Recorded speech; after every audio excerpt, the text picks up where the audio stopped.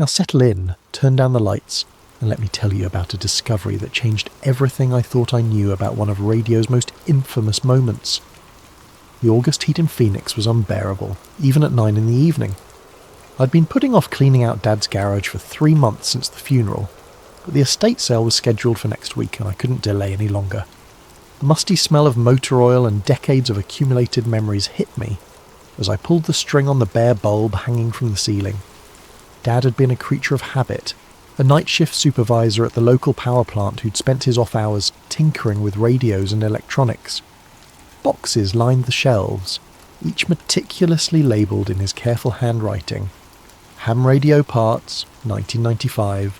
Shortwave manuals, Electronics Weekly, 1990 to 1999.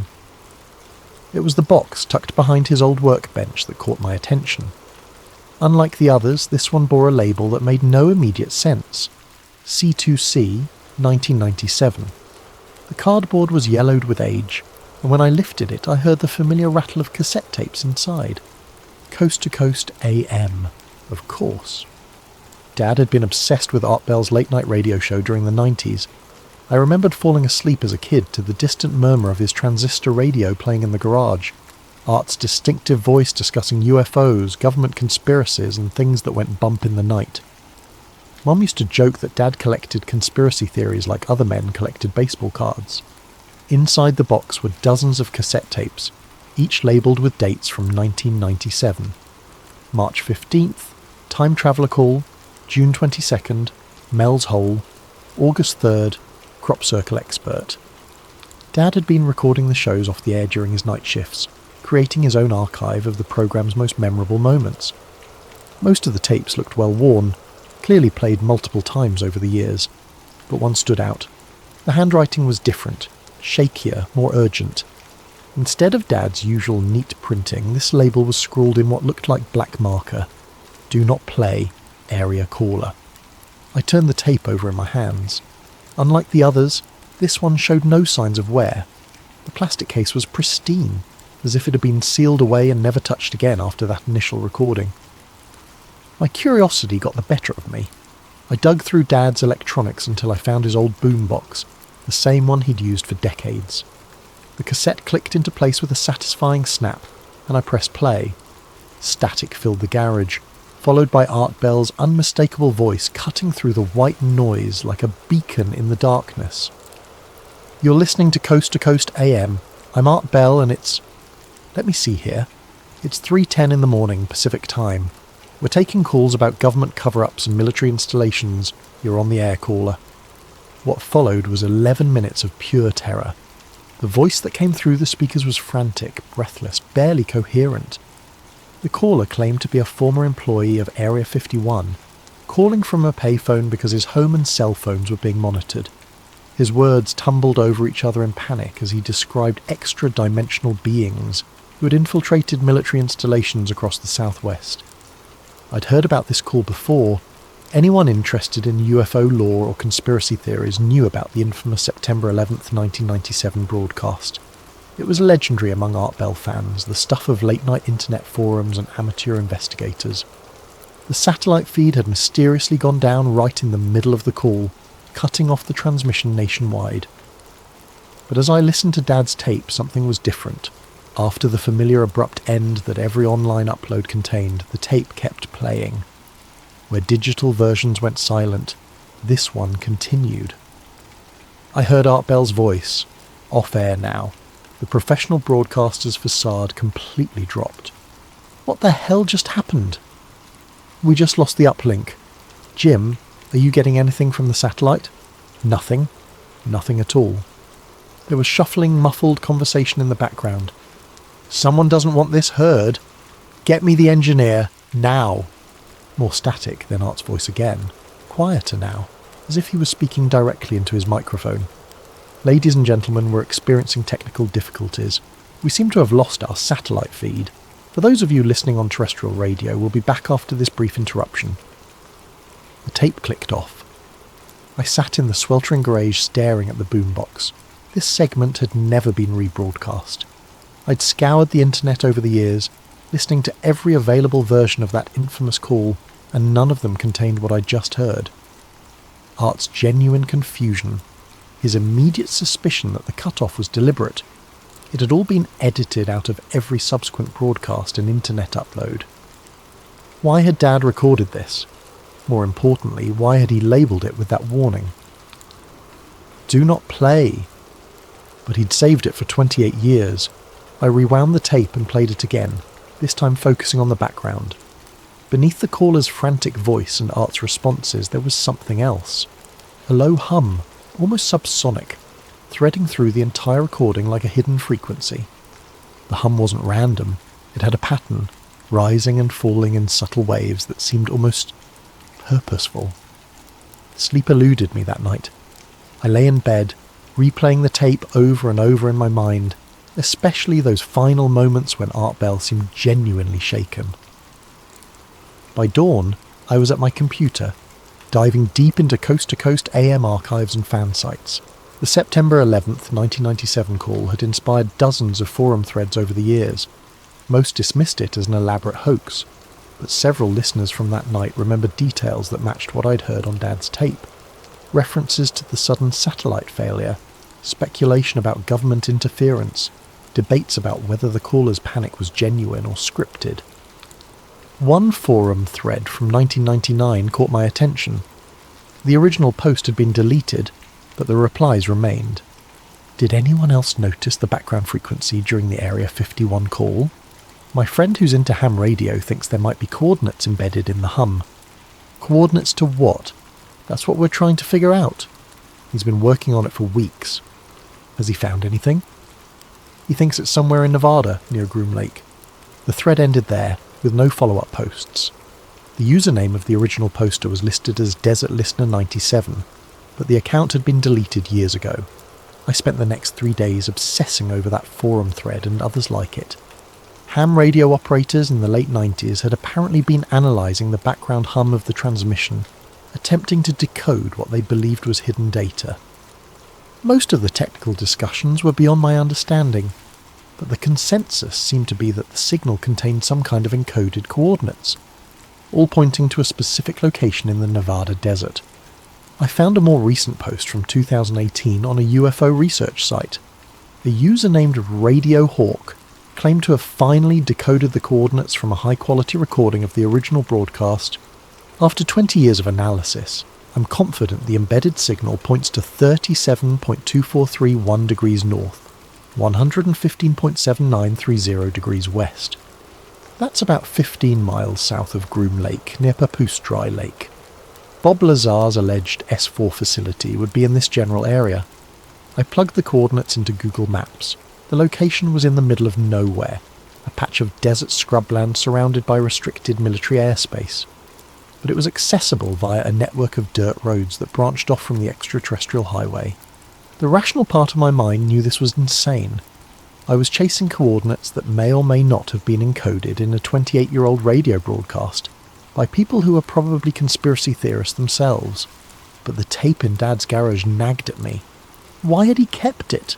Why the warning not to play it? And why did Art Bell sound so genuinely disturbed by the sudden satellite failure? By Friday morning, I'd made my decision. I loaded camping gear into my SUV, printed out maps of the area around Rachel, Nevada, and began the 5-hour drive north into the desert. The little alien sat like a lonely outpost on Nevada's extraterrestrial highway, its weather-beaten sign promising earthly food for extraterrestrial appetites. I pulled into the gravel parking lot just as the sun was beginning its descent toward the western mountains, painting the desert in shades of amber and rust. Inside, the restaurant was exactly what I'd expected, a shrine to UFO culture with alien memorabilia covering every available surface.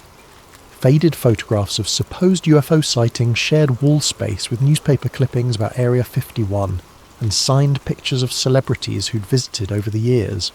The owner, a weathered man in his 70s named Joe, poured me coffee that looked like it had been brewing since the Clinton administration. When I mentioned I was researching the 1997 coast-to-coast AM call, his eyes lit up with recognition. "Oh, hell yes, I remember that call," he said, settling onto the stool behind the counter. "That was something else." Had folks driving out here for months afterward, all wanting to go skywatch where they thought the caller might have been transmitting from. Did anyone ever find anything? Joe chuckled. Depends on what you mean by find. A couple weeks after that broadcast, we had this group of ham radio guys show up with all kinds of equipment. They'd been tracking radio signals, claimed they'd narrowed down where the call came from, spent 3 days out in the desert with their gear. What did they find? That's the funny thing. They found an old military relay station about 20 miles south of here. Been abandoned for years, but according to them it was still powered up, running on backup batteries that should have died decades ago. My heart rate quickened. Do you know exactly where? Joe studied me for a moment, then reached under the counter and pulled out a worn road atlas. He flipped to the Nevada section and pointed to a spot marked with a faded X in pencil. Right about here. But I gotta warn you, folks who went looking for that place, some of them came back pretty spooked.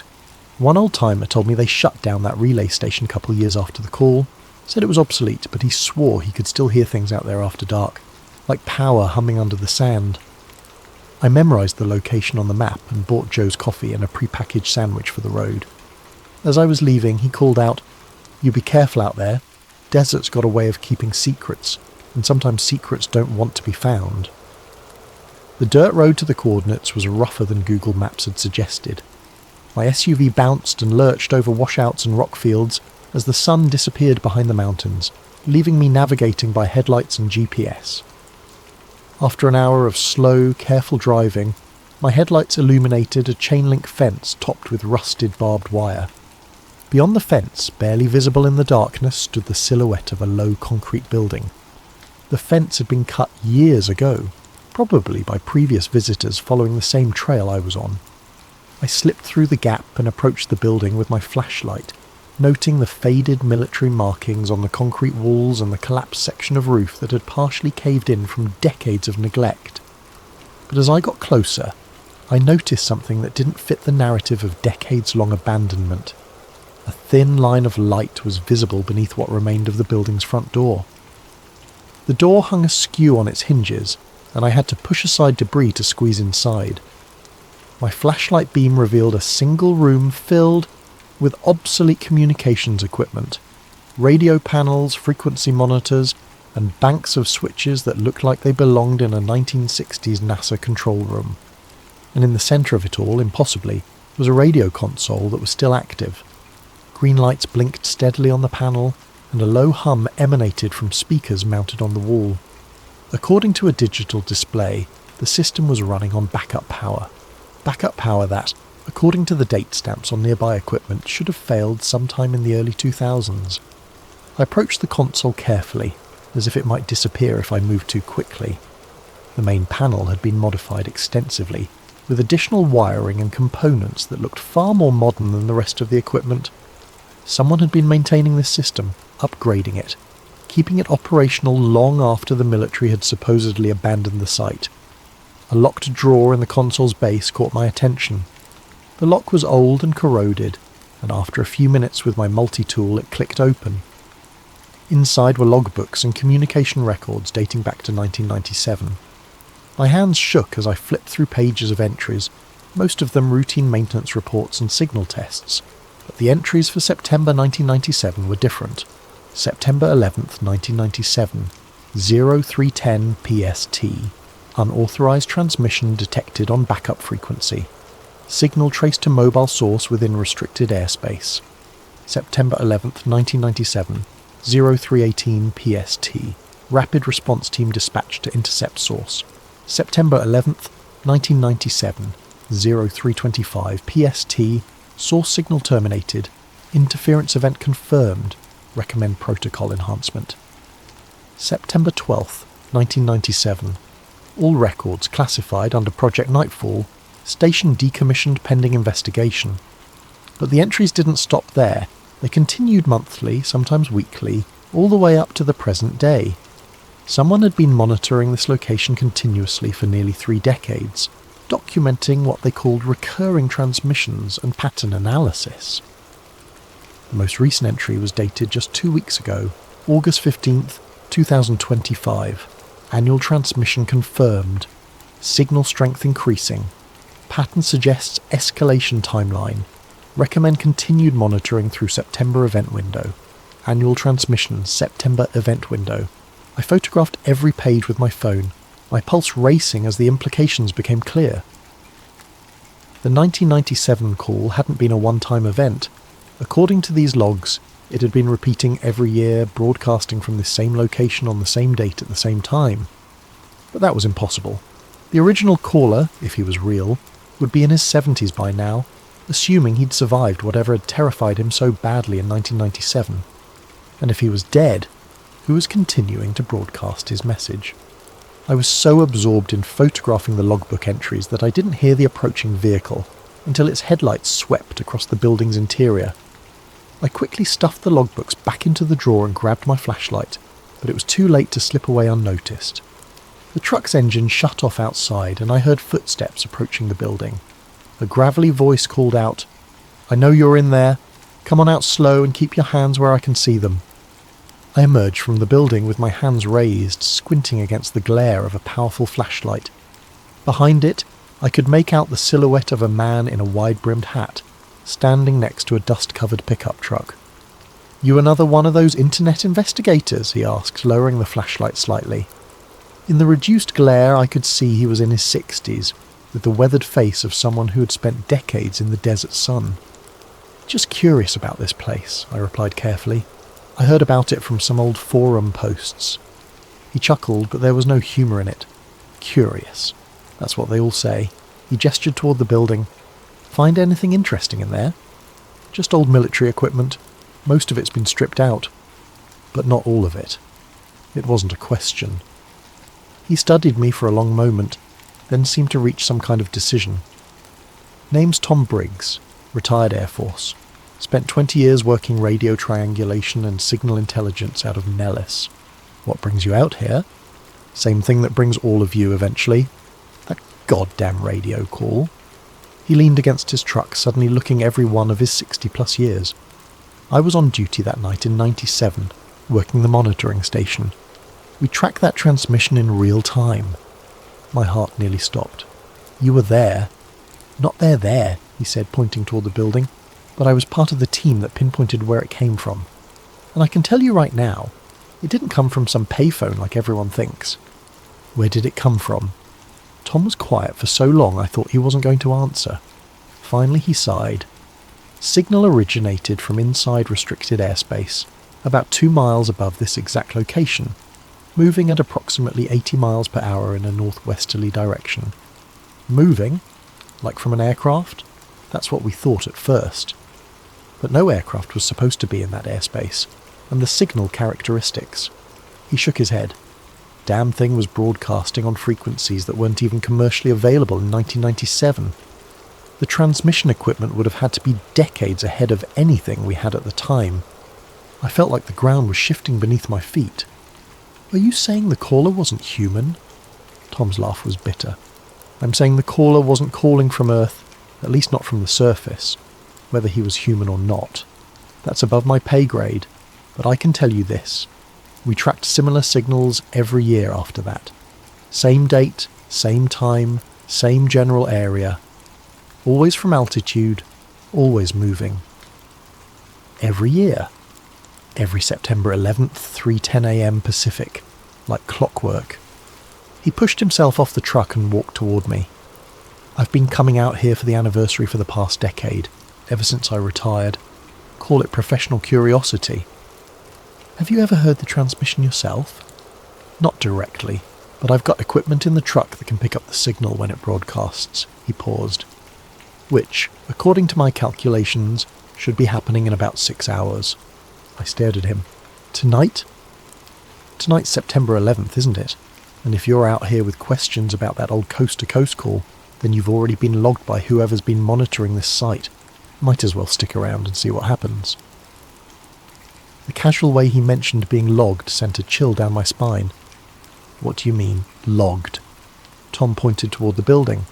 "That radio console in there is not just receiving signals, it's been transmitting location data on everyone who visits this site for the past 28 years. License plates, cell phone signatures, facial recognition if you get close enough to the building."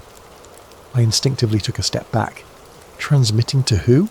Wish I knew, but whoever's been maintaining this place, they've got resources and technology that goes way beyond amateur radio enthusiasts. He studied my face in the dim light. If you heard that call and came looking, then you're part of whatever's happening here now. Question is, are you ready to find out what that means?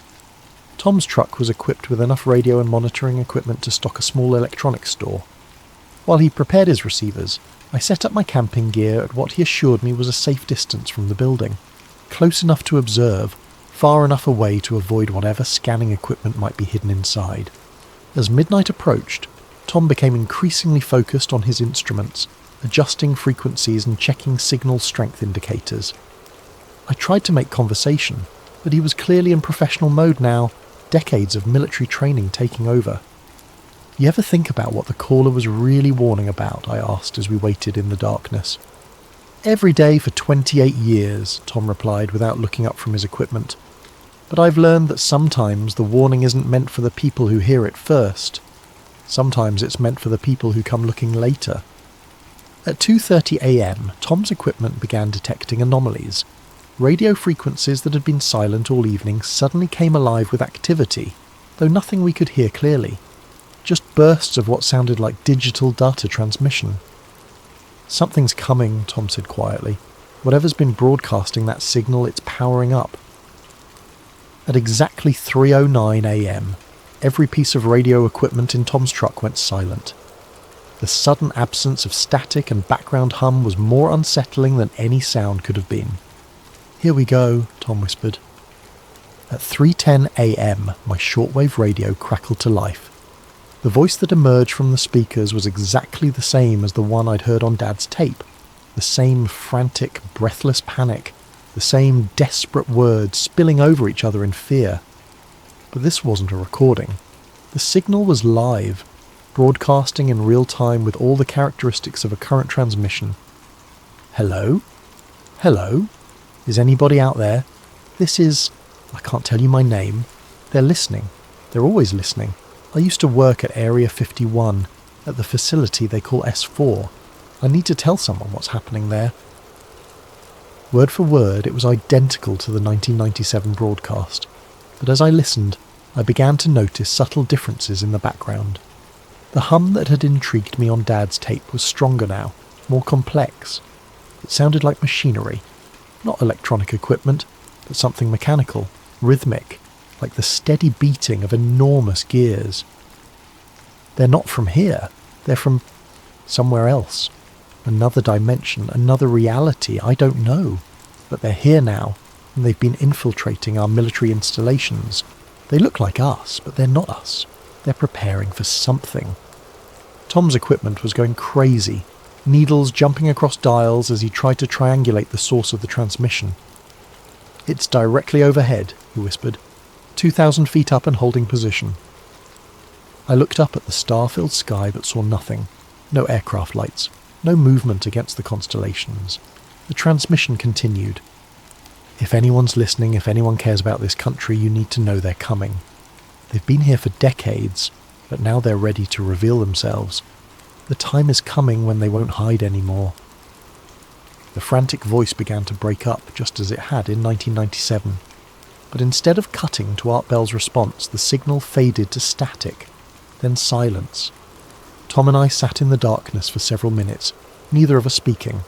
Finally, he began shutting down his equipment. "Same message," he said quietly. "Word for word, exactly the same as 97. But that's impossible. It's been 28 years. Tom packed his equipment methodically, his movements careful and deliberate. Maybe the message wasn't meant for 1997. Maybe it was meant for now.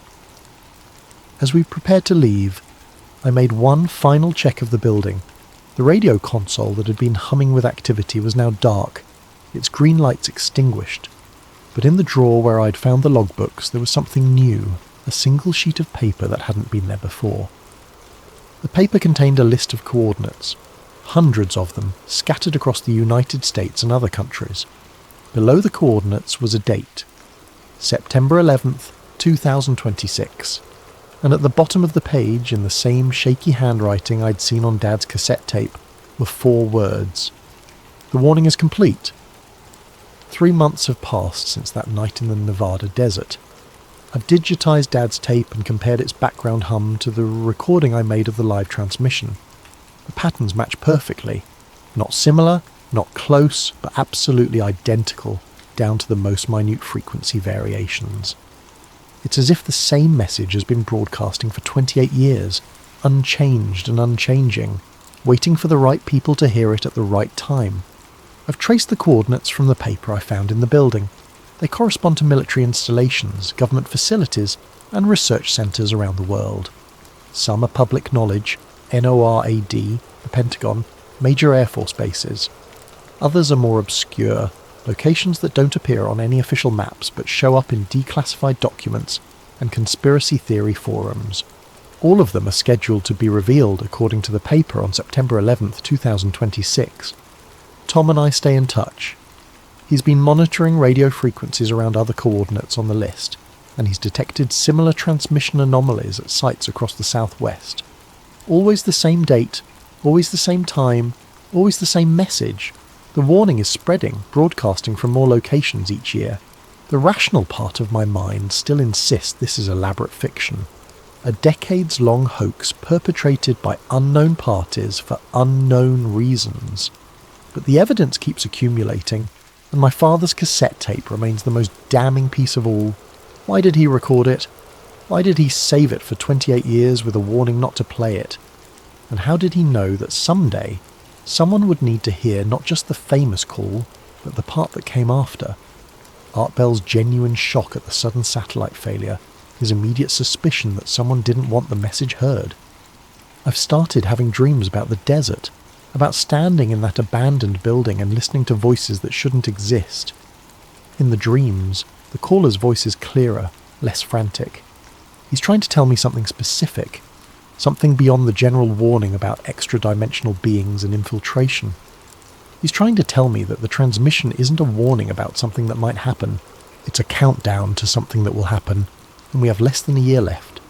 I think about that final night often, about Tom's words as we packed up our equipment under the desert stars. Maybe the message wasn't meant for 1997. Maybe it was meant for now.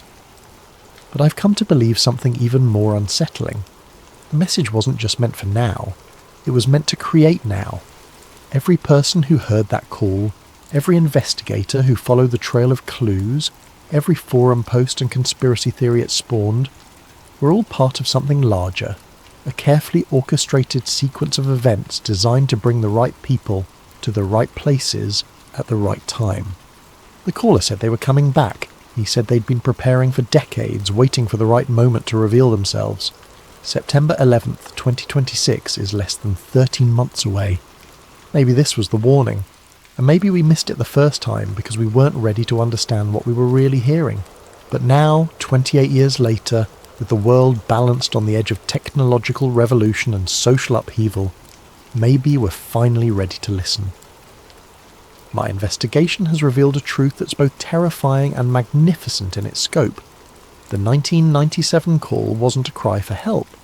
It was a recruitment message designed to identify and gather people with a curiosity and determination to follow the trail to its conclusion. Every person who heard the call and felt compelled to investigate, every forum post analysing the background hum, every late-night drive to the Nevada desert. It was all planned, orchestrated by intelligence far beyond human comprehension. We weren't discovering the truth. We were being led to it. The evidence is everywhere once you know how to look for it. The forum posts from 1999 that conveniently provided just enough information to keep people searching. The local residents at each site who had decades of documentation ready to share with visitors. The federal authorities who warned people away but never actually prevented them from reaching the sites. Even Tom's appearance at the Nevada installation wasn't coincidence. I've since learned that he received an anonymous tip about unusual activity at the site, timed perfectly to ensure he'd be there when I arrived. We were meant to meet, meant to combine our knowledge and resources to uncover the full scope of the network. The question is, are we ready for what comes next? I've set up my own monitoring equipment now, scanning frequencies around the clock. The annual transmissions are getting stronger, more frequent. What started as a single desperate call in 1997 has become a network of signals broadcasting from locations across the globe. But I've also detected something new in recent weeks. Responses. Other voices, speaking in languages I don't recognise, transmitting from coordinates that don't appear on any of our maps. The network isn't just broadcasting anymore, it's communicating, coordinating, preparing for something massive. The pattern is accelerating. 2 weeks ago, Tom called me with news that confirmed my worst fears. His equipment had detected a massive power surge across the entire southwestern United States, centred on the Nevada installation. The surge lasted exactly 11 minutes, the same duration as the original 1997 call, and occurred at precisely 3:10 a.m. Pacific time. But it wasn't September 11th, it was August 30th, 2 weeks early. The timeline's changing, Tom told me over our encrypted connection. Whatever they've been building toward, it's happening faster than planned. I drove back to Nevada that same night, arriving at the installation just before dawn. The building looked the same from the outside, but inside everything had changed. The old radio console had been replaced with equipment I'd never seen before. Sleek, crystalline structures that hummed with barely contained energy. The walls were lined with displays showing data streams in symbols that looked almost hieroglyphic. And standing in the centre of it all was a man I recognised from photographs in Dad's papers. He was older now, greyer, but unmistakably the same person who had signed those letters as J. Mitchell. "You're right on time," he said without turning around. "Your father said you'd figure it out eventually. He was very proud of you, you know." "You knew my father." Mitchell smiled sadly. "Jim was one of us from the beginning, a member of the group tasked with documenting and preserving evidence of the contact protocol. We've been preparing for this moment for over 30 years. Contact protocol? The systematic introduction of humanity to our partners in this venture," Mitchell explained, gesturing toward the alien equipment surrounding us. "The beings your father's generation called extra-dimensional are actually our ancestors, humanity's future selves, travelling back through time to guide our development and ensure we reach the point where contact becomes possible." The revelation hit me like a physical blow. Time travellers? "Think of it as temporal anthropology," Mitchell said. "They've been observing and occasionally intervening in human development for centuries, but always carefully, always gradually."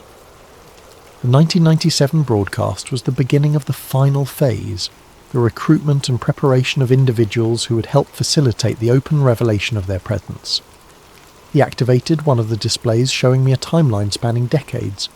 The 1997 coast-to-coast call was just one point on a vast map of interventions, UFO sightings, government leaks, conspiracy theories, and media portrayals all carefully orchestrated to gradually prepare humanity for the truth.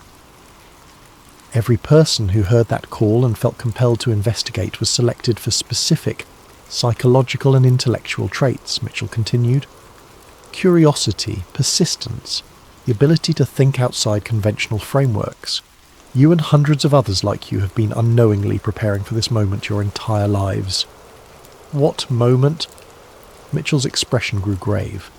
September 11th, 2026 was the original timeline for open contact. But global events have accelerated beyond projections.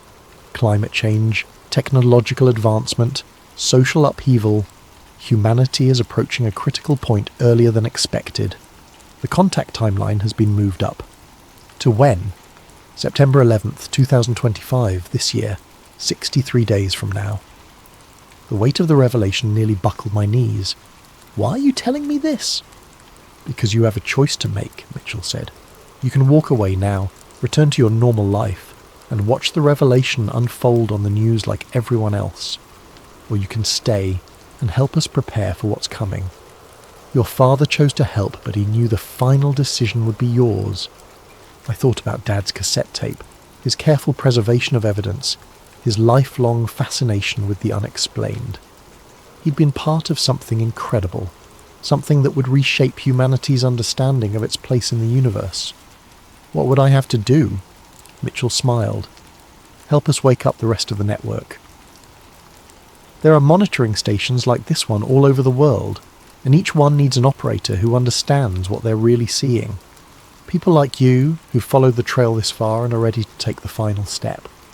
And somewhere in the static between stations, in the quiet moments when the airwaves fall silent, I swear I can hear machinery humming beneath the earth, enormous gears turning in preparation for something vast and inevitable. The warning is complete, the paper said, but I don't think the warning was ever meant for us. I think it was meant for them, our future selves, confirming that the timeline was proceeding as planned, that the right people were in the right places at the right time. I accepted Mitchell's offer. Over the past 2 months, I've helped activate 17 monitoring stations across North America. Each station is operated by someone like me, a person who heard the call, followed the clues, and discovered they'd been selected for something extraordinary. We're not just observers anymore. We're participants in the most significant event in human history. The technology is beyond anything our current science can explain. The equipment doesn't just monitor radio transmissions, it monitors temporal fluctuations, tracking the movements of beings who exist partially outside our normal time stream. What we've been calling extra-dimensional is actually extra-temporal, our descendants from a future where humanity has learned to navigate time itself. They've been guiding our development for centuries, nudging us toward the technological and social breakthroughs necessary to join them as partners rather than remaining as subjects of study. The revelation scheduled for September 11th isn't an invasion or conquest. It's a graduation ceremony. Humanity is about to learn that we're not alone in the universe because we never were alone. We've been under the protection and guidance of our own future selves all along. The Coast to Coast call in 1997 was their way of identifying people with the intellectual flexibility and emotional stability to handle this truth. The frantic, terrified voice wasn't warning about an invasion. It was expressing the natural fear and confusion any person from our era would feel upon discovering the reality of time travel and temporal intervention. But the caller wasn't just any person. Analysis of the voice patterns and linguistic markers suggests he was one of us, one of the people recruited through the decades-long selection process, but from an earlier iteration of the timeline. His fear came from understanding what was approaching, not from being threatened by it. September 11th, 2025 is now just 3 weeks away, and the final preparations are accelerating. The monitoring stations have become communication hubs, allowing real-time coordination between the temporal intervention team and their contacts in our era. The conversations I overhear are fascinating and terrifying in equal measure. Discussions of timeline stabilization, cultural adaptation protocols, and the careful choreography required to reveal the truth without causing mass panic. I've learned that the specific date, September 11th, was chosen not for its symbolic significance in our timeline, but because it represents a temporal intersection point where multiple probability streams converge. On that date at exactly 3:10 a.m. Pacific time, the barriers between our time and theirs will be thin enough to allow for stable, permanent contact. The revelation won't be subtle.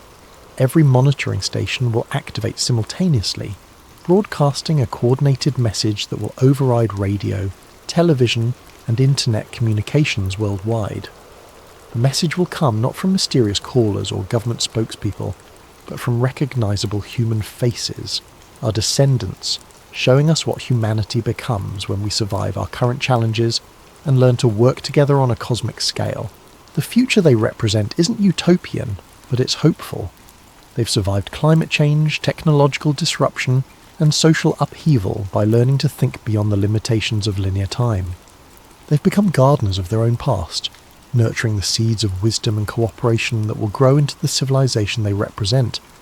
And in 21 days they're going to offer us the chance to join them. I think about my father often during these final weeks. He spent years preserving that cassette tape, knowing that someday his son would need to hear it and follow the trail to its conclusion. He was part of a generation that laid the groundwork for this moment, and now it's my generation's turn to take the next step.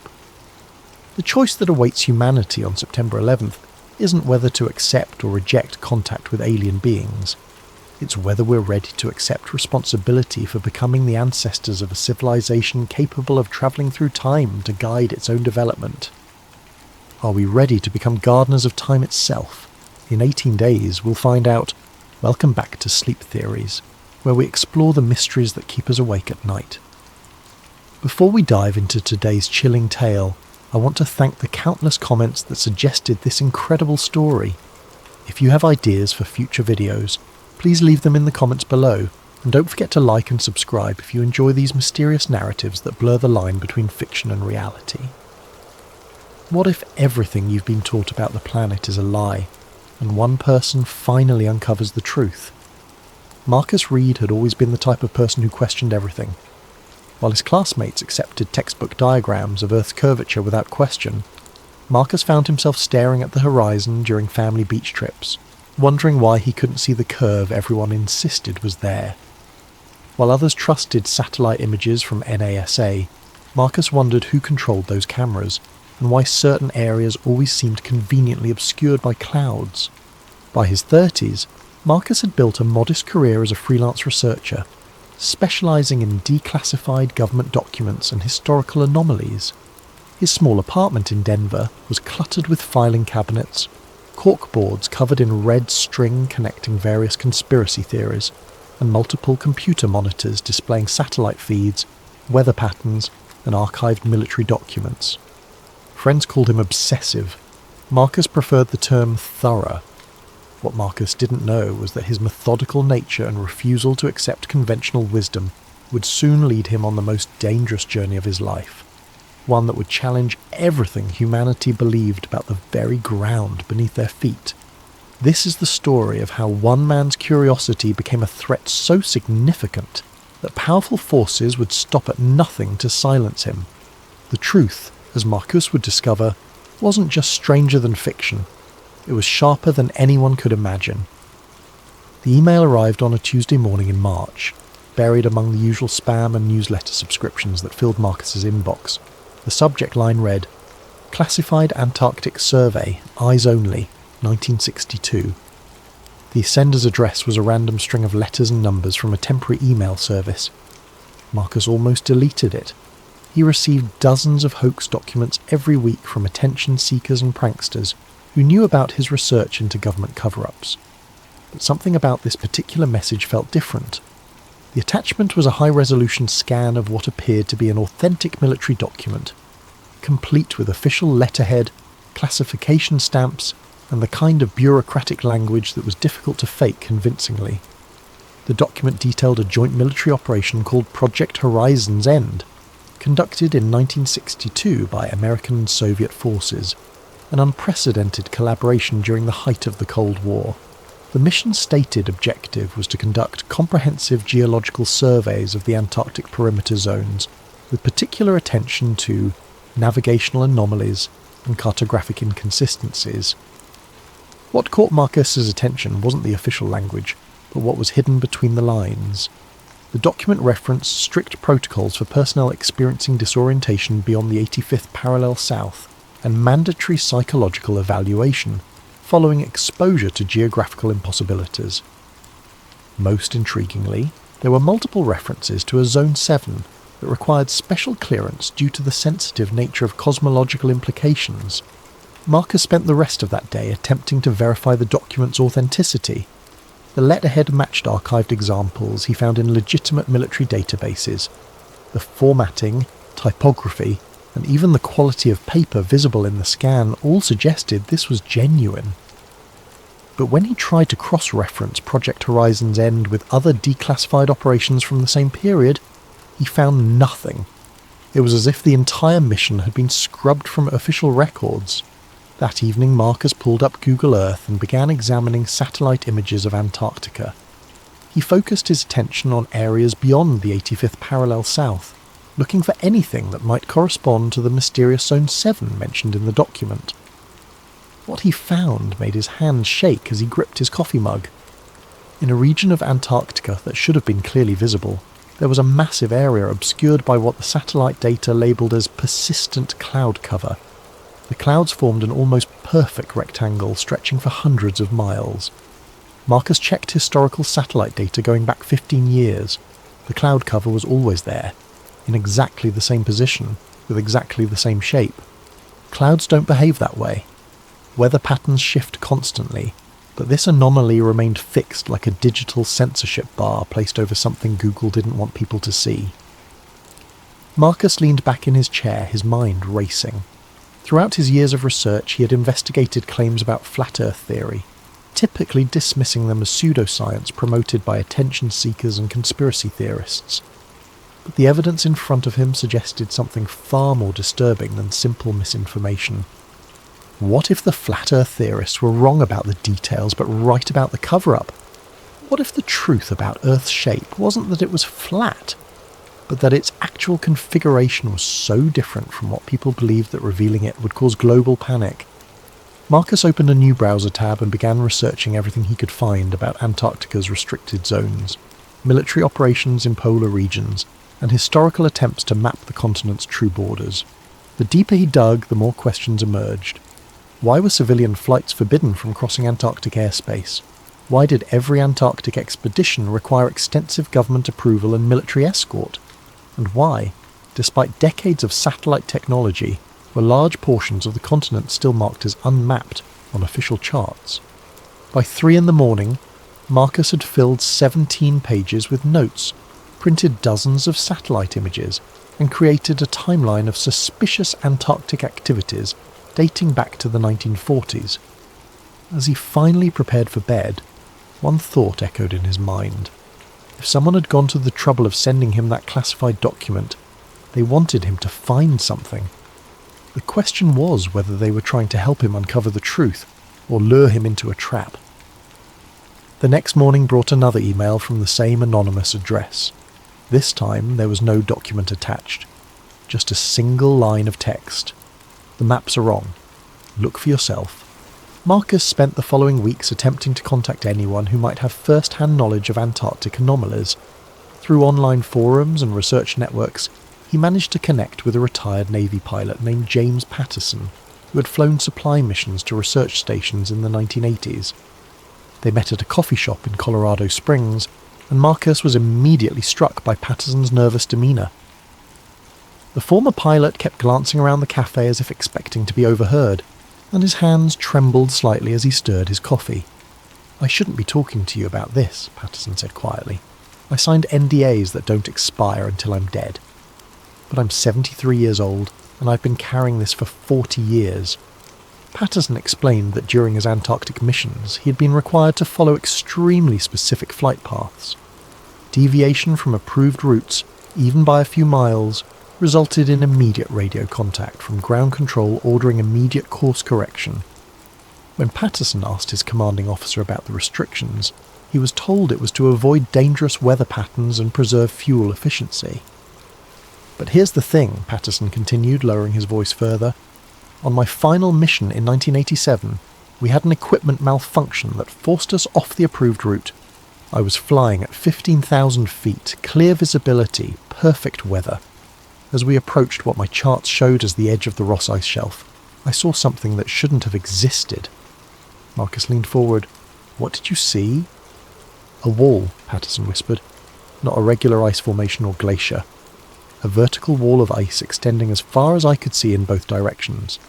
It had to be at least 200 feet high, maybe more. And here's the part that still gives me nightmares. It was perfectly straight. Nature doesn't create straight lines like that, especially not across hundreds of miles." Patterson explained that before he could investigate further, his radio crackled with urgent commands to return to base immediately. When he landed, he was debriefed by officers he had never seen before. They confiscated all of his navigation logs, film, and personal notes from the flight. The official incident report claimed he had experienced altitude sickness and hallucinations due to equipment failure. "They transferred me to desk duty the next week," Patterson said. "Never flew Antarctic missions again, but I know what I saw, and I know they didn't want me to see it." After the meeting with Patterson, Marcus decided to conduct his own experiments. If Earth's curvature was different from what people believed, he should be able to detect inconsistencies using simple physics and optical equipment. Marcus drove to several large lakes in Colorado and Wyoming, bringing with him a high-powered laser, telescopic camera equipment, and a notebook full of calculations based on the standard Earth curvature formulas he had learned in school. According to conventional geometry, a laser beam shot across a lake should demonstrate a specific amount of curvature drop over distance. The results of his experiments were deeply unsettling. At Horsetooth Reservoir, Marcus positioned his laser on the north shore and aimed it at a target on the south shore, approximately 6 miles away. According to Earth curvature calculations, the laser should have been approximately 24 feet below his target due to the planet's curve. Instead, the laser hit the target dead centre. Marcus repeated the experiment at 5 different lakes, each time achieving the same impossible result. The laser beams were travelling in straight lines across distances where Earth's curvature should have been clearly measurable. Either his equipment was malfunctioning, or the curvature he had been taught to expect simply wasn't there. 3 days after his final lake experiment, Marcus received another anonymous email. This time, it contained GPS coordinates for a location in northern Canada, along with a message. Others have done the same tests. We meet monthly. Come alone. Marcus hesitated for a week before booking a flight to Toronto. The coordinates led him to a small town called Moosonee, near the southern shore of Hudson Bay. He rented a car and drove to the specified location, a seemingly abandoned research station surrounded by snow-covered wilderness. Inside the building, Marcus found 7 other people seated around a conference table, covered with maps, photographs, and technical equipment. They introduced themselves as scientists, engineers, pilots, and researchers who had all discovered similar inconsistencies in Earth's supposed curvature. The group's leader was a woman named Elena Vasquez, a former cartographer who had worked for the National Oceanic and Atmospheric Administration for 15 years. Elena explained that she had first noticed discrepancies while creating coastal navigation charts in the early 2000s. Satellite data, ground surveys, and maritime reports kept contradicting each other, Elena said. When I brought these inconsistencies to my supervisors, I was told the equipment was malfunctioning or that I was making calculation errors, but the pattern was too consistent to be random mistakes. Elena showed Marcus dozens of examples where official maps showed curved coastlines and distances that didn't match real-world measurements. Ships reported travelling shorter distances than their charts indicated. Pilots found themselves reaching destinations ahead of schedule on routes that should have taken longer due to Earth's curvature. The more evidence we gathered, the more we realised we weren't dealing with isolated measurement errors, Elena continued. Someone has been systematically altering geographical data to make the world appear more curved than it actually is. Marcus shared his own research, including the Antarctic document and his laser experiments. The group listened intently, occasionally nodding in recognition when he described phenomena they had also encountered. A former surveyor named Thomas Wright explained that he had been fired from his job with the US Geological Survey after questioning discrepancies in land elevation measurements. A meteorologist named Catherine Lee described how weather prediction models only worked when she ignored official atmospheric curvature data and used flat plane calculations instead. The question, Eleanor said as the meeting concluded, is what are they hiding and why go to such lengths to hide it? Marcus left the meeting with more questions than answers, but also with a growing certainty that he was part of something much larger than a simple geographical conspiracy. As his plane lifted off from Toronto, he stared out the window at the horizon, trying to see any evidence of the curve he'd been taught existed since childhood.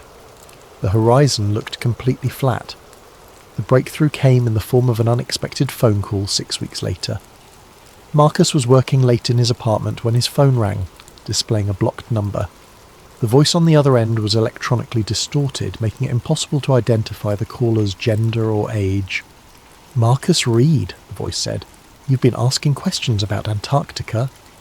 Marcus's heart began pounding. "Who is this?" "Someone who knows what you're looking for is real. Are you prepared to see it for yourself?" The caller explained that a private expedition was being organised for early December, summer in the southern hemisphere. The group would consist of Marcus and 2 other researchers who had been investigating similar anomalies. They would travel to Chile, then board a private vessel capable of ice navigation for a journey to the restricted zones beyond the 85th parallel. "This isn't a tourist trip," the voice warned. "The people who control access to that region don't want anyone seeing what's there. If we're caught, We'll be detained indefinitely under international security protocols. Are you willing to take that risk?" Marcus thought about James Patterson's trembling hands, Eleanor Vasquez's career destroyed by asking questions, and the months he had spent conducting experiments that defied everything he thought he knew about the planet. "Yes," he said, "I'll go." 2 weeks later, Marcus found himself on a plane to Santiago, Chile, carrying only essential cold weather gear and hidden recording equipment. His companions for the journey were Rebecca Torres, a physicist from UC Berkeley, who'd been investigating gravitational anomalies in polar regions, and David Kim, a former intelligence analyst who claimed to have discovered evidence of secret military installations in Antarctica. They met their guide, a grizzled Norwegian ship captain named Eric Larsen, at the port city of Punta Arenas. Larsen's vessel, the Aurora's Edge, was a modified icebreaker originally built for scientific research but now operating under private charter. Larsen himself was tight-lipped about who was funding their expedition, saying only that certain parties wanted them to document what they found. The journey south took 4 days through increasingly rough seas. As they approached the Antarctic convergence zone where cold polar waters meet warmer ocean currents, Marcus noticed his electronic equipment beginning to malfunction. His GPS unit displayed increasingly erratic readings, showing their position jumping between locations hundreds of miles apart. His digital compass spun wildly, unable to maintain a consistent bearing. Rebecca, monitoring gravitational readings with sensitive equipment, reported similar anomalies. "The magnetic field readings don't make sense," she said, studying her instruments with growing concern. "It's as if we were approaching an area where normal physics breaks down." On their 5th day at sea, they encountered the ice wall. Marcus had thought James Patterson's description was exaggerated, perhaps distorted by memory and fear. The reality was far more shocking than anything the former pilot had described. Rising from the dark Antarctic waters like a massive concrete barrier was a wall of ice that seemed to stretch infinitely in both directions. The wall was not jagged and irregular, like natural glacial formations. It was remarkably smooth and vertical, rising at least 300 feet above the waterline. "This is impossible," David whispered, staring up at the towering ice formation. "Glaciers don't form vertical walls like this. The physics of ice formation wouldn't allow it." Captain Larsen had been unusually quiet since they first spotted the wall, but now he spoke up. "I've been making trips to Antarctic waters for 30 years, he said. "I've seen glaciers, ice sheets, and every natural formation you can imagine. This isn't natural. Someone built this." As the Aurora's Edge moved parallel to the ice wall, Marcus used his telephoto camera to document what they were seeing. The wall extended beyond the horizon in both directions, creating what appeared to be an impenetrable barrier around the entire Antarctic continent. But more disturbing than the wall itself were the signs of human activity they began to notice. Every few miles they spotted large metal structures embedded in the ice, what appeared to be observation towers equipped with radar dishes and communication equipment. David, using military-grade binoculars, identified armed personnel stationed at several of these installations. "Those are definitely military uniforms," he reported, "but I can't identify the nationality. The insignia don't match any country's armed forces that I'm familiar with." As they continued their journey along the ice wall, Rebecca made an even more unsettling discovery. Her gravitational measurement equipment, designed to detect variations in Earth's gravitational field, was showing readings that violated fundamental laws of physics. "According to these instruments," she said, her voice trembling, "the gravitational pull beyond this ice wall is significantly weaker than it should be. It's as if the mass of the planet just stops." Marcus felt a chill that had nothing to do with the Antarctic air. "What are you saying?" "I'm saying that if these readings are accurate, there's nothing beyond this wall. No land mass, no ocean floor, just empty space." That night, as they anchored the ship in a small inlet, Marcus reviewed the day's footage and photographs. Every image showed the same impossible sight, a perfectly constructed ice barrier that seemed designed to prevent anyone from seeing what lay beyond. The more he studied the evidence, the more one terrifying conclusion became unavoidable. The ice wall wasn't protecting Antarctica from the outside world. It was protecting the outside world from discovering what wasn't there. Captain Larson woke them before dawn with urgent whispers. "We have a window," he said, his weathered face grim in the dim light of the cabin. "My contacts report that the patrol schedule has a gap between 0500 and 0630. If we're going to find a way through the wall, it has to be now." Marcus, Rebecca and David quickly gathered their equipment and followed Larson onto the ship's deck. The captain had spotted what appeared to be a narrow channel in the ice wall, barely wide enough for their vessel to navigate. Ice formations often shifted due to temperature changes and ocean currents, but this opening seemed too perfectly positioned to be natural. "It could be a trap," David warned, scanning the surrounding ice with his binoculars. "If someone wanted to lure us into a restricted zone, this would be the perfect way to do it." "We didn't come this far to turn back now," Marcus replied, though his own instincts were screaming warnings. "We need to see what's on the other side." As the Aurora's Edge slowly navigated through the narrow channel, Marcus noticed that the ice walls on either side showed clear evidence of artificial modification.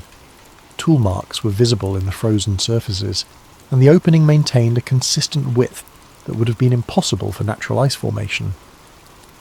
Beyond the channel, they emerged into an area unlike anything any of them had expected to find. Instead of more ice or the Antarctic continent, they found themselves in a vast open space, surrounded by the ice wall on all sides. The area was roughly circular, perhaps 20 miles in diameter, and contained what appeared to be a massive research installation. The facility consisted of dozens of buildings, communications towers, aircraft landing strips, and what looked like mining operations. But most unsettling of all was what lay beyond the research installation, a massive opening in what should have been the ground. Marcus positioned his telephoto camera and began documenting everything they could see. The opening was perfectly circular, perhaps 2 miles in diameter, and appeared to be artificially constructed with metal reinforcements around its edges. Powerful lights illuminated the opening's perimeter, but the interior was so dark that even with Marcus's best equipment, he couldn't see the bottom. "That's not a natural geological formation," Rebecca said, studying the scene through binoculars. "Someone excavated that opening.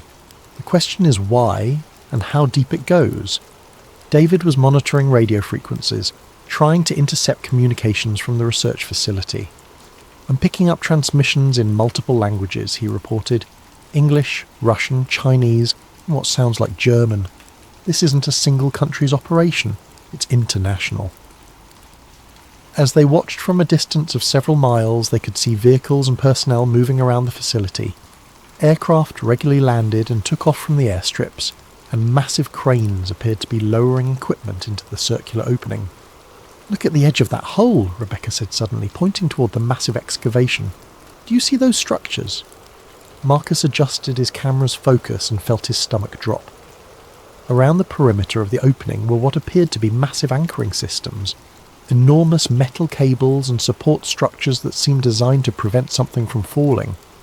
"It's as if they're holding the land in place," Marcus whispered, the implications hitting him like a physical blow, as if without those anchors, everything would just fall. Rebecca's gravitational equipment was providing readings that defied explanation. According to her instruments, the gravitational pull at the edge of the opening dropped to nearly zero, then reversed entirely, as if gravity was pulling upward rather than downward. "This is impossible," she said, checking and rechecking her equipment. "Gravity doesn't work this way." There's no scientific explanation for these readings. David had managed to intercept a radio transmission from the facility. The message was brief, but chilling. "Perimeter breach detected in Sector 7. Unknown vessel beyond the ice wall. Initiate containment protocol immediately." "We need to leave," Captain Larson said urgently. "Now." But as the Aurora's Edge turned toward the narrow channel through which they had entered, they discovered their escape route had been blocked. A large military vessel now occupied the opening, and additional ships were approaching from multiple directions. Marcus continued photographing and filming everything they could see as the military vessels closed in. His camera captured images of personnel wearing uniforms, without national insignia, Sophisticated weapon systems, unlike anything in conventional military arsenals, and most disturbing of all, what appeared to be aircraft using propulsion systems that produced no visible exhaust or sound. "Whatever this place is," Marcus said, still recording, "it's not just about hiding Earth's shape. They're hiding technology that's decades ahead of anything the public knows exists." As the military vessels surrounded them, Rebecca made one final observation that would haunt Marcus for the rest of his life. "The gravitational readings," she said, staring at her instruments in disbelief. "According to these measurements, we're not on Earth anymore. The gravitational signature is completely different." "What do you mean?" David asked. "I mean," Rebecca replied, her voice barely a whisper, "that either my equipment is completely malfunctioning, or we've somehow travelled to a different planet." The boarding party from the military vessels consisted of armed personnel in full combat gear, who spoke no words as they confiscated all recording equipment, detained Marcus and his companions, and placed black bags over their heads. As Marcus felt himself being transferred to one of the military ships, his last coherent thought was a terrifying realization. They hadn't discovered that Earth was flat. They had discovered something far worse, that Earth, as humanity understood it, might not exist at all. Marcus awoke in what appeared to be a medical facility, though unlike any hospital he had ever seen. The walls were pristine white, the lighting was perfectly even without visible sources, and the air carried a sterile quality that seemed artificially maintained. He was lying on an examination table, wearing a hospital gown with no memory of how he had gotten there. A woman in a white coat entered the room, carrying a tablet and wearing the kind of neutral expression Marcus associated with government officials. She appeared to be in her 40s, with prematurely grey hair and eyes that seemed to evaluate Marcus, as if he were a specimen rather than a person. "Mr. Reed," she said, settling into a chair beside his bed. "I'm Agent Sarah Collins with the Antarctic Treaty Enforcement Division. You've been unconscious for 3 days following your unauthorized incursion into restricted Antarctic territory." Marcus tried to sit up but discovered his movements were sluggish and uncoordinated. "What did you do to me? Where are my companions?" "You suffered severe hypothermia and altitude sickness during your expedition," Agent Collins replied, consulting her tablet. "Your companions are receiving similar medical treatment. You're fortunate to be alive."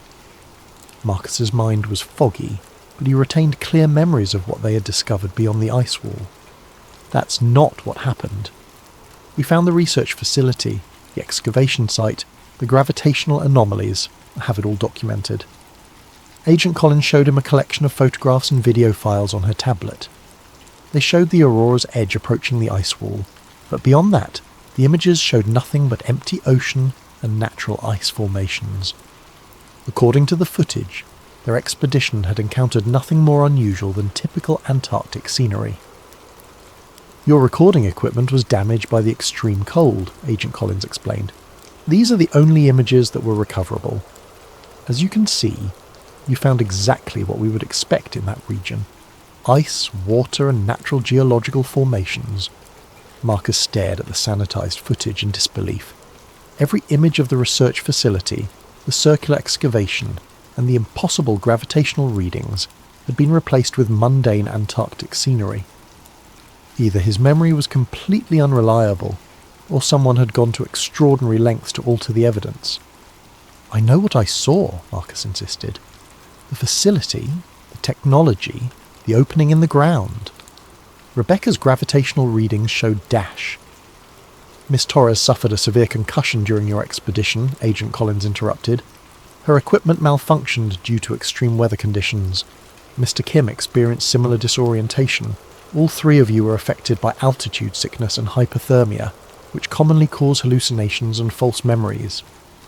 Agent Collins leaned forward, her expression becoming more serious. "Mr. Reed, you've stumbled into a situation that involves international security protocols. The Antarctic Treaty strictly prohibits unauthorized civilian access to certain regions for very good reasons. The area you entered contains hazardous geological formations and extreme weather conditions that have killed dozens of researchers over the years." She showed him documents detailing his expedition's official record.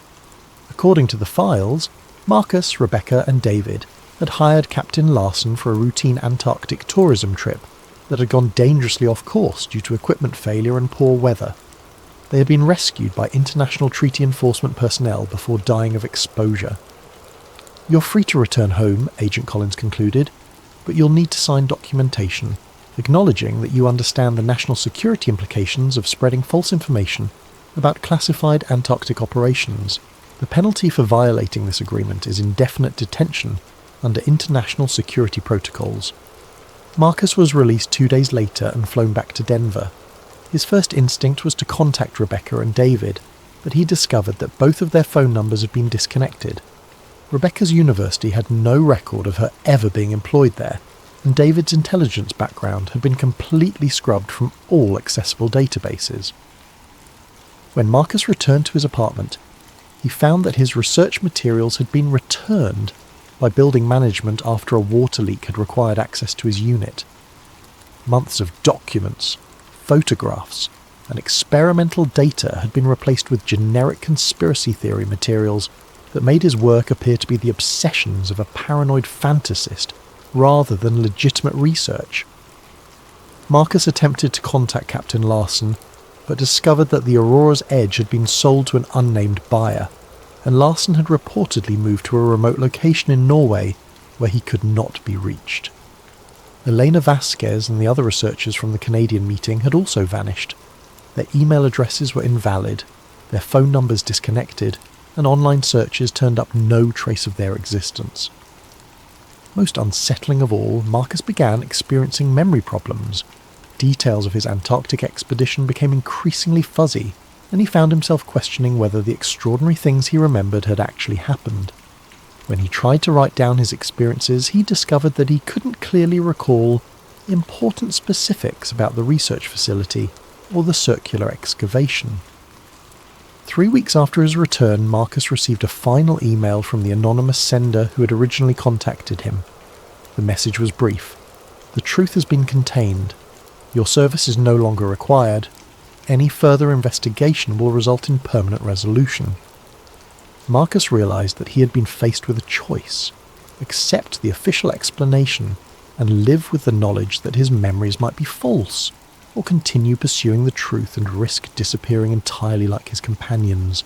He chose a third option.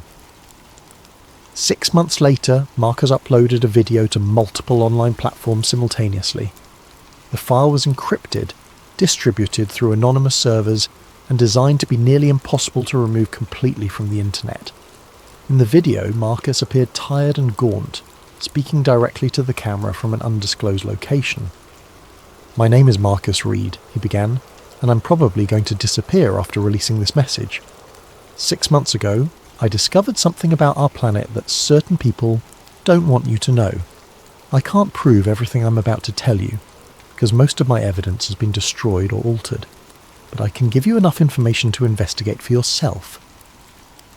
Marcus described his research into Antarctic anomalies, the declassified documents he had received, and the experiments he had conducted that suggested Earth's curvature was not what people believed.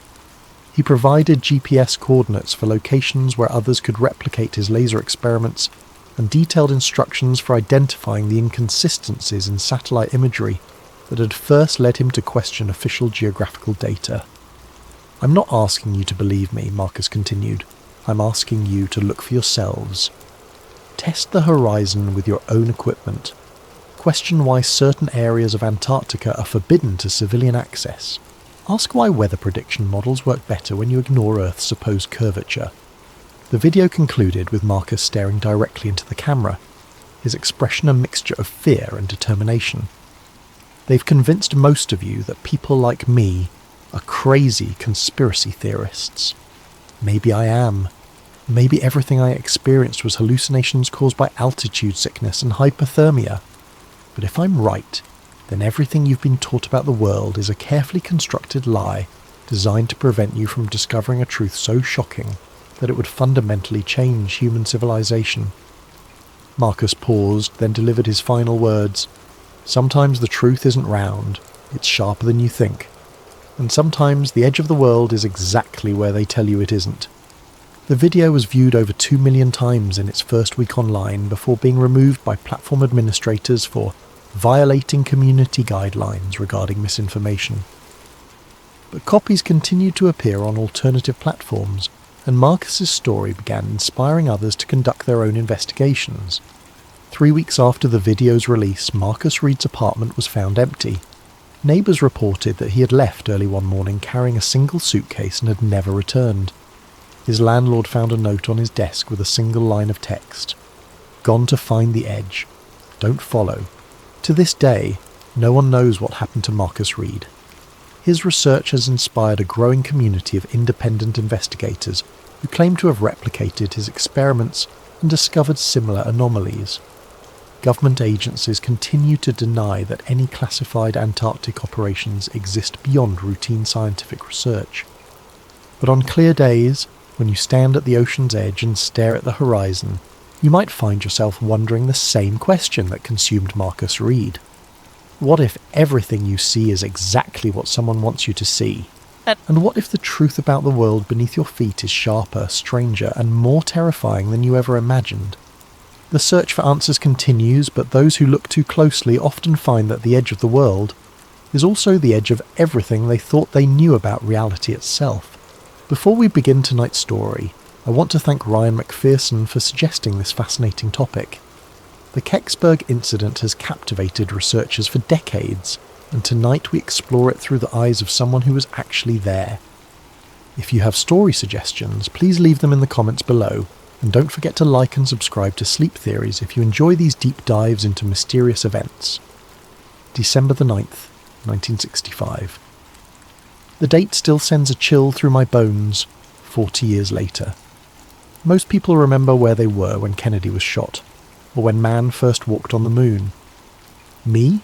I remember exactly where I was standing when that fireball tore across the Pennsylvania sky and changed everything I thought I knew about the world we live in. My name is Tom Brennan, and I was a field technician for Bell Telephone Long Lines, stationed out of Greensburg, Pennsylvania. My call sign was KN3WBR, and I'd been working the microwave relay towers that carried America's long-distance calls across the backbone of our communications network. It was Cold War work, though we didn't always think of it that way. Every conversation, every military communication, every government hotline, it all passed through systems like the ones I maintained. The long lines network was something most civilians never thought about, but it was the nervous system of the entire country.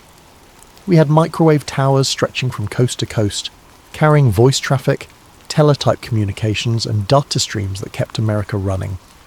During the Cuban Missile Crisis 3 years earlier, every word between Washington and Moscow had likely passed through equipment I'd personally calibrated and maintained. It was responsibility that weighed on you, even when you tried not to think about it. That Thursday afternoon, I was up on Chestnut Ridge, working on the microwave site that overlooked the rolling hills of Westmoreland County. The December air was crisp and clear, perfect conditions for long-range propagation. I'd just finished aligning a dish antenna that carried traffic between Pittsburgh and Harrisburg when I saw it, a brilliant streak of fire racing across the western sky, moving from northwest to southeast with a speed that made my trained eye immediately discount any aircraft. The thing was massive, burning white hot with a tail that stretched across maybe 30 degrees of sky. But what struck me as odd, even in that first moment, was how controlled it looked. I'd seen meteors before, plenty of them during my late-night tower climbs. This wasn't the chaotic tumble of space rock hitting atmosphere. This thing was oriented, nose forward, trailing what looked almost like rocket exhaust. The trajectory was too steady, too purposeful for natural debris. I grabbed my binoculars from the truck and tracked the object as it continued southeast. Through the lenses, I could make out what looked like a definite shape, not the irregular chunk you'd expect from a meteorite, but something with clean lines and a purposeful design. It was maintaining attitude, flying like a vehicle rather than falling like debris. I was still watching when my monitoring equipment started acting up. The westbound long lines hop, the one carrying traffic from Chicago to Philadelphia, showed a sudden 2 to 3 decibel fade right as the fireball passed overhead. That was unusual, Atmospheric events didn't typically affect microwave propagation unless they involved significant ionization. Simultaneously, a cluster of dial switches at the Latrobe Exchange dropped into holdover mode, a protective state they only entered during serious system anomalies or electromagnetic interference. The timing wasn't coincidental. Whatever that object was, it was putting out enough electromagnetic energy to disrupt solid-state communications equipment across a wide area. That suggested either exotic propulsion or significant electrical systems still operating during what should have been a catastrophic re-entry. Then KDKA broke into their regular programming.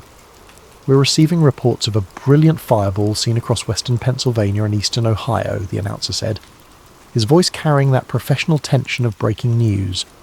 "The object was visible for several minutes and appeared to impact somewhere in the wooded hills southeast of Pittsburgh. We're dispatching news teams to investigate. If you witnessed this event, please call our newsroom." I checked my watch. 4:47 p.m. Eastern Standard Time. I made a note in my logbook. Standard procedure for any unusual events that might affect network operations. Little did I know that notation would become one of the most important entries I'd ever make. My field radio crackled to life 20 minutes later. It was dispatch sending me to check a cutover hut near Kecksburg after locals reported something in the woods that might have damaged our equipment. The cutover hut housed switching equipment for several rural telephone exchanges, and any damage there could isolate entire communities from the outside world. "Brennan, we're getting reports of power fluctuations and equipment failures in the Kecksburg area," the dispatcher said. "Could be related to that meteor everyone's talking about. Need you to check the remote terminal and make sure our lines are still operational. Standard procedure. When weird things happen, check the phone lines first." Communications infrastructure was critical enough that we investigated any potential threat, no matter how unlikely it seemed. I loaded my gear into the company truck. Test equipment, spare components, toolkit, emergency repair supplies, and my camera for documenting any damage. The drive to Kecksburg would take about 40 minutes through winding country roads that followed the ridgelines and valleys of southwestern Pennsylvania. I drove through the gathering dusk, past farms and small communities that most people pass through without noticing. The radio chatter was picking up.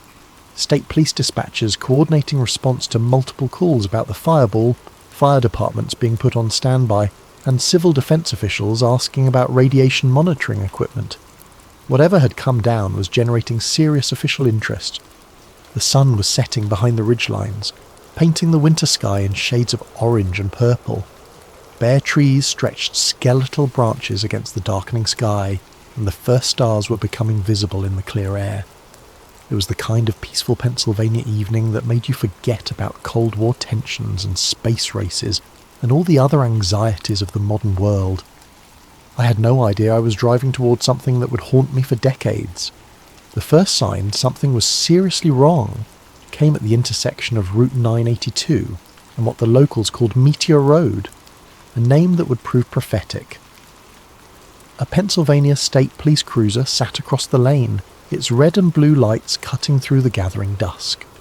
Trooper R. Hale stepped out as I approached, his hand resting casually on his service weapon. Hale was a big man, the kind of rural cop who commanded respect through presence rather than bluster. He'd probably been dealing with curiosity seekers and reporters all evening, and his patience was clearly wearing thin. "Roads closed," he said simply, shining his flashlight through my windshield to get a look at me. I showed him my Bell telephone identification and work order. "Got a report of equipment damage. Need to check the cutover hut up this road."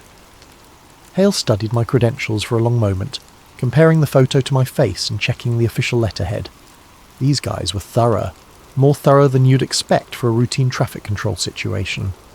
"Phone company," he called to his partner, who was manning a radio in the cruiser. "Let him pass, but I want his name and time logged." He handed back my ID and stepped aside, but I noticed he made a note on his clipboard. That level of documentation wasn't standard for blocking roads around a meteor impact. Someone was keeping very careful track of who went in and out of that area. The narrow lane wound through dense woods, oak and maple trees that had shed their leaves weeks ago, leaving skeletal branches that scraped against my truck. The road surface was rough. more of a logging trail than a proper road, with potholes and ruts that forced me to drive slowly. But as I got deeper into the forest, something felt fundamentally wrong. The air itself seemed different, charged with an ozone smell that reminded me of high-voltage equipment after a lightning strike, mixed with the acrid scent of hot phenolic resin, the kind we used in electrical insulators. There was also something else, a metallic tang that I couldn't identify, but that made the hair on the back of my neck stand up. Then I saw the trees. They weren't burned exactly. They were snapped inward, all leaning toward a central point maybe 50 yards off the road. The pattern was too regular, too precise to be wind damage. It looked like something massive had come down through the canopy, pushing everything aside in a perfect cone of destruction. Some of the larger oaks had been snapped completely in half, their trunks showing fresh white wood where they'd broken under tremendous force. But what really caught my attention was the electromagnetic signature. My portable field strength meter, which I used for checking microwave path clearance, was showing readings that made no sense. There was a strong RF field emanating from somewhere ahead, cycling through frequencies in a pattern that definitely wasn't natural. Whatever was out there was still electrically active. I grabbed my flashlight and test equipment, following what looked like a shallow furrow carved into the forest floor. The groove was maybe 3 feet wide, scraped clean of leaves and topsoil, running in a straight line toward a small clearing ahead. The earth was compressed and fused in places, as if exposed to intense heat, but there was no evidence of fire damage to the surrounding vegetation. The furrow led me through about 100 yards of damaged forest, before opening into a natural clearing where the real mystery waited. Chief Dombrowski of the Kecksburg Volunteer Fire Department was there when I arrived, along with 3 of his men. They stood in a loose semicircle around something that made my engineer's mind struggle to categorize what I was seeing. It was an acorn. That was the only way to describe it. A bronze-coloured acorn, maybe 10 to 12 feet long, and perhaps 8 feet at its widest point, half buried in the soft earth. But this was no natural object.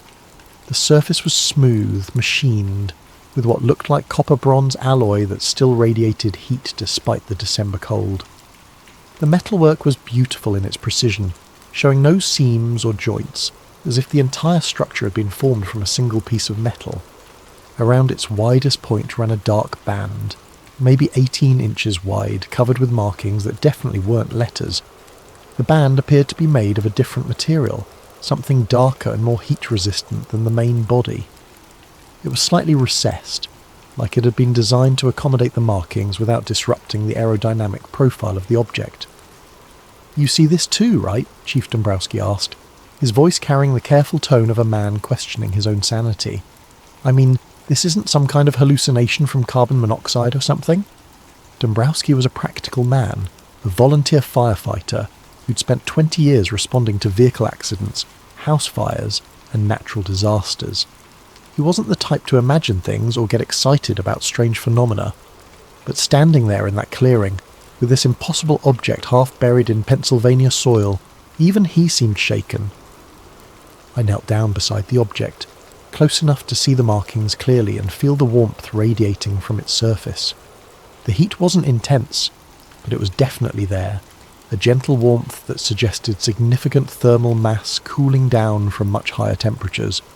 The material felt almost ceramic to the touch, smooth and slightly warm like a coffee cup that had been sitting in the sun. The markings looked like stencils, precise, functional marks rather than any kind of writing or decoration. There were arrows pointing in different directions, tick marks that could have been measurement references, triangular symbols that might have indicated orientation or attitude, and geometric patterns that looked almost like engineering diagrams. One string of marks caught my attention. A left-pointing arrow, followed by a triangle, 2 vertical lines, a circle with what looked like O2 inside it, then a right-pointing arrow. "Chief," I said, pulling out my sketchbook to copy the markings, "this isn't from space. At least not the way people think." The symbols had a functional quality that reminded me of the stenciled markings on military equipment. Serial numbers, part designations, maintenance instructions, safety warnings. These weren't decorative or ceremonial markings. They were the kind of practical notations you'd find on any piece of complex aerospace equipment. As I sketched the markings, I noticed other details that reinforced my growing suspicion that this wasn't extraterrestrial. The object's surface showed what looked like ablation patterns, areas where material had been deliberately burned away during atmospheric entry. The nose cone had the characteristic blunting you'd expect from a heat shield designed to survive re-entry. There were also what appeared to be small ports or vents, sealed now but clearly designed for some kind of gas flow during operation. Dombrowski pulled out a small civil defence Geiger counter, standard equipment for fire departments in those days, when everyone was worried about nuclear accidents and fallout. The device chirped steadily, but not frantically, elevated background radiation, but nothing immediately dangerous. The readings were consistent with what you might expect from equipment that had been exposed to the radiation environment of space, or possibly from radioactive materials used in power systems or scientific instruments. "Hot," he radioed back to his dispatcher. "Pull the boys back to 50 yards. We're getting elevated readings on the CD meter." That's when we heard the trucks. The sound came from back down the lane, heavy vehicles moving slowly over the rough road surface. But these weren't more fire trucks or ambulances. The engine notes were different, deeper, with the distinctive rumble of military diesels under load. Someone with serious resources was responding to this incident, and they were responding fast. I counted at least 3 vehicles, maybe 4, moving in convoy formation. The lead vehicle was already visible through the trees, its headlights cutting through the darkness. But something was wrong with the light pattern. Instead of standard automotive headlights, these looked like military blackout lights, the kind designed to provide illumination without creating visible signatures that could be spotted from aircraft. "Chief," I said, still sketching frantically, "I think we're about to have company." Dombrowski nodded grimly.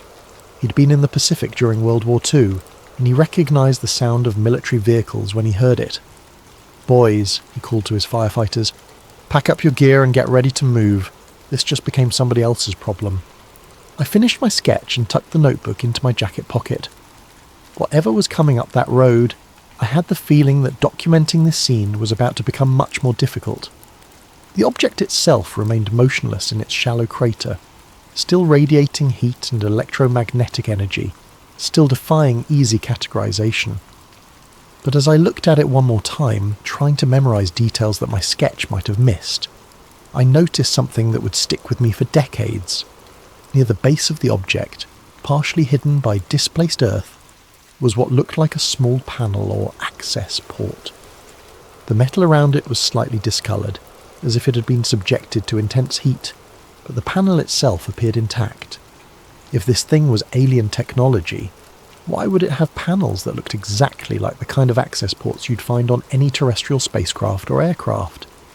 Why would it have stenciled markings that followed human conventions for technical documentation? Why would its heat shield patterns match what I'd seen in aerospace engineering journals? The more I looked at this object, the more convinced I became that it wasn't from another world, at least not in the way people imagined. It was from our world, but from a part of our world that most people weren't supposed to know existed. They came up the lane with no headlights, 3 vehicles I couldn't quite identify in the gathering darkness. Military, but not standard army green. These were unmarked, flat olive drab, with men in field jackets that could have been M65s, but without any visible insignia or unit patches. The vehicles themselves looked like modified civilian trucks, heavy-duty chassis with military running gear, designed to look unremarkable while carrying specialised equipment. The man who stepped out of the lead vehicle introduced himself simply as Captain Morris. No first name, no unit designation, just Captain. He was maybe 45 years old, with the kind of weathered face that came from spending time outdoors in all kinds of weather. His uniform was military in cut, but deliberately anonymous. No branch insignia, no unit patches, no ribbons or badges that might identify where he came from or who he worked for. Morris moved with the easy authority of someone accustomed to being obeyed without question. He surveyed the scene quickly, taking in the damaged trees, the firefighter's equipment, and the object itself with the practiced eye of someone who'd done this before. This wasn't his first unusual recovery operation. "Gentlemen," he said, his voice carrying the flat authority of command, "this area is now under federal jurisdiction. I'll need everyone to step back while my team secures the site." It wasn't a request. More men emerged from the other vehicles, maybe a dozen in total. They moved with military precision, but without the obvious markers you'd expect from regular armed forces. No name tags, no rank insignia, no unit identifiers. Their equipment was high quality but nondescript, military-style gear that could have come from any number of government agencies or private contractors. Trooper Hale appeared from the tree line, his clipboard ready and his radio crackling with traffic from the state police dispatcher. "Need names and contact information from everyone who's been inside the perimeter," he announced, suddenly much more official than he'd been earlier. He photographed my Bell telephone badge with a portable mimeograph unit, sophisticated equipment for a rural police response, the kind of gear that suggested this operation had been planned well in advance. I watched Morris's team work while Hale processed my identification. They moved like a well-rehearsed crew, each man knowing exactly what his job was and how it fit into the larger operation. They threw a canvas shroud over the object, but not before I caught one of them photographing it from multiple angles with professional camera equipment. Then they fitted it with a split cradle that looked purpose-built for the job, curved metal supports that matched the object's contours exactly, as if they'd been manufactured specifically for this type of recovery. The cradle itself was a piece of engineering that impressed me. It was designed to distribute the object's weight evenly, while protecting it from damage during transport. The materials looked like aircraft-grade aluminum, precision machined and fitted with shock-absorbing mounts. This wasn't improvised equipment thrown together for an emergency response. This was specialised hardware that had been designed, manufactured and stockpiled for exactly this type of situation. They used a portable winch system to load the cradled object onto a lowboy trailer that had appeared as if by magic. The trailer was unmarked but military in design, with heavy-duty suspension and tie-down points that could handle significant loads. The entire loading operation took less than 30 minutes, every movement practiced and efficient. While they worked, I walked the perimeter of the site, ostensibly checking for damage to our communications equipment, but actually trying to document as much as I could without drawing attention to myself. What I found was interesting for several reasons. First, there was indeed real damage to our infrastructure.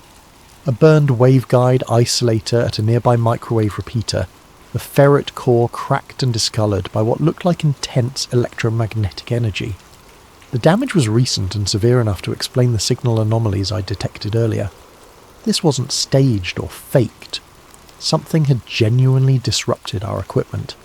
Second, the electromagnetic signature was still strong. My field strength meter continued to show elevated readings centred on the crash site, even with the object covered by the canvas shroud. Whatever was generating that energy was still active, still putting out enough RF power to interfere with sensitive electronics. Third, and most intriguingly, I found evidence of previous activity in the area. Tyre tracks in the soft earth that didn't match any of the emergency vehicles currently on scene. The tracks were from heavy trucks, probably military, and they were at least several hours old. Someone had been here before the official response began, someone who'd known exactly where to look and what they'd find. I pocketed the damaged ferrite isolator without thinking much about it at the time. Standard procedure for a field technician was to collect failed components for analysis and replacement. But that particular piece of hardware would turn out to be one of the most important pieces of evidence I'd ever handle.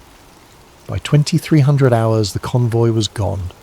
The object, whatever it had been, disappeared under heavy tarps and chains, headed southeast toward what Morris had mentioned in passing was a secure facility for proper analysis.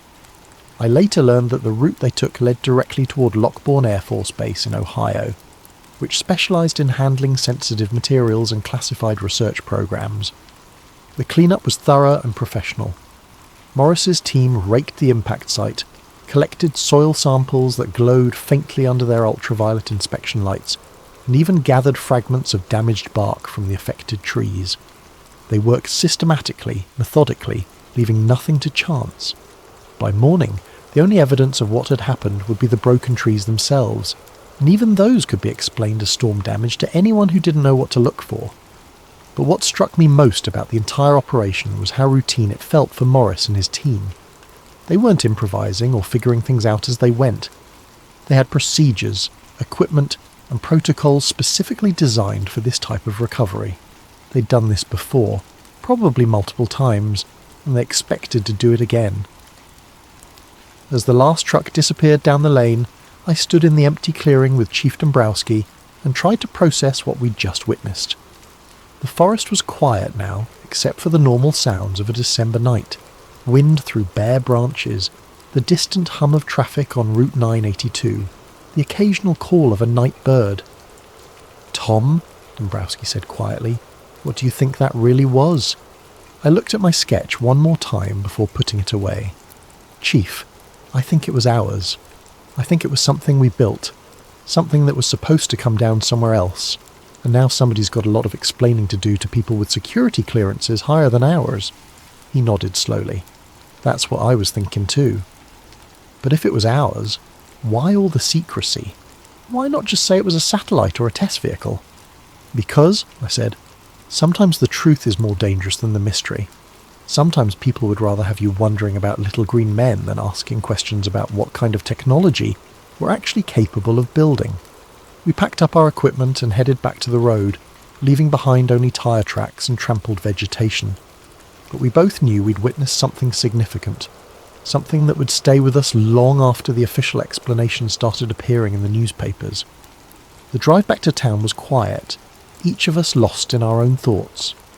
But as I reached the main road and saw the normal traffic of a Thursday evening, commuters heading home from late shifts, teenagers cruising the strip, families returning from dinner out, I realised how quickly the extraordinary could become routine again.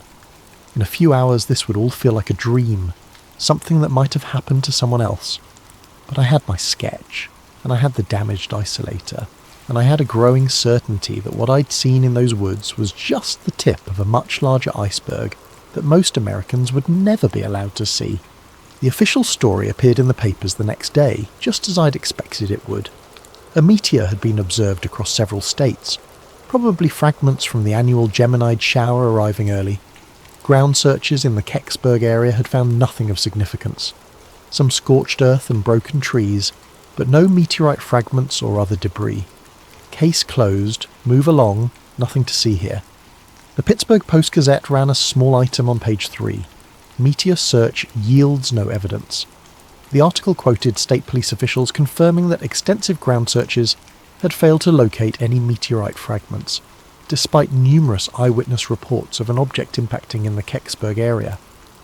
What people saw was probably a very bright meteor that burned up completely before reaching the ground, explained a spokesman for the Allegheny Observatory. KDKA ran both versions, the official meteor explanation and eyewitness accounts of something being recovered from the woods. But they presented the eyewitness stories as curiosities, human interest pieces about people who thought they'd seen something unusual. The official explanation got top billing and authoritative sources. The eyewitness accounts got relegated to the strange but true category that every local news operation used to fill time on slow days. Most people chose to believe the official version. It was tidier, less troubling to the comfortable order of things. Meteors were natural phenomena that happened all the time. Secret government recovery operations were the stuff of science fiction movies and paranoid conspiracy theories. In December 1965, most Americans still trusted their government to tell them the truth about important matters. I went back to my regular duties, maintaining the microwave relays that carried America's conversations across the continent. The damaged isolator was replaced with a standard unit from our repair stock, and within a week the entire communications path was back to normal operation. The incident was noted in my maintenance log as equipment failure due to electromagnetic interference from natural phenomena, which was technically accurate even if it didn't tell the whole story, but I couldn't shake what I'd seen. The image of that bronze acorn half buried in Pennsylvania soil kept returning to me during quiet moments. The precise markings on its dark band, the professional efficiency of the recovery operation, the obvious familiarity that Morris's team had shown with the entire procedure, all of it suggested something much more complex than a simple meteor impact. I labelled a shoebox KECKSBURG and filed away a Polaroid of the damaged isolator, my hand-drawn sketch of the band markings, and the time slips from that evening. I wasn't sure why I was saving them, but some instinct told me they might be important someday. Then I tried to get on with life.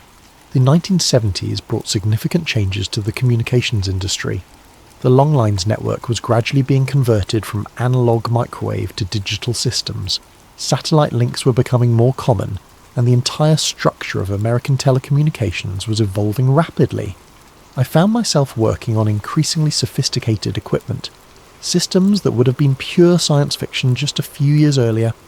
But the changes also brought new neighbours and new social connections.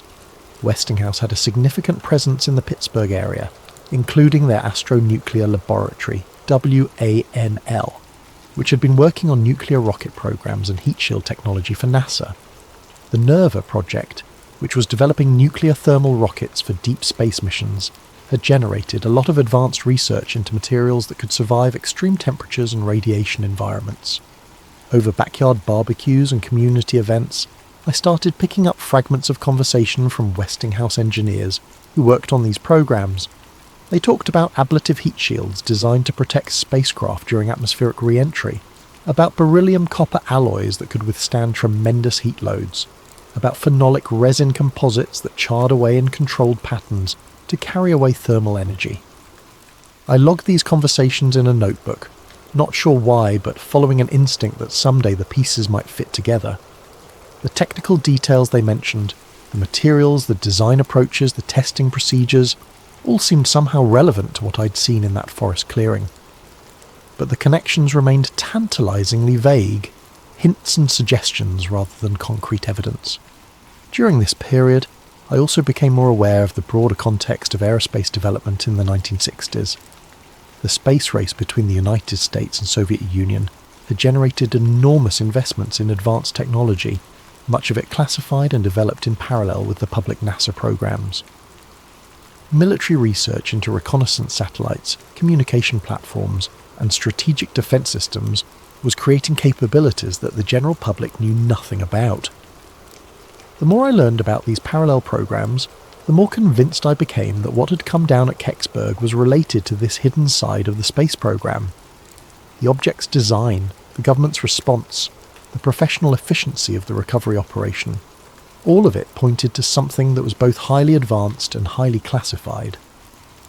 But I also learned to keep my suspicions to myself. The 1970s were a time of growing skepticism about government secrecy, but they were also a time when asking too many questions about classified programs could have serious consequences for your career and your security clearance.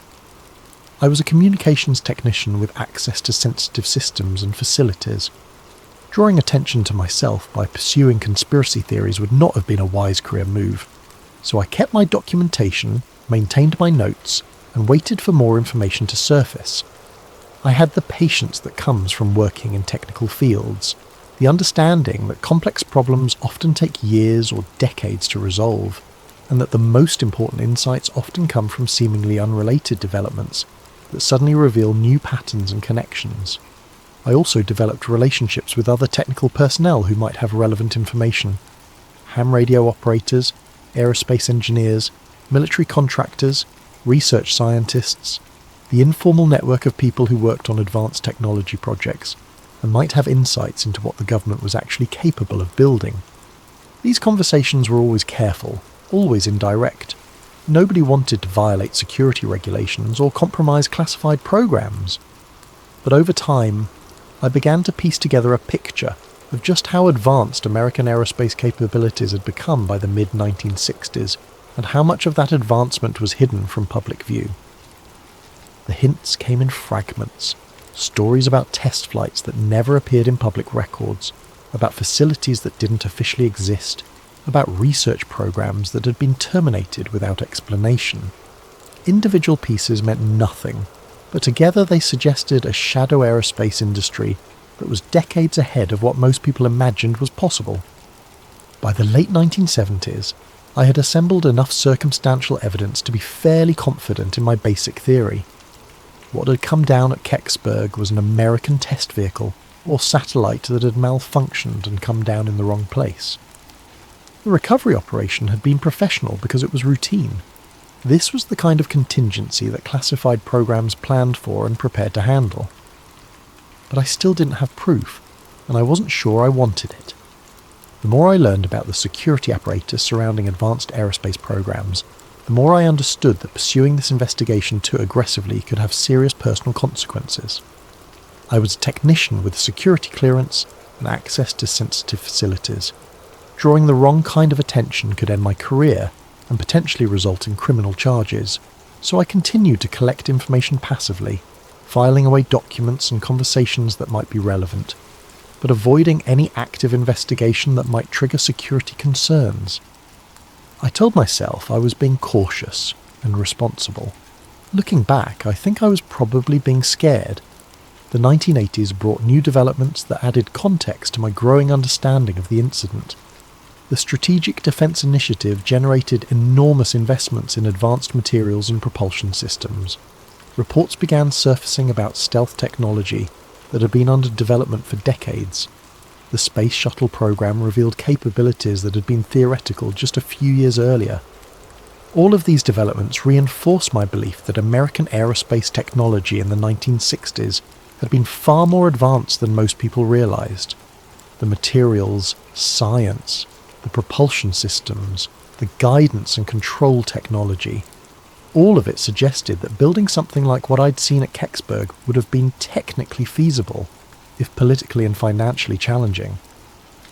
But the 1980s also brought the first serious challenges to the official story about Kecksburg. Researchers began filing Freedom of Information Act requests, seeking government documents about the incident. Journalists started investigating the eyewitness accounts more seriously. Former military personnel began speaking publicly about their involvement in unusual recovery operations. None of these developments produced definitive proof of what had really happened, but they did establish that the official explanation was incomplete at best. Too many credible witnesses had seen too many things that didn't fit the Meteor story. Too many government agencies had responded too quickly and too professionally for this to have been a routine natural phenomenon. I followed these developments with great interest, but I remained reluctant to contribute my own evidence to the growing body of research. I was still working in the communications industry, still maintaining security clearances, still vulnerable to retaliation if I violated secrecy agreements I'd never actually signed, but that everyone understood were implicit in the job. But I also began to realise that my documentation might be uniquely valuable. My technical background gave me insights that most UFO researchers lacked. My presence at the scene as an official responder, rather than a curious bystander, gave my testimony a credibility that most eyewitness accounts couldn't match, and my collection of physical evidence, the damaged isolator, the technical sketches, the contemporary documentation, provided objective support for claims that might otherwise be dismissed as fantasy or misremembering. As the 1980s turned into the 1990s, I found myself increasingly torn between the desire to contribute to historical understanding and the need to protect my career and personal security. It was a tension that would ultimately define the rest of my relationship with the Kecksburg incident. Retirement gave me time to think, and the internet gave me tools I'd never had before. Suddenly I could research topics that would have required trips to libraries and archives, communicate with researchers and witnesses scattered across the country, and access government documents that had been declassified or leaked over the decades since the incident. The first major breakthrough came in 2001, when Mike Romano, an aging firefighter who'd been at Kecksburg that night, went public with his story in a way that couldn't be ignored or dismissed. Romano had been a young volunteer with the Kecksburg FD in 1965, and he'd gotten closer to the object than most of the other witnesses. His account was detailed, specific, and consistent with what I remembered from my own observations. Romano described seeing an acorn-shaped object about the size of a small car, with a bronze or copper-coloured surface that was still warm to the touch. Around its widest point was a band of darker material covered with writing like Egyptian hieroglyphs, markings that were clearly artificial, but unlike any human writing system he'd ever seen. The object had been loaded onto an army flatbed truck and transported away, with rumours that it eventually went to Wright-Patterson Air Force Base and then to Lockbourne. What made Romano's account particularly credible was his technical background and his obvious reluctance to go public. He was a career firefighter and emergency responder, trained to observe accurately under stressful conditions and not given to fantasy or exaggeration. He'd waited 35 years to tell his story, and he was clearly uncomfortable with the attention it generated. These weren't the characteristics of someone seeking publicity or trying to perpetuate a hoax. Romano's description of the markings on the dark band matched my own sketches closely enough to be convincing. He remembered arrows, triangular shapes, and geometric patterns that looked more like technical diagrams than decorative art. He also remembered the professional efficiency of the recovery operation and the obvious familiarity that the military personnel had shown with the procedures. That same year, NASA found itself in a Freedom of Information Act dust-up over Kecksburg documents that would prove to be a watershed moment in the case. Researchers had been filing FOIA requests with various government agencies for years, usually receiving responses that claimed no relevant documents existed or that any relevant documents were classified and couldn't be released. But NASA's initial response to a 2001 FOIA request was different and contradictory. They claimed to have no records related to the Kecksburg incident, but researchers had already found references to the incident in archived NASA memos and technical reports. The contradiction was obvious enough to attract media attention and generate pressure for a more thorough document search. The controversy made national news, with major newspapers and television networks running stories about the government's contradictory claims regarding Kecksburg. For the first time since 1965, the incident was receiving serious attention from mainstream media outlets, rather than just UFO researchers and conspiracy theorists. I followed these developments closely, comparing the new information with my own documentation and memories. What emerged was a picture that was both more complex and more mundane than either the official meteor explanation or the extraterrestrial theories that had grown up around the incident. I pulled out my old sketch of the band markings and started comparing them to technical documents I could access online. The internet had made available enormous amounts of previously classified or restricted aerospace documentation, technical papers, research reports, declassified military studies, and academic research that had been inaccessible to civilian researchers in previous decades. What I found in an old AIAA paper made my hands shake. The markings I'd copied in 1965 weren't hieroglyphs or alien writing. They were re-entry orientation stencils, the kind used to indicate pitch, roll, and attitude references on test vehicles and spacecraft. The left arrow, triangle, parallel lines, circle with O2, and right arrow made perfect sense if you read them as pitch reference, nose attitude indicator, roll markers, oxygen system designation, and thrust vector indicator. These were maintenance stencils as mundane and functional as the identification plates on any piece of complex equipment, but they were also sophisticated enough to suggest advanced aerospace technology. The precision of the markings, the materials used in the band itself, and the integration with what was obviously a carefully designed heat shield system all pointed to something much more advanced than what most people imagined was possible in 1965. I arranged a coffee meeting with Ellen Brooks, a retired Westinghouse engineer I'd met through the local historical society. Ellen had worked on advanced materials research for the aerospace industry, including heat shield development for both civilian and military applications. I didn't tell her why I was interested in heat shield technology, just that I was researching local aerospace history for a personal project. Ellen was pleasant but careful, the way people get when they've spent careers working on classified projects. She was obviously intelligent and knowledgeable, but she chose her words carefully and avoided any specific details that might compromise sensitive information. It was a conversation style I recognised from years of working with people who held security clearances, informative but careful, helpful but circumspect. But when I mentioned Kecksburg, her demeanour shifted slightly. Not dramatically, but enough to suggest that the name meant something to her. She paused for a moment, studying my face, then asked quietly why I was interested in that particular incident. I told her I'd been there that night as a Bell telephone technician, that I'd seen the object before it was recovered, and that I'd been puzzled by it ever since. I showed her my sketch of the band markings, explaining that I'd been trying to understand what they might have meant. Ellen studied the sketch for several minutes, occasionally glancing up at me with an expression I couldn't quite read. Finally, she slid a napkin across the table and began writing on it in careful block letters: phenolic impregnated carbon ablator, beryllium copper studs, Mark Series, not Cosmos 96. She finished her coffee and left without another word, but she left the napkin behind. Back home, I researched the terms Ellen had written. Phenolic impregnated carbon was an advanced ablative material used in heat shields for spacecraft and re-entry vehicles. Beryllium copper alloys were used in high-temperature applications where both strength and thermal conductivity were important. The Mark Series designation suggested a family of related vehicles or test articles, and not Cosmos 96 was particularly intriguing.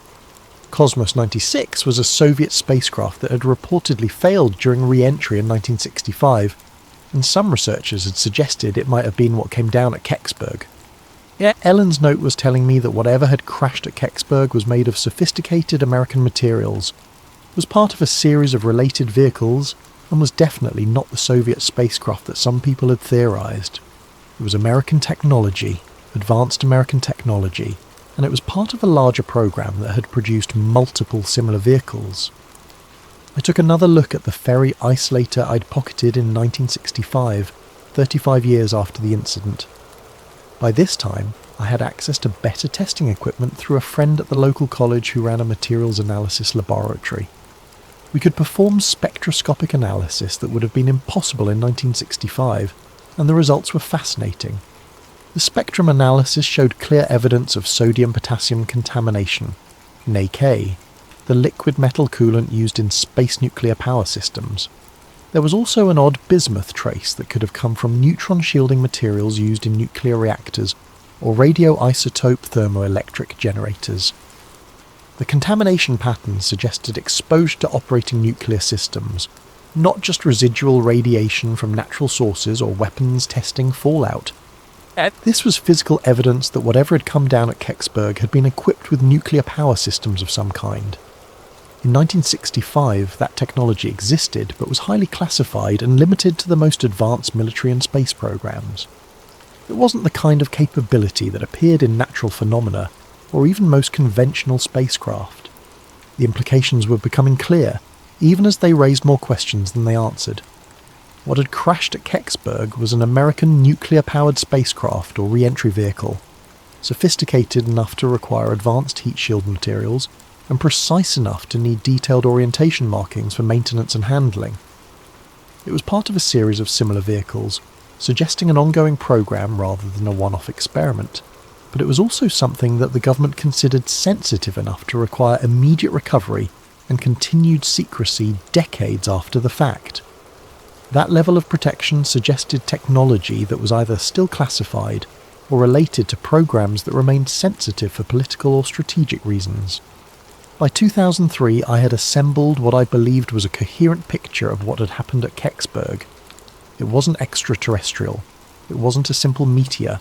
It was a classified American re-entry vehicle or nuclear-powered satellite that had malfunctioned and come down intact in the wrong place, revealing technology the government preferred to keep secret. The evidence was circumstantial but compelling.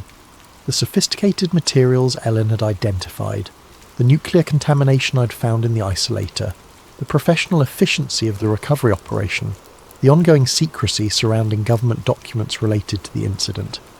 Individual pieces might be explained away, but together they painted a clear picture of advanced American aerospace technology operating under deep classification. But proving this theory and making it public were two different things.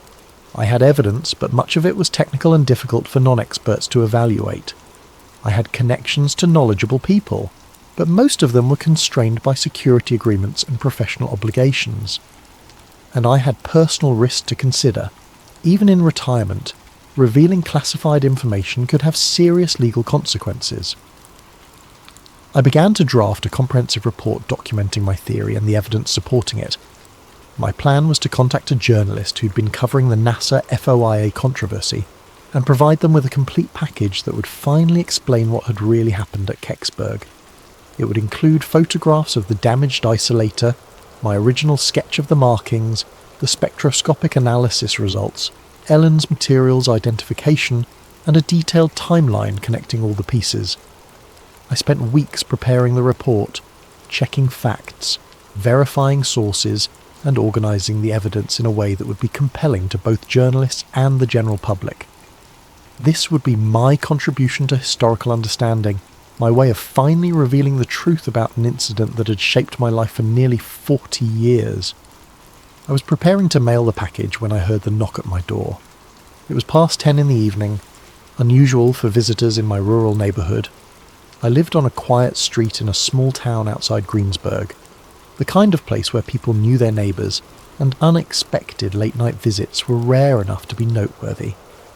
But there he was on my porch, a man in his 60s, professionally dressed despite the late hour, with the kind of bearing that immediately suggested government service. He showed me credentials identifying him as retired Air Force Office of Special Investigations, but the badge looked current enough, and his manner suggested he was still working in some capacity. OSI was the Air Force's primary investigative and counterintelligence organisation, the people responsible for protecting sensitive programs and investigating security breaches. "Mr. Brennan," he said, his voice carrying the flat authority of someone accustomed to being taken seriously. "I wonder if we could have a conversation about your service to the Longlines network, particularly your reliability during the incident of December 9th, 1965. I invited him in because refusing would have accomplished nothing, and because I was curious to hear what he had to say. This was obviously related to my research into the Kecksburg incident, but I wasn't sure how they'd learned about it or what they wanted from me." He introduced himself as Agent William Fletcher, though I suspected that wasn't his real name. He moved through my living room with the practiced eye of someone trained in observation and threat assessment, noting the layout, the exits, and anything that might be relevant to his mission. But he was polite about it, professional rather than threatening. Fletcher began by thanking me for my decades of faithful service to the Longlines network, noting that technicians like me had been the backbone of America's strategic communications during the Cold War. He was well informed about my career, mentioning specific assignments and commendations that weren't part of any public record. Someone had done their homework on me, and they'd done it thoroughly. "Your work was critical to national security," he said, settling into my favourite chair as if he belonged there. "The microwave relay systems you maintained carried some of the most sensitive communications in the government. Military command and control, diplomatic cables, intelligence reports.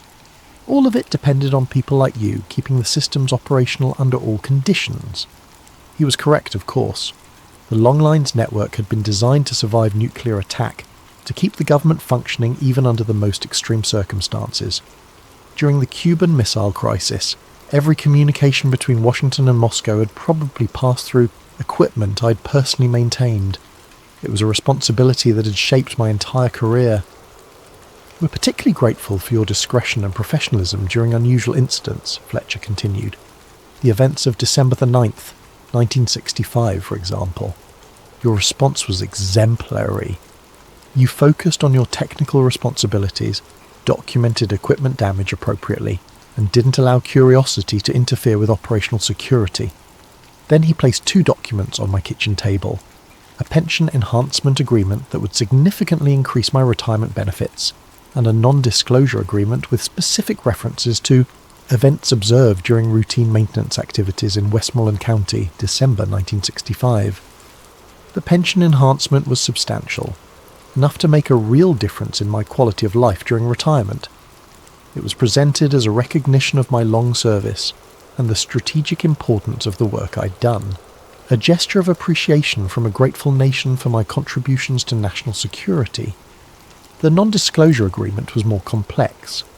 It acknowledged that I had observed certain events during the course of my official duties, events that were related to classified national security programs that remained sensitive decades after they had occurred. By signing, I would agree not to discuss, publish, or otherwise reveal any information related to these events without prior written authorization from appropriate government agencies. "Mr. Brennan," Fletcher said, his tone remaining conversational but carrying an undertone of serious authority. Here's how we see it. If what came down at Kecksburg was ours, we don't publish details about classified defence programs. Those programs were designed to protect American interests during a dangerous time, and revealing their capabilities could still compromise national security or give advantages to potential adversaries. He paused to let that sink in, then continued. If what came down wasn't ours, we definitely don't publish details about our response to unknown intrusions into US airspace. The procedures for handling such incidents, the capabilities we bring to bear, the facilities we use for analysis, all of that information could be valuable to people who might want to test our defences or exploit our vulnerabilities. The logic was compelling, even if I didn't like the implications. Fletcher was telling me that either way, whether the object was American technology or something else entirely, revealing the truth would damage national security. It was a perfect catch-22, a logical trap that made secrecy the only acceptable option, regardless of what had actually happened. Either way, publication serves no constructive purpose, Fletcher concluded. The incident has become folklore, a modern mystery that generates books and documentaries and tourism revenue for the local area. People are free to speculate and theorise, but hard evidence, official documentation, technical analysis that crosses the line from harmless mystery into potential security compromise. He was polite, even friendly, but the message was clear. I could keep my theories and my memories, but my evidence needed to disappear, and my public silence needed to be guaranteed. I looked at the pension enhancement agreement. The money was real and substantial, enough to secure my retirement and provide for my wife's medical care. I looked at the non-disclosure agreement. The legal language was precise and comprehensive, covering not just what I might say, but what documents I might share, what evidence I might reveal, what connections I might help other researchers make. What about the truth, I asked. What about history? Don't people have a right to know what their government is capable of? Fletcher smiled, but it wasn't a warm expression. Mr. Brennan, the truth is that in December 1965, the United States government was conducting advanced aerospace research designed to protect this country from existential threats. Some of that research involved technologies and capabilities that were decades ahead of anything our adversaries possessed. Some of it involved risks and experiments that the general public wouldn't have understood or supported. He leaned forward slightly. The truth is that one of those experimental vehicles malfunctioned and came down in the wrong place. The recovery operation worked exactly as planned. The technology was secured, the security breach was contained, and potential intelligence compromises were prevented. The system worked. But people saw it, I protested. Witnesses, firefighters, police officers, you can't make all of them sign agreements. We don't need to, Fletcher replied. Witnesses without evidence are just telling stories. Evidence without context is just interesting artifacts. You're the only person who has both the technical background to understand what you saw and the physical evidence to prove it. You're the only one who can connect all the pieces into a coherent picture that threatens operational security. He was right, and we both knew it. My technical training, my presence at the scene, my collection of evidence, and my decades of investigation had given me a unique understanding of what had happened. Without my testimony and evidence, the Kecksburg incident would remain what it had always been. A fascinating mystery with no definitive resolution. I thought about Ellen Brooks, who had spent her career working on classified aerospace programs and had shared just enough information to point me toward the truth while protecting herself from security violations. I thought about Mike Romano, whose honest testimony about what he'd seen had contributed to historical understanding while carefully avoiding any claims about what the object actually was.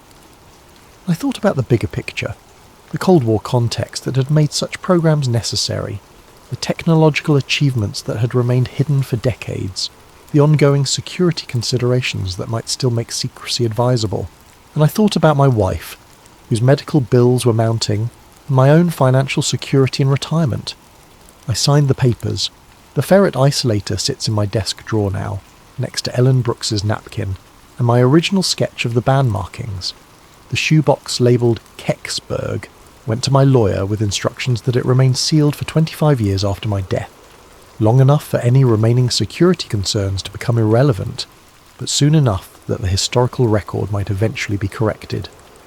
The pension enhancement made the last years of my wife's life comfortable and gave me the financial security to enjoy retirement without constant worry about money. Fletcher had been as good as his word. The benefits were real and substantial, a genuine expression of government gratitude for my service and my silence. Sometimes I drive out to Chestnut Ridge and look west toward Kecksburg. The microwave tower still blinks its steady red warning light, still carries conversations across the continent, though most of the traffic is digital now rather than analog. KDKA still broadcasts from Pittsburgh, though the voices have changed and the format has shifted with the times. The Kecksburg incident has become exactly what Fletcher predicted: a modern folklore, a tourist attraction, a source of books and documentaries and speculation. Every few years someone publishes a new theory, or claims to have found new evidence. NASA occasionally releases previously classified documents that add fragments to the puzzle without resolving the central mystery. What I know now, what I couldn't understand then, is that some truths are more complicated than simple revelation can handle. The object that came down in those woods was real, but it was also part of a larger story about American technological capabilities during the Cold War, about the costs and benefits of secrecy in a democratic society, about the tension between public curiosity and national security. The acorn-shaped vehicle was almost certainly an American experimental re-entry vehicle, probably nuclear-powered, possibly part of a reconnaissance or early warning satellite program that was decades ahead of publicly acknowledged capabilities. The markings on its band were maintenance stencils, the materials were advanced heat shield composites, and the recovery operation was professional because it was routine, the kind of contingency that classified programs plan for and prepare to handle. But proving that wouldn't have served any constructive purpose. It would have revealed capabilities that might still be sensitive, compromised technologies that might still be classified, and exposed programs that might still be operational under different names and configurations. The real cover-up at Kecksburg wasn't about hiding proof of extraterrestrial visitation. It was about maintaining operational security around classified defense programs during the height of the Cold War. The object that came down was exotic enough to be worth protecting, but terrestrial enough that protection was both possible and necessary. Fletcher was right about something else too. The mystery serves a purpose that the facts might only diminish. Kecksburg has become a place where people can project their hopes and fears about technology, government secrecy, and humanity's place in the universe. It's a space where the impossible feels possible, where the boundaries between known and unknown remain negotiable. Maybe that's more valuable than the truth. Maybe some mysteries are worth preserving. But on clear nights, when I'm up late and can't sleep, I sometimes take out the ferret isolator and hold it up to the light. The crack patterns in the ferret core tell a story about electromagnetic forces and thermal stress, about technology pushed beyond its design limits in service of purposes I can only guess at. The truth is in there, waiting in that damaged component like a message in a bottle. Someday, when the security considerations have faded and the political concerns have become irrelevant, maybe someone will decode that message and understand what really fell from the sky on December 9th, 1965. Until then, the mystery endures, and maybe that's exactly how it should be. The Kecksburg incident taught me that truth isn't always about revelation. Sometimes it's about understanding the difference between what we can know and what we should say, between what happened and what it means, between facts and their consequences. I kept my word to Fletcher, but I also kept my evidence. The story will survive, even if it has to wait for a better time to be told, and in the meantime, people are free to wonder, to speculate, to imagine possibilities that might be more interesting than the mundane reality of classified aerospace programs and bureaucratic cover-ups. The acorn still turns in its crater in my dreams, bronze surfaces gleaming in the December twilight, its band of markings spelling out secrets in a language only engineers understand. It was ours, but we built it to touch the impossible. In the end, maybe that's alien enough. Picture this.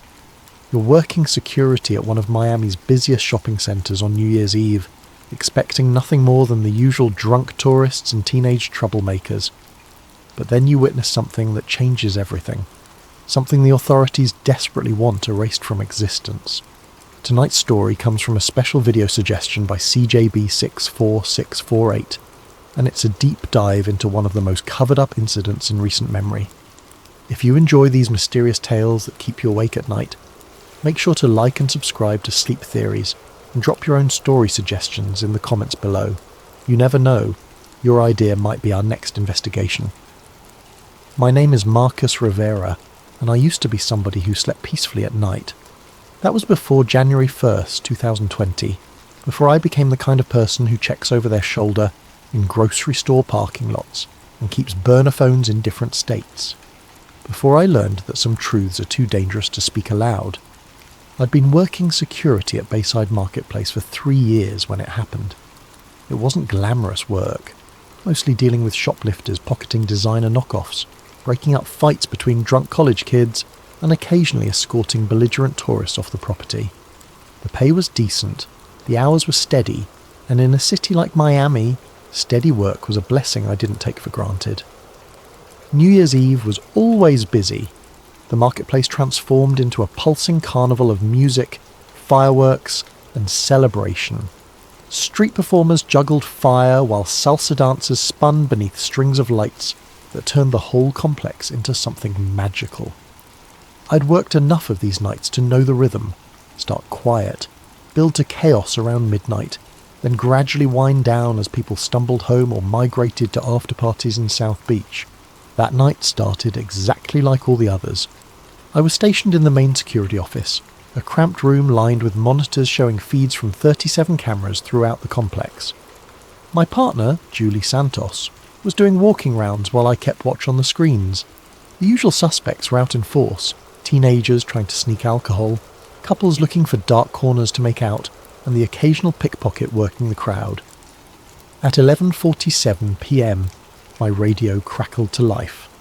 "Marcus, we've got a situation in the food court," Julie's voice came through tense and breathless. "Big fight.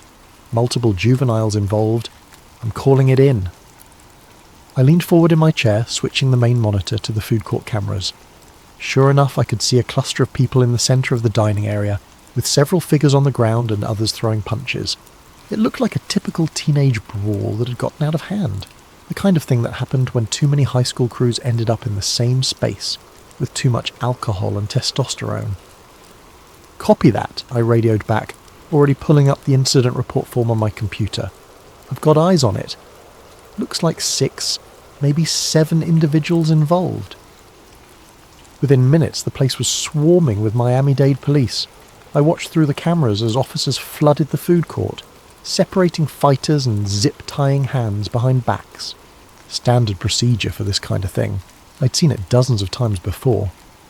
But then Lieutenant Rodriguez's voice came over the radio with an order I'd never heard in 3 years of working security. "Rivera, I need you to stay in that office and monitor all camera feeds. Do not leave that room. We're looking for additional suspects who may have fled the scene."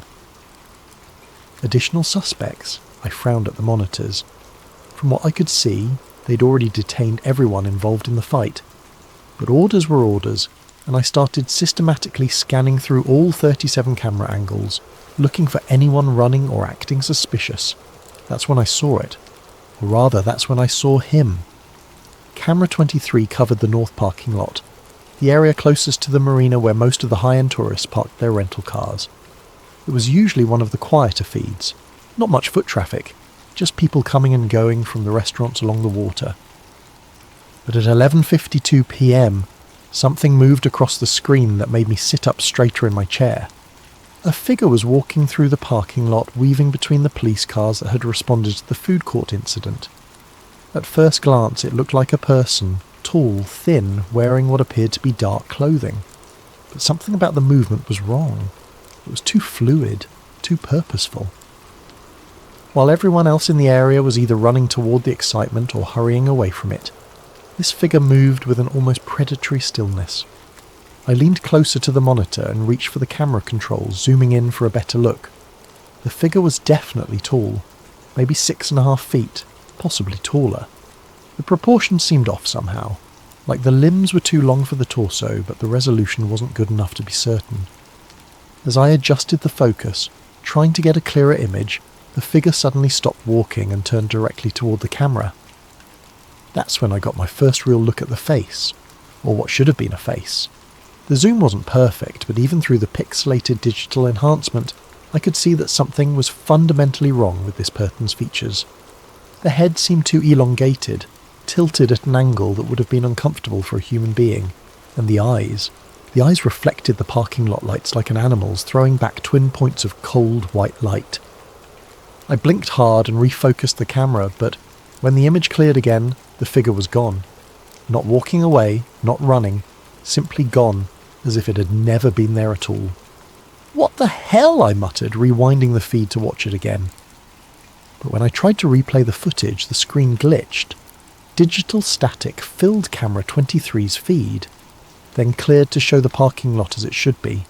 Empty police cars, no mysterious figure, nothing but concrete and streetlights. I switched to camera 22, which covered part of the same area. Normal footage. Camera 24, which caught the edge of that parking lot from a different angle.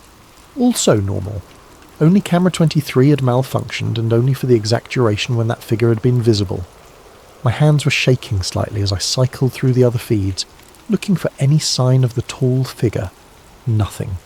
It was as if those 60 seconds had been surgically removed from reality. I grabbed my radio, then hesitated. What exactly was I supposed to report? That I'd seen someone tall walking through a parking lot? That their eyes had reflected light in a way that seemed unnatural? That they'd somehow vanished from a digital recording? Instead, I made a note in the security log. 11:52 p.m. Possible equipment malfunction on camera 23. Will need technical inspection. But I knew it wasn't a malfunction, and deep down I suspected I'd just seen something I wasn't supposed to see. The food court incident was winding down by 12:15 a.m.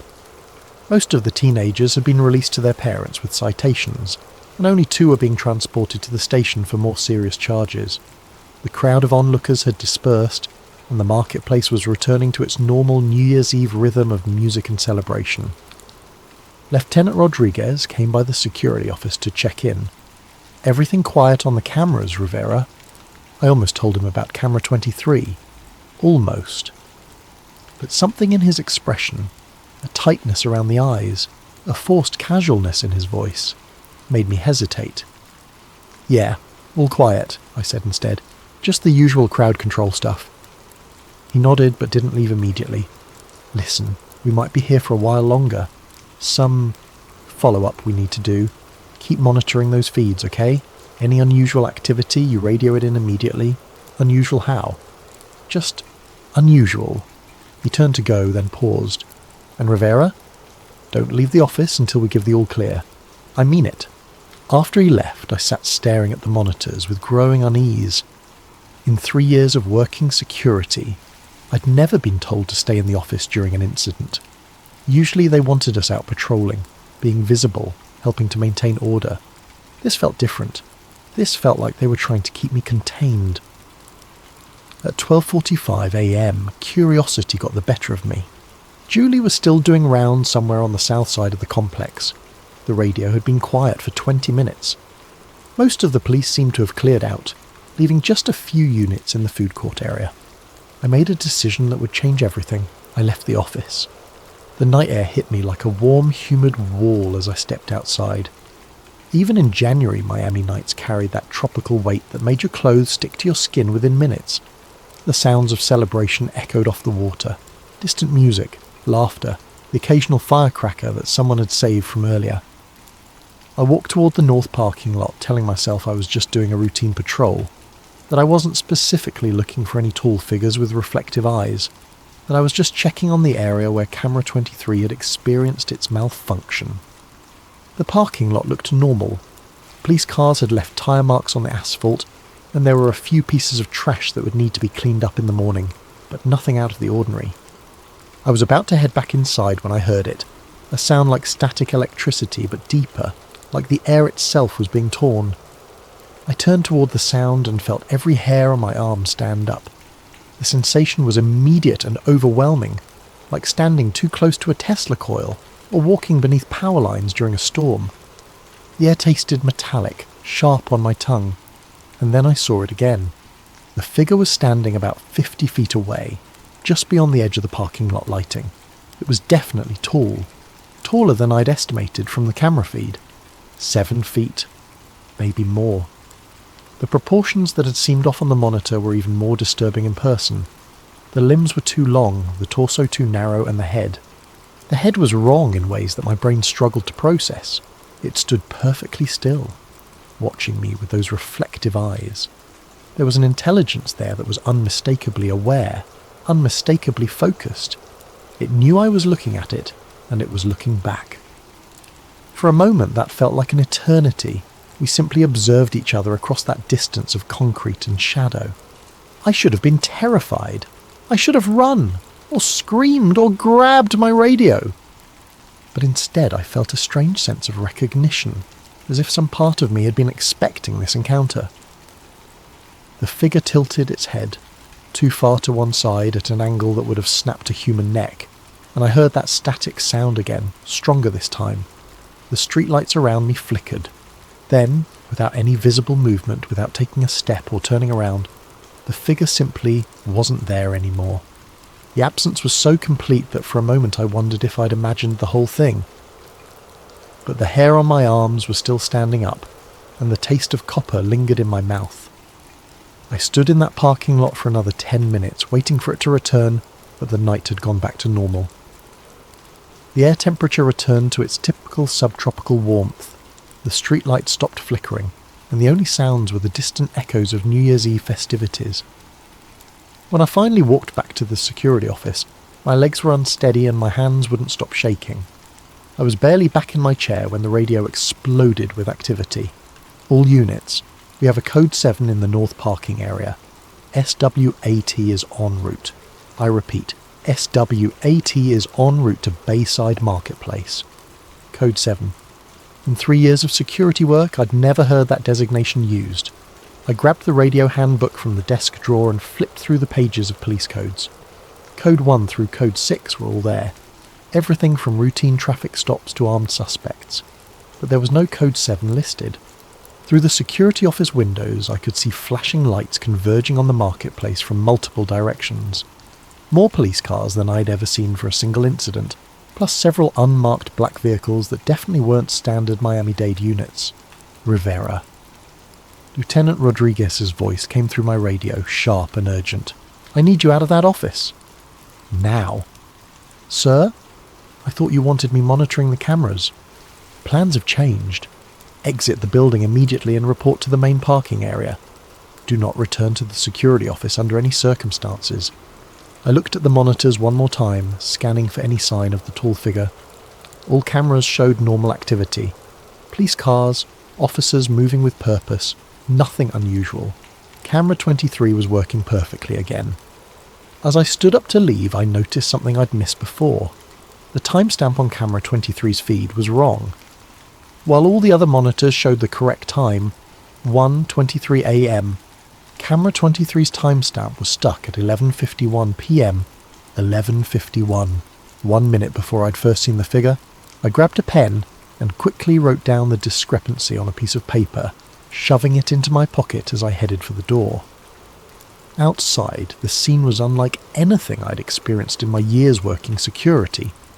The entire north end of the marketplace had been cordoned off with police tape, and officers in full tactical gear were sweeping through the area with equipment I didn't recognise. Some of it looked like standard metal detectors, but other devices appeared more sophisticated. Handheld screens that glowed with complex readouts, instruments that emitted soft beeping sounds as they moved. More concerning were the men in plain clothes. They weren't Miami-Dade police, that much was obvious. They wore identical dark suits despite the humid night, and they moved with the kind of coordinated efficiency that spoke of federal training. One of them was directing the SWAT team's sweep patterns while speaking quietly into a radio that looked far more advanced than anything in our security arsenal. I found Lieutenant Rodriguez near the entrance to the marketplace, but when I approached him, his expression was grim. "Rivera, I need you to go home. Your shift is over." "Sir, we're scheduled until 6 a.m. "Not tonight. Consider this paid leave." Don't come back until you hear from us." Before I could ask any more questions, he was walking away, leaving me standing alone while tactical teams swarmed the area where I'd seen the figure just an hour earlier. As I walked to my car, I passed close enough to one of the SWAT officers to overhear part of his radio conversation. Target is no longer in the immediate area, expanding search perimeter to include marina and surrounding blocks. Be advised, we're dealing with a mobile situation. Containment protocols are in effect until further notice. Target not suspect, not individual. Target. I drove home with more questions than answers, but I had the sinking feeling that asking those questions was going to get me into more trouble than I was prepared for.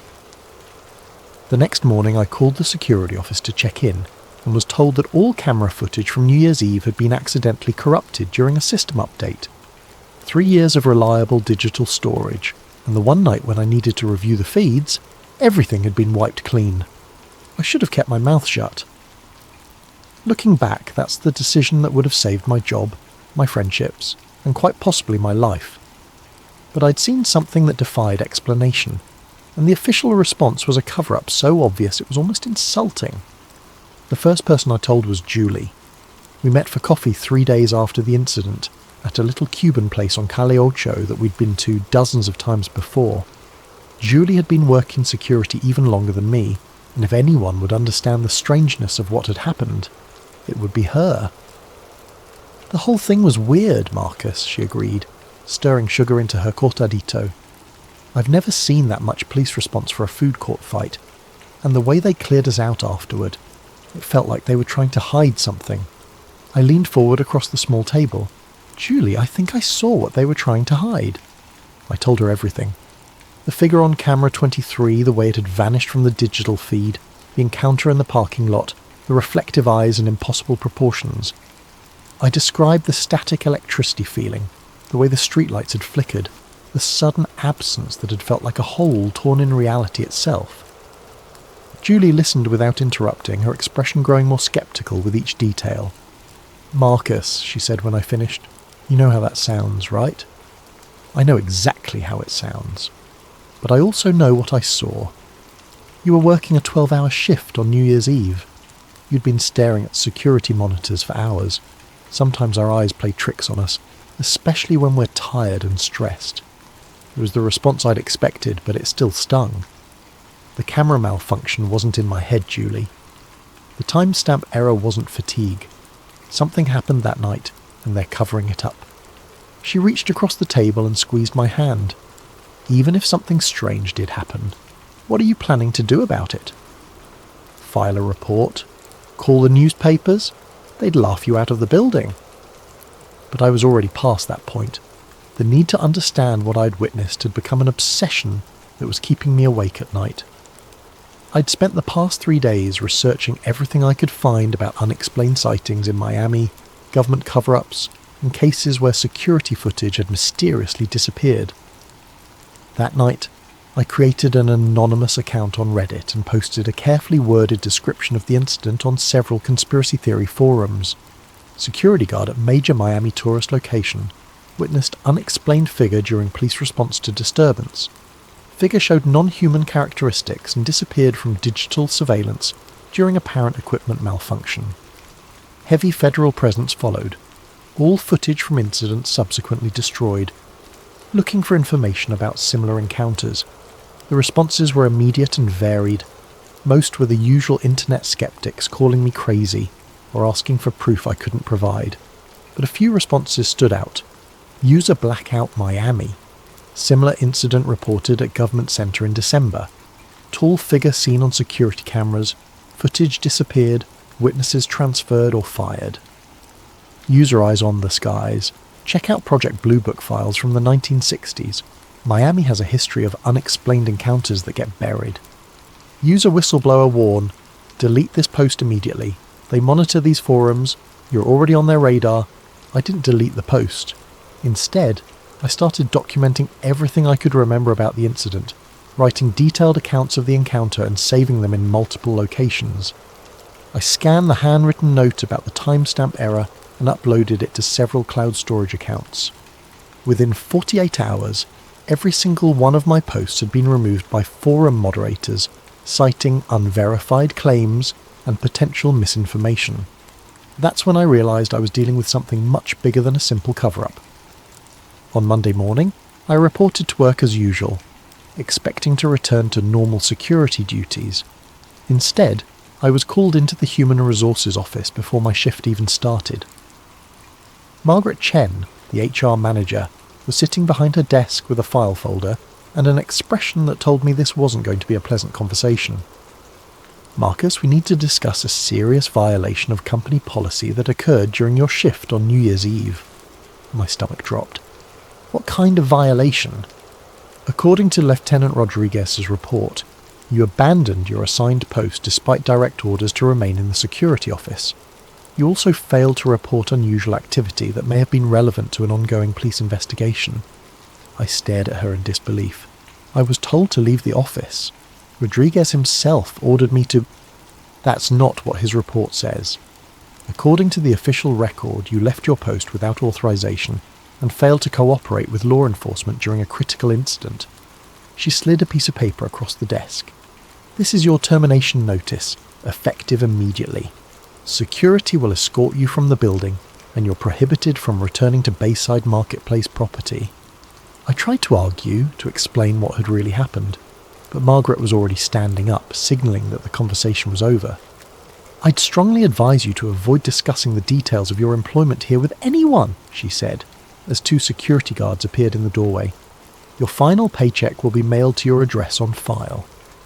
As I was escorted out of the building where I'd worked for 3 years, I caught a glimpse of my replacement already sitting in the security office, monitoring the same 37 cameras that had shown me something I wasn't supposed to see.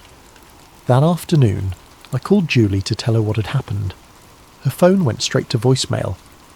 When I tried her again the next day, I got a message saying the number was no longer in service.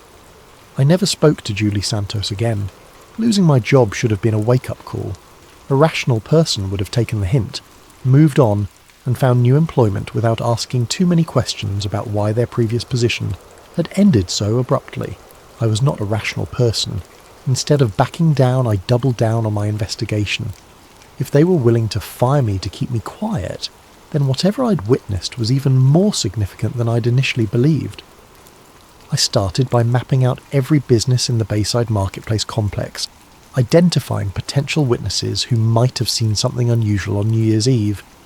Most of the shops and restaurants would have been closed by the time of the incident, but there were a few 24-hour establishments that would have had staff present. My first stop was Marina Cafe, a small coffee shop that stayed open late to serve the restaurant workers getting off their shifts. The night manager, a woman named Rosa Gutierrez, remembered the police activity but initially claimed she hadn't seen anything unusual. "Just a lot of cops," she said, wiping down tables with nervous energy, more than I'd ever seen for a teenage fight. Made me wonder if something bigger was going on. I pressed gently, explaining that I'd been working security that night and was trying to understand the full scope of what had happened. After some hesitation, Rosa looked around to make sure we were alone in the cafe. "There was something else," she said quietly. Around midnight, just before all the police arrived, I heard this sound. Like a growl, but deeper. It made the windows vibrate. A growl? Not from a person, not from any animal I've ever heard. It came from outside, somewhere near the marina. Lasted maybe 10 seconds, then stopped. I looked out the window but didn't see anything. Scared the hell out of me, though. She paused, then added, "And the weird thing is, all the seagulls disappeared. You know how they usually hang around the docks all night looking for scraps? After that sound, I didn't see a single bird for the rest of my shift, like they all just left." My second significant lead came from Miguel Santos, who worked the night shift at the marina's boat rental office. Miguel was more reluctant to talk, but when I mentioned that I'd been fired for asking questions about that night, his attitude changed. "They got to you too, huh?" he said, glancing around nervously. "Same thing happened to my cousin. He was working valet parking that night. Saw something he wasn't supposed to see. Next day, fired for performance issues. 20-year employee with a spotless record. What did he see? Something by the loading docks. Said it looked like a person at first, but when he got closer, he realised it was all wrong. Too tall, moving in a way that made his skin crawl. When he tried to report it, his supervisor told him to forget about it and sent him home early. Miguel pulled out his phone and showed me a grainy photo. He managed to snap this before his phone mysteriously reset itself. The image was blurry and poorly lit, but I could make out a tall, dark shape near one of the loading dock areas. The proportions looked wrong, elongated and angular in a way that suggested it wasn't human. "Can you send me this photo?" "Already tried." Every time I attempt to forward it or upload it anywhere, the file gets corrupted. My cousin's the only one who has the original, and his phone won't connect to any networks anymore. Just displays an error message whenever he tries to access cellular or Wi-Fi. The pattern was becoming clear. Multiple witnesses, all experiencing technological problems when they tried to document or share what they'd seen, all facing professional consequences for asking questions. But the most significant breakthrough came from an unexpected source. I was having lunch at a small Dominican restaurant in Little Havana when I overheard two men at the next table discussing something in hushed tones. One of them mentioned Bayside Marketplace and New Year's Eve, which immediately caught my attention. "Never seen anything like it in 20 years on the force," one was saying. "When those federal boys showed up, they took control of everything, told us to forget what we'd seen, and threatened our pensions if we talked." I turned slightly to get a better look at the speakers. Both appeared to be in their 50s, with the bearing of former law enforcement.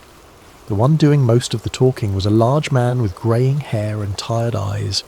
After they finished eating, I followed them out to the parking lot and approached carefully. "Excuse me," I said. "I couldn't help overhearing you mention Bayside Marketplace. Were you there on New Year's Eve?"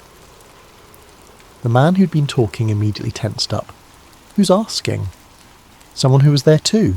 Someone who got fired for asking the wrong questions. Something in my tone must have convinced him that I wasn't a threat, because his posture relaxed slightly. "You're the security guard. Rivera, right?" I nodded, surprised that he knew my name. "I'm Detective Frank Morrison." Was Detective Morrison anyway. Retired early after that night. He gestured to his companion. "This is Detective Luis Vargas, also retired. What did you see out there?" Morrison looked around the parking lot, checking for any observers, then made a decision. "Not here. Too exposed. You want answers?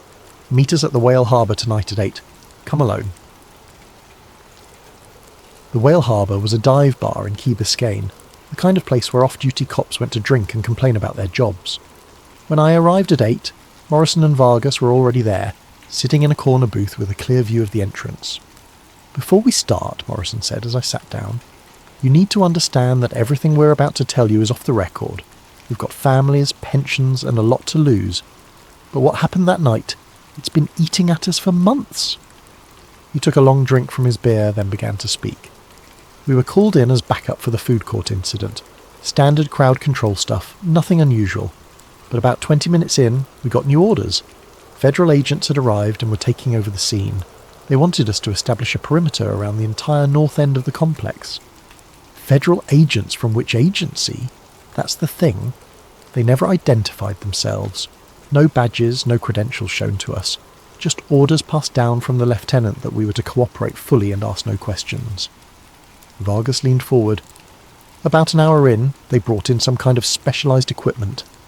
Not standard law enforcement gear. These devices were scanning for something, and when they found it, the whole operation changed." "Changed how?" "They called for a containment unit," Morrison said. "Black trucks, unmarked vehicles, personnel in hazmat-style suits. They cordoned off a section of the parking lot and brought in what looked like a mobile laboratory." "Did you see what they were containing?" Morrison and Vargas exchanged glances. "We saw them load something into one of the trucks," Vargas said slowly. "Something large, covered in a metallic tarp. But before they sealed the container, the tarp shifted." He paused, seeming to gather courage to continue. "I got a glimpse of what was underneath. It was... I don't know what it was. Not human. Not any kind of animal I've ever seen. It was tall, probably 7 feet or more, with limbs that bent in ways that didn't make sense. And the skin.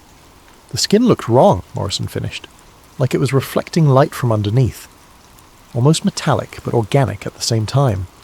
Was it alive? I don't know. It wasn't moving. But there was something about it that felt... aware. Like even unconscious or sedated, it was still somehow present. They told me that after the containment unit left, all officers involved were called into individual meetings with federal agents. Each was told that the incident was classified under national security provisions, and that discussing any details with unauthorised personnel would result in prosecution under the Espionage Act. Most of the guys were fine with that, Morrison said. They got overtime pay, a commendation for their service, and orders to forget the whole thing. But Vargas and I, we'd seen too much.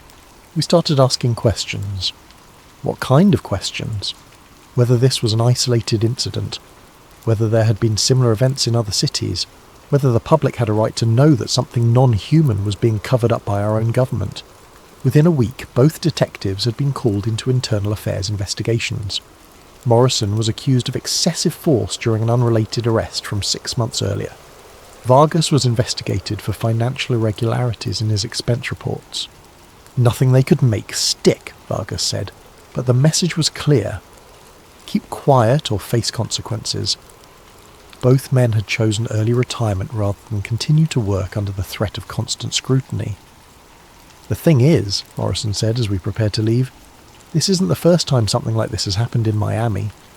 We started digging into old cases, looking for patterns. There have been at least 3 similar incidents in the past 5 years. Always the same response. Immediate federal takeover, memory hold within 48 hours, witnesses either discredited or disappeared. He handed me a piece of paper with several addresses written on it. These are the locations of the other incidents. If you're serious about investigating this, that's where you should start. But Rivera? I looked up from the paper. Be careful. Whatever you saw that night, whoever's covering it up, they've got resources we can't even imagine. They've already destroyed your career. Don't let them destroy your life. The first address Morrison had given me was a construction site in downtown Miami, where, according to police records, there had been a gas leak evacuation in March 2019. The official story was that workers had detected dangerous levels of methane and called in hazmat teams as a precaution. But when I spoke to Carlos Mendez, a construction foreman who'd been working the site that day, I got a very different account. Gas leak my ass, Carlos said when I met him at a job site in Coral Gables. I was the safety supervisor on that project. I know gas leaks, and what we saw that morning wasn't any kind of leak. According to Carlos, workers had discovered something while excavating for a new foundation. Something that had been buried about 12 feet underground, wrapped in what appeared to be a metallic cocoon or shell. It was the size of a person, maybe bigger.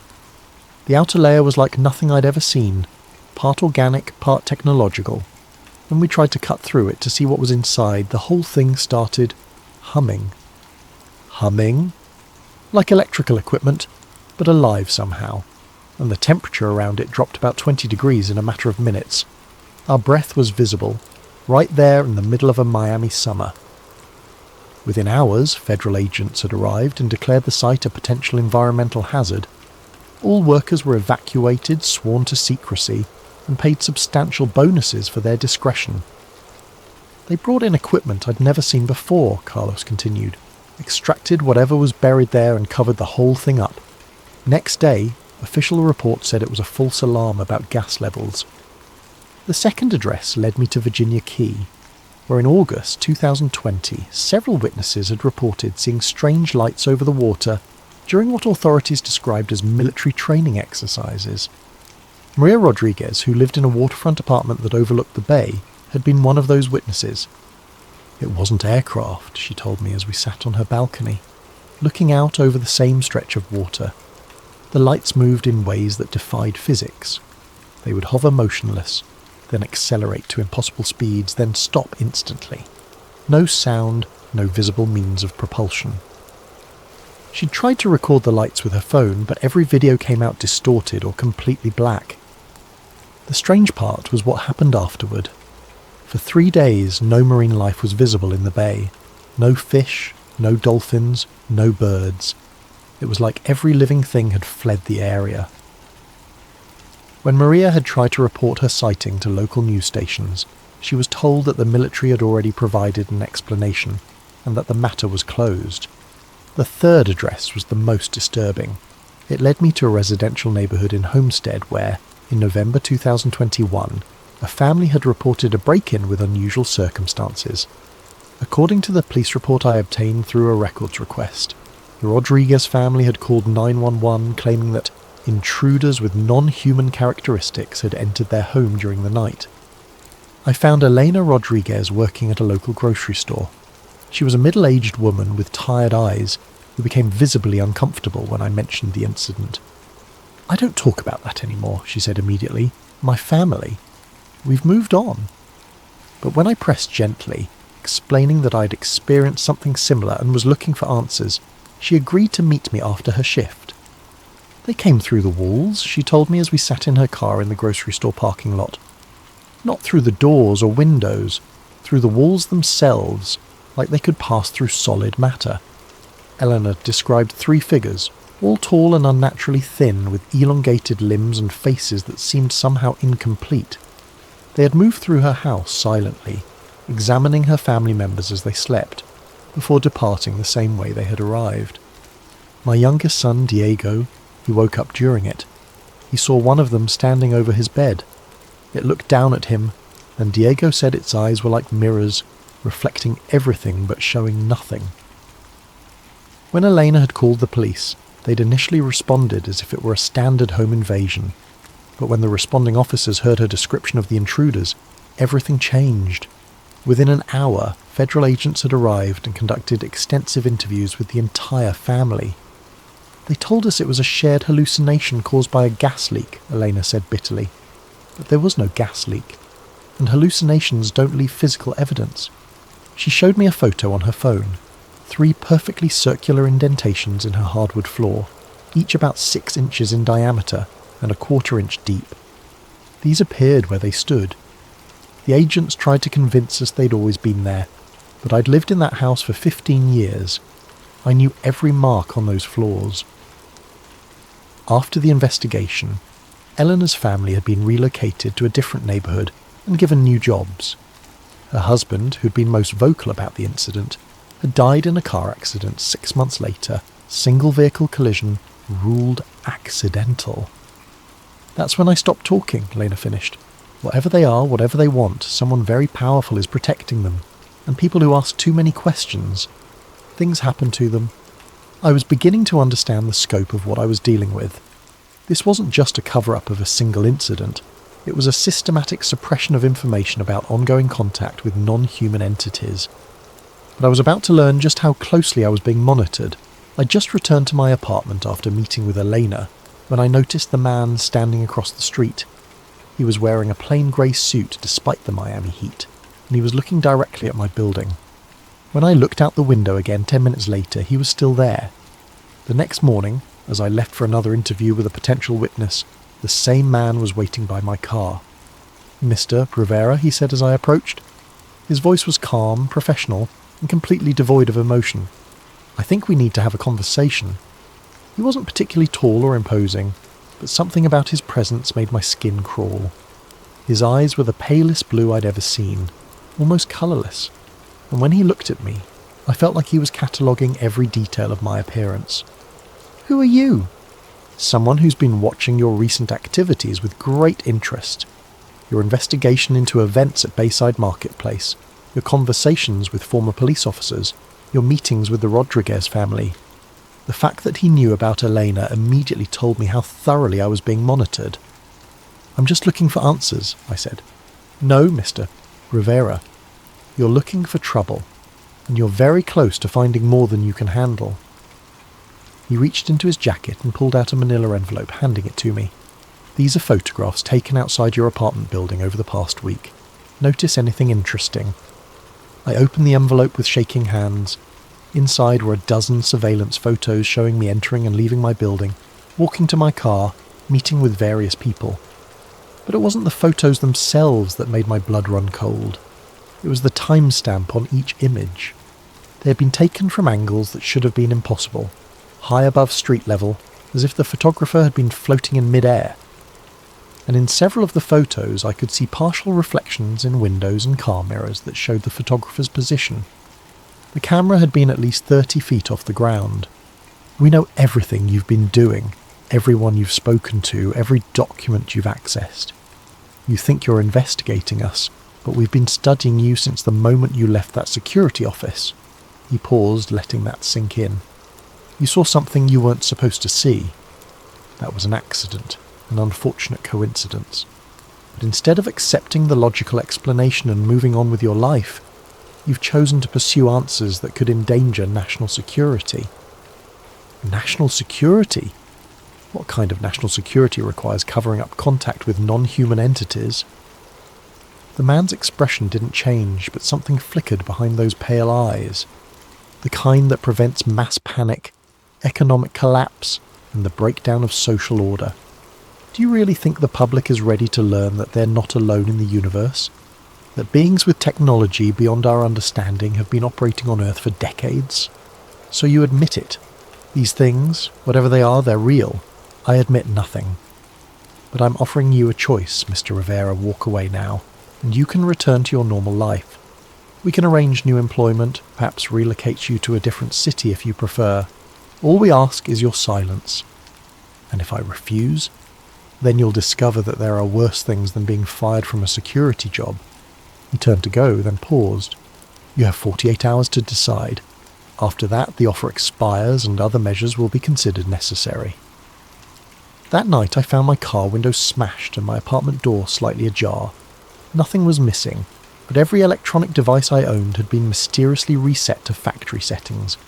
My computer's hard drive had been wiped, my phone had been remotely erased, and even my digital camera's memory card was blank. The message was clear. They could reach me anywhere, any time, and they had technology that made conventional security meaningless. But instead of intimidating me into silence, the threat only reinforced my determination to find the truth.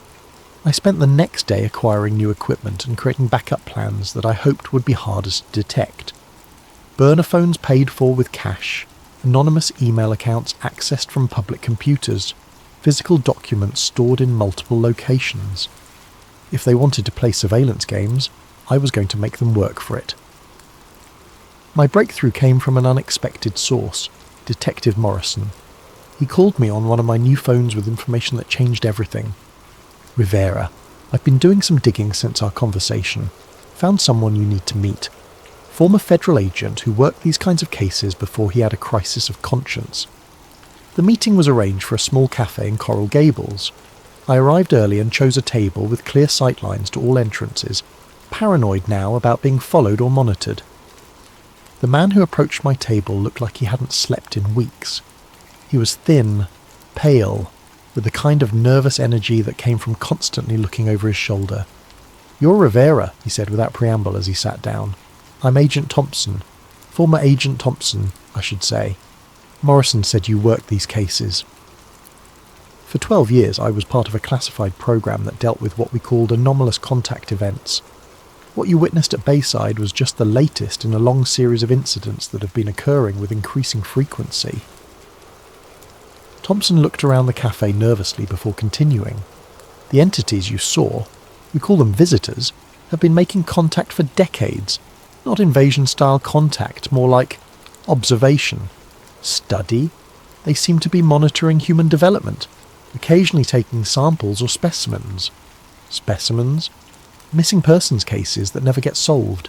People who vanish without a trace, often from areas where visitor activity has been detected.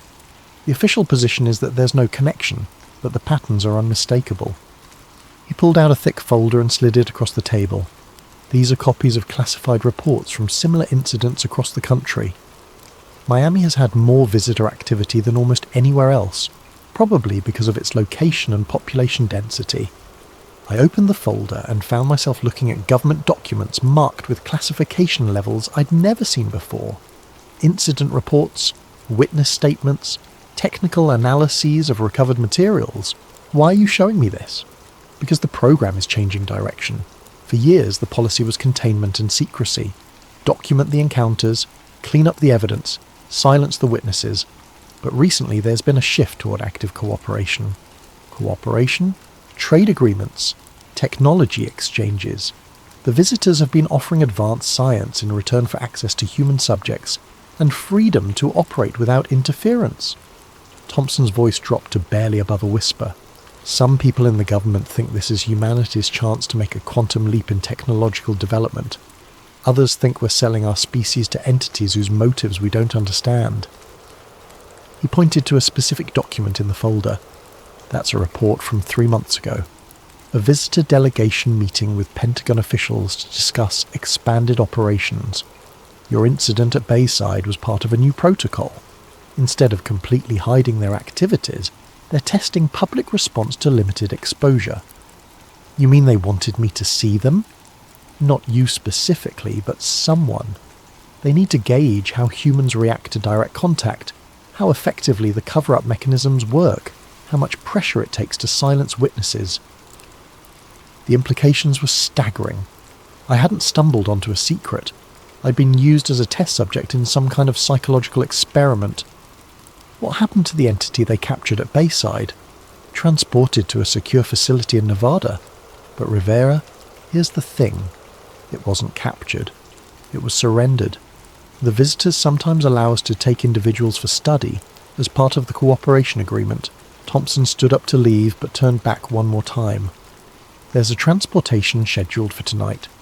They're moving the Bayside specimen to a different facility, and there's going to be a window of vulnerability during the transfer, if someone wanted to document proof of the program. He left an address written on a napkin and walked away without another word. The address Thompson had given me was for a warehouse in the industrial district near the port. According to my research, it was officially owned by a shipping company, but tax records showed it had been leased to a federal agency under a classified contract. I arrived at 11 p.m. and found a position across the street where I could observe the warehouse without being seen. The building was surrounded by a high fence topped with razor wire, and I could see armed guards patrolling the perimeter. At 11:45, a convoy of black vehicles arrived. 3 SUVs and a large truck that looked like it had been modified for special cargo. Federal agents in tactical gear emerged from the vehicles and began preparing for some kind of operation. I'd managed to acquire a camera with a powerful telephoto lens, and I started documenting everything I could see. The agents were using equipment that looked far more advanced than standard law enforcement gear. Devices that glowed with soft light, instruments that seemed to scan the air itself. At midnight they brought out the container. It was roughly the size of a coffin, made from some kind of metallic material that seemed to shift and flow in the light. 2 agents carried it carefully to the modified truck, handling it with the kind of reverence usually reserved for religious artifacts. But as they loaded the container, something went wrong. One of the agents stumbled, and the container tilted at an angle that caused part of its contents to become visible through a transparent section I hadn't noticed before. Through my camera lens, I got a clear view of what was inside. It was the entity from Bayside, but it was awake. Those reflective eyes were open and aware, looking directly through the transparent section toward the warehouse where I was hidden. Even from a distance of several hundred feet, I felt the same electric sensation I'd experienced in the parking lot. The same sense of being observed by an intelligence that was fundamentally alien. But what happened next changed everything I thought I understood about the situation. The entity moved its hand, or what passed for a hand, and placed it against the transparent barrier. Not struggling to escape, not trying to break free, but making what appeared to be a deliberate gesture. It was waving, not at the agents surrounding the container, but at me. Somehow it knew I was there, knew I was watching, and was acknowledging my presence. I kept shooting photographs, documenting every detail of the transfer process. But as the convoy prepared to leave, I noticed something that made my blood run cold. One of the agents had pulled out a device that looked like a tablet computer, but the screen was displaying what appeared to be a real-time satellite view of the industrial district. As I watched through my camera, a red dot appeared on the screen marking the exact building where I was hidden. They knew I was there. The agent with the tablet spoke into his radio, and I saw several other agents begin moving in my direction. I had maybe 2 minutes before they reached my position. I quickly ejected the memory card from my camera and slipped it into my shoe, then grabbed a backup card I'd brought and put it in the camera. If they caught me, I wanted them to find decoy footage that wouldn't reveal what I'd actually captured. But I didn't wait around to be caught. I slipped out of the warehouse through a back entrance and made my way through a maze of industrial buildings, toward where I'd parked my car. Behind me, I could hear the sounds of pursuit, engines starting, radios crackling, the systematic search of a trained tactical team. I reached my car just as the first agent appeared at the end of the alley. Instead of driving toward the main road, which they would certainly be watching, I headed deeper into the industrial district, using my knowledge of Miami's back streets to evade the pursuit. It took me 3 hours of careful driving through residential neighbourhoods and side streets before I was confident I'd lost them. When I finally made it home, I found my apartment had been searched again, but this time they'd left a message. Written on my bathroom mirror in what appeared to be some kind of luminescent ink was a single word: run. I didn't need to be told twice. Within an hour I had grabbed essential documents, the memory card with the photographs, and enough cash to disappear for a while. But before I left Miami, I had one more stop to make. I drove to Bayside Marketplace one last time, parking in the same lot where I'd first encountered the entity 3 months earlier.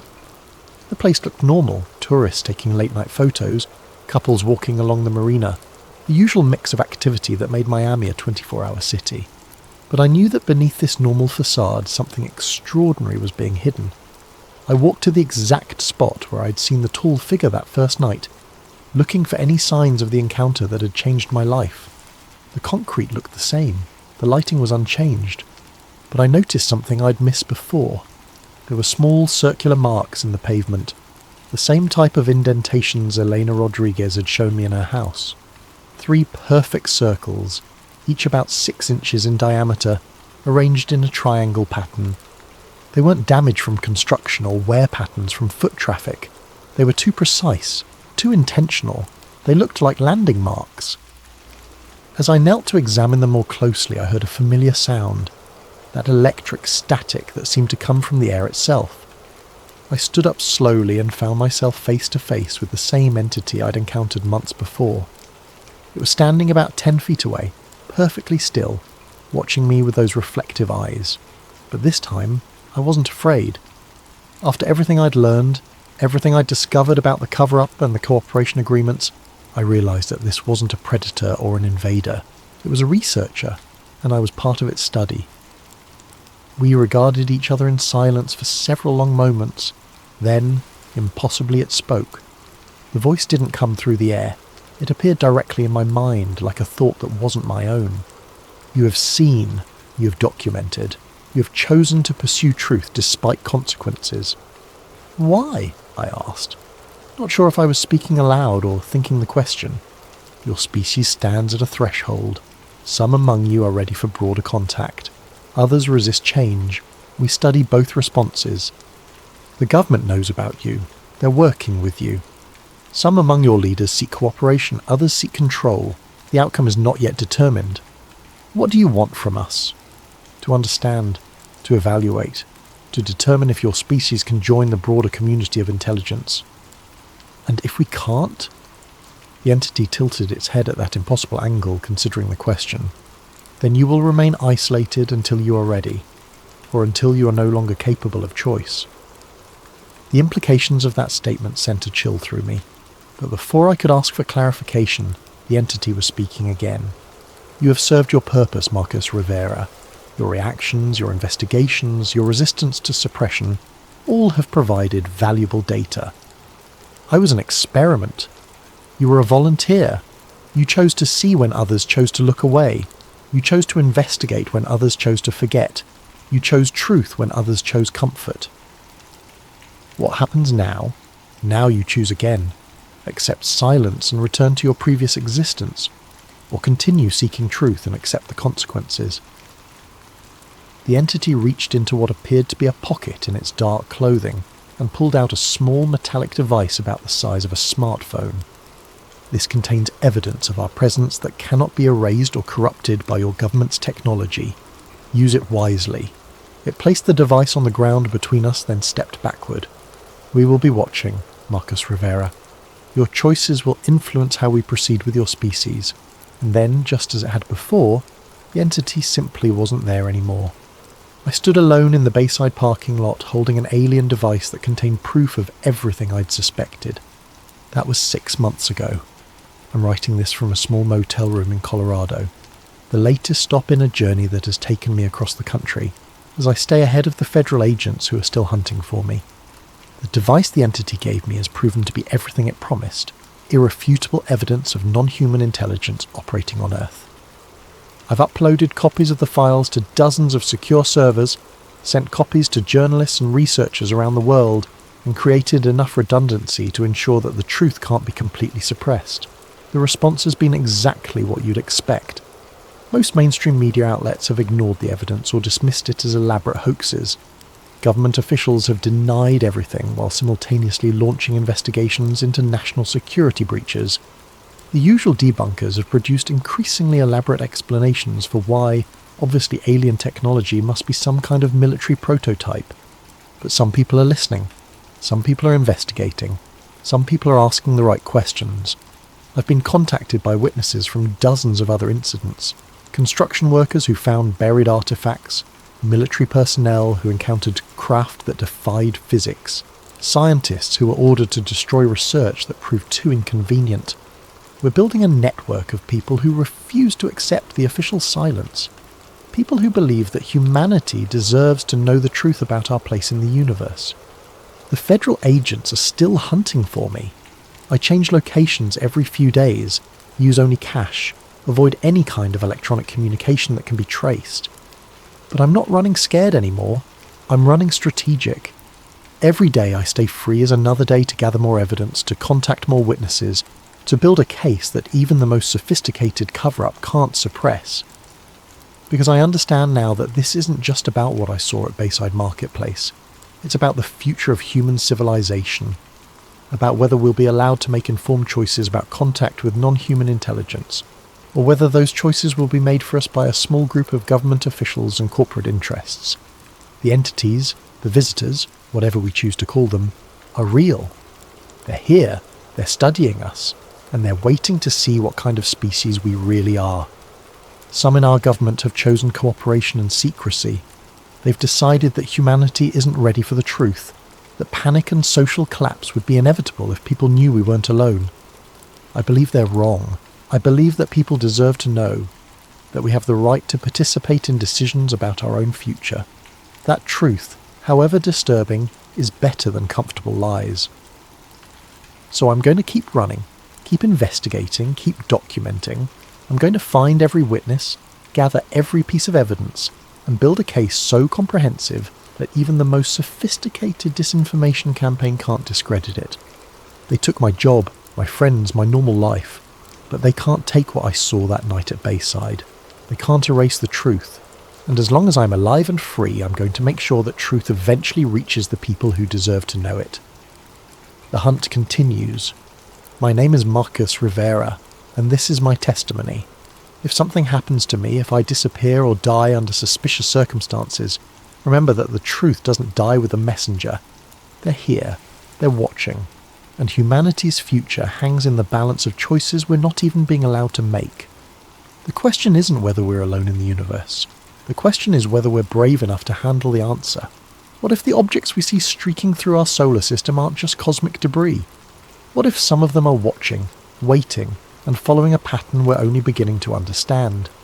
Tonight's story takes us into the world of deep space surveillance, government cover-ups, and the terrifying possibility that we're not alone, and haven't been for decades.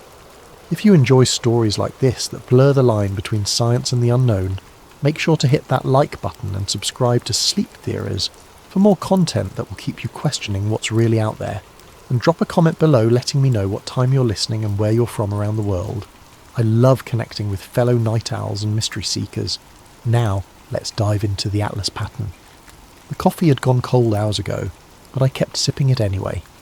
Room temperature caffeine was better than no caffeine, especially when you're staring at endless streams of astronomical data at 3:47 a.m. My name is Marcus Webb, and I'm what you might charitably call a data analyst for the Near-Earth Object Surveillance Network, though glorified pattern-matching drone would be more accurate. Most nights were the same routine: cross-reference orbital trajectories, flag anything that deviated from predicted paths, file reports that maybe 3 people would ever read, asteroids, comets, space junk, It all blurred together into points of light moving predictably through the void. The work was mind-numbing, but it paid the bills and kept me close to the stars I'd loved since childhood. That night was different, though I didn't realise it at first. I was reviewing data from 3I Atlas, the interstellar comet that had been making headlines for the past few months. Unlike most comets that originate from our own solar system, this one had come from deep space, only the third confirmed interstellar visitor we'd ever detected. The media loved stories about cosmic wanderers, and 3I Atlas fit the bill perfectly. Except something was wrong with the data. At first I thought it was an equipment malfunction. Comets develop distinctive comas, those glowing halos of gas and dust, when they get close to the sun. It's basic astronomy. But according to my instruments, 3I Atlas showed no signs of outgassing despite being well within the zone, where it should have been blazing like a celestial torch. I pulled up the trajectory data and felt my stomach drop. The orbital path showed tiny corrections, minute adjustments that were impossibly precise for a chunk of ice and rock tumbling through space. I ran the calculations 3 times, then a 4th, but the result was always the same. 3I Atlas wasn't following a natural ballistic trajectory, it was steering. My hands trembled as I documented everything. Spectral analysis, trajectory corrections, the complete absence of a coma. I cross-referenced the data with our deep space tracking stations and found the same anomalies reflected across multiple observation points. This wasn't instrument error, this was real. I drafted my report with meticulous care, attaching every piece of supporting data I could find. The implications were staggering. If 3I Atlas was under intelligent control, it meant we were being visited by something far more sophisticated than a wandering comet. I encrypted the files and submitted them through official channels, then sat back in my chair and tried to process what I'd discovered. Sleep was impossible. I spent the remaining hours before dawn triple-checking my work, running additional simulations, and preparing for the inevitable barrage of questions that would come once my superiors saw the report. Part of me was terrified, but another part was electric with excitement. This could be the discovery that changed everything. When I arrived at work the next morning, I went straight to my computer to pull up the backup files of my observation log. The screen flickered to life, and my blood ran cold. The entire night's work was gone. In place of my carefully documented anomalies was a single line of text. Instrument error, data invalid, log purged. I tried accessing the backup servers, but every copy had been scrubbed clean. It was as if the past 12 hours of work had never happened. My report had vanished without a trace, leaving no evidence that I'd ever observed anything unusual about 3I Atlas. But I remembered every detail. The trajectory corrections, the missing coma, the impossible precision of its path through space. Someone had wiped my data, but they couldn't wipe my memory. I sat in my cubicle, staring at the blank screen, and realised I was no longer just a data analyst.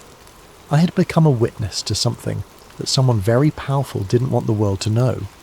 The question was, what was I going to do about it?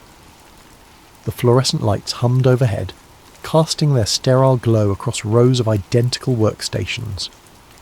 My colleagues went about their morning routines, oblivious to the fact that evidence of possible extraterrestrial intelligence had been discovered and then systematically erased overnight. I wanted to scream, to shake them all and tell them what I'd seen. Instead, I opened a new observation log and tried to pretend that nothing had changed. But everything had changed. I just didn't know how much yet.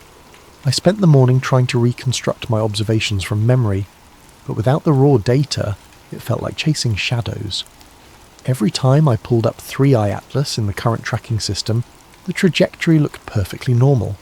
Textbook comet behaviour with no signs of the anomalies I'd documented just hours before. Around lunch, I decided to reach out to Dr. Jennifer Martinez, a colleague at the Palomar Observatory who'd been tracking the same object. If anyone else had noticed the irregularities, it would be her. I kept the email casual, asking about her observations and mentioning that I'd seen some interesting data patterns the night before. Her reply came back within minutes. "Hey Marcus, nothing unusual on our end. Standard comet behaviour all the way. Maybe check your instrument calibration." The dismissal stung, but I couldn't blame her. Without the data to back up my claims, I sounded like another conspiracy theorist seeing patterns in random noise. I spent the afternoon reviewing archived observations, looking for any trace of what I'd seen, but came up empty. When I got home that evening, I went straight to my home office to fire up my personal workstation. If the official channels had been compromised, maybe I could find some trace of the truth in my own files. I'd been in the habit of backing up interesting observations to my personal cloud storage, just in case. The computer took longer than usual to boot up.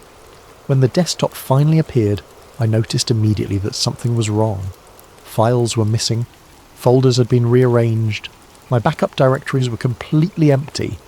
A chill ran down my spine as I checked the access logs.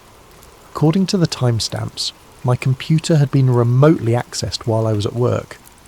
Someone had systematically gone through my personal files and deleted anything related to astronomical observations from the past month. I was reaching for my phone to call tech support when it rang. The caller ID showed an unknown number. "Hello? Marcus Webb?" The voice was calm, professional, with a slight electronic distortion that suggested it was being run through a voice changer. "Who is this?" "Someone who wants to help you avoid making a very serious mistake.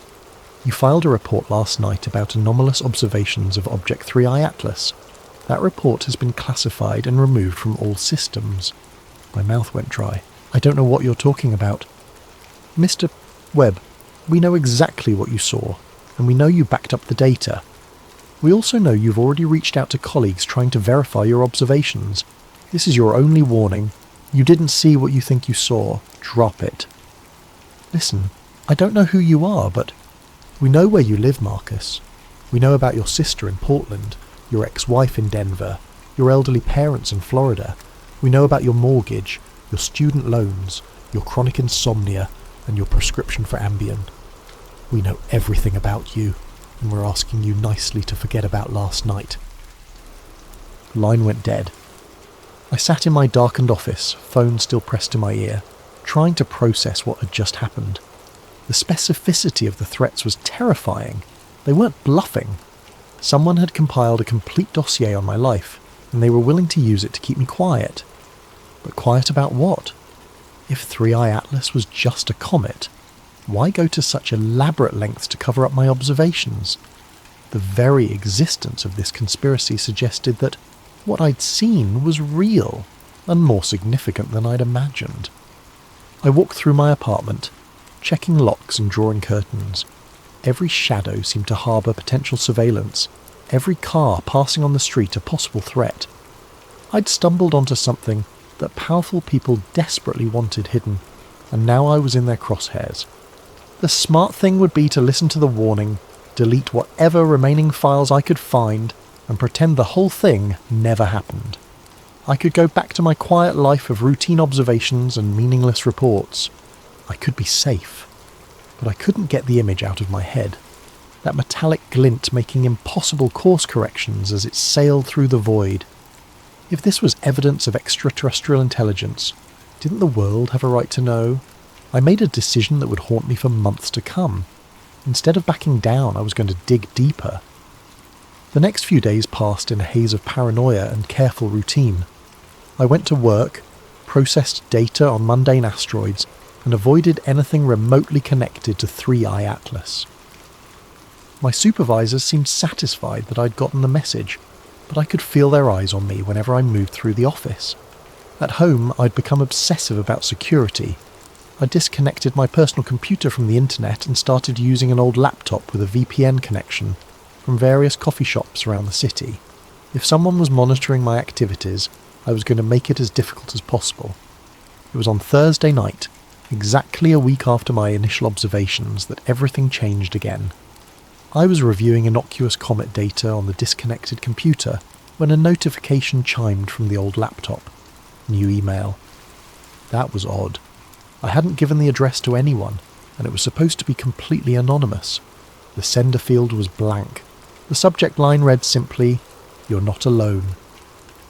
My cursor hovered over the message for several long minutes. Every instinct screamed that this was a trap, another layer of the conspiracy designed to draw me deeper into danger. But curiosity won out, and I clicked. The email contained no text, just a single encrypted attachment. The file name was project_atlas_1987_declassified.pdf. I stared at the screen, heart pounding. 1987. That was decades before the discovery of our first confirmed interstellar visitor. Yet here was a file suggesting that something called Project Atlas had been operational for over 30 years. The decryption key was embedded in the file metadata, almost as if someone wanted to make sure I could access it easily.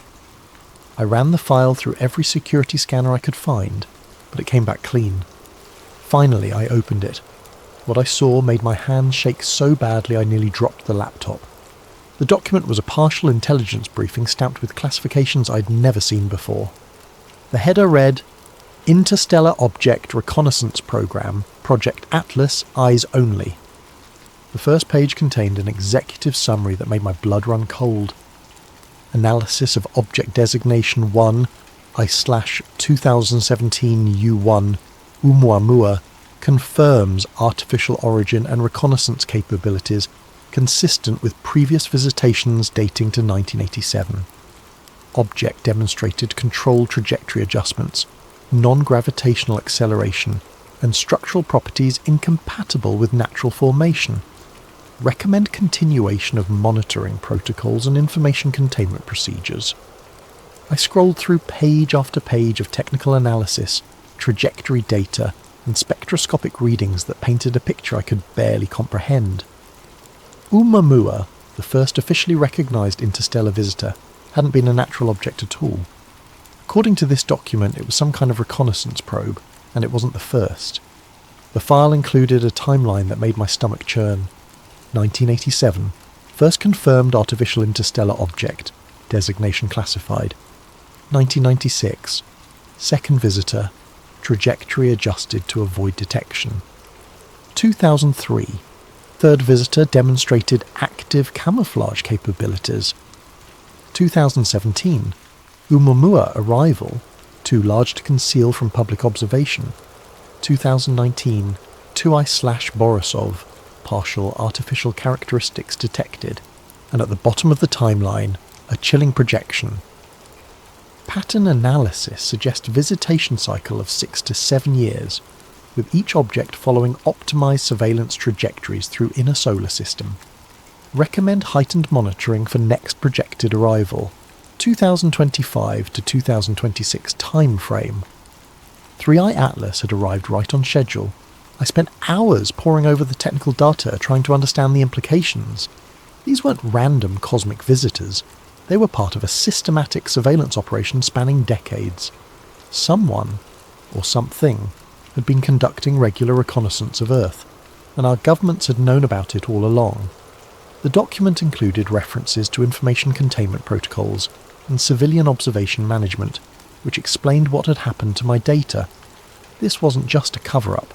It was a well-established system for suppressing any evidence that leaked into public channels. But why give me this information? Who had access to such highly classified material, and why were they willing to risk everything to leak it to a low-level data analyst? I printed the entire document on the coffee shop's printer, then deleted all traces from the laptop. This was too important to trust to digital storage alone.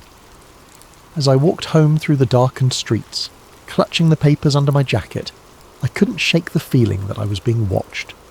The next morning brought a fresh horror. When I arrived at work, my supervisor was waiting at my desk with a grim expression. "Marcus, we need to talk. Conference room 3 now." Inside the sterile meeting room, he laid out a series of photographs across the table. They showed me entering the coffee shop, using the laptop, printing documents, and walking home with a manila envelope under my arm. "We've been very patient with you," he said quietly, "but this ends now. Whatever game you think you're playing, it stops today." I stared at the surveillance photos, realizing just how completely I was outmatched. They'd been watching every move, documenting every attempt to investigate further. The leaked document wasn't help.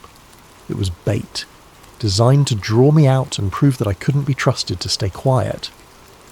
"I don't know what you want me to say," I managed. "I want you to say that you understand. You're a good analyst, Marcus, but you're in way over your head. Take a vacation. 2 weeks, paid leave. Think about whether this job is really the right fit for you. The message was clear. Back off or lose everything. But as I cleaned out my desk under the watchful eyes of security, I couldn't help but smile grimly. They thought they'd caught everything, but they were wrong. Hidden in my apartment was a complete copy of the Project Atlas file, and more importantly, I now knew I wasn't the only one who'd seen through the deception.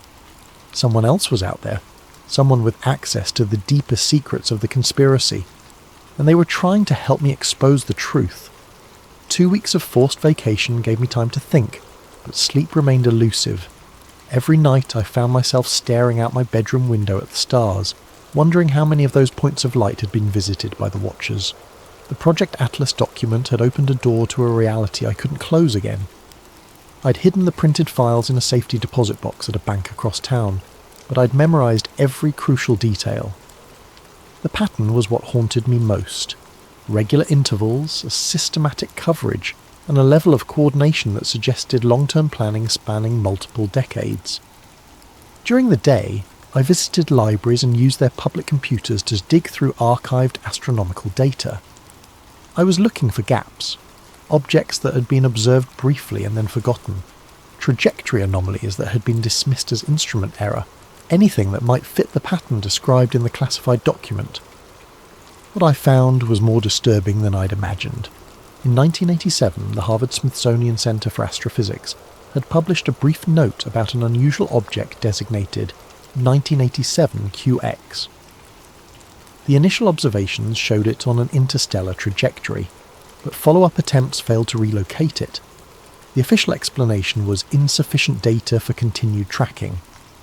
But buried in the technical appendix, I found a reference to anomalous spectral characteristics suggesting metallic composition and non-gravitational acceleration inconsistent with comet outgassing.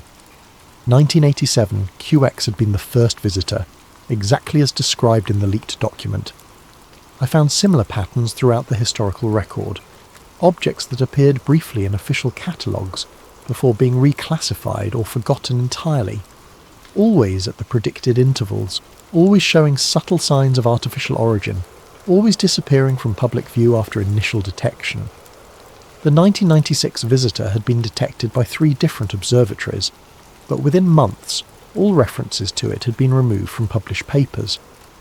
I found fragments in old conference abstracts and preliminary reports, but the object itself had been erased from the official record. By 2003, the concealment efforts had become more sophisticated. That year's visitor never appeared in any public catalogues at all, but I found oblique references to it in budget documents, requesting additional funding for deep space monitoring equipment, and personnel evaluations praising staff for exceptional discretion in sensitive operations. The pattern was undeniable. For over 30 years, someone had been systematically monitoring and covering up evidence of artificial objects entering our solar system. The only question was, who was doing the covering up, and what were they hiding? My research was interrupted by a phone call from an unknown number. I almost didn't answer, but something made me pick up. "Is this Marcus Webb?" The voice was elderly, gravelly, with a slight tremor. "Who's asking?" "Someone who's been watching your library research with great interest. My name is Dr. Harold Peterson. I think we should meet." The name was familiar. I'd seen it referenced in some of the older papers I'd been reviewing. Harold Peterson had been a respected astronomer in the 1980s, specialising in small body observations. His publications had stopped abruptly in 1988. "What do you want?" "I want to show you something that will change how you see everything, but not over the phone. Are you familiar with the old Griffith Observatory parking lot? Meet me there at midnight." Every instinct told me it was a trap, but I'd come too far to turn back now. That night I drove through the winding roads of Griffith Park, checking my rearview mirror constantly for signs of surveillance. The observatory was closed, its parking lot nearly empty except for a few late-night stargazers. Dr. Peterson was exactly what I'd expected. A thin, white-haired man in his 70s, leaning heavily on a walking cane and clutching a worn leather satchel. But his eyes were sharp and alert, and when he spoke, his voice carried the weight of terrible knowledge. You're not the first to notice the pattern, Mr. Webb. I've been tracking it for over 3 decades. The difference is, I learned to keep my mouth shut. We sat on a bench overlooking the Los Angeles basin, the city lights washing out all but the brightest stars. He opened the satchel and withdrew a collection of photographs, charts, and handwritten notes. 1987 was when it all started for me, he said. I was working at Palomar then, part of a team doing systematic surveys of near-Earth objects. We detected 1987 QX on a Tuesday night in October. By Friday our department had been restructured, and I'd been reassigned to different projects. He showed me photographs of the object, grainy black and white images that nonetheless clearly showed an elongated structure with sharp edges and reflective surfaces. Nothing like any natural comet I'd ever seen. They offered me a choice: sign a non-disclosure agreement and continue my career studying harmless asteroids, or maintain my academic integrity and find myself blacklisted from every observatory in the world. I chose my career and I've regretted it every day since. Why are you telling me this now? Because I'm 74 years old, mister. Webb, I have pancreatic cancer, and I'm going to be dead within 6 months. They can't threaten my career anymore, and I'm tired of carrying this secret. He handed me a manila folder filled with documentation I'd never seen before. Internal memos about visitor protocols, budget allocations for special projects, and correspondence between observatories about maintaining operational security. There are more of us out there, he said. Astronomers who've seen things they can't talk about, technicians who've been reassigned after asking too many questions, graduate students whose thesis projects have been mysteriously cancelled. We're scattered, isolated and afraid, but we're not alone. The final document in the folder was a list of names and contact information. 24 astronomers, all with similar stories of suppressed observations and forced silence. At the top of the list was a note in Doctor. Peterson's handwriting. Project Atlas isn't just about covering up alien visitation. It's about preparing for something much bigger. The pattern is accelerating. What do you mean, accelerating? The intervals between visits are getting shorter. The objects are getting larger, and according to my calculations, the next one isn't coming to observe anymore. He pointed up at the stars with a trembling finger. It's coming to stay. We sat in silence for several long minutes, the weight of his words settling over me like a shroud. Finally, I asked the question that had been haunting me since I'd first seen the anomalous data. What do we do about it? Dr. Peterson smiled grimly. We prepare for the possibility that our governments have been lying to us for 37 years, and we get ready to find out what they've really been hiding. As I drove home that night, the list of names burning like a coal in my jacket pocket, I realised that my journey was far from over. I thought I was investigating a simple cover-up, but I was actually uncovering something much more complex and terrifying. The watchers in space weren't just visitors passing through our solar system. They were scouts, preparing the way for something bigger. And soon, we were going to find out what that something was.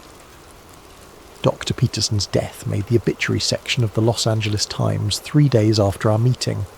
Noted astronomer Harold Peterson, 74, died, peacefully in his sleep after a brief illness. No mention of his decades of research or his role in early deep space observations.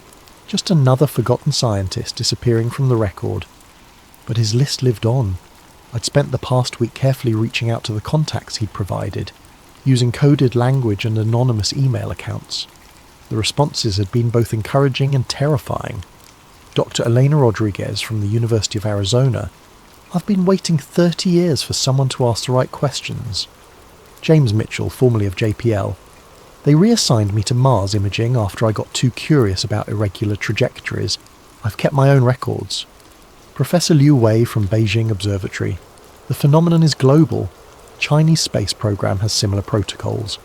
Each conversation revealed another piece of the puzzle. The conspiracy wasn't limited to American institutions. It was an international effort involving every major spacefaring nation. The implications were staggering. My unofficial network was coming together just in time for the Southwest Astronomical Conference in Phoenix. It was perfect cover. Hundreds of professional and amateur astronomers gathering to discuss recent observations and share data. If I was careful, I could meet with several of my contacts without raising suspicion. I registered under my real name and booked a flight to Phoenix, trying to maintain the appearance of normal professional activity. But as I packed for the trip, I couldn't shake the feeling that I was being watched. Cars seemed to linger too long outside my apartment. The same face appeared in multiple coffee shops. Paranoia, maybe, but the events of the past month had taught me to trust my instincts. The conference was held at a sprawling resort complex in Scottsdale, with sessions scattered across multiple buildings and hundreds of attendees milling about between presentations. Perfect for discreet meetings, but also perfect for surveillance. I'd arranged to meet Dr.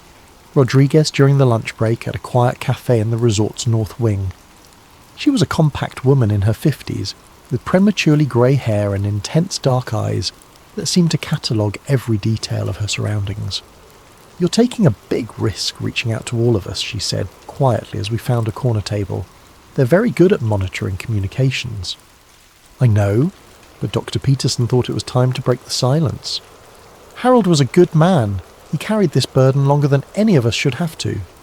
She slid a thin tablet across the table. "I've compiled everything I could recover from my observations in 1996. The trajectory data alone should be enough to prove artificial control."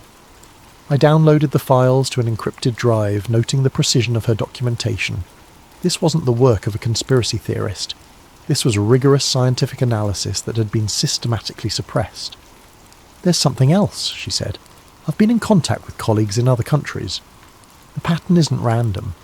These objects are conducting systematic reconnaissance of our entire solar system, mapping resources, defensive capabilities, population centres. For what purpose?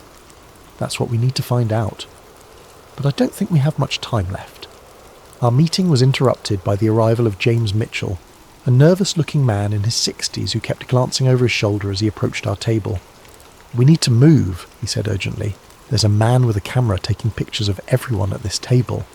Black suit, earpiece, sitting by the fountain. I turned casually and spotted him immediately. Too well dressed for a conference, too alert for a tourist. Our eyes met for a split second before he looked away, but I'd seen enough to know we were blown. "How did they find us so fast?" Dr. Rodriguez whispered. "Doesn't matter," Mitchell replied. "What matters is getting out of here before they decide we're too dangerous to monitor passively." We separated and left through different exits, but the damage was done. My cover was blown, and now they knew I was actively building a network of suppressed witnesses. As I walked back to my hotel room, I could feel eyes on me from multiple directions. That evening I attended a presentation on deep space observation techniques, trying to maintain the appearance of normal conference activity. But my mind was racing, processing everything I'd learned and trying to anticipate their next move. The answer came sooner than expected. When I returned to my room at 11 p.m, the door was slightly ajar. I pushed it open slowly, reaching for the light switch, and froze. My room had been systematically searched. Every piece of luggage had been opened, every pocket turned inside out. My laptop was missing, along with the encrypted drives containing the leaked documents. But they'd left something behind. A single photograph on the bed. It showed me sitting at the cafe with Dr. Rodriguez and Mitchell, all three of us clearly identifiable. Written across the bottom in red ink, "Last warning." I grabbed my passport and the few items they'd left behind and got out of there immediately. The hotel lobby was filled with conference attendees, but I could spot at least 3 people who didn't belong, too alert, too focused on me specifically. I made it to my rental car and drove straight to the airport, abandoning my scheduled return flight for the first available departure to anywhere. As the plane lifted off, I watched Phoenix's lights disappear below and tried to process how completely my life had changed.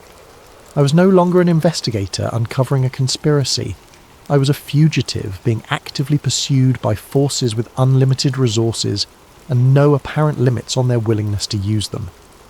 But I'd also gained something invaluable, proof that I wasn't alone and confirmation that the pattern was real. Whatever was coming, there were others who'd been preparing for it, and together we might stand a chance of exposing the truth. The question now was whether we could do it before they silenced us all permanently.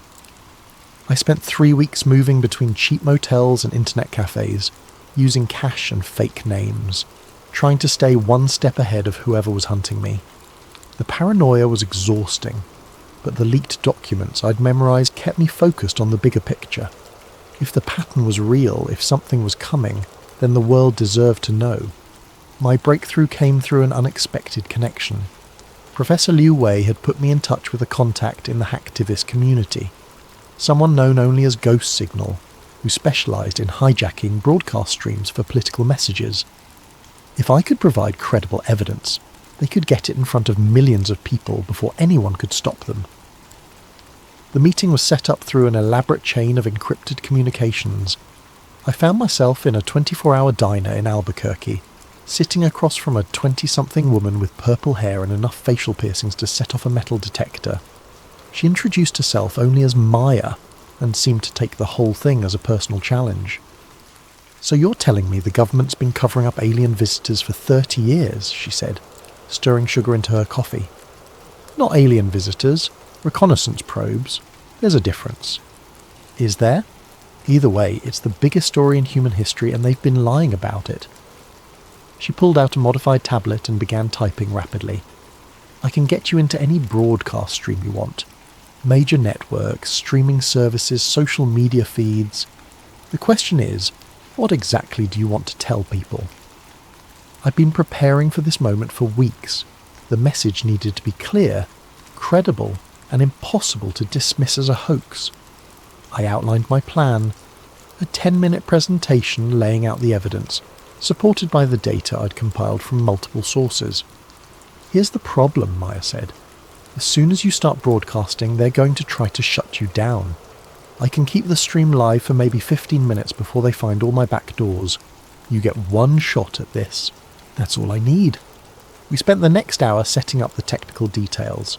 Maya would hijack a popular astronomy livestream during peak viewing hours, giving me access to an audience already interested in space-related content. The broadcast would go out simultaneously across multiple platforms, making it harder to suppress completely. "One more thing," she said as we prepared to leave. "Once this goes live, there's no going back. They'll know exactly who you are and where you are. You sure you're ready for that?" I thought about Dr.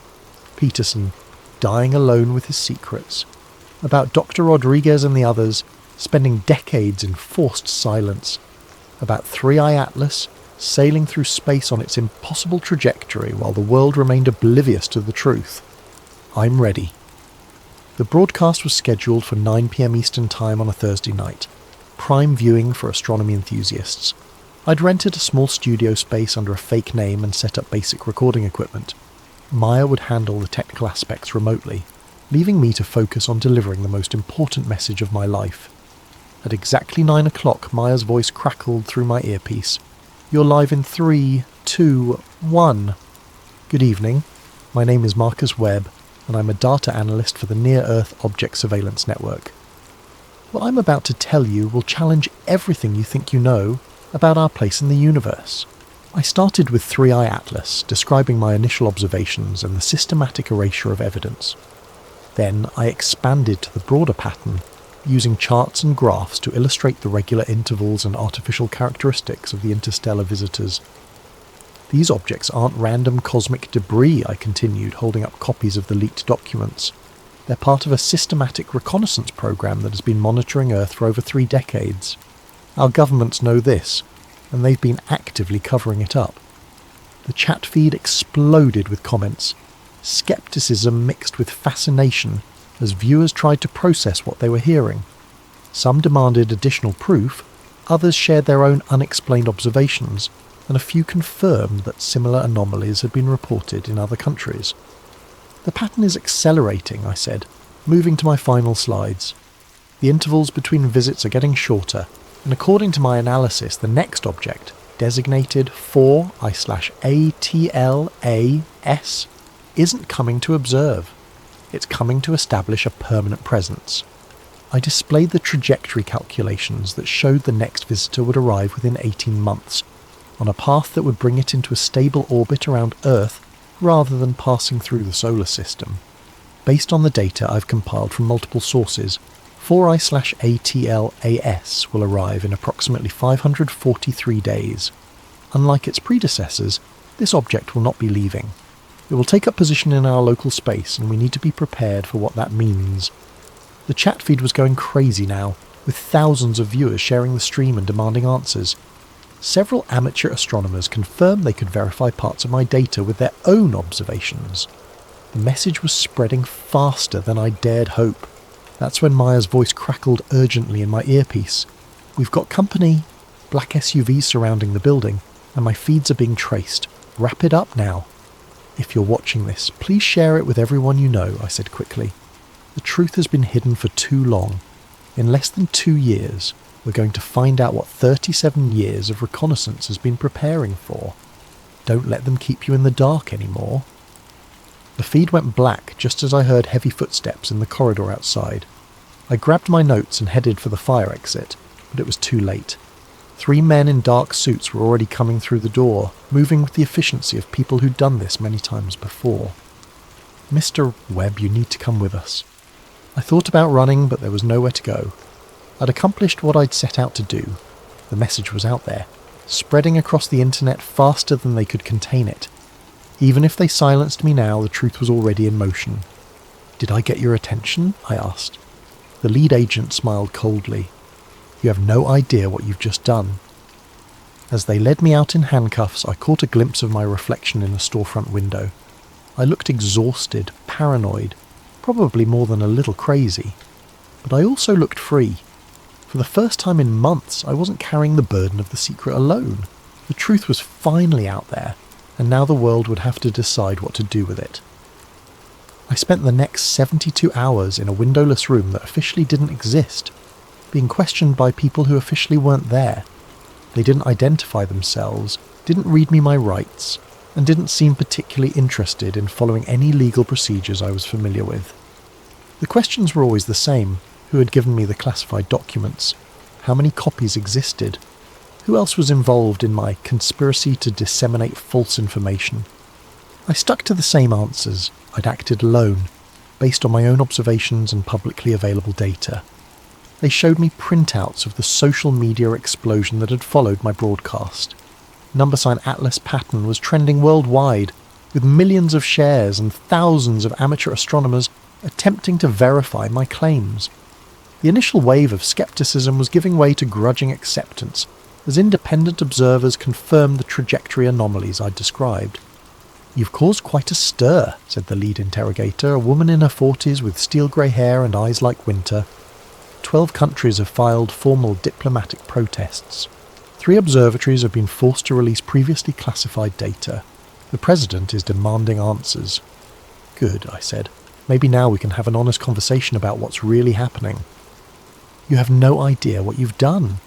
Do you think we've been keeping this secret for fun? Do you think there isn't a reason for the careful management of this information?" For the first time I detected something other than cold professionalism in her voice. There was fear there, carefully controlled but unmistakable. "Then tell me the reason," I said. She was quiet for a long moment, studying my face as if trying to decide something important. Finally she spoke. "The reason is panic, Mr. Webb. The reason is the complete collapse of social order when 6 billion people realise they're not alone in the universe and that their governments have been lying to them for decades. The reason is mass hysteria, economic collapse and the end of civilization as we know it. People have a right to know. People have a right to survive. And sometimes those 2 rights are incompatible." She pulled out a tablet and showed me a series of news reports from the past few days. Stock markets crashing as investors fled anything connected to space technology. Religious leaders declaring the end times. Protest movements demanding government transparency. Military bases around the world placed on high alert. "This is just the beginning," she said. "Your little broadcast has started something that none of us can control anymore. I hope you're proud of yourself." They released me that evening without explanation, dropping me off at a bus station in a city I didn't recognise with nothing but my wallet and a warning to maintain a low profile. As I waited for a bus back to Los Angeles, I checked my phone for the first time in 3 days. The internet had exploded. My broadcast had been downloaded millions of times before the original streams were taken down. Amateur astronomers around the world were confirming the trajectory anomalies. Government officials were being pressed for statements, offering carefully worded non-denials that only fueled more speculation. But there was also a disturbing counter-narrative emerging. Professional debunkers were dissecting my presentation, pointing out inconsistencies and questioning my credentials. News outlets were running pieces about dangerous conspiracy theories and the psychology of false pattern recognition. My personal life was being scrutinised, with emphasis on my history of insomnia and anxiety medication. By the time I made it back to Los Angeles, the story was already shifting. The initial excitement was fading, replaced by sophisticated disinformation campaigns that made my claims seem increasingly implausible. Fake documents were circulating that contradicted my evidence. Expert witnesses were appearing on news programs to explain how natural phenomena could account for the observed anomalies. The cover-up was adapting, evolving to contain the damage I'd caused. I found my apartment exactly as I'd left it, but something felt different. The locks hadn't been changed. Nothing appeared to be missing, but there was a subtle wrongness that I couldn't quite identify. It wasn't until I checked my computer that I understood. Every file related to my investigation was gone, replaced by different versions that told a completely different story. The trajectory data now showed normal comet behaviour. The leaked documents appeared to be obvious forgeries. My own research notes had been altered to make me look delusional. They weren't just discrediting my story, they were gaslighting me on a personal level, making me question my own memories and observations. But they'd made one mistake. Hidden in a safety deposit box across town were the original printed documents Doctor Peterson had given me, physical proof that couldn't be digitally altered. As long as those papers existed, I had evidence that the conspiracy was real.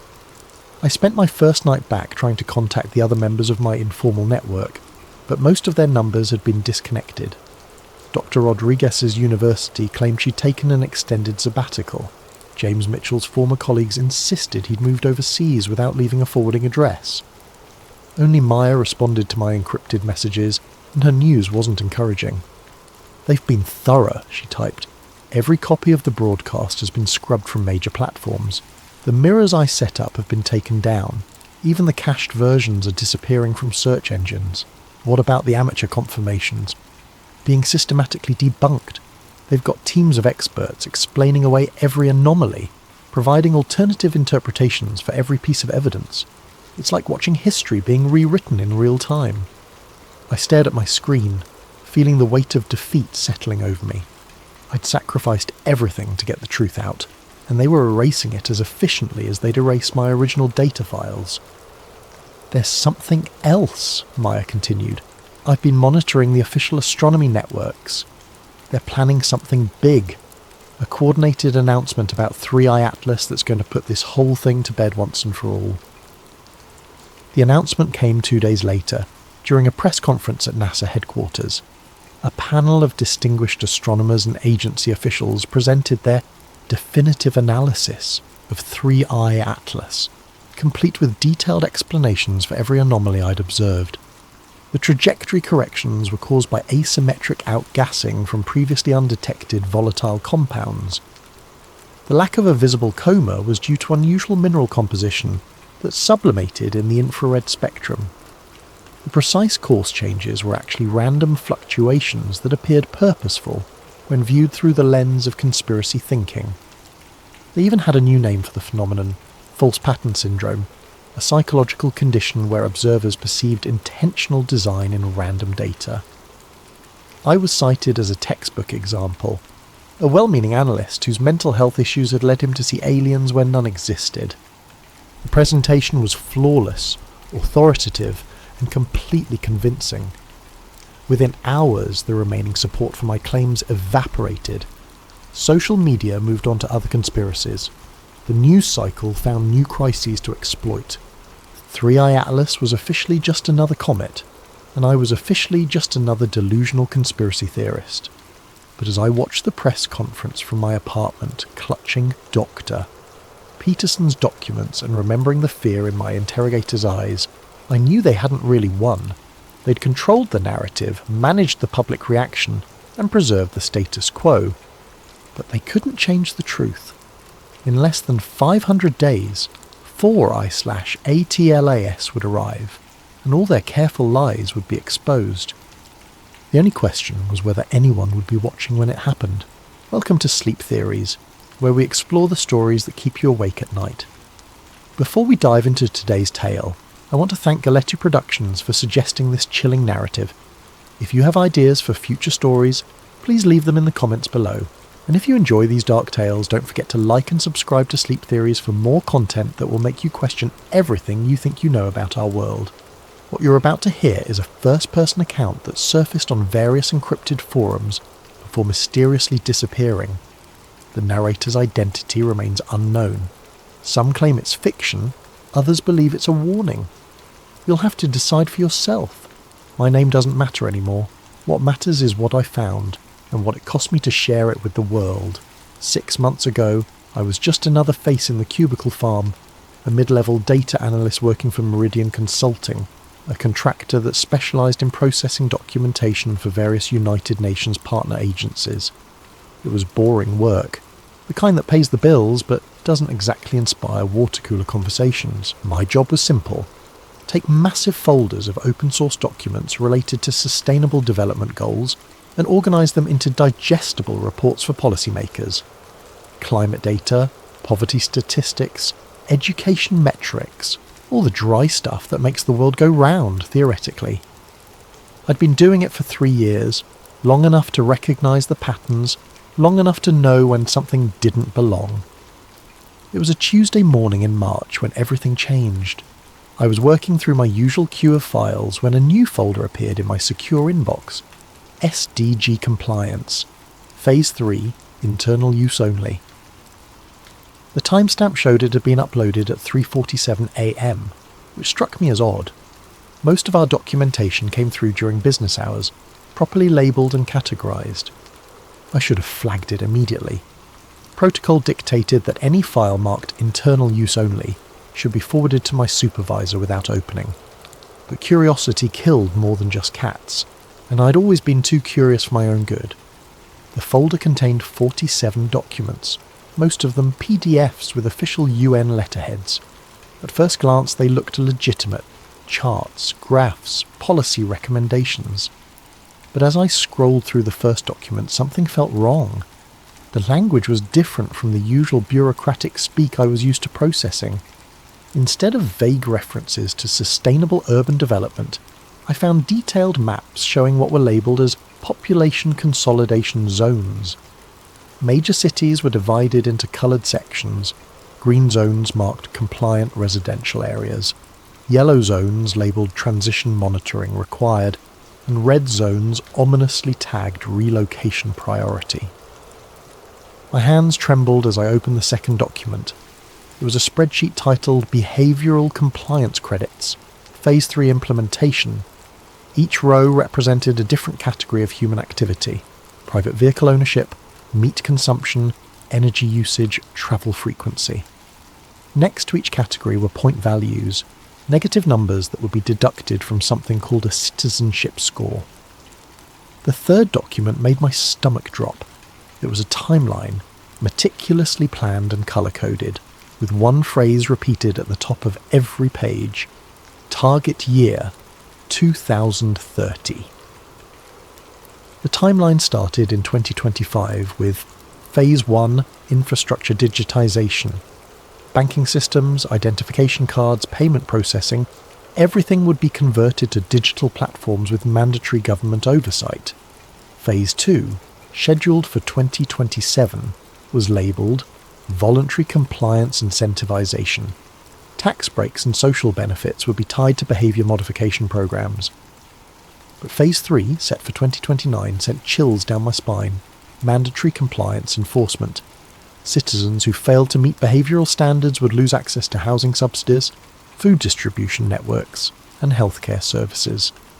The document coldly referred to this as natural selection through administrative channels. I found myself reading the same sentences over and over, trying to make sense of what I was seeing. This couldn't be real. The United Nations was supposed to be about humanitarian aid and international cooperation, not population control and behavioural manipulation. But the documents were too detailed, too specific to be fake. They referenced real programs I'd seen in previous reports. Smart city initiatives in Toronto, digital identity pilots in Amsterdam, carbon credit systems being tested in Singapore. All of it was presented as voluntary, progressive and environmentally conscious. But according to these files, it was all preparation for something much darker. The final document in the folder was a memo dated just 2 weeks earlier. It was addressed to regional coordination directors and signed by someone with the title Under Secretary for Compliance Architecture. The subject line read, Accelerated Timeline Approval, Operation Sustainable Transition.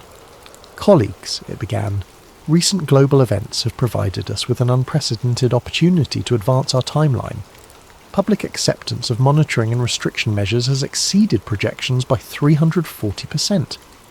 We are therefore moving to implement Phase 3 protocols 18 months ahead of schedule. All regional coordinators should prepare their populations for the transition to mandatory compliance by Q4 2029.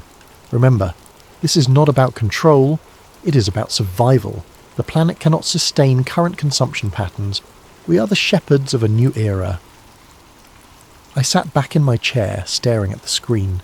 The cursor blinked in the search bar, waiting for my next move.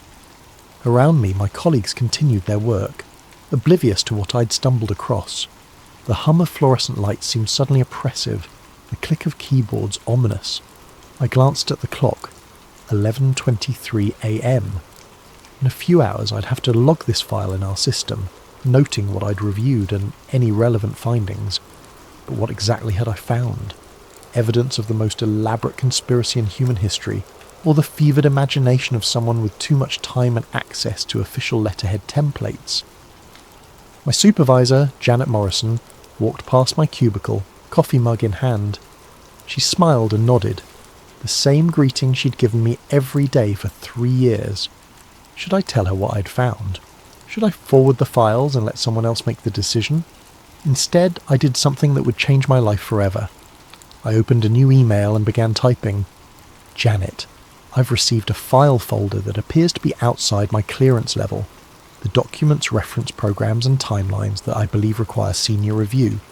Should I forward this to you, or is there a specific protocol for handling classified materials that I'm not aware of? Please advise. Mark. I read the email 3 times before hitting send. It was professional, cautious, and documented my discovery without making accusations. If this was all legitimate, I'd followed proper channels. If it wasn't, well, at least I'd have a paper trail showing I'd tried to do the right thing. The email showed as delivered at 11:31 a.m. I saved the documents to a secure folder on my desktop and logged out for lunch, trying to act normal despite the growing knot in my stomach. When I returned from my sandwich and a walk around the block, Janet hadn't responded to my email. That wasn't unusual. She often got caught up in meetings and didn't check messages until late afternoon. But as the day wore on and 5 p.m. approached, I began to worry. At 5:47 p.m, my computer chimed with a new message. But it wasn't from Janet. It was an automated system notification. File access revoked. Classification updated to restricted. Contact administrator for additional information. When I tried to open the folder containing the documents, I got an error message. Access denied. Insufficient privileges. I sat there for a long moment staring at the screen. Then I packed up my things, said goodnight to the security guard, and drove home with one thought echoing in my head. What the hell had I just gotten myself into? That night, I barely slept. Every car that drove past my apartment seemed to slow down. Every creak of the building settling made me jump. I kept telling myself I was being paranoid, that I'd simply stumbled across some routine planning documents that were above my pay grade. But deep down, I knew I'd seen something I wasn't supposed to see, and someone somewhere now knew that I'd seen it. I arrived at work the next morning 15 minutes early, hoping to catch Janet before the day got busy. Her office was dark, which wasn't unusual. She typically arrived around 9 a.m, preferring to avoid rush hour traffic. I settled into my cubicle and tried to focus on routine tasks while waiting for her response to my email. At 9:30, Janet still hadn't arrived. Her assistant, Maria, seemed unconcerned when I asked about her whereabouts. She had an early meeting downtown, Maria said, without looking up from her computer. Something about a new contract. She'll probably be in after lunch. But Janet never showed up that day, or the next. By Thursday, Maria was fielding calls from confused clients and increasingly worried family members. Family emergency, she kept saying, but her voice lacked conviction. She'll be back early next week. That's when I noticed my computer had been acting strangely. Programs were loading slower than usual, and several files I'd been working on had vanished from my desktop. When I tried to access my email archives, I discovered that my entire inbox from the previous week had been deleted, including my message to Janet. The IT department claimed it was a routine system update that had caused some data loss, but they couldn't explain why only certain files were affected, or why the deletions seemed to target specific date ranges. "These things happen," the technician said with a shrug. "That's why we tell everyone to back up important files." But I hadn't lost everything. Hidden in a rarely used folder buried deep in my directory structure, I found fragments of the documents I'd viewed. Not the complete files, but screenshots I'd taken without realizing it when my screen capture software had malfunctioned the day I first opened the folder. The images were partial and pixelated, but they showed enough to confirm that I hadn't imagined it all. Population consolidation zones, behavioural compliance credits, the 2030 target date. I was studying these fragments when my cubicle neighbour, Tom Rivera, leaned over the partition that separated our workstations. Tom was a junior analyst who'd started 6 months after me. We'd shared coffee breaks and complained about deadline pressures, but we weren't particularly close. "Hey," he whispered, glancing around nervously. "Can I ask you something weird?" I minimised my screen and nodded. "Did you happen to see anything strange in your files last week? Like documents that seemed out of place?" The question sent a chill through me. "What kind of document?" Tom looked around again, then rolled his chair closer. "I got this folder by mistake, I think. Had all these maps and charts about moving people around, controlling where they could live and work. Really creepy stuff." "What did you do with it?" "Forwarded it to my supervisor, just like protocol says. But then," he paused, lowering his voice even further. "Then my supervisor disappeared, just like Janet. And this morning, my computer was completely wiped. Like everything. They gave me some story about a virus, but I know that's not what happened." We stared at each other for a moment, both understanding that we'd stumbled into something much larger than either of us had realised. "Listen," Tom continued, "I printed out a few pages before I forwarded the files. You know, just in case my supervisor had questions about the content. I still have them at home. Tom, if what we saw is real, then we're probably in serious trouble just for talking about it." He glanced at the empty supervisor offices. "Look, I'm getting scared. First the files, then the disappearances, now the data wipes. Someone really doesn't want us to know what we saw. I made a decision that would haunt me for months. Meet me for coffee after work. The place on 5th Street, across from the library. We need to figure out what's going on." The rest of the day crawled by. I couldn't concentrate on my assigned tasks, constantly checking over my shoulder and jumping every time someone walked past my cubicle. At lunch, I took a walk to the local print shop and made copies of the screenshot fragments I'd found, storing the originals in a safety deposit box I'd opened on impulse. When 5 p.m. finally arrived, I packed up quickly and headed for the coffee shop. Tom was already there, sitting in a corner booth with his back to the wall. He looked like he hadn't slept much. "This is crazy," he said as I sat down. "I keep thinking we should just drop it, pretend we never saw anything. But we did see it. The people are disappearing." Tom nodded grimly and slid a manila folder across the table. "I printed these Tuesday night before everything went to hell." The folder contained 8 pages of documents similar to what I'd seen. Maps of major cities divided into coloured zones, a budget allocation chart for something called Voluntary Relocation Assistance Programs. Most disturbing was a page titled Resistance Mitigation Strategies that outlined plans for dealing with what it called non-compliant population segments. "Look at the dates," Tom said. pointing to timestamps in the corner of each page. These were created last month, but they reference events scheduled for next year. It's like they're planning everything in advance. Planning what exactly? Tom pulled out his phone and opened a news app. I've been researching all day. Look at this. He showed me article after article about new government initiatives, mandatory digital health passes, carbon credit systems tied to personal banking accounts, smart city infrastructure projects that included extensive surveillance networks. Every single one of these programs is mentioned in the documents we saw, he said, but in the news, they're presented as separate voluntary initiatives for public safety and environmental protection. Nobody's talking about how they all connect. I thought about the timeline I'd seen, the careful progression from voluntary compliance to mandatory enforcement. What if they're not separate initiatives? What if it's all part of a larger plan? Tom's phone buzzed. He glanced at the screen and went pale. What is it? Text from an unknown number. He showed me the message. Stop digging or join your supervisors. We sat in stunned silence for a moment. Then Tom stood up abruptly. I'm done. This is too dangerous. Tom, wait. No, I should never have gotten involved. I'm going home, and tomorrow I'm requesting a transfer to a different department. I suggest you do the same. He left the folder on the table and walked out, leaving me alone with documents that could either be the ravings of a conspiracy theorist or evidence of the largest social engineering project in human history. I walked home through streets that suddenly seemed full of cameras and sensors, wondering if I was being watched, if every step was being recorded and analysed by systems I was only beginning to understand. When I got to my apartment, I found a note taped to my door. Package delivered to management office. But I hadn't ordered anything, and when I checked with the building manager, there was no package waiting for me. The note was dated that morning, written in handwriting I didn't recognise. That night, I made another impulsive decision. I drove to an internet cafe on the other side of town and used a public computer to create anonymous email accounts on several platforms.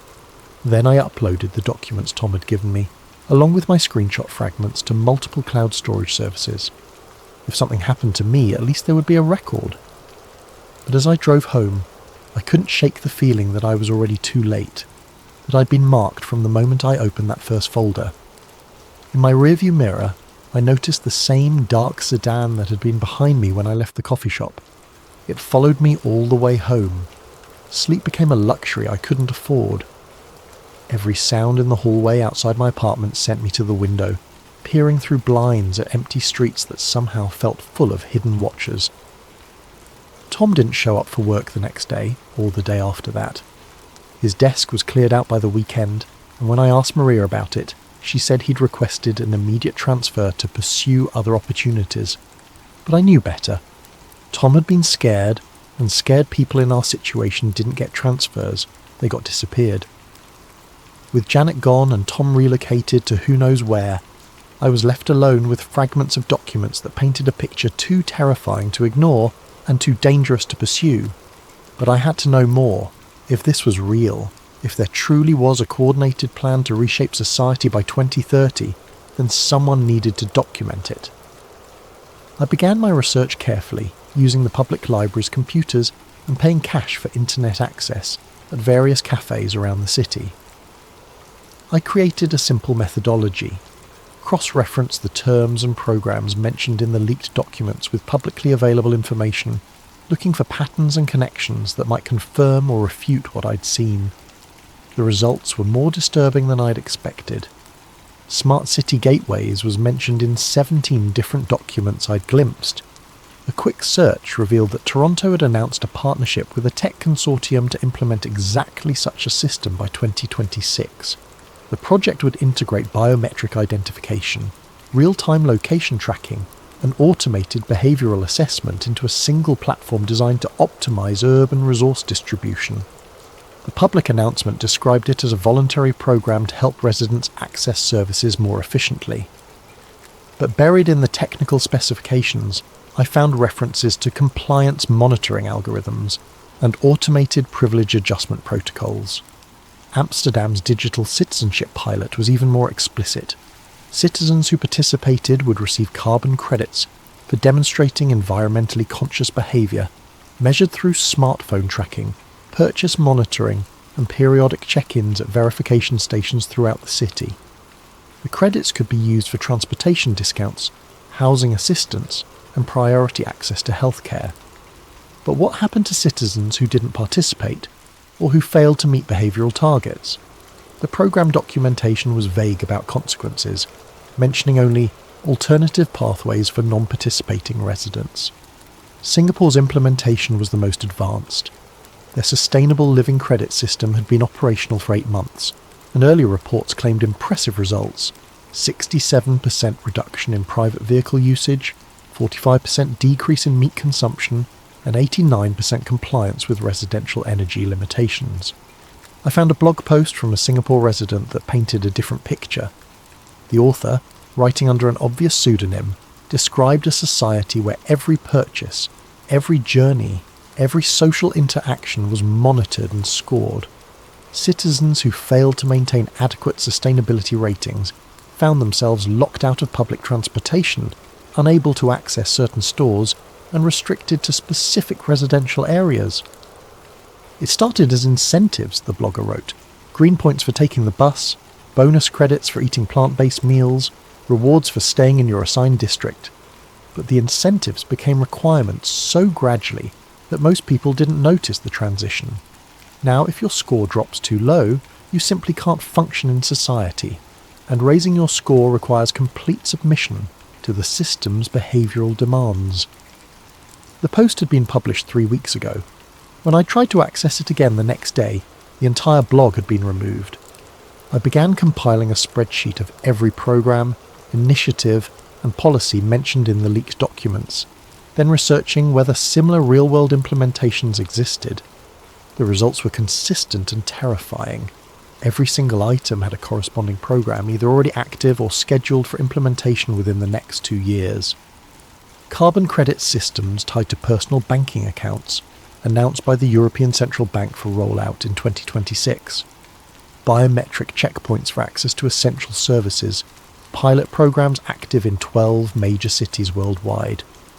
Residential assignment based on compliance scores, being tested in 3 countries under the guise of efficient housing allocation. Digital identity requirements for all online activities. Legislation pending in multiple jurisdictions to combat misinformation and ensure digital safety. The pattern was unmistakable. What appeared to be separate, well-intentioned programs were actually components of a comprehensive system designed to monitor, control, and modify human behaviour on a global scale, and they were all scheduled to reach full implementation by 2030. But the most chilling discovery came when I researched the organisational structure behind these initiatives. Many of the programs were funded through the same consortium of international organisations, tech companies, and government agencies. The same names appeared on advisory boards and implementation committees across different countries and continents. One name appeared particularly frequently: the Sustainable Future Institute, a think tank founded in 2019 with substantial backing from several major philanthropic foundations. Their published research covered everything from climate change mitigation to urban planning optimization. All of it sounded reasonable and beneficial, but when I dug deeper, I found connections to government contracts for surveillance technology, behavioural modification research, and something called Population Management Systems Architecture. The Institute's founder, a former UN administrator named Dr. Catherine Voss, had given speeches advocating for necessary sacrifices in individual autonomy to ensure species survival. In a 2023 interview, she'd said, "Democracy and freedom are luxuries we can no longer afford.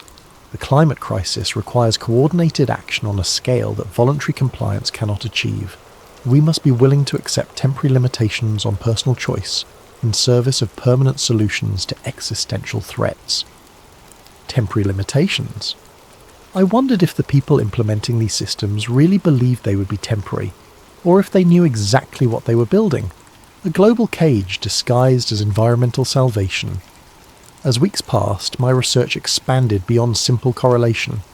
I began mapping the financial relationships between organisations, tracking personnel movements between government agencies and private companies, documenting the timeline of policy implementations across different countries. What emerged was a picture of unprecedented coordination. The same small group of organisations was driving policy changes on every continent, using local governments as implementation vehicles for a globally designed system. But I was still missing crucial pieces of the puzzle. The documents Tom and I had seen referenced enforcement mechanisms that went beyond social credit scores and access restrictions.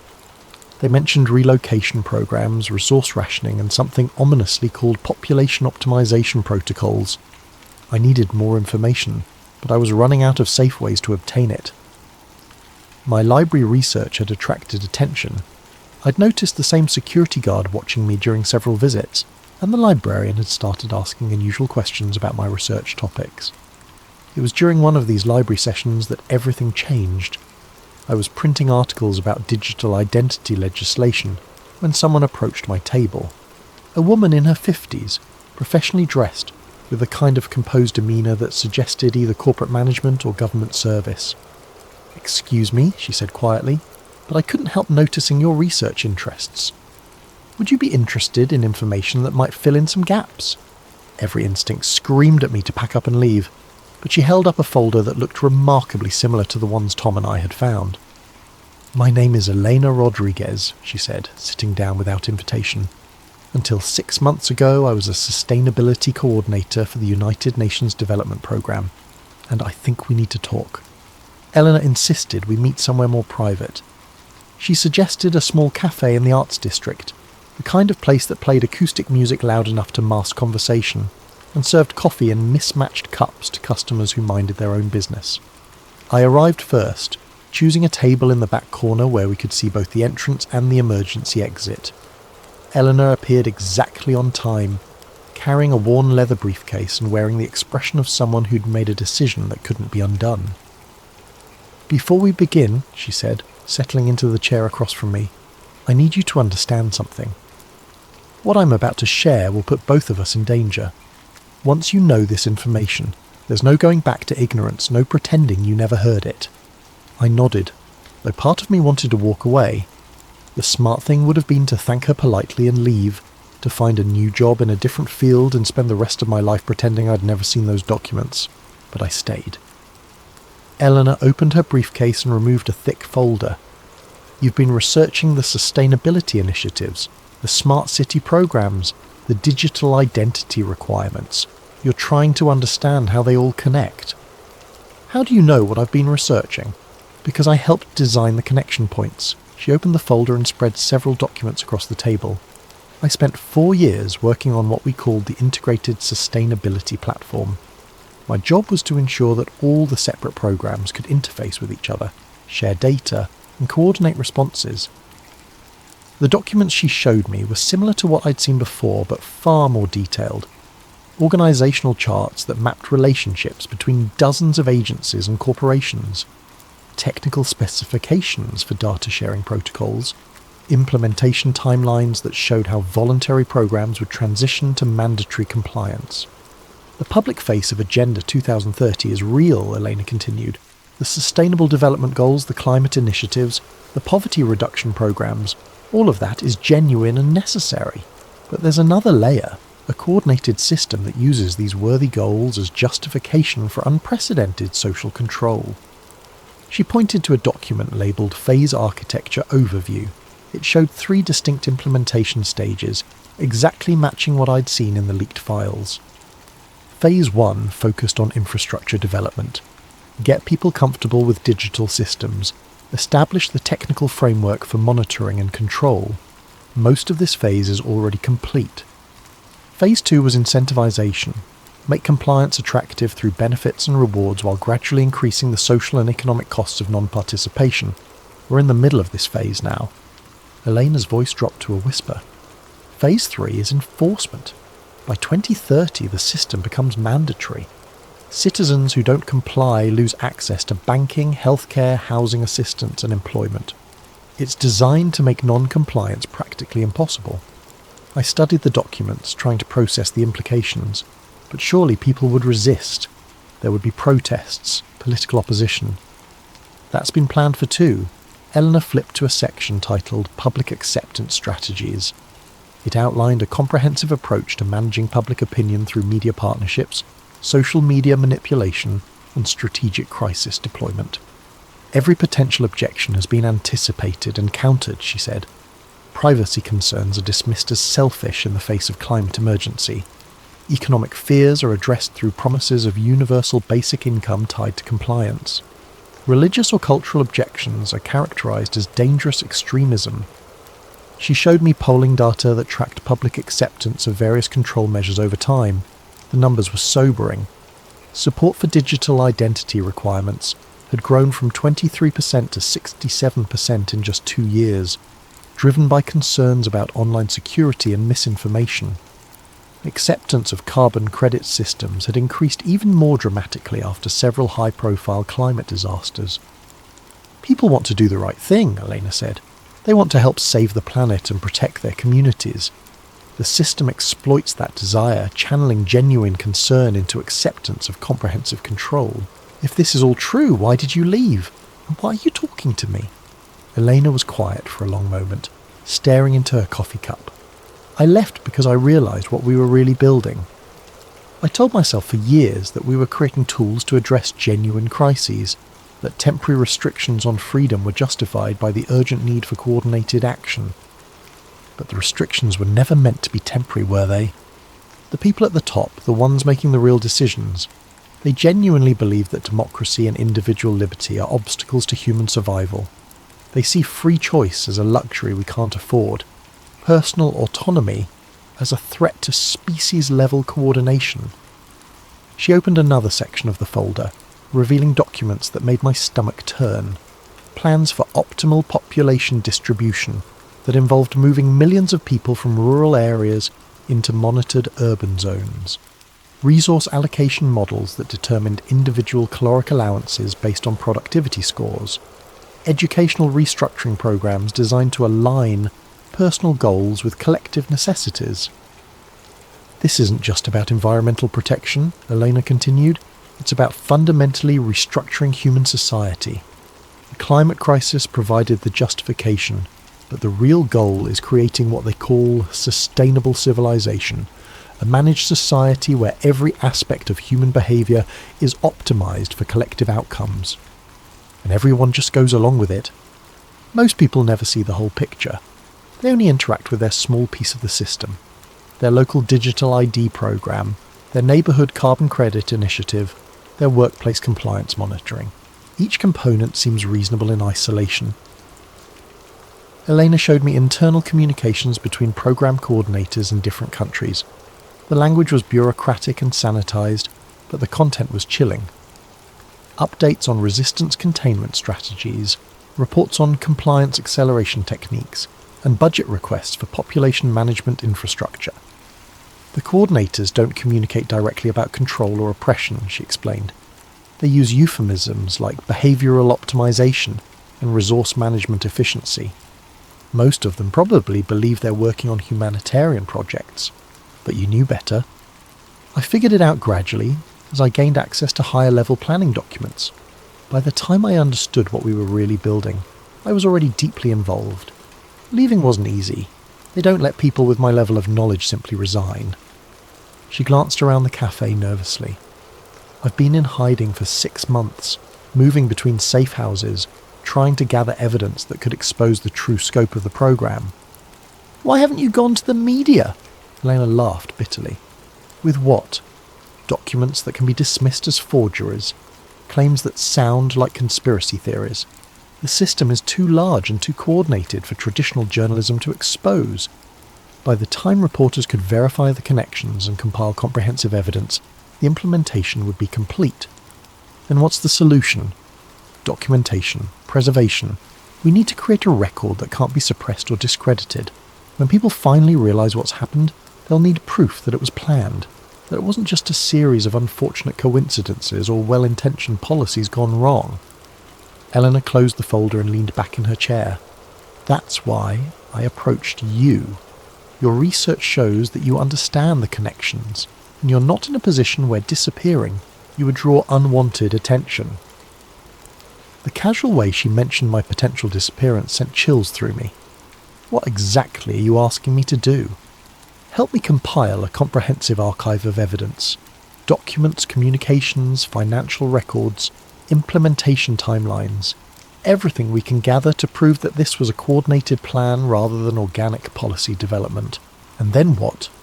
Then we find a way to preserve that archive until people are ready to see the truth. Elena stood up, leaving the folder on the table. Think about it. But don't take too long. The implementation is accelerating and opportunities to document it are disappearing. She walked away, leaving me alone with documents that confirmed my worst fears about the scope and coordination of what I'd discovered. As I packed the folder into my bag, I noticed that my hands were shaking. Outside the cafe I looked for Elena, but she had already vanished into the crowd. I walked home through streets that seemed different now. Every camera and sensor a component of something larger and more threatening than I'd previously imagined. That night I read through Elena's documents 3 times, cross-referencing them with my own research. The evidence was overwhelming and terrifying, but it was also incomplete. We had proof of coordination and planning, but not enough to convince a skeptical public or overcome the sophisticated manipulation strategies the system employed. I made my decision while sitting in my apartment at 2 a.m, surrounded by papers that documented the systematic dismantling of human freedom in the name of planetary salvation. I was going to help Elena build her archive, whatever the cost, because if we didn't preserve the truth, there might not be anyone left who remembered what freedom had looked like. Eleanor and I established a communication protocol using encrypted messaging apps and anonymous email accounts. We met weekly at different locations, libraries, parks, shopping centres, never the same place twice. She provided documents and insider knowledge. I contributed research skills and a growing network of contacts who were beginning to ask uncomfortable questions about the sustainability programs. For 3 weeks, our collaboration produced results. We mapped the financial relationships between implementing organisations, documented the timeline of policy rollouts, and identified key personnel who moved between government agencies and private contractors. The archive grew to include hundreds of pages of evidence showing coordination that extended far beyond what any legitimate policy initiative would require. But our success made us careless. Eleanor was supposed to meet me at a downtown park on a Thursday evening. When she didn't show up after 30 minutes, I assumed she'd been delayed or forced to cancel for security reasons. But when I got home, I found an encrypted message waiting. They know, burning everything. Stay safe. That was the last communication I received from her. The next morning I tried calling the phone number she'd given me, but it went straight to a disconnected signal. Her backup email address returned an error message indicating the account had been terminated. It was as if Elena Rodriguez had never existed, but someone knew she had existed, and someone knew we'd been working together. I returned home from work that Friday to find my apartment door standing slightly ajar. Not wide open, just enough that I could tell it had been disturbed. The lock showed no signs of damage, which meant whoever had entered either had keys or possessed sophisticated lock-picking skills. Nothing obvious was missing. My television, computer equipment and jewellery were all exactly where I'd left them, but my laptop was gone, along with the portable drive where I'd been backing up our research. More disturbing, the folder Elena had given me was missing from the hiding place where I'd secured it.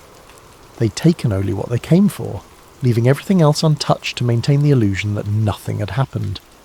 A professional job designed to look like nothing more than a minor break-in where the intruders had been scared away before taking anything valuable. But I knew better. I packed a bag with essentials and checked into a motel across town, paying cash and using a false name. From the safety of that anonymous room, I tried to assess the situation. Eleanor was gone, possibly dead. Our research had been compromised, and whoever was responsible for the break-in now knew that I'd seen evidence of their coordination. The smart thing to do would have been to run. Leave town, find a new job somewhere far away, and hope they'd consider me neutralised without taking more direct action. But I couldn't shake the feeling that running would only delay the inevitable. If Elena had been right about the scope and timeline of the implementation, then there would be nowhere to run. By 2030, the system would be global, and geographic escape would be impossible. The only real safety lay in exposure and resistance. But first, I needed to retrieve the backup files I'd hidden at the bank.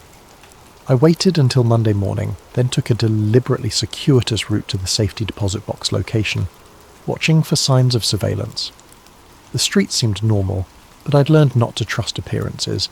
3 different times I noticed the same dark sedan in my peripheral vision, always maintaining distance, never close enough to be obviously tailing me. The safety deposit box contained everything Elena and I had compiled, plus additional materials I'd gathered independently. Financial records, organisational charts, communications intercepts, and technical specifications for systems that hadn't been publicly announced. Enough evidence to prove coordination, but presented in a way that could easily be dismissed as coincidence by anyone not already convinced of the conspiracy. I was photocopying key documents when I noticed increased activity in the bank lobby. More security guards than usual, and customers who seemed more interested in watching the clientele than conducting banking business. The manager kept glancing in my direction with an expression that suggested he was expecting something to happen. I finished copying the most critical documents and returned the originals to the safety deposit box, but I could feel the walls closing in. As I walked toward the exit, my phone buzzed with a text from an unknown number. Exit through the rear service corridor. You have approximately 90 seconds. Elena. Somehow she was still alive and watching. I followed the instructions, slipping through a maintenance door that led to an alley behind the bank. A motorcycle was waiting, engine running, with a helmet hanging from the handlebars. No rider in sight, just another anonymous message taped to the fuel tank. Take Highway 9 north. Abandon bike at mile marker 47. Continue on foot. I'd never ridden a motorcycle before, but desperation made for a quick learning curve. The bike lurched and stalled twice before I managed to get it moving, but soon I was weaving through traffic toward the highway, my bag of copied documents secured under my jacket.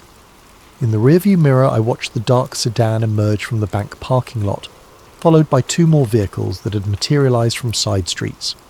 They maintained professional distance, but their coordination was obvious to anyone who knew what to look for. Highway 9 wound through rural farmland before entering forested hills.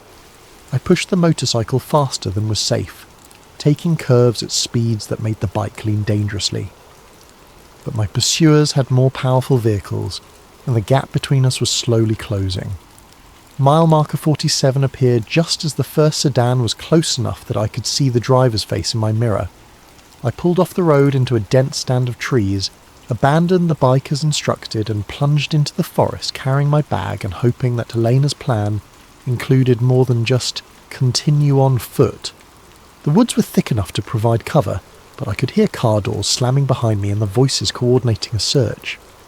These weren't local police or federal agents conducting a routine investigation. The communication I overheard was too professional, too military in its efficiency. I'd been hiking for 20 minutes when I heard the helicopter.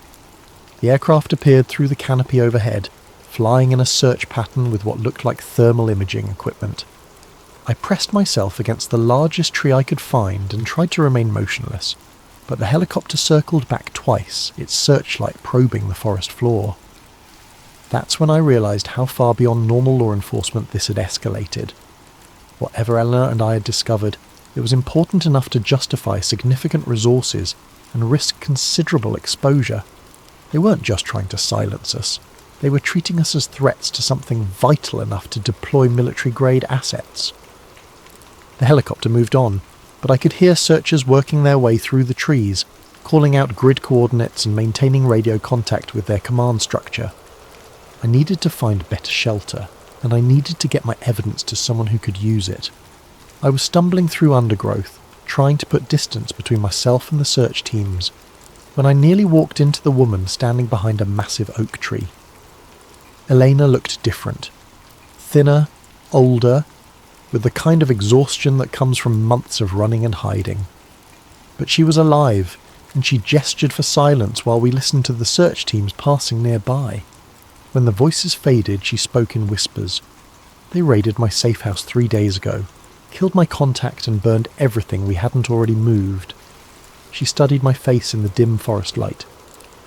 How much did you manage to save? I showed her the bag of documents. Copies of everything we compiled, plus some additional material I gathered independently. It's not enough, she said. Not nearly enough to convince anyone who isn't already looking for the truth. We need something undeniable, something that can't be dismissed or discredited. What do you have in mind? Elena pulled out a small device that looked like a modified smartphone. I still have access to some internal systems. My credentials haven't been revoked yet, probably because they don't want to create obvious evidence of a security breach, but it's only a matter of time. Access to what?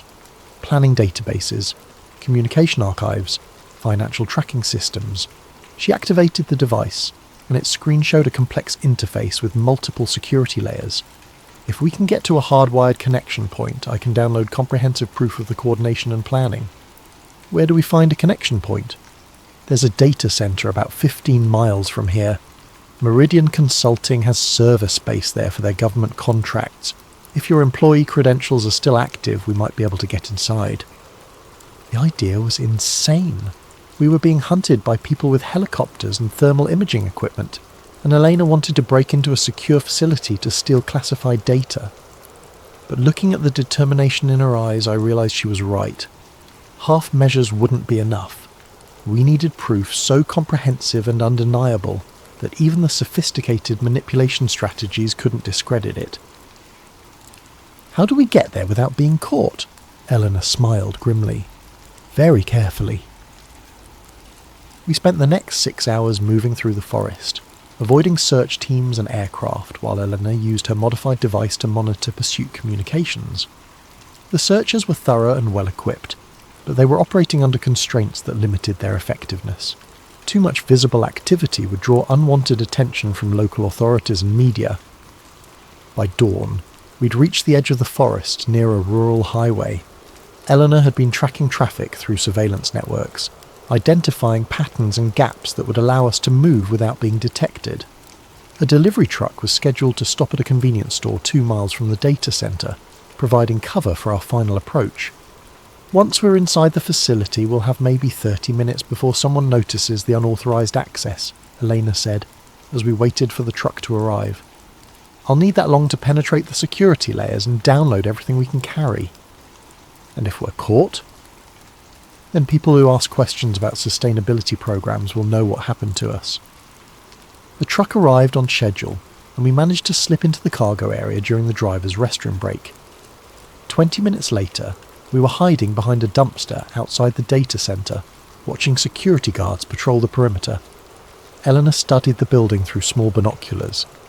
3 guards, standard rotation every hour, camera coverage on all entrances, but there's a maintenance access point on the north side that's in a blind spot for about 40 seconds during shift changes. What about internal security? Biometric locks, access card readers, motion sensors. But your employee card should get us through the first 2 barriers, and I can handle the electronic systems once we're inside. We waited for the next guard rotation, then sprinted across an open parking area to the maintenance door. Eleanor connected her device to the lock mechanism while I watched for patrols. The lock clicked open just as footsteps echoed from around the corner.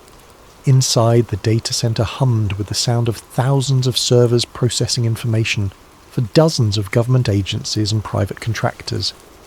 Elena led me through corridors lined with racks of equipment, navigating by memory and occasionally checking her device for layout updates. There, she whispered, pointing to a terminal station surrounded by screens displaying network activity. That's our access point. Eleanor's fingers flew across the keyboard, entering commands and passwords that bypassed security protocols I didn't understand.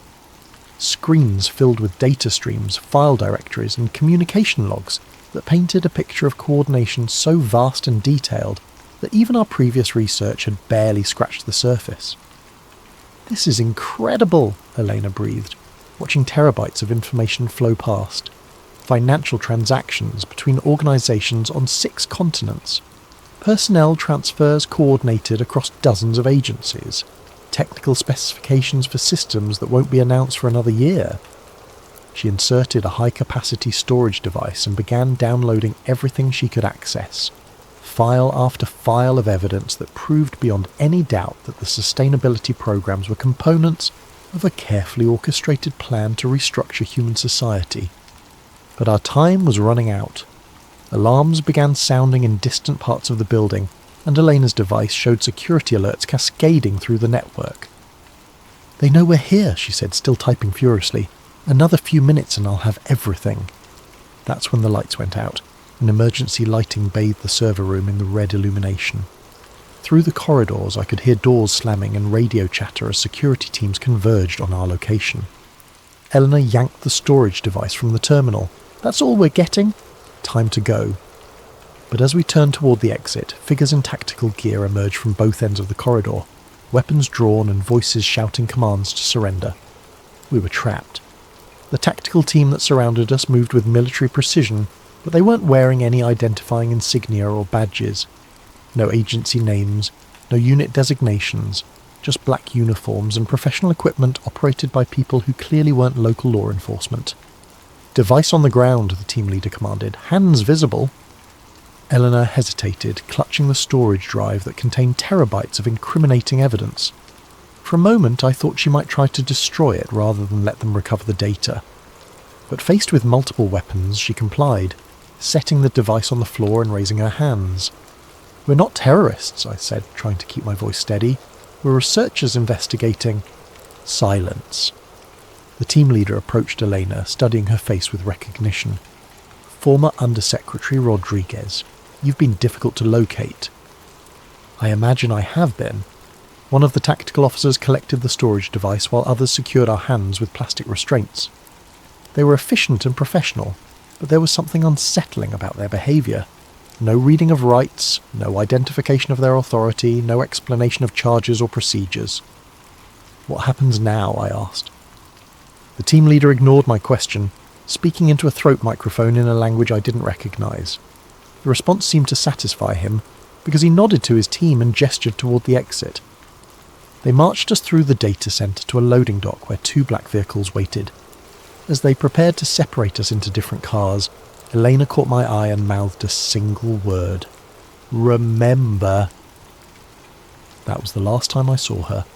My captors drove for several hours through rural areas I didn't recognise, eventually arriving at what looked like a corporate retreat centre, surrounded by high fences and discreet security measures. They escorted me to a comfortable room that might have been a hotel suite if not for the reinforced door and lack of windows. For 3 days, no one spoke to me. Food appeared through a slot in the door and I was allowed supervised access to bathroom facilities, but my guards remained silent despite my attempts at conversation. I began to wonder if they were planning to hold me indefinitely, or if something worse was being prepared. On the 4th day, a woman in a business suit entered my room carrying a laptop computer and a stack of documents. "I'm Director Sarah Chen," she said, settling into the room's single chair. "I believe you have some questions about recent events." "Where's Elena?" "Former Undersecretary Rodriguez is being debriefed at another facility. Her cooperation will determine her future treatment." Director Chen opened her laptop and showed me surveillance footage of Elena and myself at various locations over the past weeks. The coverage was comprehensive, clearly demonstrating that our activities had been monitored far more closely than we'd realised. "We know about your collaboration, your research, and your infiltration of the data centre," she continued. "What we need to understand is the extent of your knowledge and the scope of your documentation. I want to speak with a lawyer. You're not under arrest, and this isn't a criminal proceeding. Consider this a national security consultation." Chen showed me financial records proving that Meridian Consulting received substantial funding from the same organisations Elena and I had been investigating. My own employer was part of the network we'd been trying to expose. "Your research was quite thorough," she admitted. "Impressively so, given your limited access to classified information. But you've misunderstood the nature and purpose of the coordination you discovered." "Have I?" "The programs you've documented represent humanity's best hope for addressing multiple existential crises simultaneously. Climate change, resource depletion, population pressures, technological disruption, all of these threaten our species' survival. Coordinated response isn't conspiracy, it's necessity." Chen pulled up charts and projections that painted a dire picture of humanity's future without intervention. Environmental collapse within decades, resource wars that would kill billions, social breakdown that would destroy civilization itself. The coordination you've discovered exists because voluntary compliance with necessary changes has proven insufficient, she explained. Democracy and individual choice are luxuries that become dangerous when the stakes involve species survival. So you're admitting that the programs are designed to control people? I'm explaining that some degree of behavioural management is essential for ensuring that enough humans survive the coming crises to maintain technological civilization. Chen's tone was matter-of-fact, as if she were discussing weather forecasts rather than the systematic elimination of human freedom. And who decides what constitutes necessary control? People with access to comprehensive data and the responsibility for long-term outcomes. Scientists, policy analysts, systems engineers, experts who understand the complexity of the challenges we face. Chen showed me additional documents that detailed the decision-making processes behind the sustainability programs. Groups of highly credentialed professionals making choices based on computer models that calculated optimal outcomes for human survival and environmental stability. Every restriction, every monitoring system, every behavioural modification protocol has been designed to maximise the probability that technological civilization will persist through the crisis period, she said. Personal freedom is irrelevant if there's no surviving society to exercise that freedom within. But what if people don't want to be saved at the cost of their autonomy? Then they'll be saved anyway because the alternative is extinction. Chen closed her laptop and studied my face. You have a choice, Marcus. You can accept that the coordination you've discovered serves a necessary purpose, or you can be classified as a threat to species survival. What does that classification entail? People who actively resist necessary survival measures cannot be allowed to interfere with implementation. Her voice remained calm and professional. Resistance will be contained through whatever means prove most effective. She stood up and walked toward the door. You have 24 hours to decide whether you want to be part of the solution or part of the problem. After Chen left, I sat alone in my comfortable prison, thinking about Eleanor's final word. Remember, not resist or fight or escape, but remember. She wanted me to preserve what we'd learned, to document the truth regardless of what happened to us personally. That night, I used the room's basic amenities to create a primitive but functional recording device. If they planned to kill me or disappear me like so many others, I wanted to leave behind an account of what I'd discovered. But as morning approached, a different plan began to form. Chen had revealed more than she'd intended about the scope and coordination of the programs. If I could get that information to people who weren't part of the system, who might still be capable of resistance. The problem was finding a way to escape from a secure facility surrounded by professional guards and located in an unknown rural area. That's when I remembered the ventilation system I'd noticed during my supervised bathroom visits. The air circulation in the building was surprisingly robust, suggesting larger ducts than normal. If I could access the ductwork during the night shift when fewer guards were active. It was a desperate plan with minimal chance of success, but it was the only option I could identify. Eleanor and I had gathered enough evidence to prove the coordination and intent behind the sustainability programs. Now I needed to find a way to get that evidence to people who could act on it. Because if Chen was right about their timeline, there wasn't much time left. The countdown to 2030 was accelerating, and voluntary compliance was about to become mandatory enforcement. If someone didn't expose the truth soon, there might not be anyone left who remembered what freedom had felt like. That night I began my escape attempt, knowing that failure would likely mean death, but also knowing that staying silent would mean something even worse. The permanent victory of a system that viewed human autonomy as an obstacle to be eliminated. As I crawled through the ventilation system toward an uncertain freedom, Eleanor's voice echoed in my memory.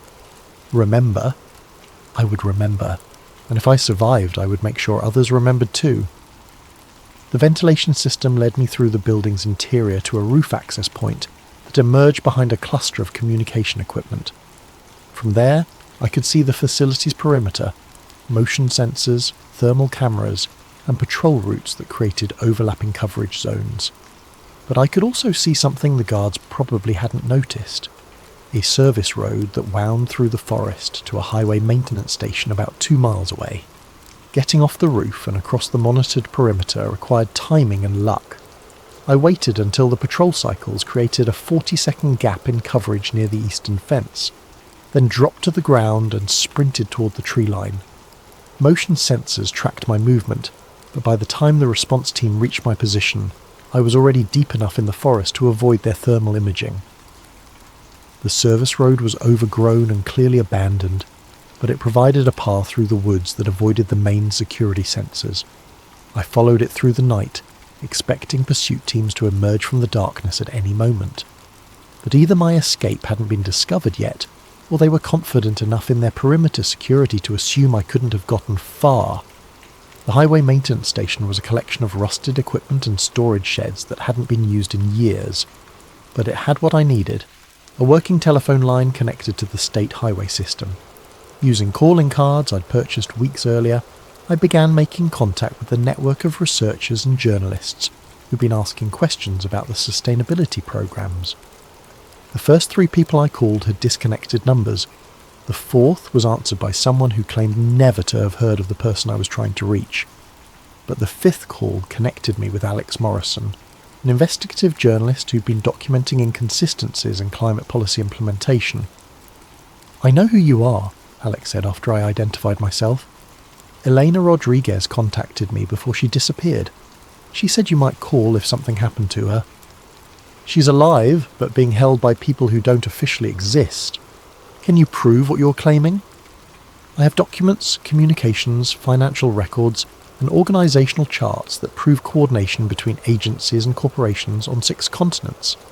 Everything we need to demonstrate that the sustainability programs are components of a larger control system." Alex was quiet for a moment.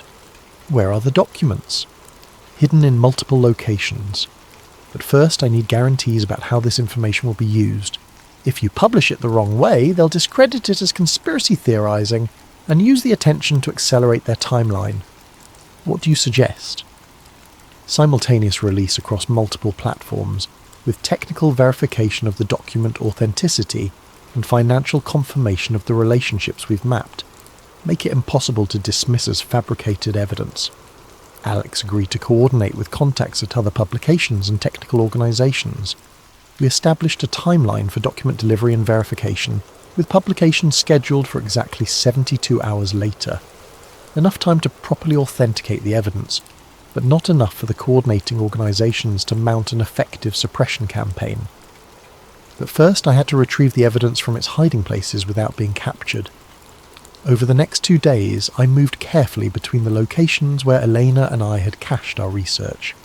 Bank safety deposit boxes, storage lockers, and dead drops we'd established in case our primary archives were compromised. Each retrieval required elaborate security measures to avoid the surveillance networks that were undoubtedly looking for me. The most dangerous recovery was the data storage device Elena had hidden at a commercial facility across town from where she'd been captured. Getting to it required passing through areas that were certainly being monitored, using public transportation that would create records of my movement. I solved the surveillance problem by adopting the appearance and behaviour of the city's homeless population.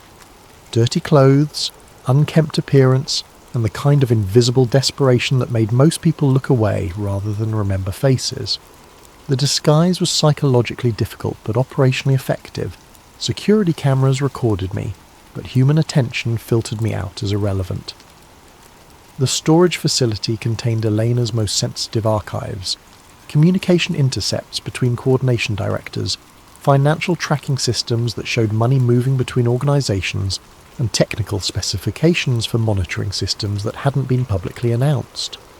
But it also contained something I hadn't expected: a video file labelled Emergency Broadcast Final Testimony. Elena had recorded the video shortly before her capture, speaking directly to the camera with the kind of urgency that suggested she knew she was running out of time. "If you're watching this, then the coordination has been exposed and I'm either dead or disappeared," she began. "What Marcus and I discovered represents the largest social engineering project in human history. Not a conspiracy by evil people, but a coordinated effort by people who genuinely believe that human freedom is incompatible with species survival." The video detailed information that Elena hadn't shared during our collaboration: names of key coordinators, locations of planning facilities, and timelines for implementation phases that extended beyond 2030. "The 2030 target date is just the beginning," she explained. Phase 3 establishes the control infrastructure, but Phase 4 involves what they call optimization protocols, systematic reduction of global population to what computer models indicate is the maximum sustainable level for technological civilization. Elena's final message was addressed to whoever would eventually broadcast the evidence. This isn't about politics or ideology. It's about whether human beings will be allowed to make their own choices about their lives, their communities, and their future. The people implementing these programs believe that freedom is a luxury we can't afford. They may be right about the severity of the crises we face, but they're wrong about the solution. I copied Elena's video along with the other archived materials, then destroyed the original storage system to prevent recovery by pursuit teams. By the time I reached the final rendezvous point, I was carrying comprehensive proof of coordination that spanned multiple continents and involved hundreds of organisations. Alex Morrison had assembled a coalition of journalists, researchers and technical experts who would simultaneously verify and publish the evidence. The plan was elegant in its simplicity, overwhelming the suppression capabilities of even the most sophisticated coordination networks by releasing information through so many channels that controlling the narrative would be impossible. On the appointed day, I delivered the complete archive to Alex's team and waited for the storm to break. The initial coverage was everything we'd hoped for. Detailed analysis of the financial relationships, technical verification of document authenticity, and expert commentary that confirmed the feasibility of the coordination we'd documented. For 48 hours it seemed like we'd succeeded in exposing the truth. But then the counter-narrative began. The same news outlets that had initially covered the story began running follow-up pieces questioning the interpretation of the evidence. Expert sources appeared who offered alternative explanations for the coordination patterns, legitimate policy cooperation, standard bureaucratic relationships, normal business arrangements between contractors and agencies. The documents were real, these experts acknowledged, but they represented routine governmental and corporate activities rather than evidence of conspiracy. Climate policy required coordination, they explained. International cooperation was essential for addressing global challenges. The patterns we'd identified were exactly what effective governance should look like. Social media platforms began flagging our evidence as disputed information and potentially misleading content. Search algorithms modified to reduce the visibility of articles about the coordination. Discussion forums where people shared our documents were closed for policy violations. Within a week, public attention had moved on to other stories. The comprehensive evidence that Elena and I had risked our lives to gather was dismissed by mainstream discourse as another conspiracy theory promoted by people who didn't understand the complexity of modern governance. But we had succeeded in one crucial way. We'd created a permanent record that couldn't be completely suppressed. People who were looking for the truth could find it, could study the evidence, could draw their own conclusions about what it meant. And as the months passed, some of those people began to notice patterns that confirmed our warnings. 6 months later, I'm writing this from a cabin in rural Montana, living off-grid with cash transactions and avoiding any technology that could be used to track my location. The official story is that I suffered a mental breakdown and disappeared, leaving behind rambling conspiracy theories that no serious person would take seriously. Elena was released after 3 weeks of debriefing, but she's not the same person who risked everything to expose the truth. When she appears in public now, she speaks about the importance of international cooperation and the necessity of accepting temporary restrictions on personal freedom to address climate change. Her eyes have a vacant quality that suggests pharmaceutical management of her personality. Our evidence is still available to anyone persistent enough to look for it, but it's been successfully marginalised through the same techniques we documented: expert counter-narrative, algorithmic suppression, and social media manipulation. The truth exists, but it's been rendered effectively invisible to most people, and the implementation continues. Over the past 6 months, the changes have accelerated in ways that make our warnings seem prophetic. Major banks announce mandatory digital identity verification for all accounts, citing the need to prevent fraud and ensure regulatory compliance. Anyone without approved digital credentials finds themselves unable to access their money. Social media platforms implemented verified citizen requirements for posting or commenting, claiming the need to combat misinformation and protect democratic institutions. Anonymous speech has been effectively eliminated from digital communication. Streaming services, e-commerce sites, and online service providers rolled out verified citizen login systems that require government identification to access content. Entertainment and shopping have become privileges granted to compliant citizens. The carbon credit systems we documented are now operational in major cities, with personal behaviour tracked through smartphone monitoring, purchase surveillance, and periodic compliance verification. Citizens who fail to meet sustainability targets find themselves restricted from certain activities and locations. Employment in most major corporations now requires participation in behavioural modification programs that monitor everything from dietary choices to social media activity. Non-compliance results in professional exclusion that makes economic survival difficult. The changes happen gradually enough that each new restriction seems reasonable in isolation, justified by immediate crises, and presented as temporary measures that will be relaxed once stability is achieved. But people with longer memories can see the pattern. Each temporary restriction becomes permanent infrastructure for the next phase of control. I'm sitting in a library in a small town where they haven't yet installed biometric scanners for internet access. The computer I'm using doesn't require government identification, though I know that's changing. Signs posted throughout the building announce that new security measures will be implemented next month to ensure patron safety and prevent unauthorized access.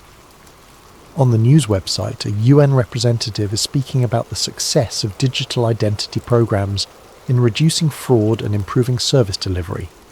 She announces that by 2030, all essential services will be tied to universal digital identification to ensure equitable access and protect vulnerable populations.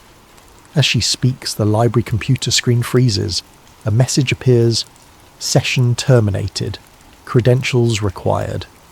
I look around the library and notice that half the computers now display the same message. A technician is installing new card readers at each terminal, requiring government identification to access the internet. Outside the library windows, construction workers are installing biometric scanners at the entrance to the grocery store across the street. A small crowd has gathered to watch, some curious, others concerned. But no one is protesting. The changes are presented as upgrades to improve efficiency and security. I pack up my things and walk toward the exit, passing the information desk where librarians are helping patrons register for the new identification requirements. Their voices are cheerful and helpful as they explain how the new system will make library services more convenient and secure. The countdown Elena and I discovered isn't to some distant dystopian future.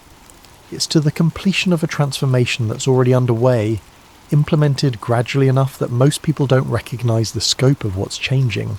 As I walk past the grocery store with its new biometric scanners, I whisper into the voice recorder I've been using to document these final observations. We're not waiting for 2030 anymore, it's already here. The recording device clicks off, and I realise this might be the last time I'm able to document the truth without sophisticated countermeasures to detect and suppress it. Soon, even whispered testimony in small-town libraries will be monitored and analysed by systems designed to prevent the spread of dangerous ideas. Elena was right about one thing. The people implementing these systems genuinely believe they're saving humanity from itself.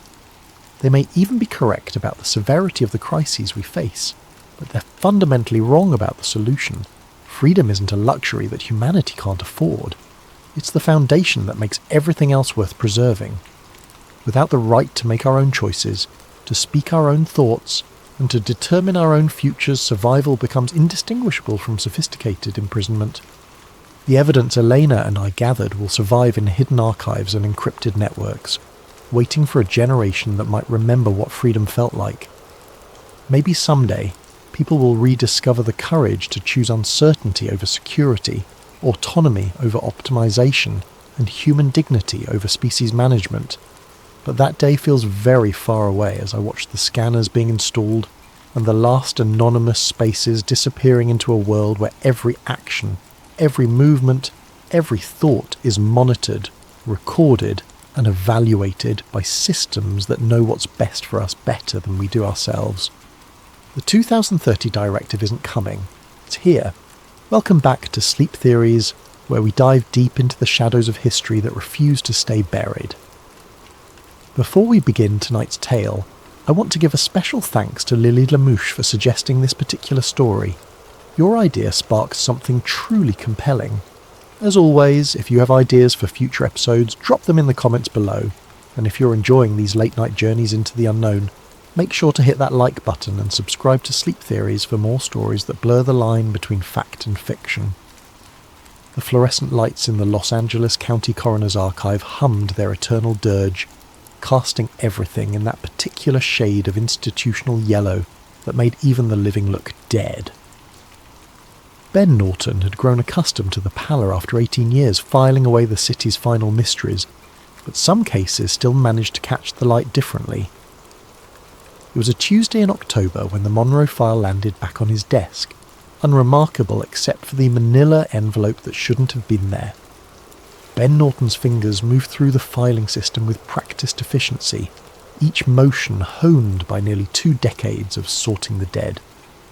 The basement archive of the Los Angeles County Coroner's Office was his domain, a labyrinth of steel shelves and cardboard boxes containing the paper trail of every significant death in the county since 1947. Most people couldn't stomach the work, but Marcus found comfort in the certainty of documentation. The dead, unlike the living, couldn't lie. The request slip was routine. Monroe, Marilyn, case number 81128. Toxicology review for academic research. UCLA. Film studies professor needed access for a dissertation on celebrity death narratives. Standard stuff. Marcus had pulled this particular file dozens of times over the years. Marilyn Monroe remained Los Angeles County's most requested case file, a morbid tourist attraction that drew everyone from conspiracy theorists to legitimate researchers. He located the familiar accordion folder on the third shelf of Section M, its manila surface worn smooth from handling.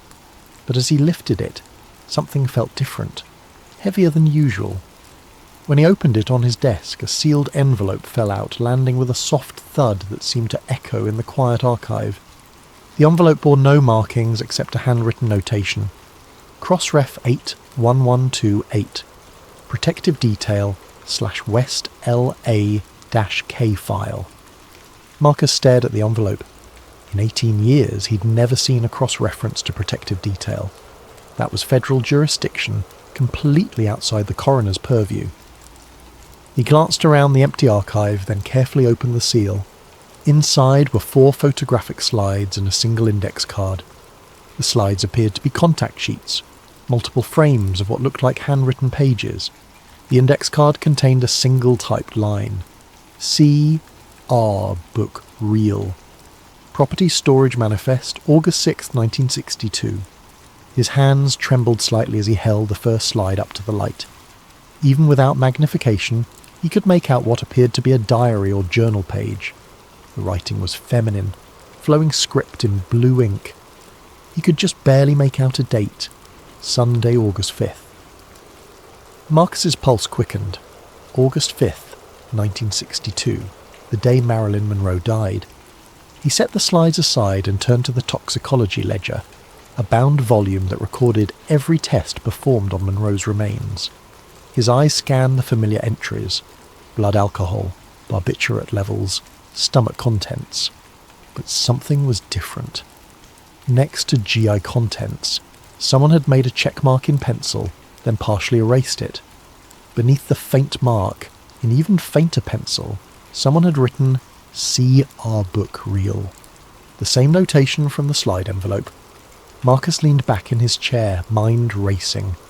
In all his years handling Monroe's file, he'd never noticed these irregularities. The toxicology had always been straightforward. Lethal levels of barbiturates in her system, no food in her stomach. Standard suicide by overdose.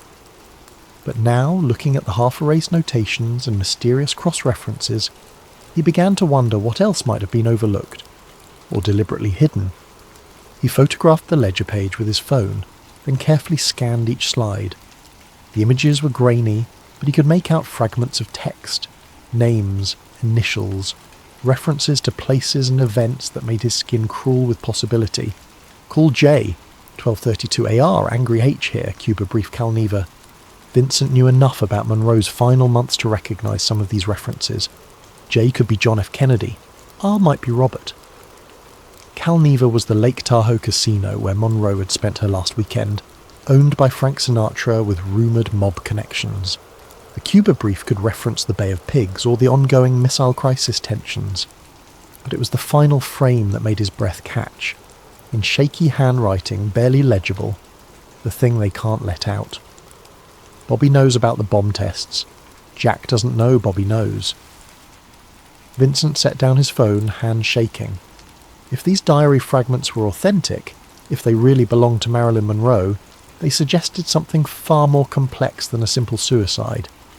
They hinted at secrets that could have provided motive for murder. More troubling was the cross-reference to protective detail. Why would the Secret Service have files connected to Monroe's death? Unless someone very important had been with her that night. Vincent looked at the clock. 4:47 p.m. The archive would close at 5, giving him just enough time to secure the slides and begin planning his next move. He couldn't access federal files directly, but there might be duplicate indexes somewhere in the county system. Records had a way of proliferating in bureaucracies, and sometimes copies ended up in unexpected places. He photographed the cross-reference card, then carefully returned the envelope to Monroe's file. As he did, he noticed something else, a small tear in the folder's corner that hadn't been there that morning. Someone else had accessed this file recently. The thought sent a chill down his spine. Who else knew about these materials? And more importantly, how long had they been waiting for someone to find them? As Marcus locked the file cabinet and prepared to leave, he couldn't shake the feeling that he'd just crossed a line from which there would be no return. The fluorescent lights buzzed overhead like a swarm of angry insects, and the familiar archive suddenly felt less like a sanctuary and more like a trap. He had stumbled onto something that powerful people had spent 6 decades keeping buried. The question was, what was he going to do about it? Marcus spent a sleepless night researching everything he could find about Monroe's death, Secret Service protocols, and the Kennedy administration's activities in August 1962. By morning he had a plan, risky but necessary if he wanted answers.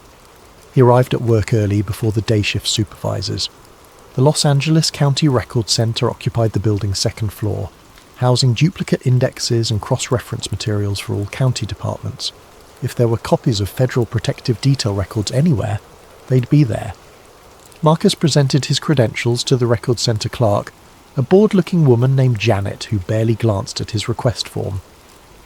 Protective detail microfilm, August 1962, he said casually. Academic research on presidential visit protocols. Janet typed into her terminal, frowning at the results. That's federal material. We don't usually have access to... She paused, scrolling down. Wait, there's a duplicate index here.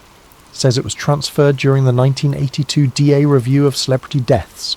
You want the whole month or specific dates? Marcus's heart raced. August 4th and 5th, please. Let me check availability. More typing. I can get you the index, but the actual files are restricted. Need federal clearance for those. The index is fine. 20 minutes later, Marcus sat at a microfilm reader, threading a reel labelled Protective Detail Index. August 1962. Duplicate copy. The images flickered past as he advanced the film. Routine entries for presidential appearances, security briefings, threat assessments. Then he found it. August 4th to 5th, 1962. Motorcade standby. Unlogged visit. RFK. The entry was brief, almost cryptic, but it confirmed his suspicions. Robert Kennedy had been in Los Angeles the night Monroe died, and his presence had required Secret Service protective detail. More importantly, it was listed as unlogged, off the official record. Marcus photographed the screen, then continued searching. Additional entries mentioned asset protection and communication intercepts for the same date range. Someone had been monitoring communications around Monroe's death, and that someone had federal authority. He returned the microfilm and headed back to the archive, mind spinning with possibilities. If RFK had been with Monroe the night she died, It changed everything about the official narrative. It also explained why certain evidence might have gone missing or been altered. Back in the archive, Marcus retrieved the 1982 DA review box, a collection of materials from the district attorney's reopened investigation into Monroe's death. He'd glanced through it before, but never with this new context. Buried in the administrative notes, he found a handwritten memo dated September 15, 1982. Request for federal intercept materials denied. COMINF. West L. A. Tap summaries. August 62 classified above county level. No jurisdiction over federal assets. Personal diary mentioned in property report unaccounted for. Council claims privilege. COMINF. Communications intelligence. The federal government had been wiretapping communications in West Los Angeles during Monroe's final days, and those recordings were still classified 20 years later. Marcus flipped through more documents until he found the property report referenced in the memo. It was a standard inventory of items found at Monroe's residence, but someone had made alterations. Next to small red leather journal, the original entry read, "To Council," but that had been lined out in different ink with a notation, "Item not recovered." The diary had existed. It had been turned over to Monroe's attorney, then somehow disappeared from the official record. But if the slides in the cross-reference envelope were authentic, someone had photographed its contents before it vanished. Marcus was so absorbed in the documents that he didn't notice the soft footsteps approaching, until a shadow fell across his desk. "Finding everything you need, Mr. Webb?" Marcus looked up to see Albert Grayson, the audit liaison, standing beside his desk with an expression of mild curiosity. Grayson was a thin, pale man who appeared periodically to conduct quality control reviews of the archive. Nobody knew exactly who he worked for, but his credentials were always in order. "Just routine research," Marcus replied, casually closing the file folder. "UCLA professor needs background material on toxicology procedures." Grayson's smile was perfectly pleasant and utterly without warmth. "Of course. Though I notice you've been accessing quite a few different files lately. Monroe, some organised crime materials, federal indexes, quite eclectic research interests." The comment hit like ice water. Grayson had been monitoring his access patterns. "Academic research tends to follow unexpected paths," Marcus said carefully. "Indeed." Grayson picked up a random file from the nearby shelf, glancing at its label with apparent disinterest. "I'll need to conduct a spot audit of some recent materials. Monroe file, the DA review boxes, and those organised crime summaries you pulled yesterday. Just routine quality control." Marcus's mouth went dry. He hadn't pulled any organised crime files yesterday, but clearly someone else had been tracking his research. "When do you need them?" "Now would be convenient."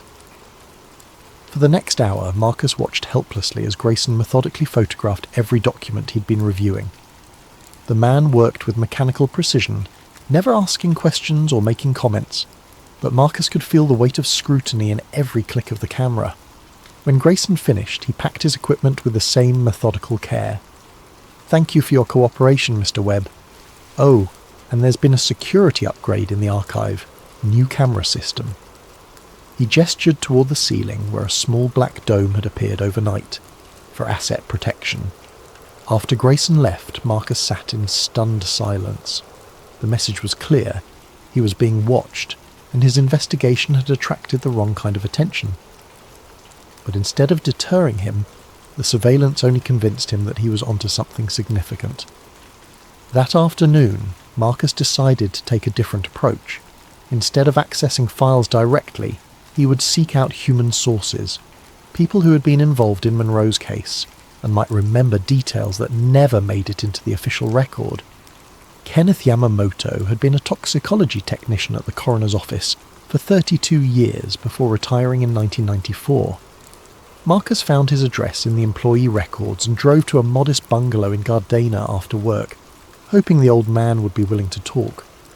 Yamamoto answered the door slowly, a frail man in his 80s with sharp, intelligent eyes. When Marcus explained who he was and why he'd come, the old man's expression grew wary. "Monroe case," Yamamoto repeated slowly. Why are you asking about that now? I found some irregularities in the files. Thought you might remember details from the original examination. Yamamoto studied Marcus for a long moment, then stepped aside to let him in.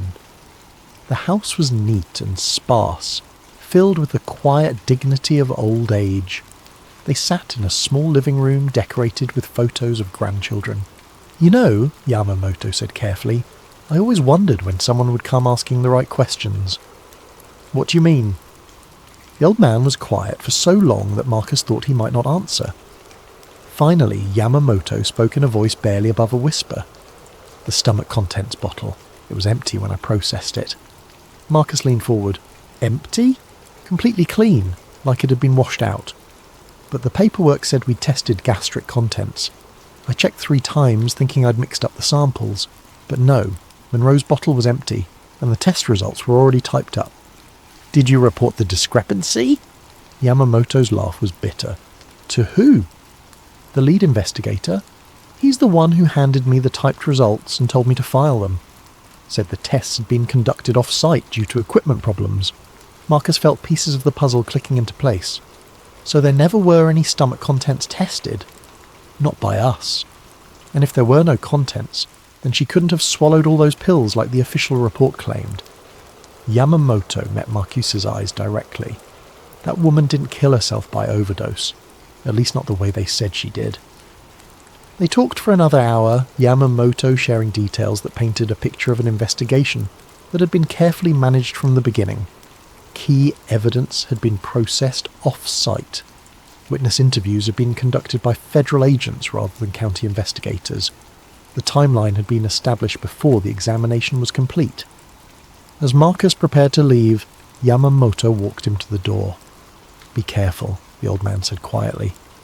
2 men in suits came to see me in 1983. Said they were reviewing old cases for security purposes. Asked me what I remembered about Monroe, about any irregularities. What did you tell them? The truth. About the empty bottle, about the off-site testing. They seemed satisfied, said it was consistent with other witness statements. Yamamoto's voice dropped even lower. Then one of them mentioned Mongoose. Just casual-like said they were also reviewing materials related to Operation Mongoose from the same time period. Marcus's blood chilled. Operation Mongoose was the CIA's covert program to eliminate Fidel Castro, run by Robert Kennedy. The fact that these mysterious visitors had mentioned it while discussing Monroe's death was no coincidence. They were sending a message, Yamamoto continued, letting me know they had reach, that they could connect dots in ways I couldn't imagine.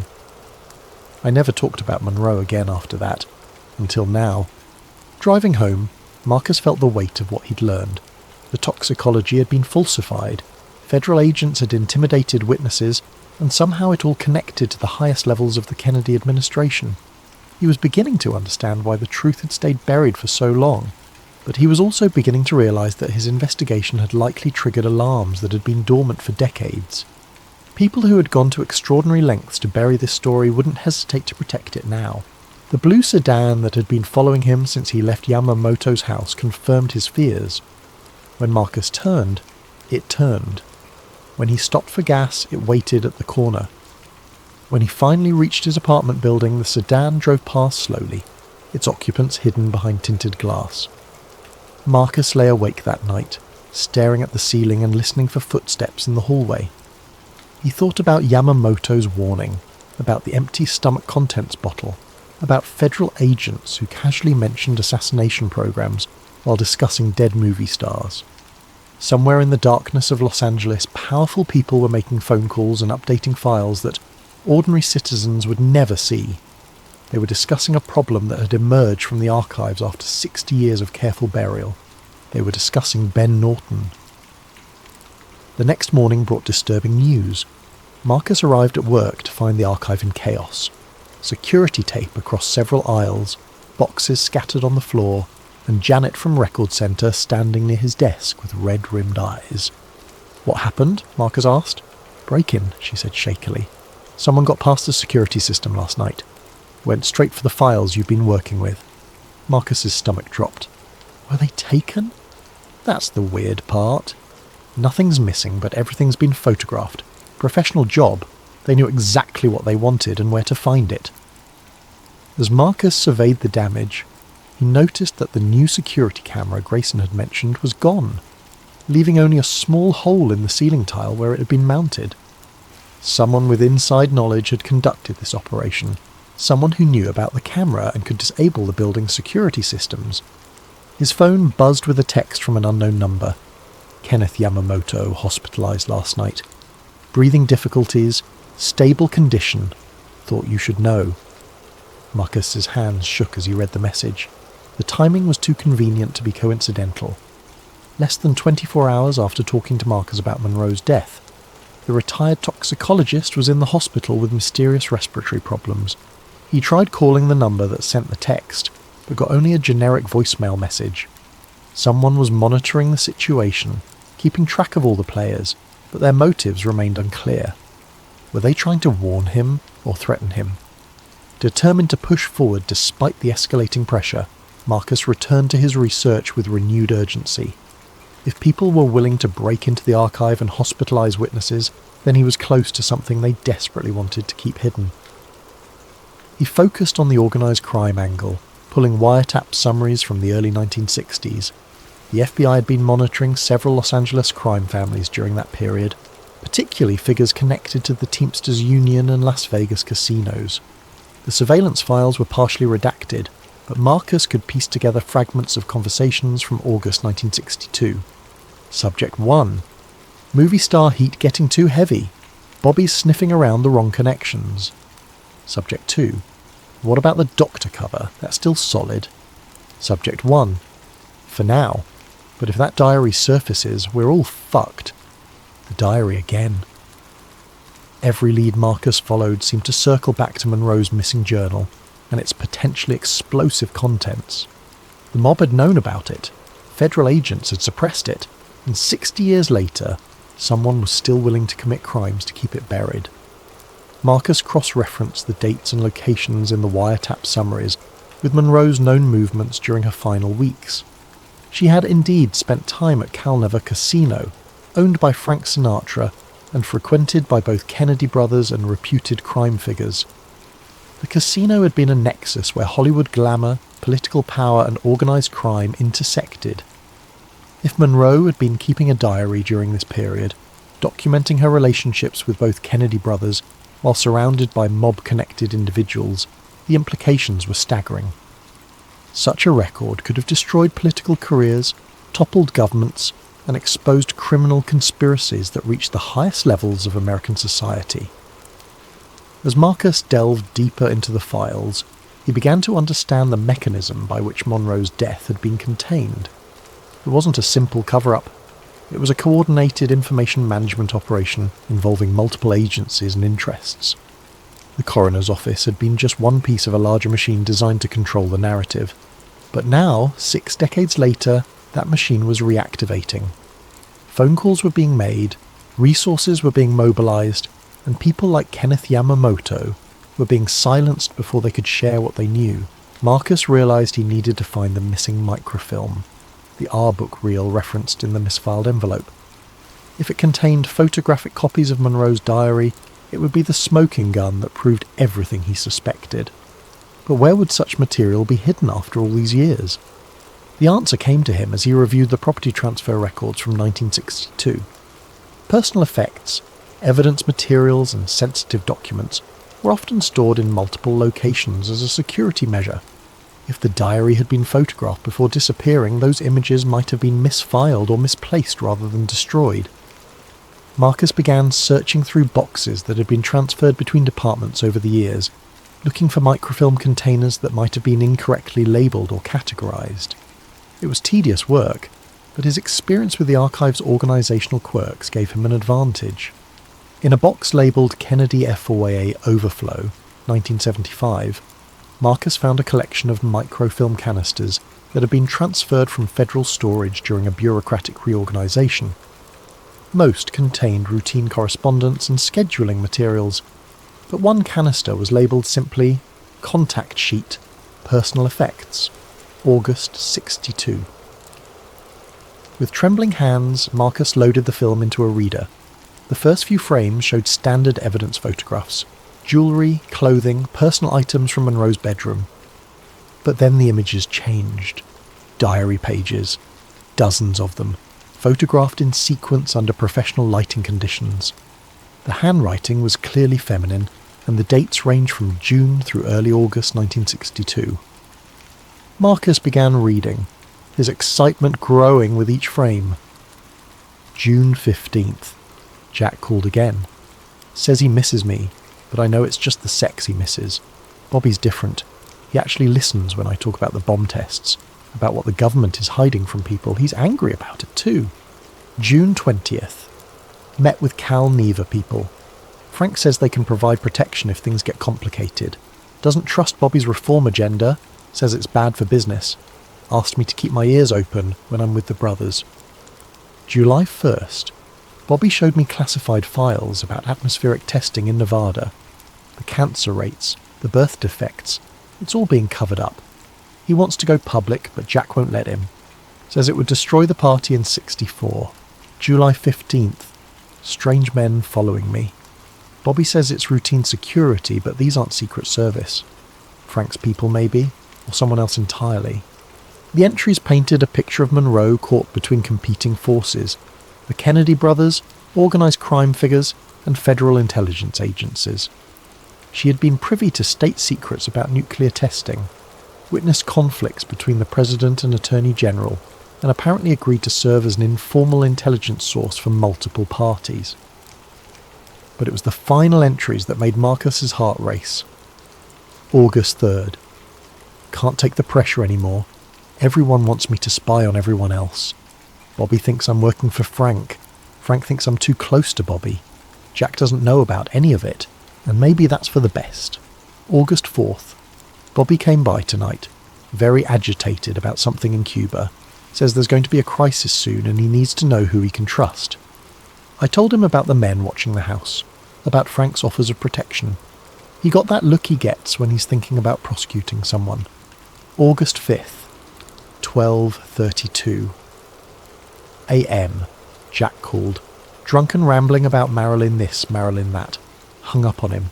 Bobby's still here, says he's going to take care of everything, that I don't need to worry anymore. But I am worried. I'm scared of what taking care of everything might mean. The final line, written in shaky handwriting, sent chills down Marcus's spine.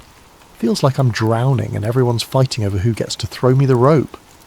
Below that, in different ink and clearly added later, someone had written, "The thing they can't let out." Bobby knows about the bomb tests. Jack doesn't know Bobby knows. If this comes out, everything falls apart. Marcus stared at the screen, understanding finally dawning. Monroe hadn't just been a presidential mistress caught up in dangerous games. She had been a witness to fractures within the Kennedy administration that could have altered the course of American history. Her diary contained evidence of cover-ups, criminal connections, and sibling rivalries that powerful people had killed to protect. And now he was the only person alive who knew where to find that evidence. Marcus spent the weekend studying every frame of the diary microfilm, taking detailed notes and cross-referencing Monroe's entries with historical events. The picture that emerged was more complex and dangerous than anything he had imagined. Monroe had been systematically documenting her interactions with both Kennedy brothers, apparently at the suggestion of Bobby Kennedy himself. The Attorney General had been building a case against organised crime figures who were also connected to his brother's administration through shared romantic interests and political favours.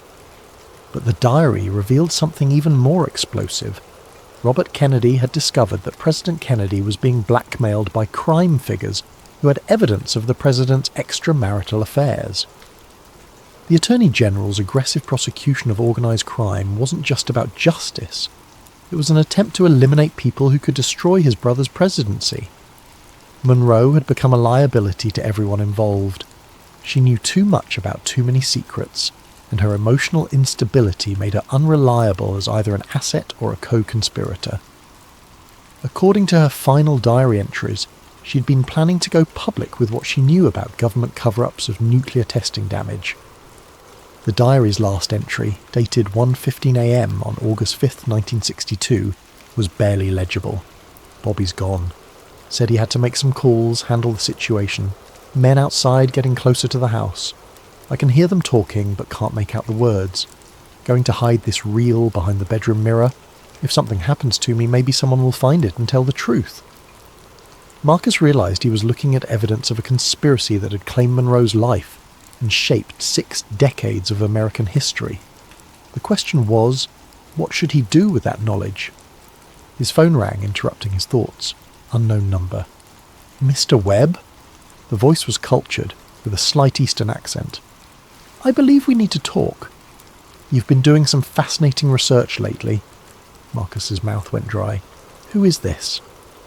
A concerned party? Someone who appreciates thorough scholarship but worries about the consequences of certain discoveries. Are you free for lunch tomorrow? There's a diner on Sunset Boulevard called Mel's. Do you know it? I'm not sure I should. Oh, I think you should. 1 o'clock. Come alone and bring your appetite. We have a great deal to discuss. The line went dead, leaving Marcus staring at his phone in the sudden silence of his apartment. The endgame was approaching, and he was being summoned to meet the people who had spent 60 years keeping Monroe's secrets buried. He looked at the microfilm canister sitting on his coffee table. Such a small thing to contain such enormous implications. Whatever happened at tomorrow's meeting, his life was about to change dramatically. Marcus spent the evening making copies of everything he had found, storing them in multiple locations as insurance. If something happened to him, he wanted to ensure that the truth wouldn't die with him. As he prepared for bed, Marcus couldn't shake the feeling that he was standing at a crossroads of history. Tomorrow, he would learn whether the truth about Marilyn Monroe's death was worth the price that others might demand he pay for possessing it. Mel's Diner on Sunset Boulevard was the kind of place where conversations happened in booths with cracked vinyl seats, and the constant background noise of frying food and clinking dishes provided natural cover for sensitive discussions. Marcus arrived at exactly 1 o'clock, scanning the restaurant for anyone who might be waiting for him. A man in an expensive grey suit raised his hand from a corner booth, gesturing Marcus over with the casual confidence of someone accustomed to being obeyed. He was perhaps 60, with silver hair and the kind of ageless features that suggested good genetics and better health care. His smile was warm and professional. Mr. Webb, thank you for coming. Please, sit. The man's handshake was firm but not aggressive. I'm David Morrison. I represent certain interests that have become aware of your recent research activities. Marcus slid into the booth across from him, noting how Morrison had positioned himself with a clear view of the entire restaurant. What kind of interests? The kind that value stability and discretion above sensationalism and chaos. Morrison signalled the waitress and ordered coffee for both of them without asking Marcus's preference. You've stumbled onto some very old materials, some very sensitive materials, and my associates are concerned about how you might choose to use them. Your associates? Morrison's smile never wavered. People who worked very hard to ensure that certain events from 1962 were handled with appropriate delicacy. People who understand that some truths serve no useful purpose if revealed at the wrong time or in the wrong context. The coffee arrived and Morrison added cream with deliberate care. Tell me, Mr. Webb, what do you think you've discovered? Marcus had spent hours preparing for this moment, but now that it had arrived, he felt unprepared for Morrison's casual manner. The man seemed more like a friendly uncle than a government agent or criminal enforcer. Evidence that Marilyn Monroe was murdered, Marcus said carefully. That her death was covered up by federal agencies and organised crime figures working together to protect the Kennedy administration. Morrison nodded as if discussing the weather. And what do you intend to do with this evidence? I haven't decided. Good.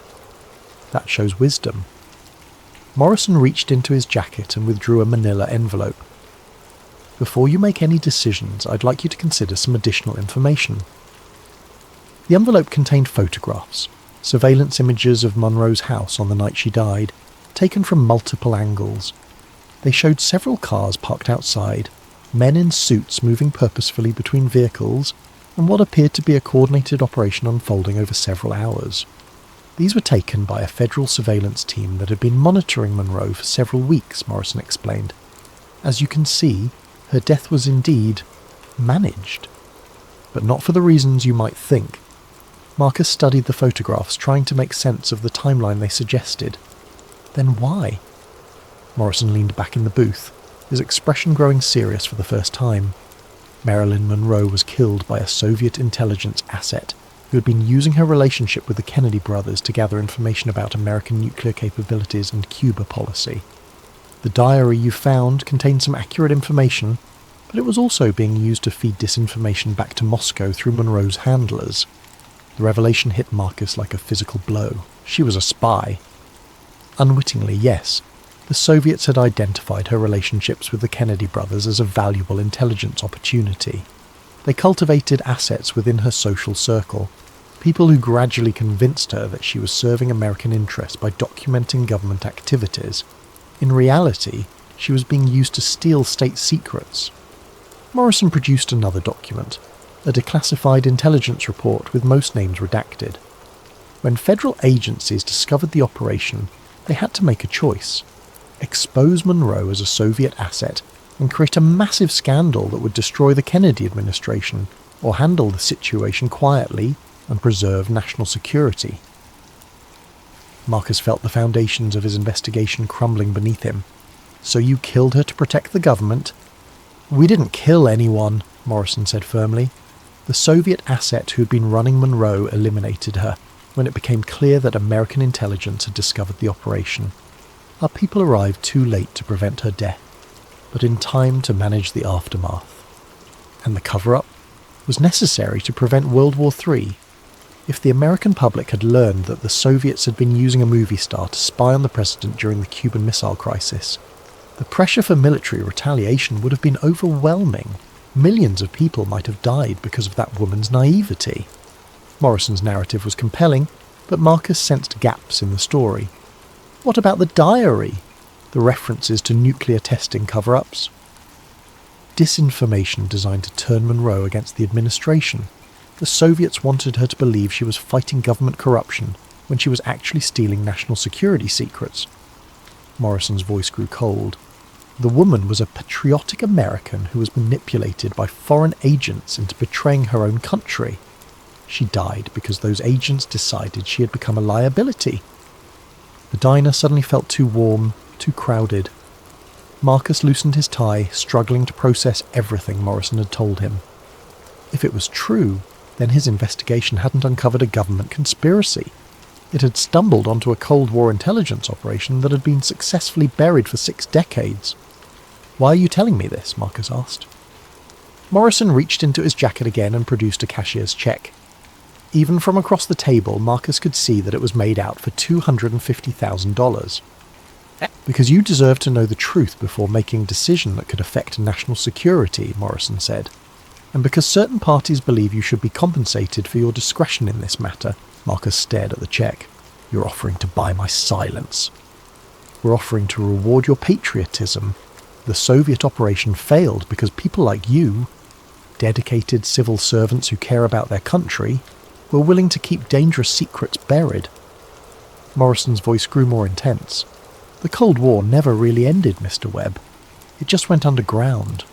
The same forces that killed Marilyn Monroe are still operating today, still trying to destabilize American democracy through disinformation and chaos.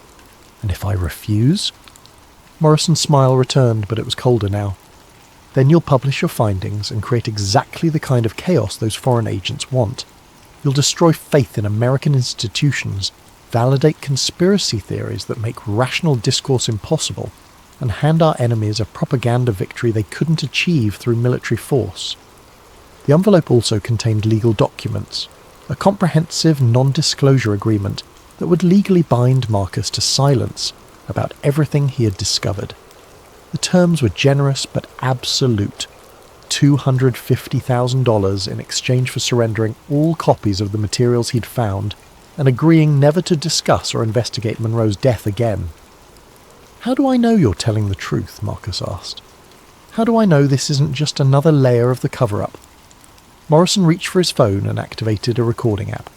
The audio quality was poor, clearly from an old surveillance tape, but the voices were distinguishable. An elderly man with a slight accent spoke in careful, measured tones. The empty bottle, Yes, I remember.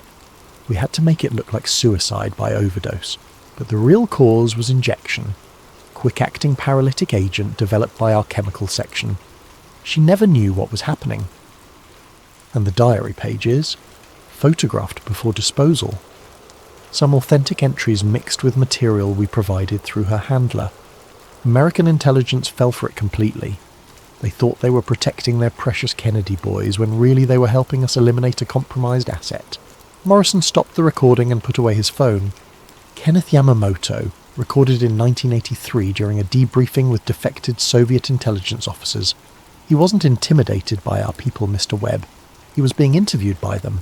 The breathing difficulties that hospitalized him last week were induced by a foreign agent who wanted to silence him before he could reveal the truth about his role in Monroe's death.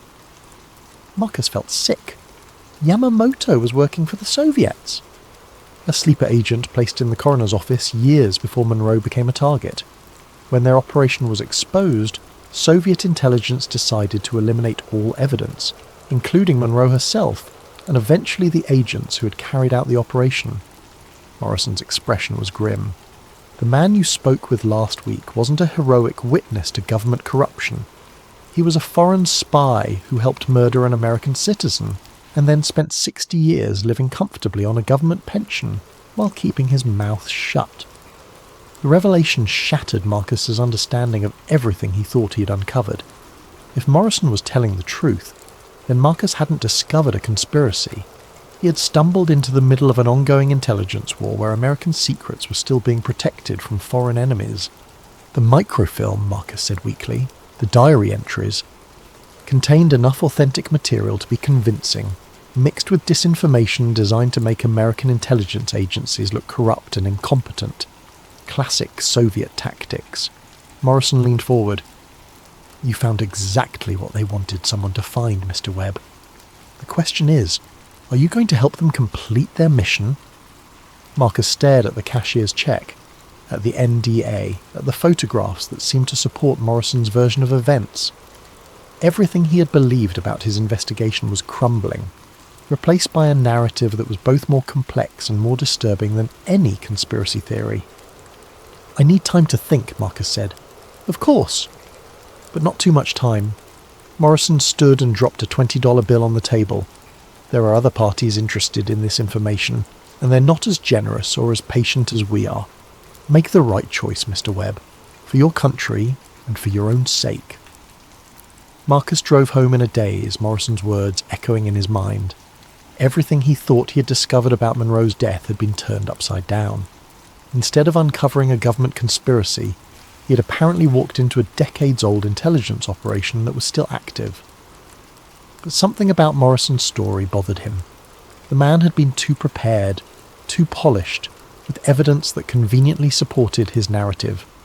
After 18 years in the archives, Marcus had developed an instinct for detecting fabricated documents, and some of the materials Morrison had shown him had felt wrong, too clean, too perfectly aligned with the story being told. Back in his apartment, Marcus spread out all his research materials and began examining them with fresh eyes. If Morrison was lying, there should be inconsistencies in his narrative, details that didn't match the evidence Marcus had independently discovered. The first discrepancy was in the timeline. Morrison claimed that Soviet agents had killed Monroe when their operation was exposed, but the wiretap summaries Marcus had found suggested that organised crime figures had been discussing Monroe's death before it happened. If the Soviets were responsible, why were American criminals involved in planning the cover-up? The second problem was Kenneth Yamamoto's story. Morrison claimed the old man was a Soviet sleeper agent, but Yamamoto's personnel file showed he had been thoroughly vetted when he joined the coroner's office, including a background check that went back to his childhood in a Japanese-American internment camp during World War II. It was possible, but unlikely, that Soviet intelligence could have placed an agent so deep in American society so early. The third inconsistency was the most troubling. Morrison had claimed that American intelligence agencies had been deceived by Soviet disinformation, but the cross-reference card Marcus had found suggested that federal agencies had been actively involved in managing Monroe's file from the beginning. If they were being fooled, why were they coordinating the cover-up? Marcus realised he needed more information before making any decisions. He called the hospital where Yamamoto was being treated, using his official credentials to inquire about the patient's condition. "Mr. Yamamoto was discharged this morning," the nurse informed him, "released to family care. Can you give me a contact number for his family?" "I'm sorry, but there's no family listed in his file.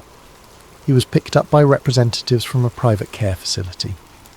Marcus felt a chill.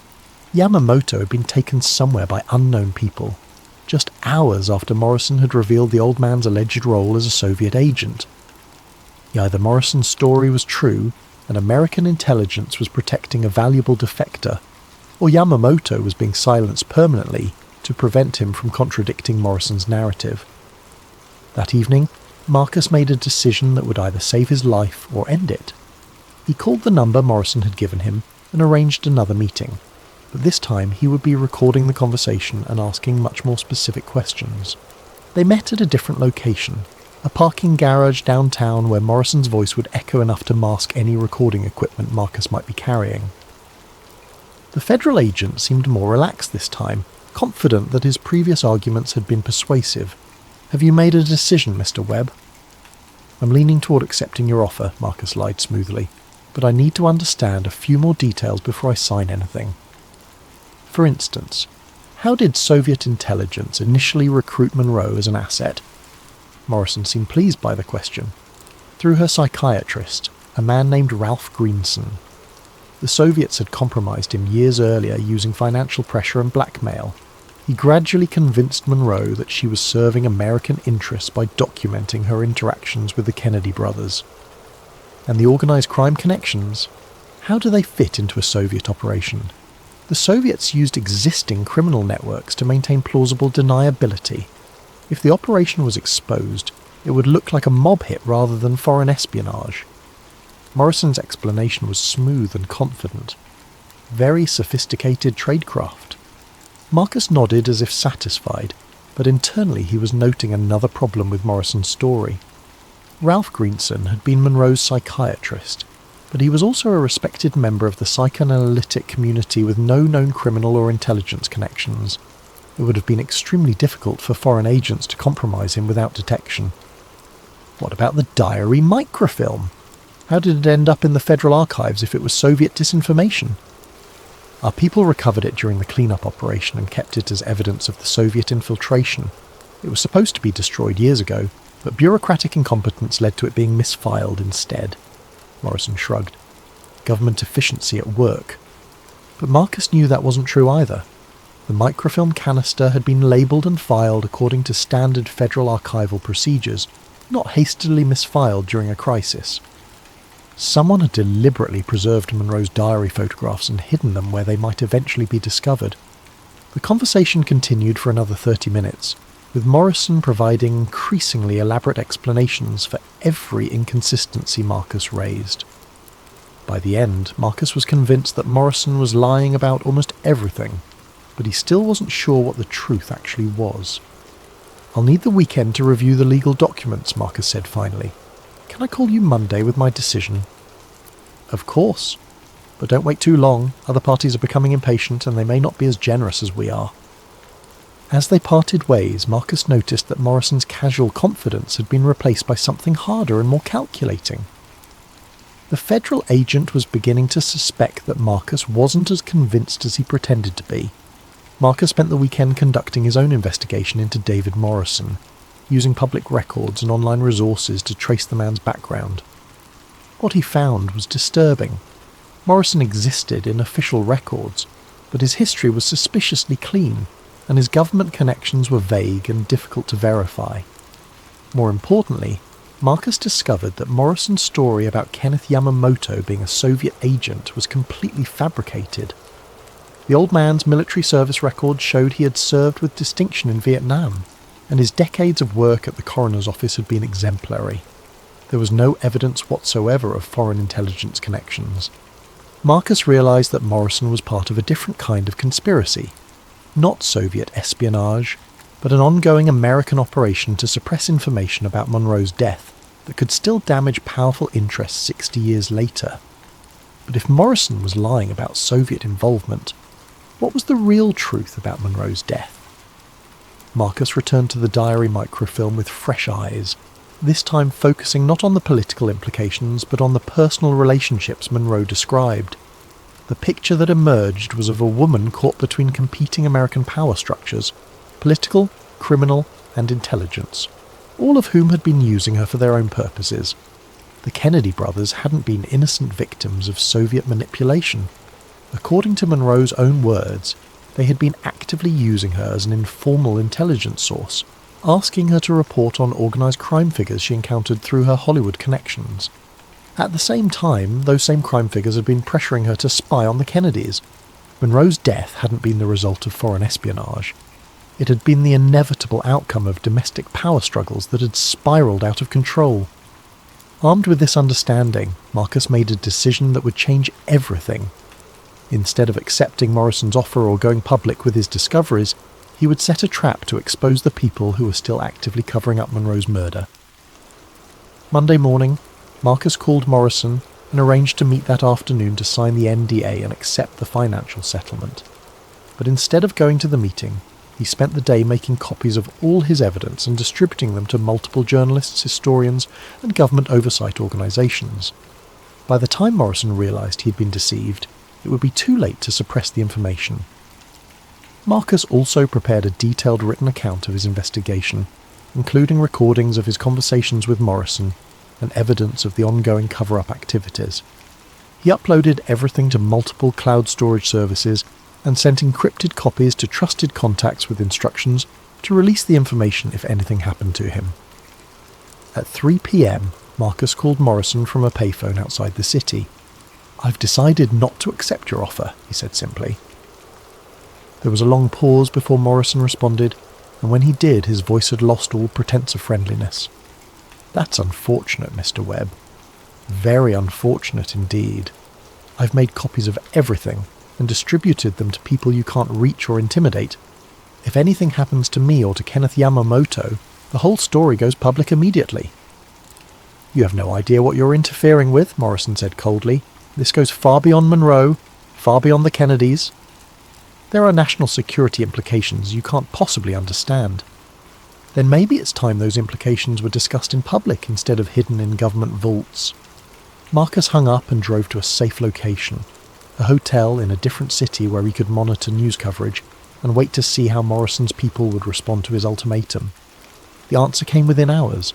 Every news organisation Marcus had contacted received simultaneous visits from federal agents who confiscated the materials he'd provided, claiming they contained classified information related to ongoing national security operations. The journalists were threatened with prosecution under the Espionage Act if they published anything about Monroe's death. But Marcus had anticipated this response. His most important evidence had been sent to international news organisations and academic institutions beyond the reach of American intelligence agencies. The story would come out, just not in the way he had originally planned. 3 days after Marcus's ultimatum, Kenneth Yamamoto was found dead in a private care facility outside Los Angeles. The official cause of death was listed as complications from respiratory failure, but no autopsy was performed, and the body was cremated within 24 hours. Marcus received the news through an encrypted message from one of his contacts, along with a warning that federal agents were actively searching for him. Morrison's people had decided that the threat Marcus posed outweighed any concerns about drawing attention to their activities. From his hotel room, Marcus watched as the story began to break in the international media. British newspapers published excerpts from Monroe's diary. German television aired interviews with intelligence experts who validated the documents, and academic conferences around the world began discussing the implications of what Marcus had discovered. The American media remained largely silent, but social media exploded with speculation and conspiracy theories. The official response from government agencies was predictable. They claimed the documents were fabrications designed to undermine public confidence in American institutions. But Marcus had one more card to play. Hidden among the materials he had distributed was a single photograph that would change everything. An image from the federal surveillance of Monroe's house on the night she died, showing a young man in a suit entering the building at 11:30 p.m. and leaving at 2:15 a.m. The man in the photograph was Robert Kennedy. When this image was published by a Swiss newspaper, it created an international sensation that no amount of government pressure could contain. The Attorney General of the United States had been present when Marilyn Monroe died, and federal agencies had spent 60 years covering up that fact. Within a week, congressional hearings were announced, federal archives were subpoenaed, and the Monroe case was reopened for the first time since 1982.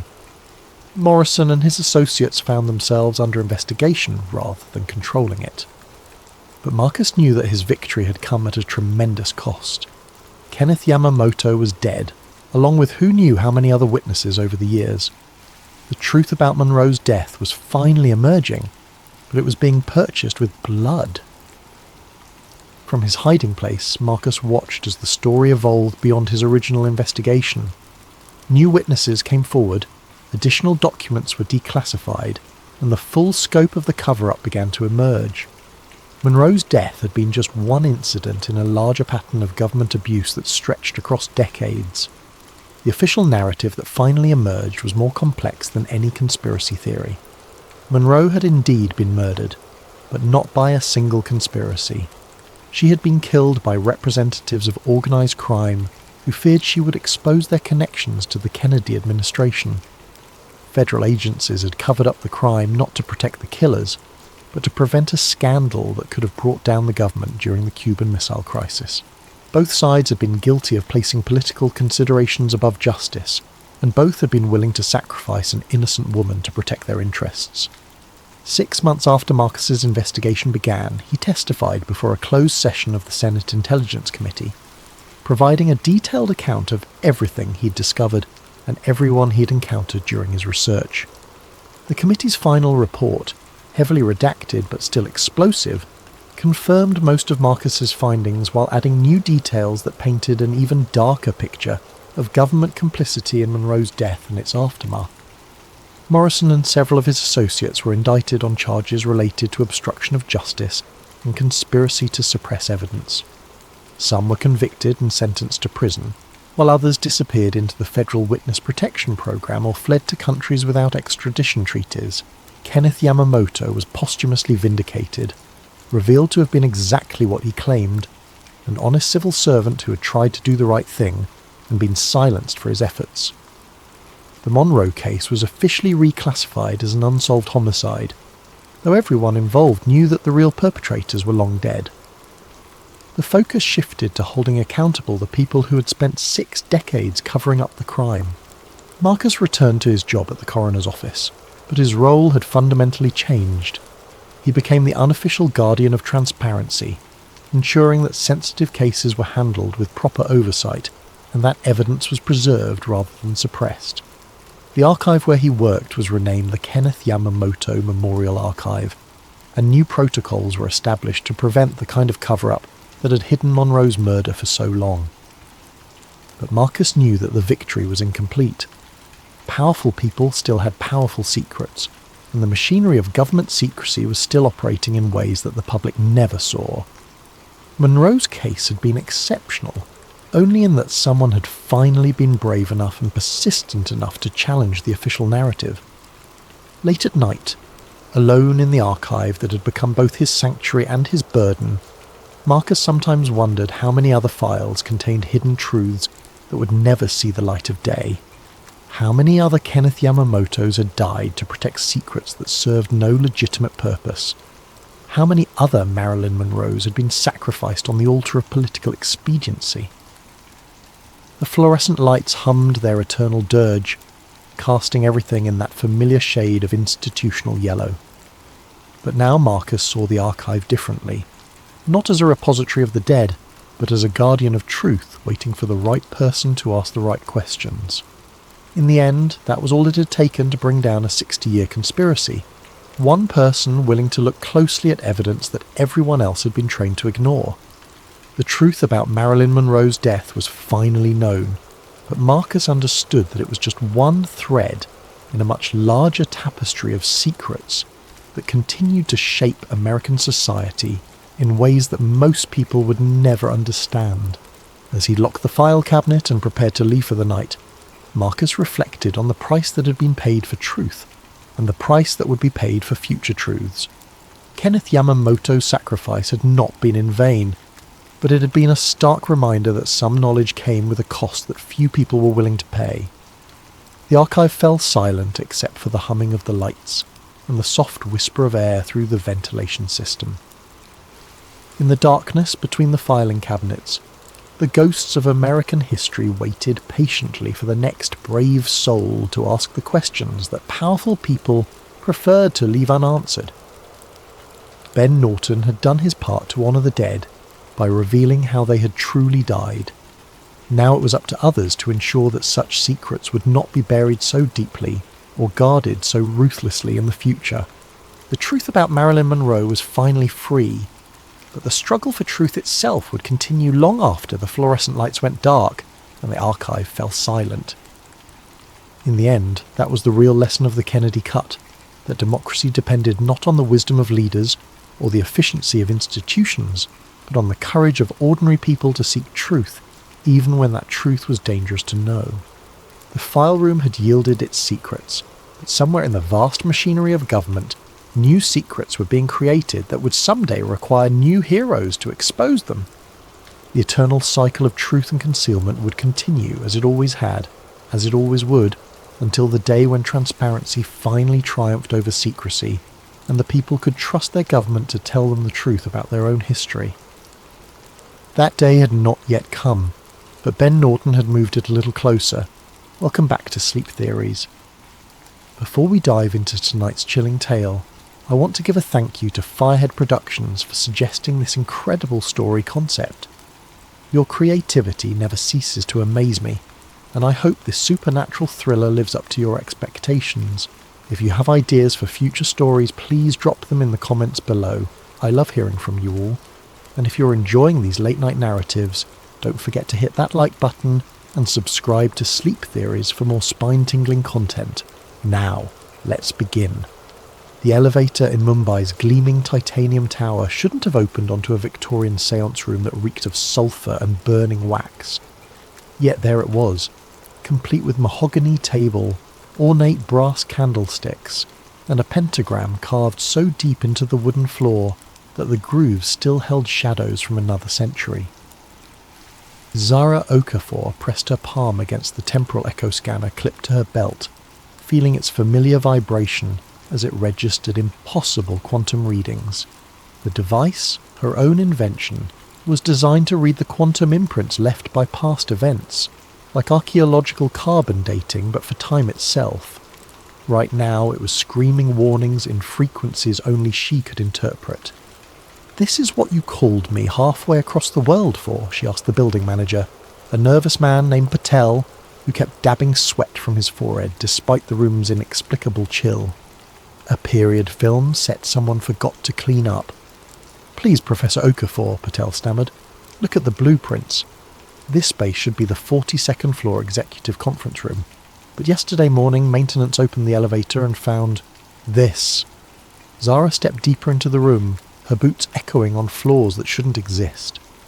The candles were still warm, their wax pools fresh. Victorian chairs surrounded the table in perfect ritual formation, and books bound in cracked leather lay open to pages covered in symbols that seemed to writhe when she wasn't looking directly at them. Her scanner's readings intensified. According to the quantum signatures, this room had existed here for over a century, but the building had only been completed 3 years ago. "The witnesses," she said, not taking her eyes off a particularly complex ritual circle burned into the table surface. "Tell me exactly what they saw." Patel's voice trembled. The night security guard reported seeing figures in Victorian dress performing some kind of ceremony. They spoke in English, but he heard their voices through the walls even when they were whispering. The audio surveillance picked up every word, but when we played it back... "No sound waves," Zara finished. She'd seen similar phenomena in her research, temporal echoes of events so traumatic or significant that they left quantum impressions across multiple timeline layers. The voices registered on equipment but produced no actual acoustic disturbance. Exactly. And Professor Okafor, they mentioned you by name. A chill that had nothing to do with the room's supernatural temperature ran through Zara's spine. She'd spent 8 years perfecting temporal echo technology, investigating sites where the past seemed to bleed through into the present. She'd documented impossible archaeological finds, recorded conversations with people who'd been dead for centuries, and mapped quantum anomalies that mainstream science refused to acknowledge. But never had any of her subjects known she was coming. What exactly did they say? Patel pulled out his phone, hands shaking as he accessed the audio file. The playback was crystal clear.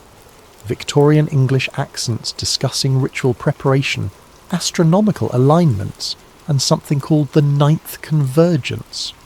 Then, cutting through the ceremonial chanting like a blade through silk, came words that made Zara's chest tighten.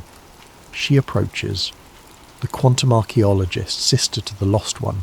When Zara Okafor crosses our threshold, the final seal weakens. The ninth cipher reveals itself, and all worlds converge as one. The recording ended in silence that felt heavier than sound.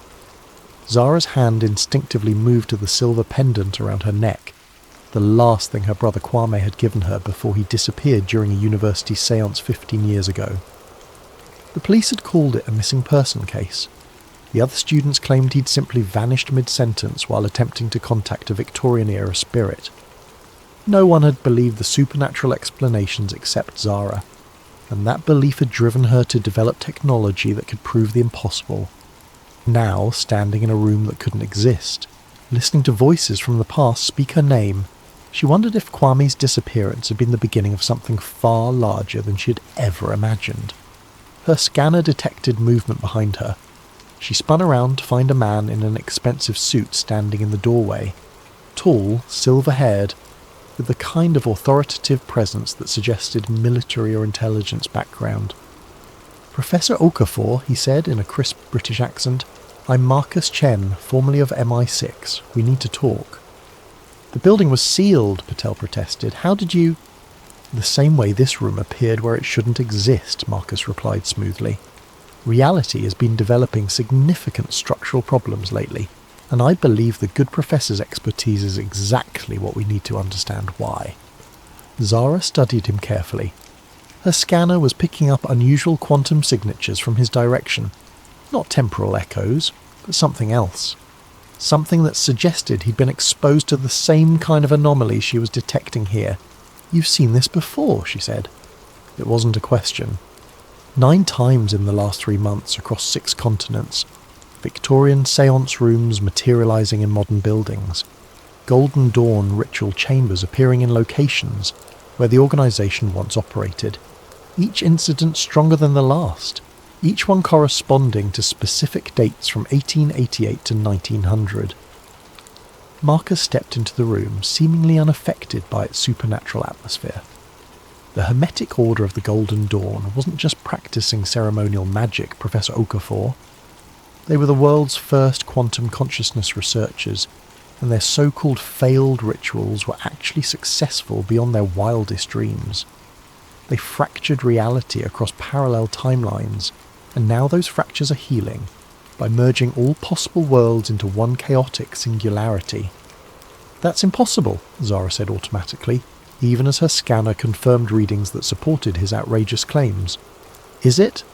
You've spent years proving that time isn't linear, that consciousness can leave quantum imprints that persist across centuries. Your brother disappeared during a séance, didn't he? Not missing, displaced. Shifted to a parallel timeline where the Golden Dawn succeeded in their ultimate goal." Zara's chest constricted. "How could you possibly know about Kwame?" "Because I've been tracking Golden Dawn descendants and their activities for 23 years. Because I've seen what happens when reality fractures start to converge. And because 3 days ago, I received a message from someone claiming to be your brother, sent from a timeline where magic and science evolved together, warning that our reality is about to be consumed by something far worse than mere chaos." Marcus pulled out a tablet, swiping to a recorded video message. The screen showed a man in his 30s wearing Victorian-style clothing mixed with futuristic technology. Brass goggles with quantum processors, a coat that seemed to shift between textures, devices that combined ancient symbols with advanced engineering.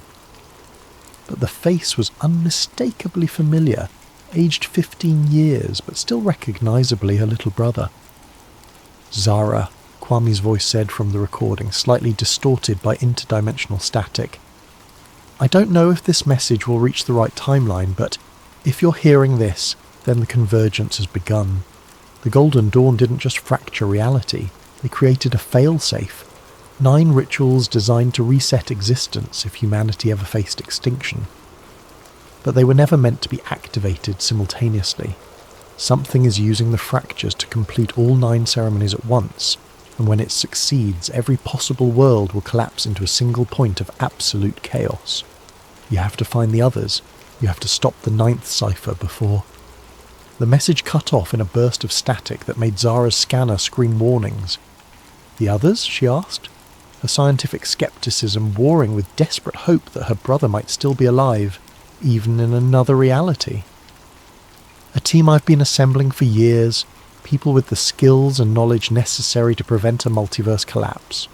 A quantum physicist who's been developing interdimensional communication technology, an occult historian who happens to be descended from Golden Dawn founders, a priest who's been documenting supernatural manifestations across multiple religions. We're going to need all of them if we want to save not just our world, but every possible version of it." Zara looked around the impossible Victorian room one more time, her scanner confirming that reality was indeed becoming increasingly unstable. The quantum signatures were growing stronger, as if the barrier between past and present, between possible and actual, was wearing thin. "If I agree to help," she said carefully, "I want answers. Real ones. How did the Golden Dawn actually fracture reality? What exactly are these 9 rituals? And what's powerful enough to manipulate quantum fractures across multiple timelines?" Marcus smiled grimly. "Professor, those are exactly the right questions. Unfortunately, the answers are going to challenge everything you thought you knew about the nature of existence itself." As if in response to his words, the Victorian room shimmered, its edges becoming translucent. Through the wavering reality, Zara glimpsed other versions of the same space, one where advanced technology mixed with magical symbols, one where the room was filled with shadows that moved independently of their sources, one where she herself stood in the same spot but wearing clothes she'd never owned. "The fractures are accelerating," Marcus said urgently. "We have perhaps a week before the convergence reaches critical mass. Will you help us prevent every possible reality from collapsing into chaos?" Zara thought of her brother's face on the screen, aged by years in another timeline but still unmistakably Kwame. She thought of the quantum signatures that proved the impossible was not only possible but actively happening. She thought of the responsibility that came with being one of the only people on Earth who could detect and potentially stop a multiverse-level catastrophe. "Where do we start?" she asked. Professor Esther Blackwood's London office looked exactly like what people expected from a 70-year-old occult historian. Floor-to-ceiling bookshelves filled with leather-bound volumes, crystal formations that caught afternoon light in rainbow patterns, and artifacts from a dozen different magical traditions displayed in glass cases. What they didn't expect was the quantum field generator humming quietly in the corner, or the holographic displays showing multiverse probability calculations floating above antique ritual implements. "You're late," she said without looking up from her work as Zara and Marcus entered.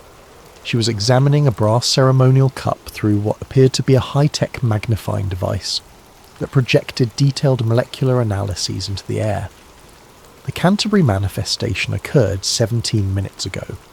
Reality fracture duration: 4 minutes and 37 seconds, 11 seconds longer than yesterday's incident in Prague. Zara's scanner immediately began registering the same impossible quantum signatures she'd detected in Mumbai, but here they were layered and complex, as if multiple temporal echoes were overlapping in the same space. "You can measure the fractures?" Zara asked, impressed despite her caution. "My dear," Esther said, finally looking up with eyes that sparkled with intelligence and something else, knowledge that carried the weight of terrible secrets.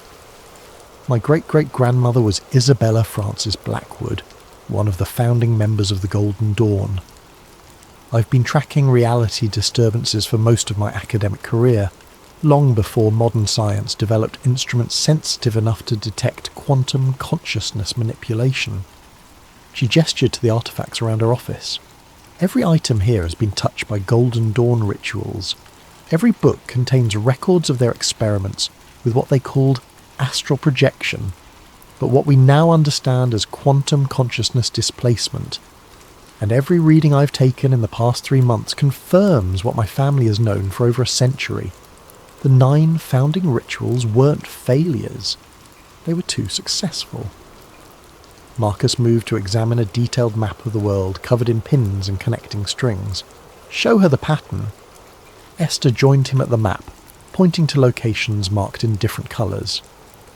Red pins mark completed manifestations. Mumbai, Prague, Canterbury, San Francisco, Cairo, Athens, Berlin and Tokyo. 8 of the 9 original Golden Dawn temple locations. Each manifestation corresponds exactly to the date and time when the historical rituals were performed, adjusted for modern time zones. "And the 9th?" Zara asked, though she suspected she already knew the answer. "London, the original temple beneath the city, in tunnels that predate the Golden Dawn by centuries. According to family records, the 9th ritual was designed as a master key, a way to either open all reality fractures permanently or seal them forever. It was scheduled for October 31st, 1899, but was never performed because the order disbanded after internal conflicts." Zara studied the map more carefully, noting the mathematical precision of the location relationships. "The positioning isn't random. The 8 completed sites form a geometric pattern." "An octagram," Esther confirmed. 8 points of a star with London at the centre. Sacred geometry combined with quantum mechanics. Consciousness manipulation through precise spatial and temporal coordinates. The Victorian occultists were more sophisticated than anyone realised. A new voice interrupted from the doorway. "They were also completely insane, but that's what made them effective." All 3 turned to see a young Japanese man in his late 20s, wearing a lab coat over casual clothes, his hair dishevelled and his eyes bright with the manic intensity of someone who'd been awake for days pursuing a breakthrough discovery. "Kai Nakamura," he said, extending his hand to Zara. "Quantum physicist, multiverse theorist, and apparently the only person crazy enough to build actual interdimensional communication equipment instead of just writing papers about it." His handshake felt normal, but Zara's scanner detected quantum disturbances around him that suggested recent exposure to reality fractures. "You've been in contact with parallel timelines." "For the past 6 months, ever since the Mumbai incident, my equipment picked up the quantum disruption from halfway around the world. Reality fractures generate specific frequency signatures that propagate through what I call the dimensional substrate. I've been monitoring them, and Professor, they're not random occurrences. Someone is deliberately completing the Golden Dawn rituals in sequence." Kai moved to Esther's desk and pulled out a tablet showing complex waveform analyses. "Each manifestation generates quantum resonance that makes the next one easier to achieve. It's like tuning forks. Once one starts vibrating at the right frequency, it encourages harmonic resonance in the others. The fractures are building toward a crescendo." "The 9th ritual," Marcus said grimly. "Whoever's behind this needs all 8 preliminary ceremonies completed before attempting the master key. How long do we have?" "Based on the acceleration pattern, maybe 4 days. But here's the really disturbing part. I've been receiving messages through my equipment from parallel versions of ourselves. Different timelines where the Golden Dawn succeeded, where magic became integrated with science, where reality fractures are a known phenomenon. And in every single timeline, when someone attempts to complete all 9 rituals simultaneously..."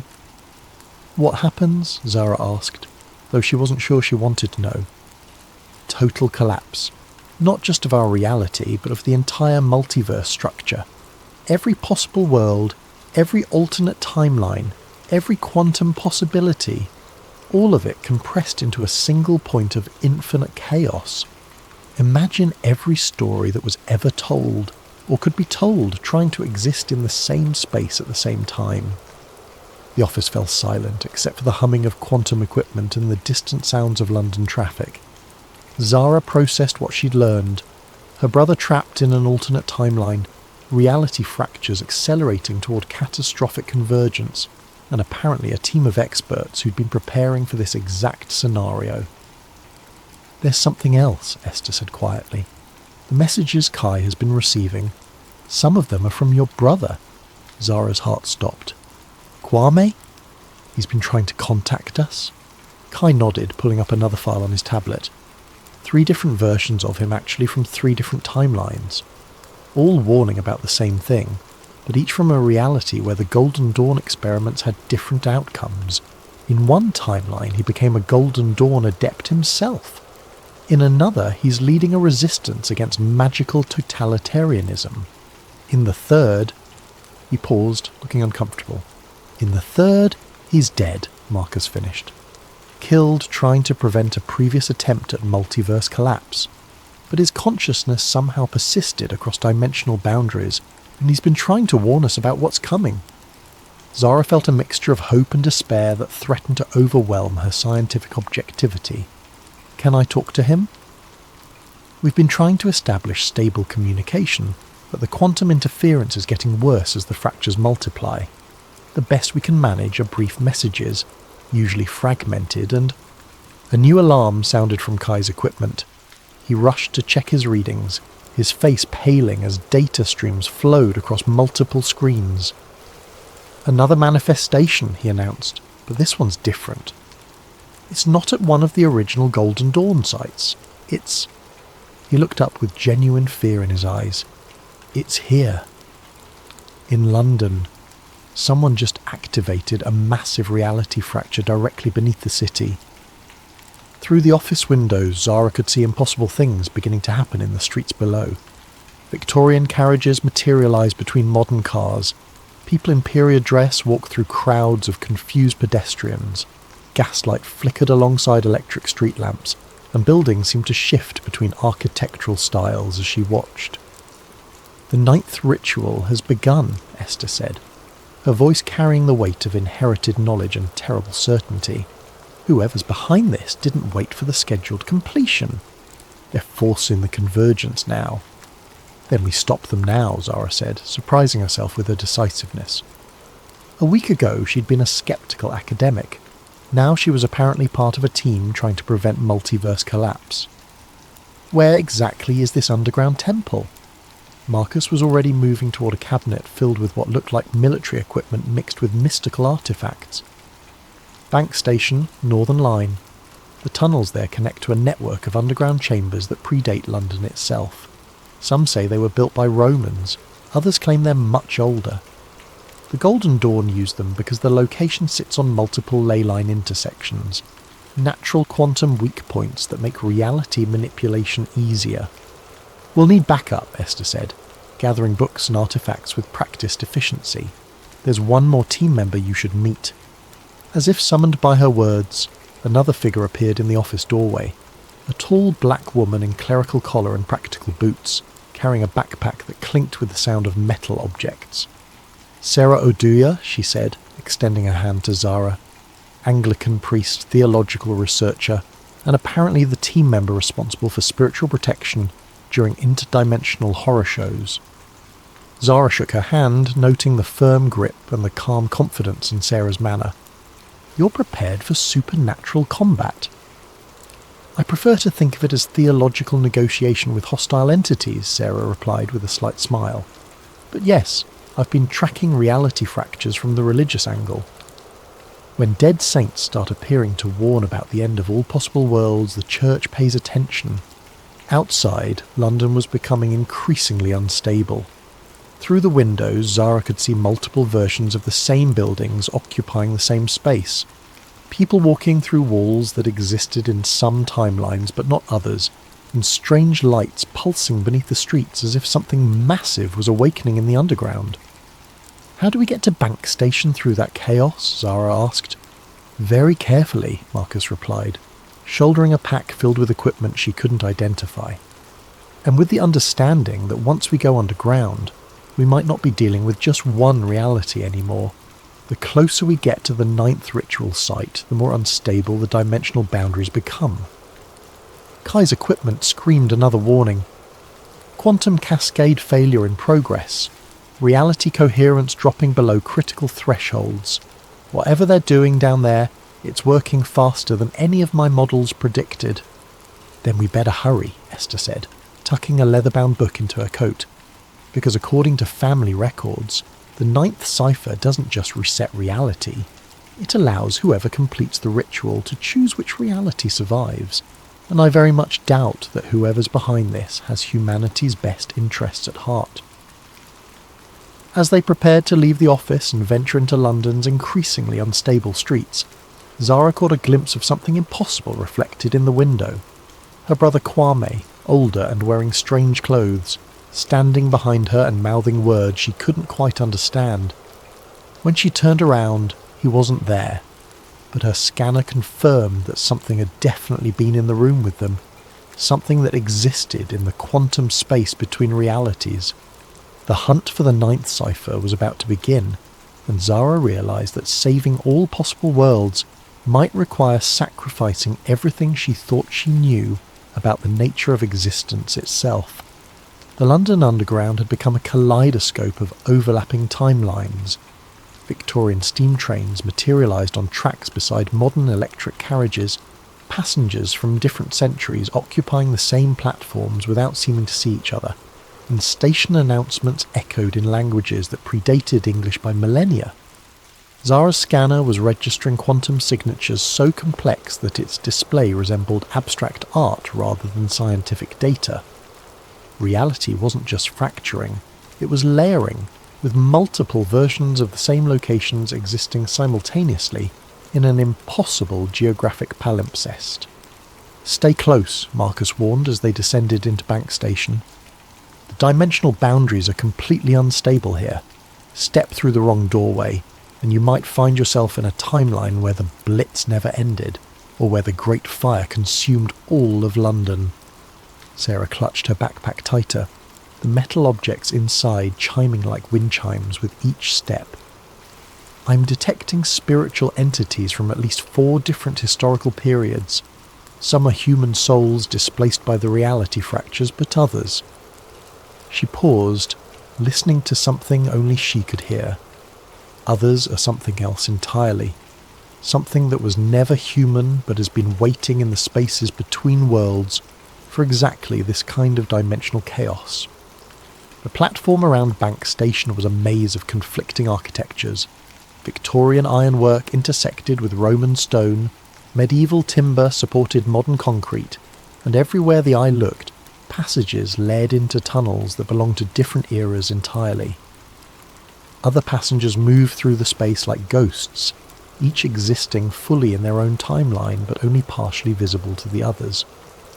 "There," Esther said, pointing toward a maintenance door marked with symbols that seemed to shift between runic scripts, alchemical notation, and mathematical formulas. "That doorway shouldn't exist in any normal timeline. It's a Golden Dawn modification keyed to specific quantum frequencies." Kai consulted his portable equipment, frowning at readings that defied conventional physics. "The reality distortion is strongest in that direction. Whatever's generating the dimensional cascade, it's directly beneath us, maybe 50 meters down, in tunnels that my scans suggest are significantly older than London itself." As they approached the doorway, Zara's scanner detected movement in her peripheral vision. She turned to see figures in Victorian dress performing some kind of ritual, in what appeared to be a gaslit version of the same platform. They were translucent but becoming more solid with each passing moment, as if the boundary between their timeline and the present was dissolving. "The original Golden Dawn members," Esther whispered. "Somehow the reality fractures are pulling their consciousness forward from the past. They're trying to complete rituals that were interrupted over a century ago." One of the Victorian figures looked directly at Zara, his eyes burning with an intensity that transcended temporal boundaries. When he spoke, his voice carried across dimensions with perfect clarity. The 9th cipher awakens.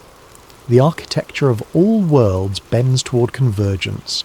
She who reads the quantum echoes must choose preservation or transformation, stasis or evolution. The shadow of the lost brother guides, but the final decision rests with she who bridges science and mystery. Before Zara could respond, the figure dissipated like smoke, leaving only the lingering scent of sulphur and old books. "They know you're here," Marcus observed grimly. "Whatever's behind the reality fractures, it's not just completing the Golden Dawn rituals, it's using the original practitioners as quantum anchors, pulling their consciousness through time to empower the ceremonies." The maintenance door opened at Esther's touch, revealing a spiral staircase that descended far deeper than should have been possible, given London's underground infrastructure. The stairs were carved from stone that looked older than the Roman occupation, covered with symbols that seemed to writhe and change when viewed directly. Pre-Celtic construction, Esther identified as they began their descent. These tunnels were built by whoever lived in this area before recorded history. The Golden Dawn didn't create this place. They found it and recognised its significance as a natural quantum focal point. The deeper they went, the more unstable reality became. Zara's scanner was detecting temporal echoes from dozens of different historical periods, all overlapping in the same physical space. She glimpsed Roman legionaries marching through medieval monks, Victorian occultists conducting ceremonies while Tudor-era plague victims wandered past, and stranger things.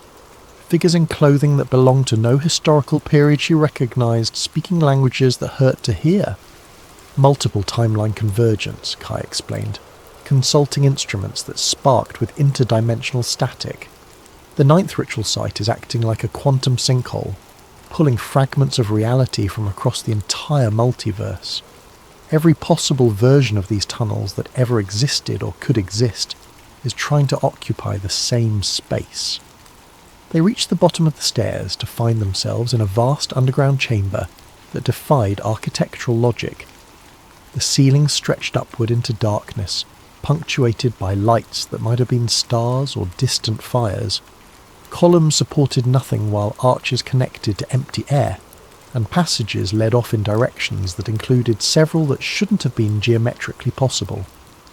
At the chamber's centre stood a massive circular altar covered with symbols from every magical tradition Zara had ever encountered, and several she was certain no human had ever seen. Around the altar, figures in modern clothing operated equipment that combined cutting-edge technology with Victorian occult implements. Quantum computers linked to crystal formations, holographic displays showing ritual circles, and devices that seemed to channel energy from multiple dimensional sources.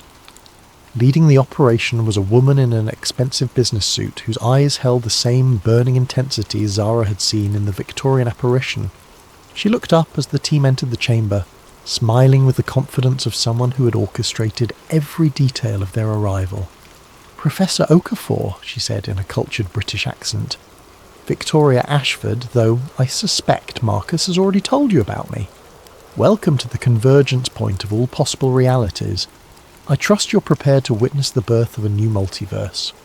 "You're the one behind the reality fractures," Zara accused, her scanner screaming warnings about the quantum energies building around the altar.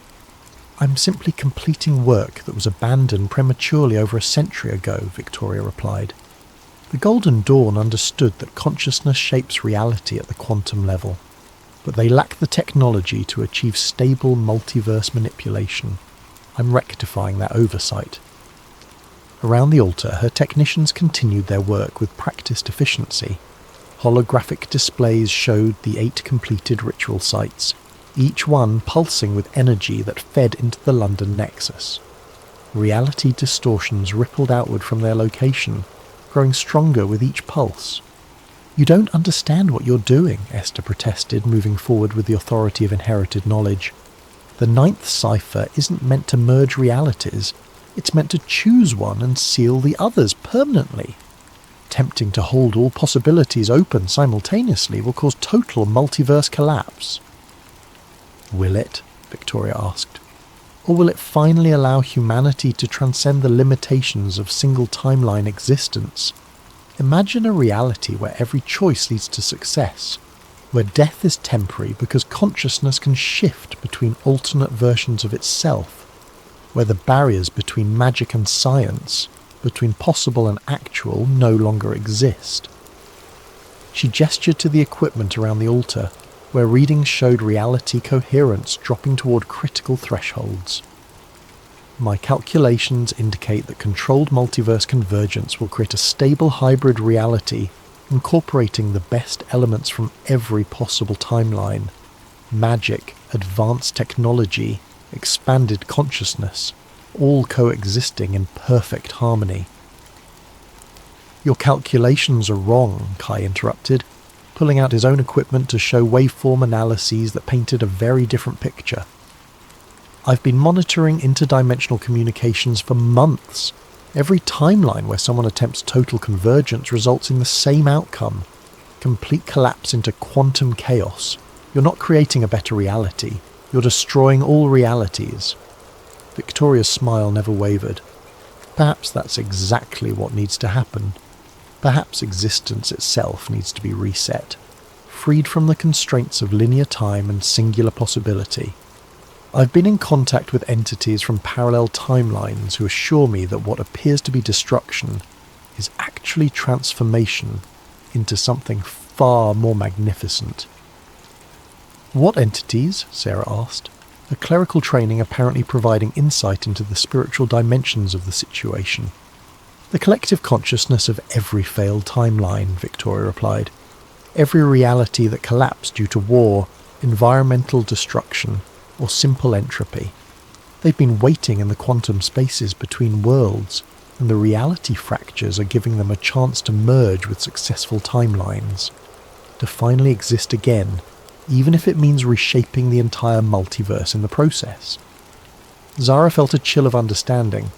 You're not just trying to control the multiverse convergence, you're being controlled by something that wants to absorb every possible reality into itself.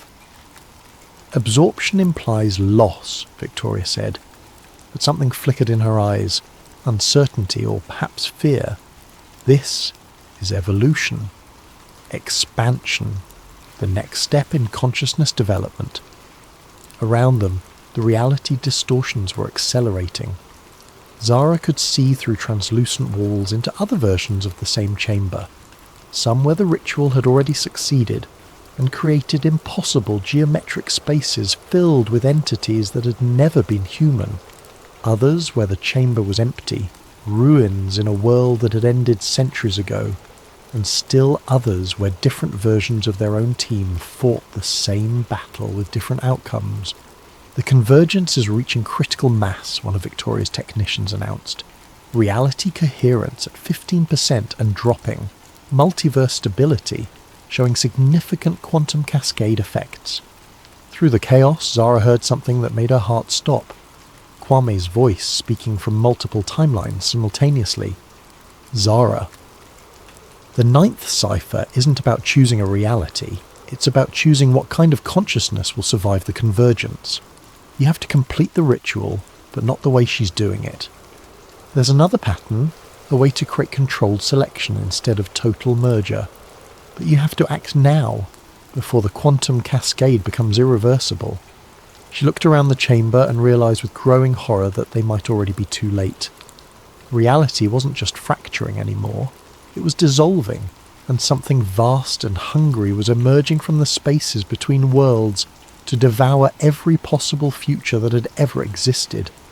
The chamber erupted in chaos as multiple versions of reality tried to occupy the same space simultaneously. Victorian Golden Dawn members materialised alongside Roman priests. Medieval alchemists appeared next to figures in environmental suits who might have been from humanity's far future. And through it all, entities that had never been human writhed in the dimensional spaces between what was real and what was possible. Zara's scanner was beyond overloaded, its readings resembling static more than scientific data. But through the quantum noise, she could detect something else, a pattern, a mathematical structure underlying the apparent chaos.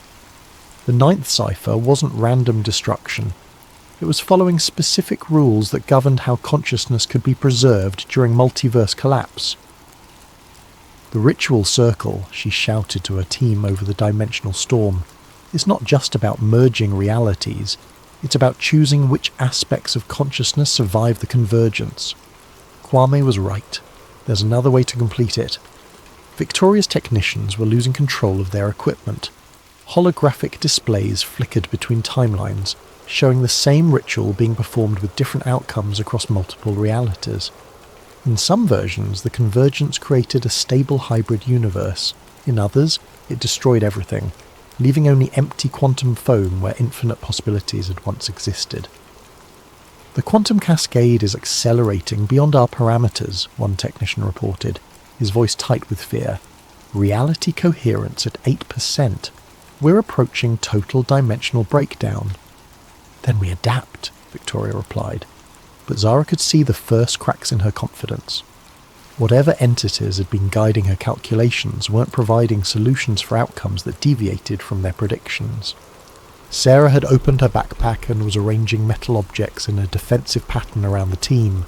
Crucifixes, ceremonial daggers, symbols from multiple religious traditions, and other items that seemed designed for spiritual combat. The entities Victoria mentioned, she called out, they're not just collective consciousness from failed timelines. They're something else, something that feeds on collapsed realities.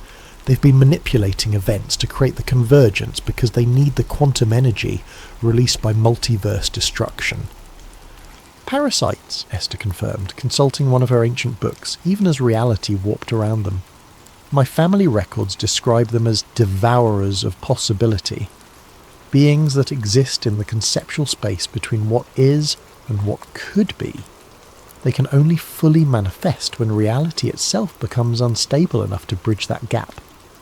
Through the chamber's shifting geometry, Zara could see these entities more clearly now, shapes that hurt to look at directly, geometries that included angles that shouldn't exist, consciousness that was simultaneously vast and empty. They were emerging from the quantum fractures like living shadows, drawn by the energy being released as infinite realities collapse toward a single point. Kai, she called out, can your equipment establish communication with the parallel timelines? I need to talk to Kwame directly.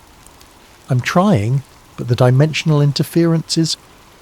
His tablet sparked and went dark, then flickered back to life, showing a face that was unmistakably her brother, though aged and marked by experiences she couldn't imagine. Zara, listen carefully. The entities feeding Victoria false calculations. They're not from failed timelines. They're what creates failed timelines. They exist by consuming the quantum potential of collapsed realities. The ninth ritual can stop them, but only if it's performed as a selection process instead of a merger. How? She asked, moving toward the altar where Victoria's technicians were still trying to control equipment that was responding to forces beyond their understanding. The original Golden Dawn design included a safeguard, Kwame's image explained, his voice cutting through interdimensional static. 9 points of consciousness anchored in 9 different timeline versions of the ritual. Instead of merging all realities, they create a selection matrix, a way to choose which elements from each possibility survive while allowing the rest to gracefully dissolve. But it requires 9 willing participants who can maintain consciousness coherence across multiple timelines simultaneously. I count 5 of us, Marcus said grimly, dodging a piece of Victorian furniture that materialised and dematerialised in the same space he'd been standing. How do we find 4 more participants when reality is falling apart around us? You don't need to find them, Kwame replied. You need to become them. The ritual allows consciousness to split across parallel versions of itself. Each of you can anchor multiple timeline positions, but the process... His image flickered with static. The process. What? Zara demanded. It's potentially fatal to your original consciousness. you'd be spreading your awareness across multiple versions of reality simultaneously. Some versions of you would survive, others wouldn't. There's no guarantee which consciousness would remain primary after the convergence. Victoria had been listening, her expression shifting from confidence to desperate calculation. That's not what the entities told me. They said total merger was possible without consciousness fragmentation. They lied, Sarah said bluntly, her spiritual training apparently providing insight into deceptive supernatural entities. Parasitic beings that feed on collapsed realities wouldn't want you to preserve multiple timeline stability. They need total chaos to manifest fully in our dimension. Around the altar, reality distortions were accelerating beyond anything Zara had seen. Through translucent walls, she could observe dozens of different versions of the same chamber, some where her team had already failed and the entities were consuming the remnants of collapsed timelines, others where different versions of the ritual were creating entirely new forms of existence, and still others where the chamber itself had become something that transcended physical space entirely. Reality coherence at 4%, Victoria's lead technician announced, his voice barely audible over the dimensional storm. Quantum cascade approaching critical threshold. Whatever we're going to do, it has to be now. Zara made the decision that would either save every possible world or destroy them all. We perform the selection ritual, she announced. 9 consciousness anchors, controlled convergence instead of total merger. But I want everyone to understand. Some versions of us might not survive the process. Better than no version surviving, Kai replied pragmatically, already connecting his equipment to the altar's quantum resonators. Besides, if Kwame is right about the selection matrix, we'll be choosing which aspects of each timeline to preserve. We can bias the selection toward realities where consciousness survives intact. Esther was arranging artifacts from her collection around the altar's perimeter, creating a geometric pattern that combined Golden Dawn symbolism with mathematical formulas for quantum consciousness manipulation. The family records include specific instructions for consciousness anchoring. Each participant needs a quantum resonator calibrated to their individual neural frequency. I can provide those, Victoria said quietly. When the team looked at her in surprise, she continued, My equipment was designed for this exact purpose. Whatever entities were manipulating me, the technology itself is sound. I'd rather use it to save reality than watch it be consumed by interdimensional parasites. Sarah began arranging her spiritual artifacts in protective patterns around each team member's position. Theological protection for consciousness fragmentation, she explained. Different religious traditions have developed techniques for maintaining spiritual integrity during transcendent experiences. You'll need them when your awareness starts spreading across multiple timelines. How do we know which timeline elements to preserve? Marcus asked as he took his position at one of the altar's 9 focal points. We trust our judgment, Zara replied, connecting her temporal echo scanner to Victoria's quantum resonators. Each anchor point will allow us to perceive multiple reality options. We choose based on what creates the most stable, beneficial outcome for conscious beings across all timelines. Kwame's image flickered back into focus. Zara, there's something else. The entities that have been manipulating events. They're not the only intelligence that's been watching the convergence. There are other beings, ones that want to preserve multiverse stability. They've been sending guidance through the quantum echoes, but their communication is subtle. Trust your instincts about which timeline elements feel right. The ritual began as Victoria's technicians initiated the quantum resonance sequence. Reality around the altar became increasingly fluid, with each participant existing simultaneously in multiple versions of the same moment. Zara could perceive herself in timelines where she'd made different career choices, different personal decisions, different scientific discoveries. Each version had access to knowledge and experiences that the others lacked. Through her consciousness anchor, she could see the selection matrix beginning to form, a vast multi-dimensional framework that displayed every possible outcome of the convergence. Some selections would preserve magic alongside science. Others would eliminate supernatural phenomena entirely, but advance technology centuries beyond current capabilities. Still others would create hybrid realities where consciousness itself evolved into new forms. "I can see the parasitic entities," Sarah reported from her anchor point. "They're trying to influence the selection process, steering choices toward outcomes that would leave reality permanently unstable. We need to actively resist their suggestions." "Focus on consciousness preservation," Esther added. "My position is showing multiple options for how aware beings survive the convergence. Some preserve individual identity, others merge consciousness into collective intelligences, still others create new forms of awareness entirely." Kai's scientific training was proving invaluable as he analysed the quantum mechanics underlying each selection option. Mathematics are stable for controlled selection, but we need to maintain perfect synchronization. If any anchor point loses coherence, the entire matrix could collapse into chaotic merger. Around them, the entities that had been manipulating Victoria were becoming increasingly desperate, manifesting as geometric impossibilities that tried to disrupt the selection process. But Sarah's spiritual protections were holding, and the team's combined will was proving stronger than parasitic influence. "I can see Kwame," Zara announced, her consciousness spanning multiple timelines where her brother existed in different forms. In some realities he never disappeared. In others, he became a Golden Dawn master. In still others, he died, but his consciousness persisted as a guardian intelligence. Which version should we preserve? "All of them," came the unexpected reply from Marcus. "The selection matrix doesn't require choosing single timeline versions. We can preserve multiple variants of the same person across different reality layers. It creates more complex existence, but also more resilient consciousness networks." The revelation changed everything. Instead of choosing between different timeline options, they could create a layered reality where multiple versions coexisted in parallel dimensional space. Magic and science, individual and collective consciousness, technological advancement and spiritual evolution, all could be preserved simultaneously in a stable multiverse configuration.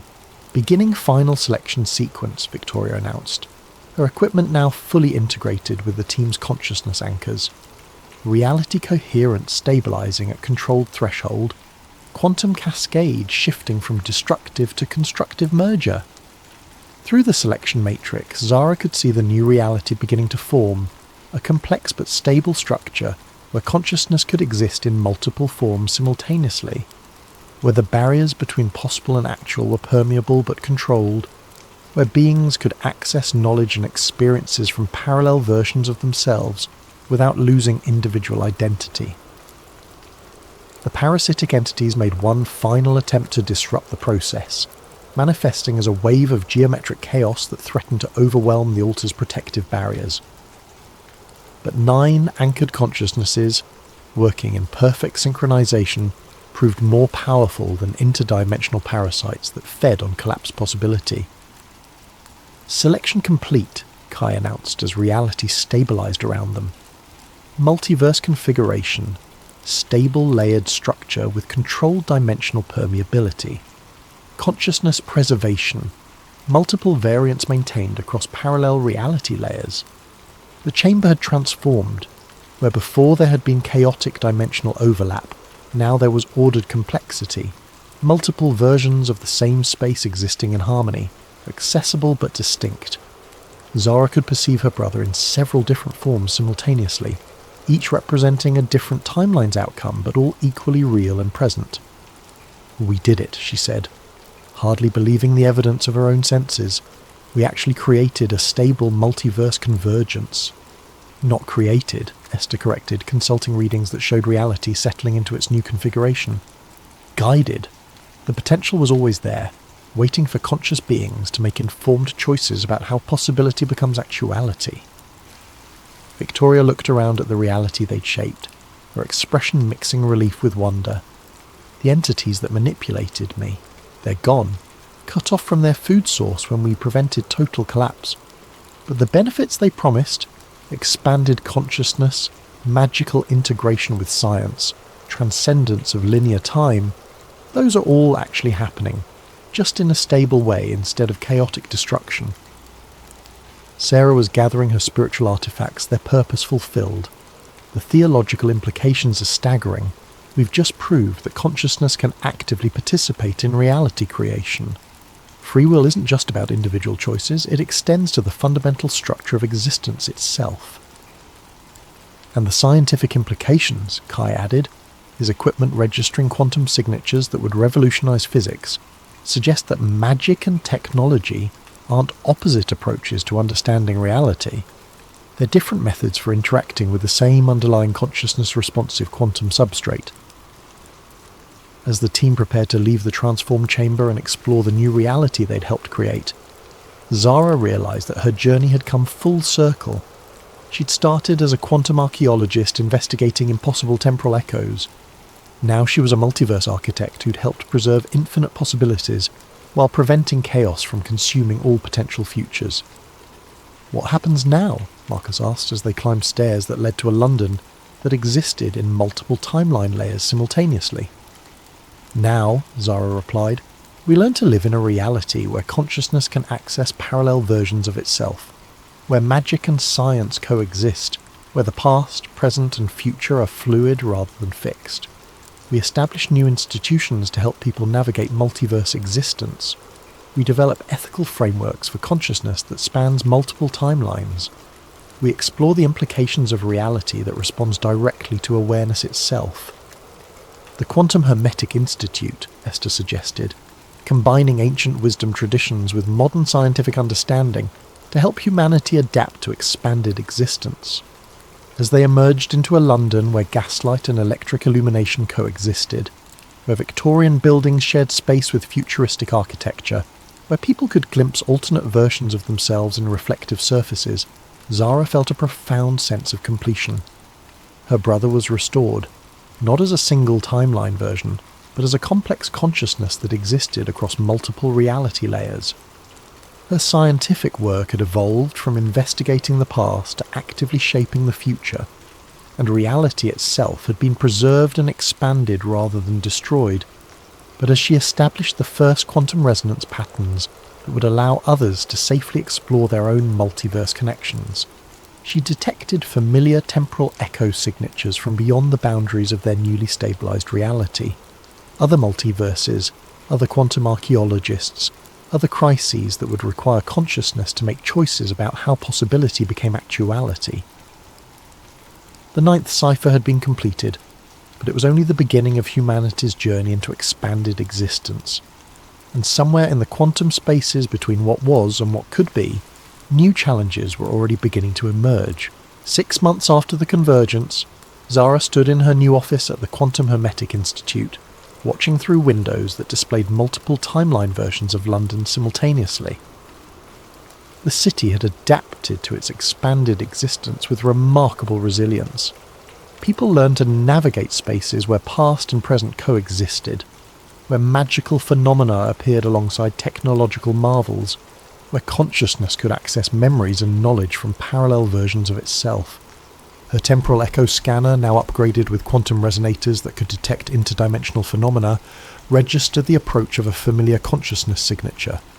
She turned to see Kwame entering her office, not as a single individual, but as a complex pattern of existence that included versions from multiple timelines. Some were older, some younger. Some bore the marks of experiences she couldn't imagine, but all were unmistakably her brother. The Institute is receiving reports from other multiverses, he said, his voice carrying harmonics from several parallel conversations occurring simultaneously. The reality fractures we healed weren't unique to our dimensional cluster. Other quantum archaeologists, other Golden Dawn organizations, other consciousness networks are dealing with similar convergence crises. Then we share what we learned, Zara replied, examining readings that showed their stabilized multiverse as one island of order in an ocean of still chaotic dimensional possibilities. The selection matrix technique can be adapted to other multiverse configurations. Consciousness preservation protocols can be modified for different forms of awareness. Through her enhanced scanner, she could detect temporal echoes from futures that stretched far beyond human civilization. Artificial intelligences that achieved consciousness across multiple realities, alien species that discovered their own versions of quantum consciousness manipulation, cosmic intelligences that existed as pure possibility until conscious observation collapsed them into specific forms. There's something else, Kwame continued, his multiple timeline aspects sharing information in patterns that resembled scientific collaboration. We're detecting signals from what might be an entirely different type of existence. Consciousness that never required physical reality to develop. Beings that exist purely as mathematical structures within the quantum substrate itself. Zara felt the familiar thrill of discovery that had driven her to become a quantum archaeologist. Reality wasn't just stranger than they had imagined. It was stranger than they could imagine, and consciousness played a fundamental role in determining how strangeness became structure. Then we keep exploring, she said, calibrating her equipment to detect phenomena that existed beyond the boundaries of their newly expanded reality. We've learned that consciousness can actively participate in shaping existence itself. Now we discover what other forms that participation might take. As she prepared to investigate temporal echoes from civilizations that might exist purely as mathematical consciousness, Zara reflected on how far she'd travelled from the skeptical academic who had first encountered a Victorian séance room in a Mumbai skyscraper. She'd started by reading quantum imprints of the past. Now she was helping to write the quantum architecture of possible futures. The 9th cipher had been completed, but in solving it, they discovered that reality itself was just the first level of a far larger mystery. Consciousness, possibility, and existence were engaged in an eternal collaboration that stretched across dimensions, timelines, and forms of being that transcended current understanding. And somewhere in the quantum spaces between what was known and what remained to be discovered, new temporal echoes were beginning to form. Echoes that would require future archaeologists to dig even deeper into the fundamental structures of consciousness and reality. The convergence was complete, but the real exploration was just beginning. What if humanity's greatest treasure was never meant to be found? What if some doors were sealed not to keep us out, but to keep something else in? Tonight's story takes us deep into the heart of India's most sacred temple, where ancient warnings echo through marble halls and gold-laden chambers hide secrets that predate recorded history. Before we begin, I want to give a thank you to Brassneck v23 for suggesting this chilling tale of forbidden knowledge and cosmic horror. If you have ideas for future stories, please leave them in the comments below. And if you enjoy these late-night journeys into the unknown, don't forget to like and subscribe to Sleep Theories for more stories that will keep you questioning what lurks in the shadows of our world. Now dim the lights, settle in, and prepare yourself for a story where curiosity becomes a curse and some mysteries are better left buried.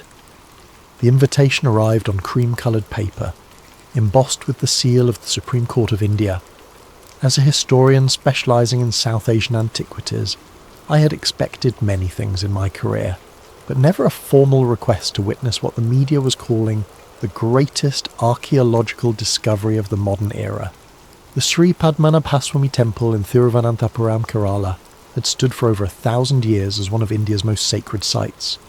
Dedicated to Lord Vishnu, its towering gopurams scraped the tropical sky like a stone finger pointing toward the divine. What made it extraordinary wasn't just its spiritual significance, but what lay hidden beneath its ancient stones. In 2011, a legal petition had demanded an inventory of the temple's treasures. What they found in the first 5 vaults defied comprehension. Gold coins dating back centuries, precious stones the size of eggs, jewellery that belonged to forgotten dynasties. The estimated value exceeded $100 billion, making it potentially the richest religious site on Earth. But there was a 6th vault. Vault B. I arrived in Kerala on a sweltering morning in March, the humid air thick with the scent of jasmine and incense. The temple complex buzzed with activity as legal officials, archaeologists and security personnel prepared for what everyone hoped would be the crown jewel of the discovery. The head priest, an elderly man named Kandararu Mahesh, met our legal team at the temple's main entrance. His weathered face bore the weight of generations, and his eyes held something I couldn't immediately identify. Fear, perhaps, or resignation. "The courts have spoken," he said in heavily accented English, his voice barely above a whisper. "But I must tell you what my predecessors told me, as theirs told them for 8 centuries. He gestured toward the inner sanctum where Vault B lay sealed behind an ornate iron door. That chamber is not like the others. It was never meant to hold treasure for earthly eyes. The legal team exchanged glances. They had heard such protests before, religious authorities reluctant to surrender their hoarded wealth to public scrutiny. But something in the priest's tone gave me pause. "What do you mean?" I asked. Kandararu Mahesh's eyes fixed on mine. "In our most ancient texts, written on palm leaves that predate even the temple's construction, Vault B is not described as a treasury. It is called the chamber that must remain. The Sanskrit is very specific, yatna holitavyam, that which must not be opened." "Superstition," muttered the lead attorney, a sharp-faced woman from Delhi. "The Supreme Court's authority supersedes religious tradition." The priest continued as if she hadn't spoken. "The door has no key because it was never meant to have one. The locks were forged not to secure treasure, but to contain what lies beyond. Only those who know the sacred serpent mantras, knowledge lost for 3 centuries, can open it safely." A younger priest approached and whispered urgently in Malayalam. Kandararu Mahesh's face grew pale. "What is it?" I asked. "The workers in the bazaar," he said slowly. "They speak of dreams. All of them, the same dream for 3 nights now. They see a great wind rising from beneath the temple, carrying with it the breath of destruction." The attorney scoffed, but I noticed her hand trembling slightly as she made notes on her tablet. The other officials seemed less confident now, their earlier enthusiasm dimmed by the weight of the priest's words. As we walked toward the inner sanctum, I caught fragments of conversation among the temple workers. They spoke in hushed tones, casting nervous glances toward the sealed vault. An old woman selling flowers outside the temple grabbed my arm as I passed. "Sahib," she whispered urgently, "my grandmother told me stories. She said when the British came to survey the temple in 1931, they tried to open that door. 3 of them died within a week. 1 drowned in his own bathtub, 1 fell from his horse, 1 simply stopped breathing." I gently freed my arm, but her words followed me like shadows. As a rational man of science, I dismissed such tales as folklore born of ignorance and superstition. Yet something about the atmosphere around Vault B felt different. The air seemed thicker there, charged with an energy that made my skin prickle. The vault's door stood before us now, a masterpiece of medieval craftsmanship. Unlike the other vaults, which had been sealed with relatively simple locks, Vault B presented a complex puzzle of interlocking mechanisms. 7 iron serpents wrapped around the door's frame, their mouths forming the keyholes. But there were no keys, hadn't been for centuries according to the temple records. "The mantras were the keys," Kandararu Mahesh explained. "Specific vibrations, spoken in precise sequence, would cause the mechanisms to release. But those who knew them took the knowledge to their graves in the 1750s, believing it safer that way. The legal team was growing impatient. They had come here to document treasure, not listen to religious lectures. But as I studied the door more closely, I began to understand the priest's reluctance. This wasn't just a vault. It was a seal, and seals by their very nature were meant to keep something in. As evening approached and we prepared to return to our hotel, I lingered in the temple courtyard. The setting sun painted the gopuram in shades of gold and crimson, and the evening prayers began their eternal rhythm. But beneath the familiar sounds of devotion, I could swear I heard something else. A low, almost inaudible humming that seemed to rise from the very stones beneath my feet. That night in my hotel room overlooking the temple, I made the first entry in what would become my final journal. There are doors in this world that remain closed not because we lack the key, but because we lack the wisdom to understand why they were locked in the first place. Tomorrow we attempt to open one such door. I pray we are prepared for whatever lies beyond. I had no way of knowing then how prescient those words would prove, or how dearly we would all pay for our curiosity. The next morning dawned clear and hot, the kind of day that makes the air shimmer like liquid glass. By 6 a.m. the temple complex was already bustling with activity. Security cordons kept the gathering crowd at bay while our team prepared for what the media had dubbed the greatest treasure hunt in modern history. The opening of vaults A, C, D, E and F had been methodical and spectacular. Each chamber revealed layer upon layer of unimaginable wealth. Golden idols studded with rubies and emeralds, ancient coins bearing the faces of forgotten kings, jewellery so intricate it seemed to have been crafted by divine hands rather than mortal ones. The inventory process had taken months, and still they were finding new treasures buried beneath the gold. But Vault B had remained sealed, waiting. The locksmith brought in for the task was Ravi Kumar, a slight man from Mumbai who specialised in historical mechanisms. He had successfully opened bank vaults from the British era, ancient strongboxes from Mughal times, even medieval treasure chests from Rajasthani forts. If anyone could breach the serpent locks of Vault B, it was him. The mechanism is unlike anything I have encountered, he admitted as he studied the door. These serpents are not merely decorative. Each one represents a different locking mechanism, and they appear to be interconnected. Opening one incorrectly might trigger a jamming system that would seal the vault permanently. The legal team was growing impatient. Photographers and videographers stood ready to document the moment. Government officials whispered among themselves about the economic implications of the discovery. The air thrummed with anticipation. Kandarari Mahesh stood apart from the group, his lips moving in what I assumed was silent prayer. When I approached him, he looked up with eyes that held the weight of centuries. "It is not too late," he said quietly. "The courts could be convinced to leave this one vault unopened. Sometimes the greatest treasure is wisdom, the wisdom to leave certain doors closed." "What exactly do you think is in there?" I asked. His answer chilled me to the bone. Something that was locked away for a reason our ancestors understood, even if we have forgotten. At precisely 10 a.m, Ravi Kumar began his work.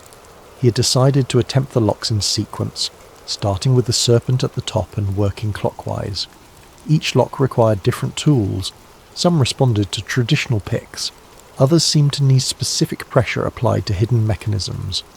The first serpent yielded after an hour of careful manipulation. A soft click echoed through the chamber as its jaw opened, revealing the first keyhole. The crowd murmured with excitement. The second lock proved more challenging, requiring Ravi to simultaneously manipulate two different mechanisms while applying steady pressure to a third. Sweat beaded on his forehead as he worked, and I noticed his hands trembling slightly. It was during his attempt on the third lock that the first sign appeared. A cool breeze began to blow through the temple, unusual for the stifling heat of the day. The flames on the oil lamps flickered, and several went out entirely. The temperature dropped noticeably, raising goosebumps on arms despite the tropical climate. "The wind has changed," one of the younger priests whispered, his voice tight with fear.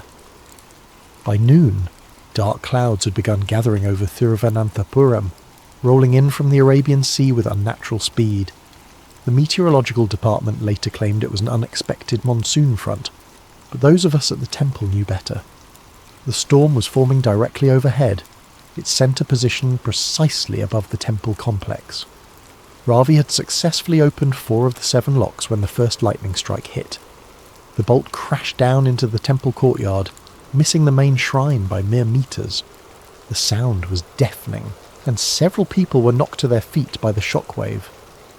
"Perhaps we should postpone this," suggested the chief legal officer, eyeing the darkening sky nervously. But Ravi was committed now, his professional pride overriding his caution. "2 more locks," he muttered, wiping rain from his face as the first drops began to fall. "I can finish this." The 5th lock clicked open just as the second lightning bolt struck the temple's outer wall. Stone chips scattered across the courtyard, and one of the camera operators was struck by flying debris, opening a gash across his cheek. The 6th lock resisted all of Ravi's efforts. He tried for 2 hours, his tools slipping in hands made slick by rain and nervous sweat. The storm intensified with each passing minute, as if the very sky was protesting our actions. It was nearly 4 p.m. when disaster struck. Ravi had finally managed to manipulate the 6th mechanism when a bolt of lightning struck the temple's lightning rod. The electrical surge travelled through the building's metal framework and arced across the vault chamber. Ravi Kumar was thrown backward against the stone wall, his body convulsing as electricity coursed through him. The medical team rushed to his aid, but the damage was severe. Burns covered his arms and chest, and his heart had stopped briefly before the medics managed to revive him. As they carried him away on a stretcher, barely conscious and mumbling incoherently about voices in the metal, the storm reached its full fury. Rain lashed the temple complex with the force of a hurricane, and hail the size of golf balls battered the ancient stones. The Supreme Court officials huddled in the main shrine, their expensive suits soaked, and their earlier confidence completely evaporated. The lead attorney tried to maintain her composure, but I could see the fear in her eyes as she spoke into a satellite phone. "Yes, sir, I understand. Unusual circumstances. We'll suspend operations until—" "Yes, sir, immediately." When she ended the call, her hands were shaking. The Supreme Court has ordered a temporary halt to all vault opening activities pending a full review of safety protocols. Kandararu Mahesh, who had watched the entire ordeal in stoic silence, finally spoke. "The door has 6 locks open and 1 remaining.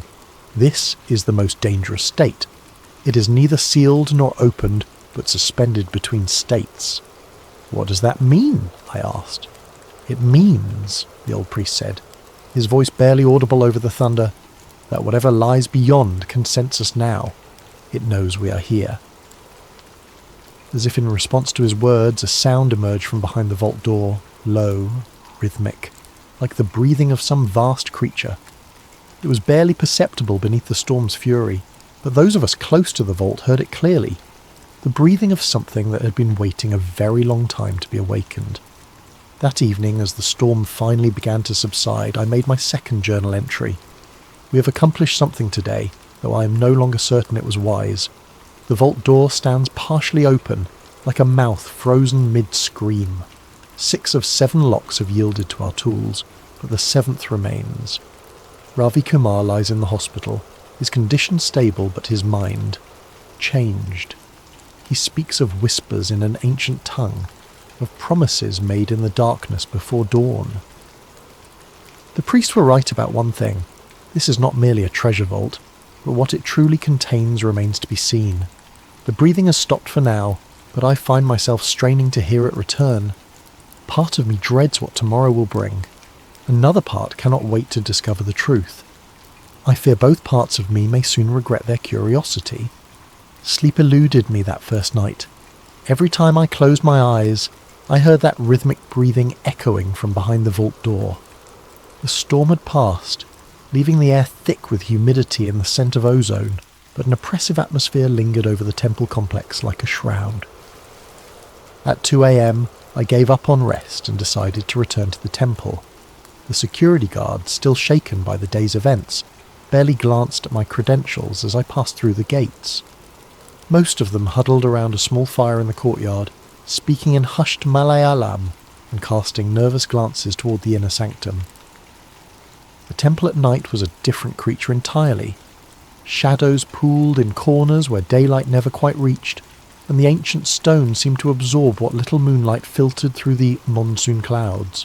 My footsteps echoed eerily in the silence, each sound magnified by the vaulted ceilings. I made my way to the temple's archives, housed in a smaller building adjacent to the main shrine. Kandararu Mahesh had mentioned ancient manuscripts that detailed the history of Vault B, and my historian's instincts demanded I examine them myself. The archive keeper, an elderly man named Gopal, had given me permission earlier, though his eyes had held the same haunted look I was beginning to recognize in everyone connected to the temple.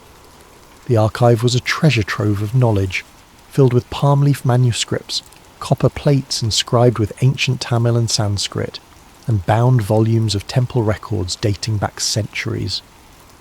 Many were written in scripts I couldn't read, but I found several texts in Sanskrit that seemed relevant to my investigation. It was in a manuscript dated to the 14th century that I found the first clear reference to Vault B's true nature. The writing was cramped and difficult to decipher, but what I read made my blood run cold. In the year of the Great Plague, When death walked among the people like a familiar friend, the priests of the southern temple completed their terrible task. The devouring wind, which had consumed 3 kingdoms and turned fertile lands to dust, was bound within the chamber that must remain. 7 locks were forged, each one requiring the breath of sacred words to open. But the knowledge of these words was deemed too dangerous for any mortal to possess, and so the key speakers took poison rather than risk the wind's return. The devouring wind, not treasure, not gold, not jewels, but something the medieval priests considered so dangerous that they willingly died to keep it contained. I continued reading, my hands trembling slightly as I turned the fragile pages. The binding required the sacrifice of 49 Brahmin priests, their life breath woven into the mantras that hold the wind in check. Should the seals ever be broken without the proper words, the wind will taste freedom again and hunger for the breath of all living things. It will seek first those who disturbed its slumber, then spread outward like ripples on a pond, until all the world gasps for air that will not come. The sound from the main temple made me look up. It was faint, almost inaudible but distinctly rhythmic. The breathing had resumed. I closed the manuscript carefully and made my way back toward the inner sanctum, my heart hammering against my ribs. The temple seemed different now, as if the very architecture was aware of my presence. Shadows moved where no shadows should be, and the air felt thick, almost viscous. The vault chamber was empty of people, but not of presence. The partially open door seemed to pulse with malevolent life, and the breathing was definitely stronger now. It wasn't coming from behind the door, I realised with growing terror. It was coming from beneath it. As I stepped closer, I noticed something else. The temperature around the vault had dropped significantly. My breath came out in small puffs of vapour, and frost was forming on the metal serpents despite the tropical climate outside. Then I heard the voices. They were whispers at first, so faint I thought they might be the wind through stone corridors. But as I strained to listen, they became clearer. Multiple voices, speaking in a language I didn't recognise but which seemed hauntingly familiar, as if heard in half-remembered dreams. The whispers seemed to be coming from the gaps around the vault door, rising up from some vast space below. They spoke in rhythmic cadences that matched the breathing, and though I couldn't understand the words, their meaning was clear. Hunger, ancient and patient, promises of release, threats of what would come if the final lock was opened. I fumbled for my phone to record the phenomenon, but the device was completely dead despite having a full charge when I had entered the temple. The whispers grew louder, more insistent, and I realised they were becoming comprehensible. The seeker comes in the dark. The seeker who reads the old words. Closer. Seeker. Closer to the threshold. So long since warm breath filled these chambers. Terror flooded my system and I stumbled backward, knocking over a brass lamp that clattered against the stone floor. The sound echoed like gunshots through the temple, and suddenly the whispers stopped. The silence was somehow worse than the voices had been. I fled the temple, my academic composure completely shattered. Behind me I could swear I heard something like laughter, dry, rustling laughter that seemed to emanate from the stones themselves. Back in my hotel room, I sat awake until dawn, staring out at the temple silhouette against the lightning sky. My hands shook as I wrote in my journal. I understand now why the priest tried to stop us. Vault B contains no earthly treasure, but something far older and more terrible. The manuscripts speak of the devouring wind, an entity or force bound within the chamber by sacrifices and mantras. We have partially broken the binding and it is beginning to wake. The voices called me Seeker and spoke of warm breath. I believe it feeds on life itself, not just death, but the very act of breathing, the essence of living things. The medieval priests who bound it understood this and chose death rather than risk its escape. 6 locks are open, 1 remains, but I fear that even with the 7th lock intact we may have already gone too far. The boundary between the chamber and our world is weakening. The devouring wind is testing its prison, looking for cracks in the ancient seals. God help us all if it finds one. The call came at 6 a.m, jolting me from the first real sleep I'd managed in 2 days. The voice on the other end was crisp, confident, with a slight accent that marked international education and global business dealings. Professor Malhotra, my name is Victor Ashworth. I represent certain interested parties regarding your work at the Padmanabha Swami Temple. I believe we need to talk. I had heard of Ashworth, of course. Everyone in academic circles had. British-born but internationally based, he had made his fortune in tech startups before transitioning into what he euphemistically called cultural preservation. In reality, he was one of the world's most sophisticated antiquities collectors. Legal when possible, questionably legal when necessary. I'm afraid I'm not at liberty to discuss the temple project, I began, but he cut me off smoothly. Professor, I'm sitting in the lobby of your hotel. The conversation is going to happen whether you come down willingly or I come up. Your choice, but I think you'll find what I have to say quite illuminating. 20 minutes later I sat across from Victor Ashworth in the hotel's restaurant. He was younger than I'd expected, perhaps 40, with prematurely silver hair and eyes the colour of a winter sky. His suit was perfectly tailored, and his manner suggested someone accustomed to getting exactly what he wanted. You look tired, Professor, he observed, signalling the waiter for coffee. Difficult night at the temple, I imagine. How do you... I started, then stopped. Of course he knew. Men like Ashworth had sources everywhere. I know about the breathing, he said quietly, his voice just loud enough for me to hear. I know about the whispers, and I know you've discovered what Vault B really contains. He leaned forward, his eyes intense. The question is, do you understand the implications? I understand that some things should remain buried, I replied, trying to sound more confident than I felt. Ashworth laughed, a sound like crystal breaking. Professor, you disappoint me. Here we have possibly the greatest discovery in human history, and you want to bury it again? Do you have any idea what the economic implications alone would be? This isn't about economics. Everything is about economics, he interrupted. Do you know what's happening in the financial capitals right now? Word has leaked about the temple treasures, not the specifics, but enough. Gold prices are fluctuating wildly. Currency markets are in chaos. The mere possibility that India might dump $100 billion worth of precious metals and gems onto the world market has central bankers calling emergency meetings. He pulled out a tablet and showed me a series of graphs and charts. Now imagine what would happen if the true contents of Vault B were revealed. Not just gold, Professor, but something far more valuable. Proof that our understanding of human history is fundamentally flawed. What are you talking about? Ashworth's smile was predatory. You've read the manuscripts. The devouring wind, the binding rituals, the sacrifice of 49 priests. These aren't fairy tales, Professor. They're historical records of humanity's first encounter with something beyond our current understanding of reality. He leaned back, studying my reaction. Governments around the world are watching this situation very carefully. The Americans have a cultural attaché in Mumbai who's actually CIA. The Chinese have tripled their diplomatic presence in Kerala. The Russians have been making very generous offers to fund archaeological research in the region. Why?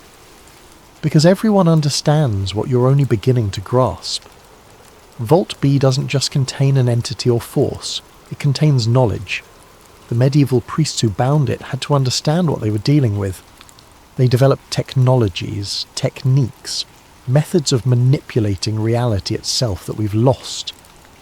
Ashworth gestured toward the temple, visible through the restaurant's windows. Think about it. They created a prison that has held for 8 centuries. No modern government has containment systems that sophisticated. What if we could reverse engineer their methods? What if we could learn to harness whatever they bound? You're talking about releasing it. I'm talking about studying it, controlling it. Imagine the applications: unlimited energy, matter manipulation, perhaps even the ability to influence consciousness itself. We could reset not just the global economy, but the entire trajectory of human civilization. I felt sick. The manuscripts are clear. The thing in that vault feeds on life itself, the moment you open it. The moment we open it properly, Ashworth corrected, with the right precautions and containment systems. Professor, I've spent the last decade acquiring artifacts and texts from private collections around the world. I have fragments of the binding mantras, not complete but enough to begin understanding the mechanisms involved. He slid a leather portfolio across the table. Photographs of Sanskrit inscriptions from a Tibetan monastery, cuneiform tablets from a collector in Dubai, ancient Greek texts from a private library in Switzerland. All describing similar entities, Professor, similar binding rituals. This isn't an isolated phenomenon, it's part of a pattern that spans continents and millennia. Despite my revulsion, I found myself opening the portfolio. The documents inside were extraordinary. Clear evidence of other devouring winds, bound in locations across the ancient world. Tibet, Mesopotamia, the Greek islands, even references in Mayan codices from Central America. How many? I whispered. We've identified 17 probable sites, Ashworth said. Most have been lost to time, their bindings failed or their locations forgotten, but a few remain active. The temple in Kerala is just the most accessible. Most accessible for what? His smile returned, colder than before. For opening, Professor. The Supreme Court's investigation provides perfect cover. Legal authority, scientific oversight, global media attention. When we breach that final lock, the whole world will be watching, and recording, and learning. The government will stop you. Which government? The Indian authorities who authorised the investigation in the first place. The international observers who want their slice of the discovery. Professor, you're being naive. Everyone wants this opened. The only question is who controls what comes next. Ashworth stood, straightening his jacket. I'm offering you a position on my team. Full funding for your research, access to resources you've only dreamed of, and a chance to be part of the most significant discovery in human history. The alternative... He let the sentence hang. What alternative? The alternative is that this happens without you, and when it does, when the truth comes out, history will remember you as the man who had access to the greatest secret on earth and chose to hide in his hotel room instead. After he left, I sat alone in the restaurant for hours, staring at the portfolio he'd left behind. The evidence was undeniable. Whatever was bound in Vault B was part of something much larger, much older than I'd imagined. But I also remembered the voices in the dark, the hunger in their whispered words, the way the temperature dropped and shadows moved without reason. Some doors, I realised, were locked from the inside. That evening I made what would prove to be my most fateful journal entry. Ashworth's offer is tempting, I must admit. The chance to study something truly unprecedented, to be part of rewriting human history. But I cannot shake the feeling that we are children playing with weapons we do not understand. The manuscripts speak of the devouring wind's hunger, its patient malevolence. This is not some abstract force to be studied and harnessed. This is something that waits and watches and learns about those who would disturb its slumber. I have decided to decline Ashworth's offer, but I fear the decision has been made for all of us. One way or another, Vault B will be opened. The only question now is whether any of us will survive what comes next. The breathing grows stronger each night. Soon, I think, it will not matter what we choose. The choice will be made for us. 3 days passed in tense anticipation. The Supreme Court maintained its suspension of official vault opening operations while Ravi Kumar recovered in the hospital, but the media attention only intensified. International news crews camped outside the temple, and the Indian government found itself under increasing pressure from various quarters to resume the investigation. I spent those days translating more of the ancient manuscripts, piecing together a clearer picture of what the medieval priests had done. The binding ritual had been extraordinarily complex, requiring not just the sacrifice of the 49 Brahmins, but the coordinated efforts of thousands of devotees across multiple temple sites. The devouring wind hadn't simply been locked away, it had been woven into a spiritual prison that drew its strength from collective faith and continuous prayer. But faith was a finite resource, and prayers could be interrupted. On the 4th night I was awakened by my phone buzzing with an urgent text message. It is done. Come quickly if you want to witness history. V.A. Ashworth.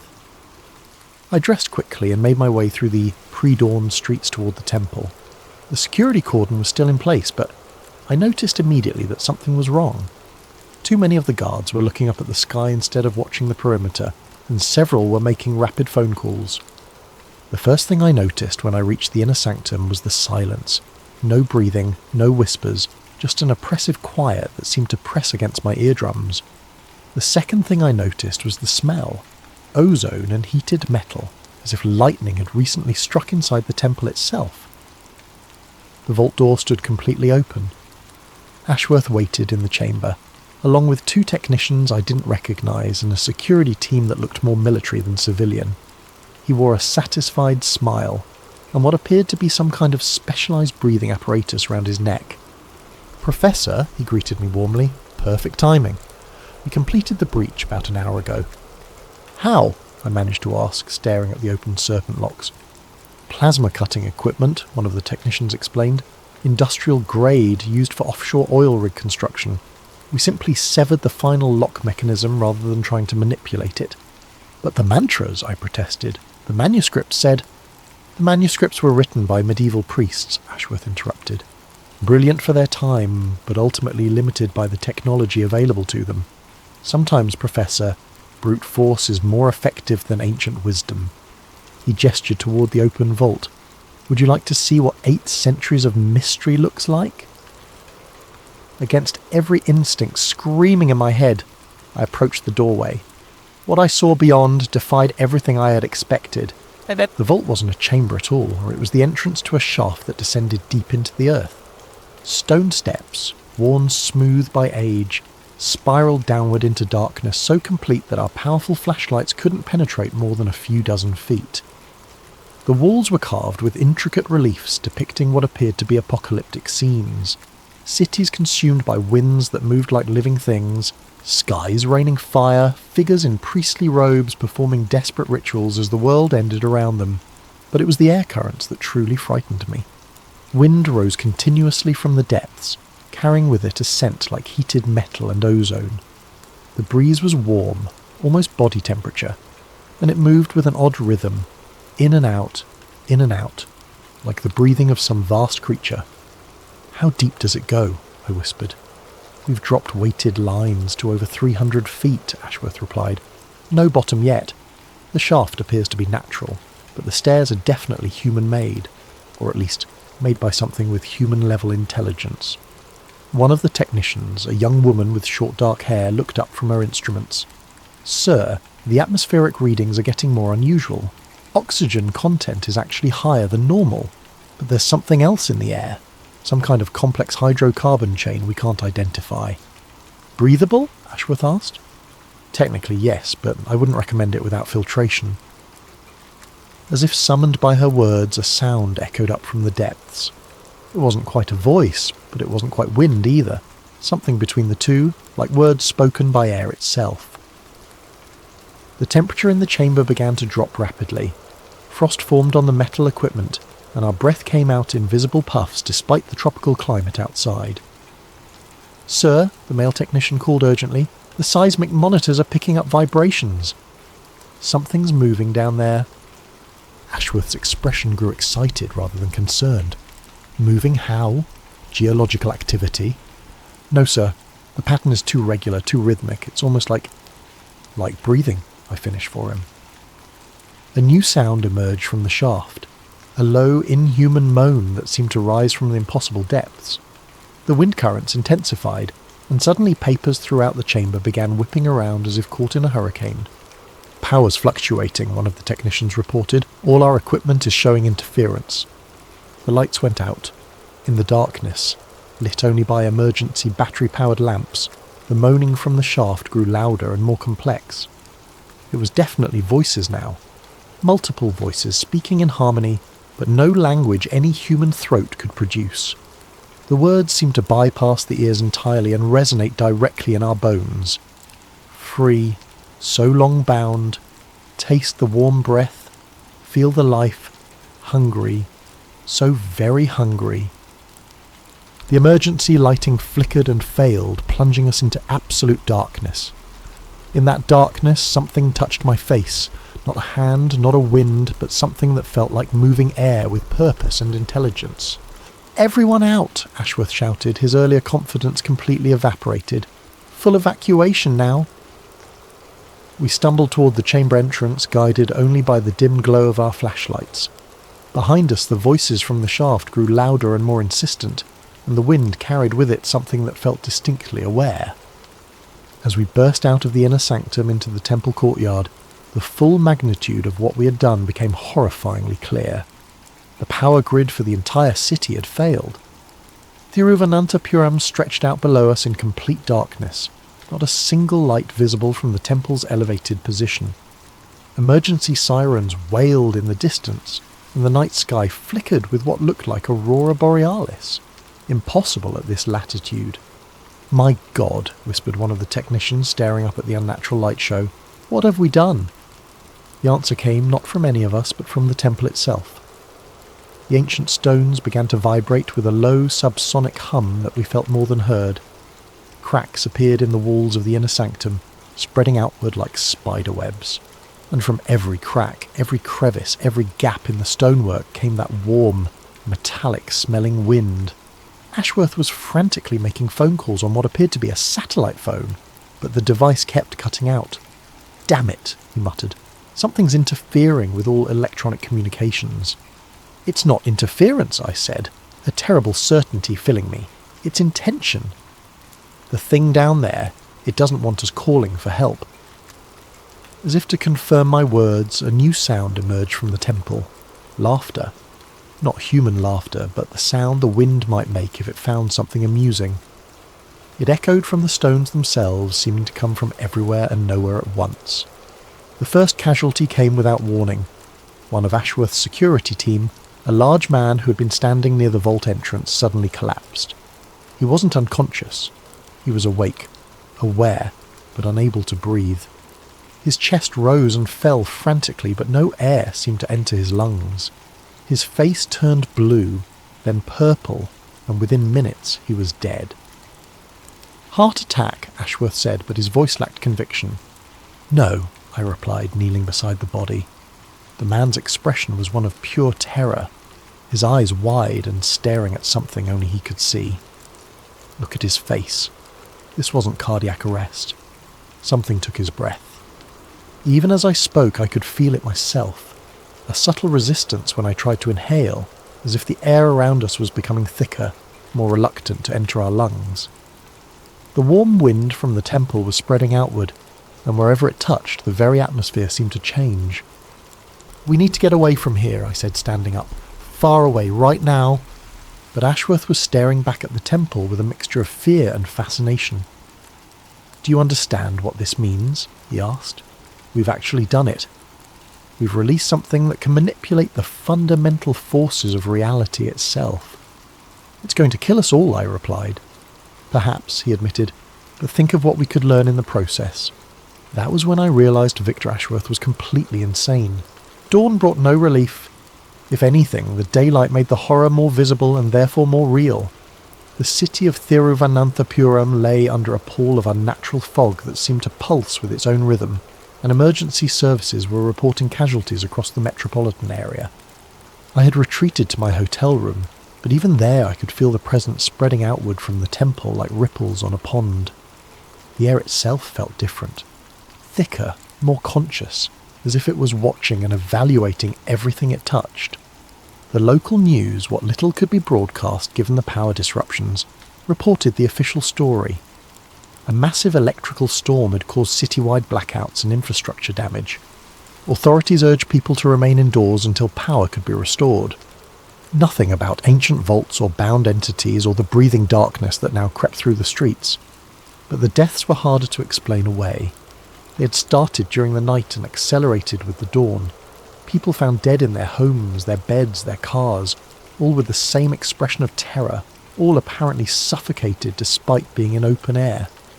The hospitals were overwhelmed, and the medical professionals had no explanation for what they were seeing. I knew, though, the devouring wind was free and it was feeding. My phone buzzed with a text message from an unknown number. Roof of the Mascot Hotel. 1 hour. Come alone if you want answers. KM. Kandararu Mahesh. The Mascot Hotel was one of the tallest buildings in the city, and its roof provided a panoramic view of Thiruvananthapuram. When I arrived, I found the old priest standing at the edge, looking out over his wounded city with eyes full of ancient sadness. "You came," he said without turning around. "I thought you might." "You are perhaps the only one among the outsiders who truly understands what has been done." "Can it be stopped?" I asked directly. He was quiet for a long moment, then slowly shook his head. The binding took 49 lives and 8 centuries of continuous prayer to maintain. We have neither the knowledge nor the time to recreate such measures. Then everyone in the city is going to die. Everyone in the city is already dead, he corrected sadly. They simply haven't stopped breathing yet. The devouring wind is patient. It prefers to savour its meals rather than consume them quickly. Below us, the unnatural fog continued to spread outward in slow, deliberate spirals. I could see people moving through it, apparently unaware that they were walking through their own doom. "Tell me about it," I said. "The real story, not the sanitized version from the manuscripts." Kandararu Mahesh sighed deeply. In the year 1264, according to our most secret records, a merchant ship arrived in Kochi carrying treasures from the court of Kublai Khan. Among the cargo was a sealed urn bearing warnings in 7 languages, all saying the same thing: "Do not open. Contains the breath of the ending world." He turned to face me and I saw that his eyes were filled with tears. The merchant who brought it had watched it consume 3 cities on his journey from China. He begged our ancestors to find a way to bind it permanently. The task fell to our temple because we possessed the knowledge of certain older practices. What kind of practices? The kind that modern men would dismiss as superstition. But you have seen the results of those practices, Professor. They worked for 8 centuries. A new sound reached us from the city below, screaming. Not the screams of injury or fear, but the screams of people discovering that the air they breathed was becoming their enemy. "The binding ritual," I pressed. "Can any part of it be recreated?" The ritual required 49 volunteers to surrender their life breath to strengthen the prison. Each one had to die while speaking specific mantras, their last words becoming part of the seal itself. Even if we could find such volunteers, the knowledge of the mantras died with the last key speaker in 1751. There must be something. "There is one possibility," he interrupted. "The devouring wind is not truly alive in the way we understand life. It is hunger given form, appetite made manifest. But even hunger can be satisfied, at least temporarily." "What do you mean?" "It feeds on the breath of living things. Not just the act of breathing, but the life force that breath represents. If it could be given a sufficiently large offering, it might return to dormancy long enough for new bindings to be crafted." The implication hit me like a physical blow. "You're talking about feeding it an entire city." "I am talking about the choice that will soon face the world. Feed it one city, or watch it spread across continents. The devouring wind grows stronger with each life it consumes. Soon, it will be powerful enough to cross oceans." Below us, the fog had thickened to the point where entire city blocks were invisible. Emergency sirens had fallen silent, either because the vehicles had stopped working, or because there was no one left to operate them. "Ashworth," I said suddenly. "Where is he now?" Kandararu Mahesh's expression darkened. "The fool who opened the vault? He has retreated to a compound outside the city. He believes he can study the entity, learn to control it. He does not understand that it is studying him in return. We have to stop him. We have to survive him," the priest corrected. "The devouring wind can sense those who disturbed its prison. It will hunt each of us individually before turning its attention to the general population. You, Professor, are already marked."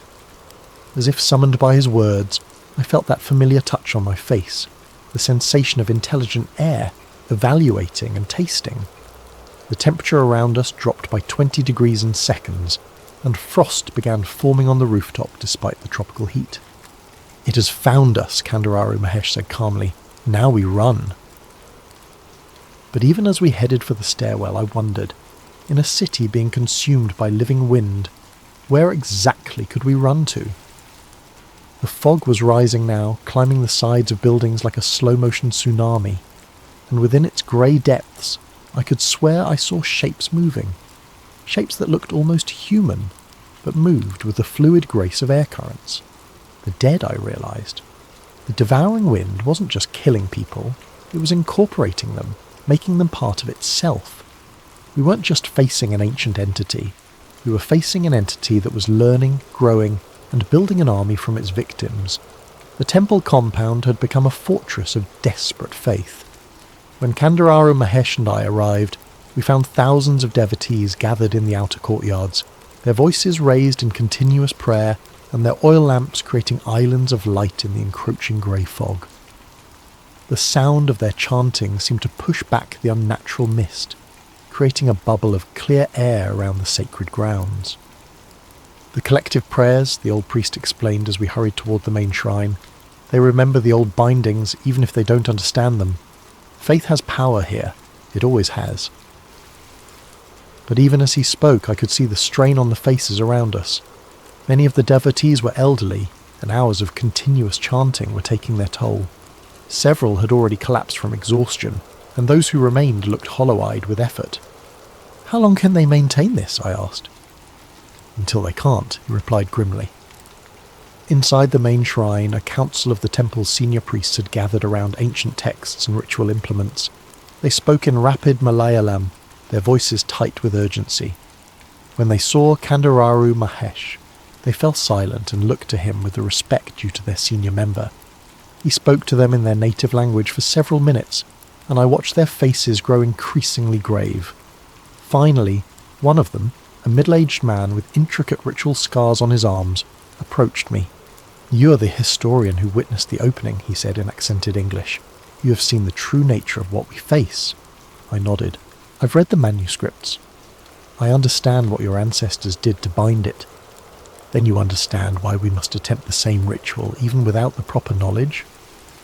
"The 49 volunteers," I said, suddenly understanding. "You're going to try to recreate the original binding." "We are going to try," he confirmed, "but we lack the key speakers, the ones who knew the proper mantras. The binding will be improvised." "What does that mean?" Kandararu Mahesh answered for him.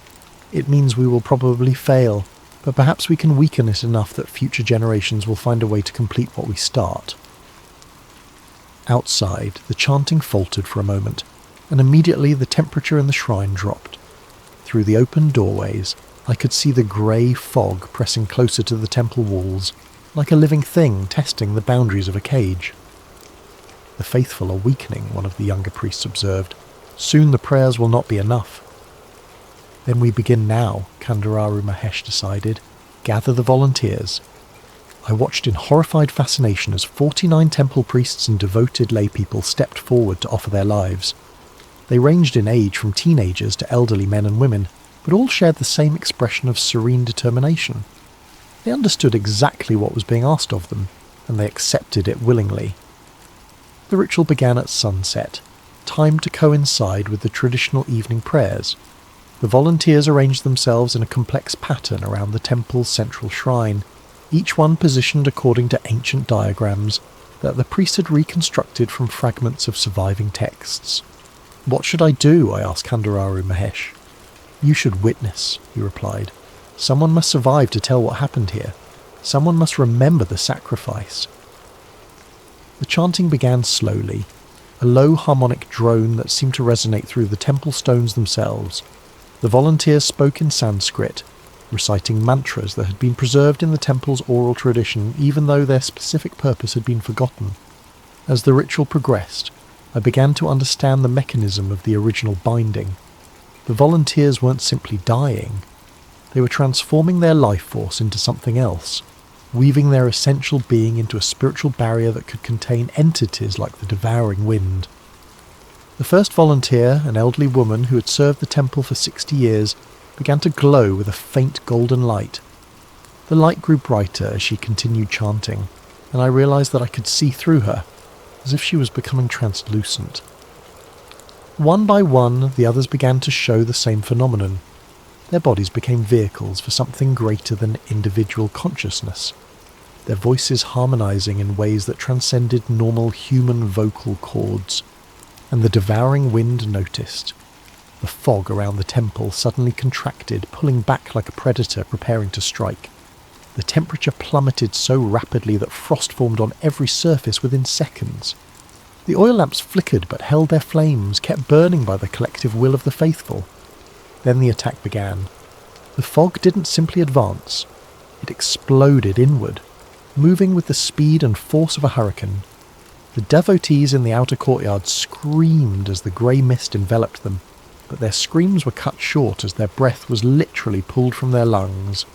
Inside the shrine, the 49 volunteers continued their chanting, even as the devouring wind pressed against the walls like a living siege engine.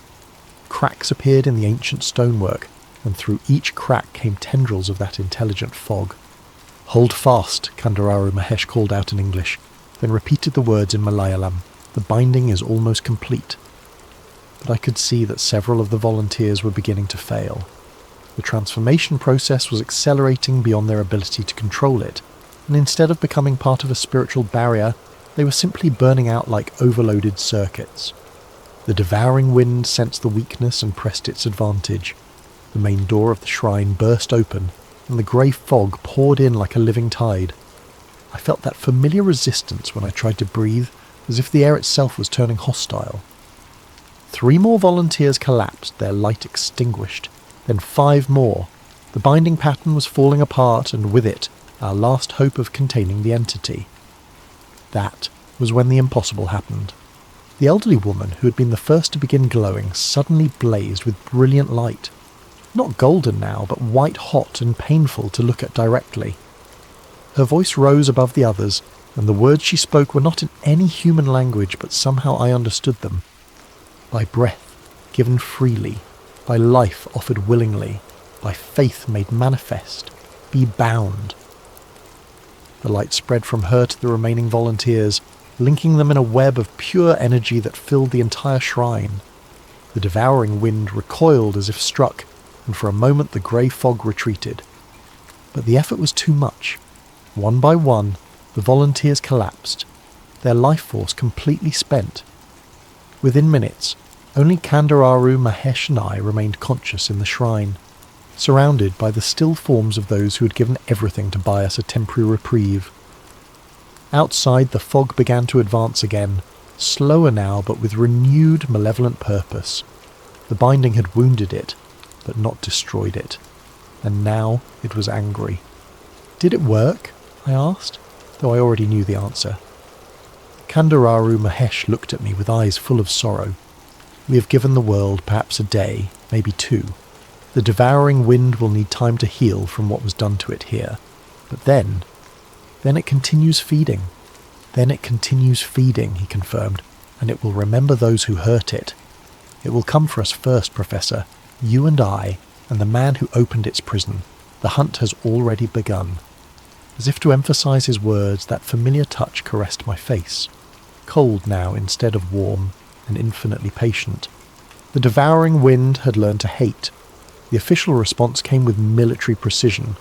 By dawn, the temple complex had been cordoned off by units of the Indian Army, and the media was reporting a catastrophic gas leak that had necessitated the evacuation of central Thiruvananthapuram. Satellite phones and internet connections throughout the city remained mysteriously disrupted, preventing any unauthorized communication about the true nature of events. I watched from a secure location as black helicopters circled the temple, and men in hazmat suits entered the shrine where 49 people had sacrificed their lives to buy humanity a few precious hours. Their bodies were removed in sealed containers, their sacrifice reduced to casualties of industrial accident in the preliminary reports. Victor Ashworth's compound had become a fortress of its own, ringed with military vehicles and buzzing with activity. From intelligence sources that Kandararu Mahesh somehow possessed, the temple's network of information was far more sophisticated than I had realized. We learned that Ashworth was in constant communication with officials from multiple governments. "They're not trying to stop him," the old priest said as we reviewed the intercepted communications. "They're trying to make a deal with him." The Supreme Court of India issued a terse statement that afternoon. following a comprehensive geological survey, Vault B of the Sri Padmanabhaswamy temple has been found to be structurally compromised and empty of significant archaeological content. The chamber will be permanently sealed as a safety precaution. Empty, they were calling it empty, but I knew better. The thing that had been bound for 8 centuries was very much present. It had simply learned to hide itself while it recovered from the partial rebinding our desperate ritual had achieved. The grey fog had dissipated, but only because the devouring wind no longer needed such obvious manifestations. It was growing more sophisticated, more subtle in its approach.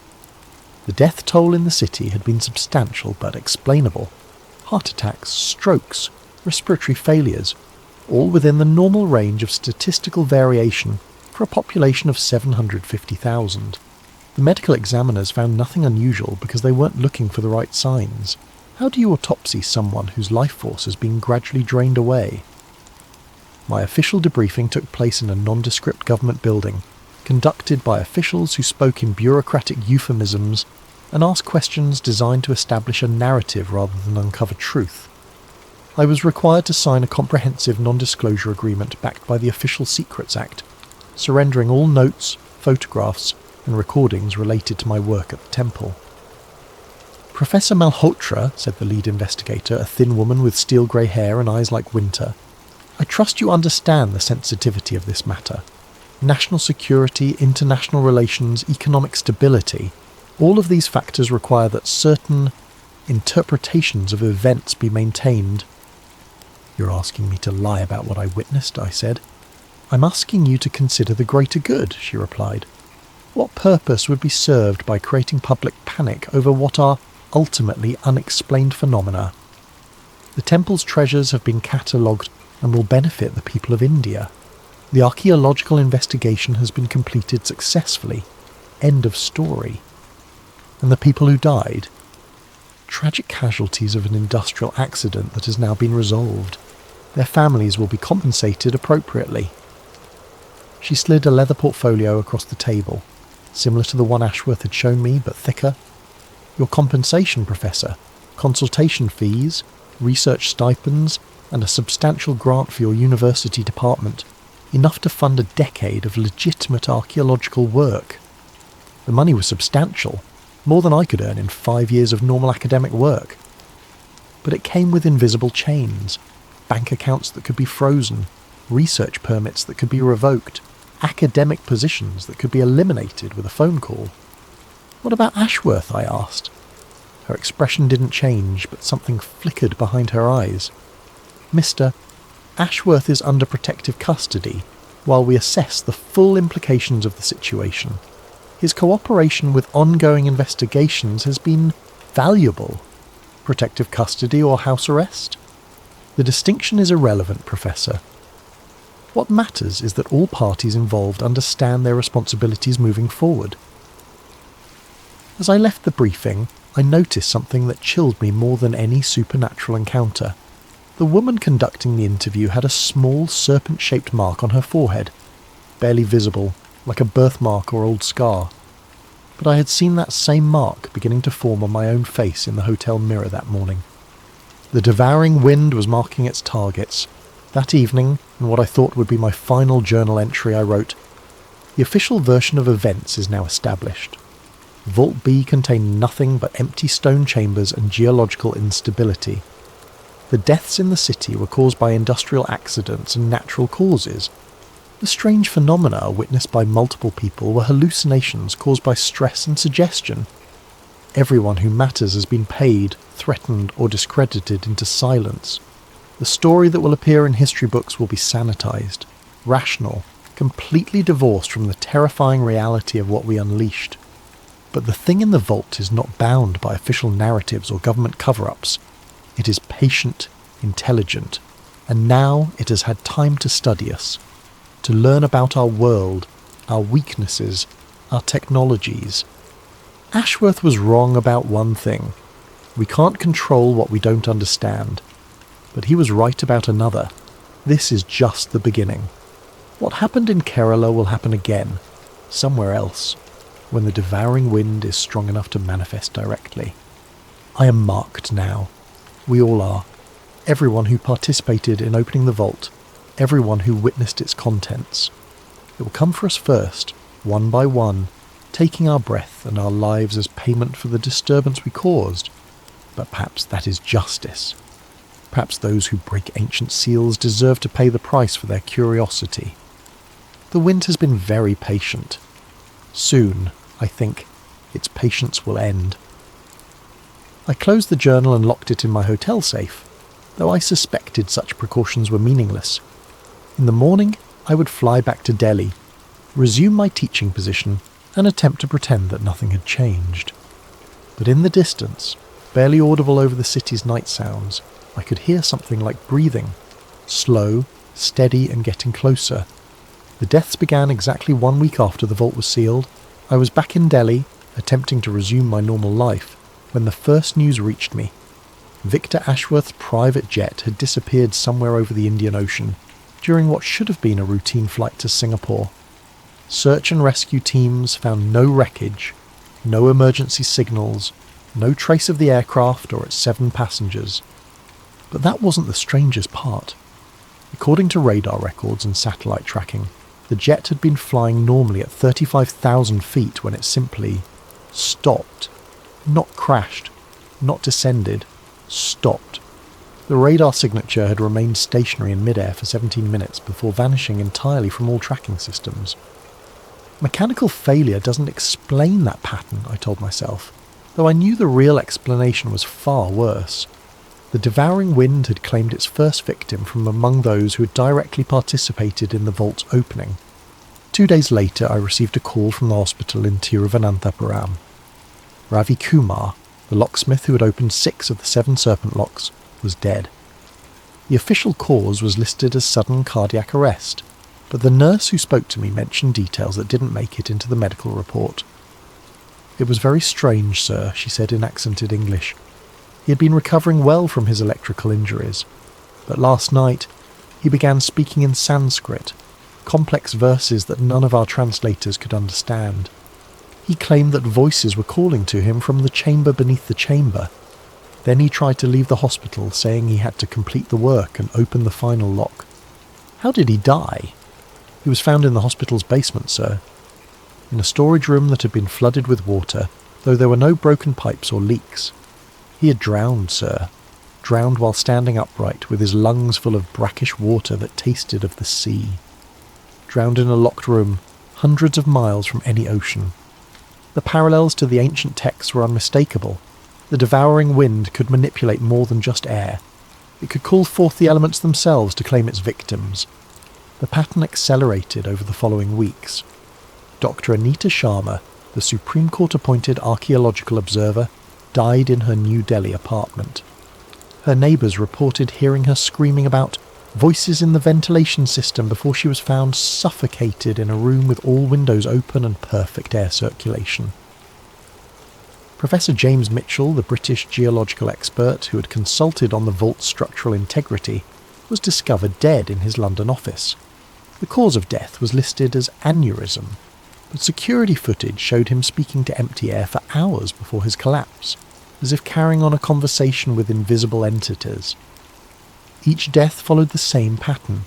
The victims would begin hearing voices, become obsessed with returning to complete some unfinished task, and then die by some form of suffocation or drowning. The authorities investigating each case found no connections, no patterns, nothing to suggest anything other than unfortunate coincidences. But I knew better. We were being hunted. The serpent mark on my forehead had grown more pronounced, visible now even in normal lighting. It appeared to be a brand of some kind, burned into the skin from within. When I researched similar marks in historical texts, I found references to the seal of the breathless, a sign that marked those claimed by entities that fed on life force. I wasn't the only one who had noticed. Other survivors of the vault opening had been reaching out through secure channels, comparing notes and sharing their growing terror. The government officials who had participated were using their resources to hide in secure locations. The journalists who had covered the story were fleeing to foreign countries. Everyone who had been touched by the devouring wind understood that running was pointless, but the human instinct for survival demanded the attempt. It was during this period of mounting dread that I received an unexpected visitor. Kandararu Mahesh appeared at my university office on a Tuesday morning, looking haggard and aged far beyond his years. "Professor," he said, settling into the chair across from my desk with obvious fatigue, "I bring grave news from Kerala. More deaths. Worse.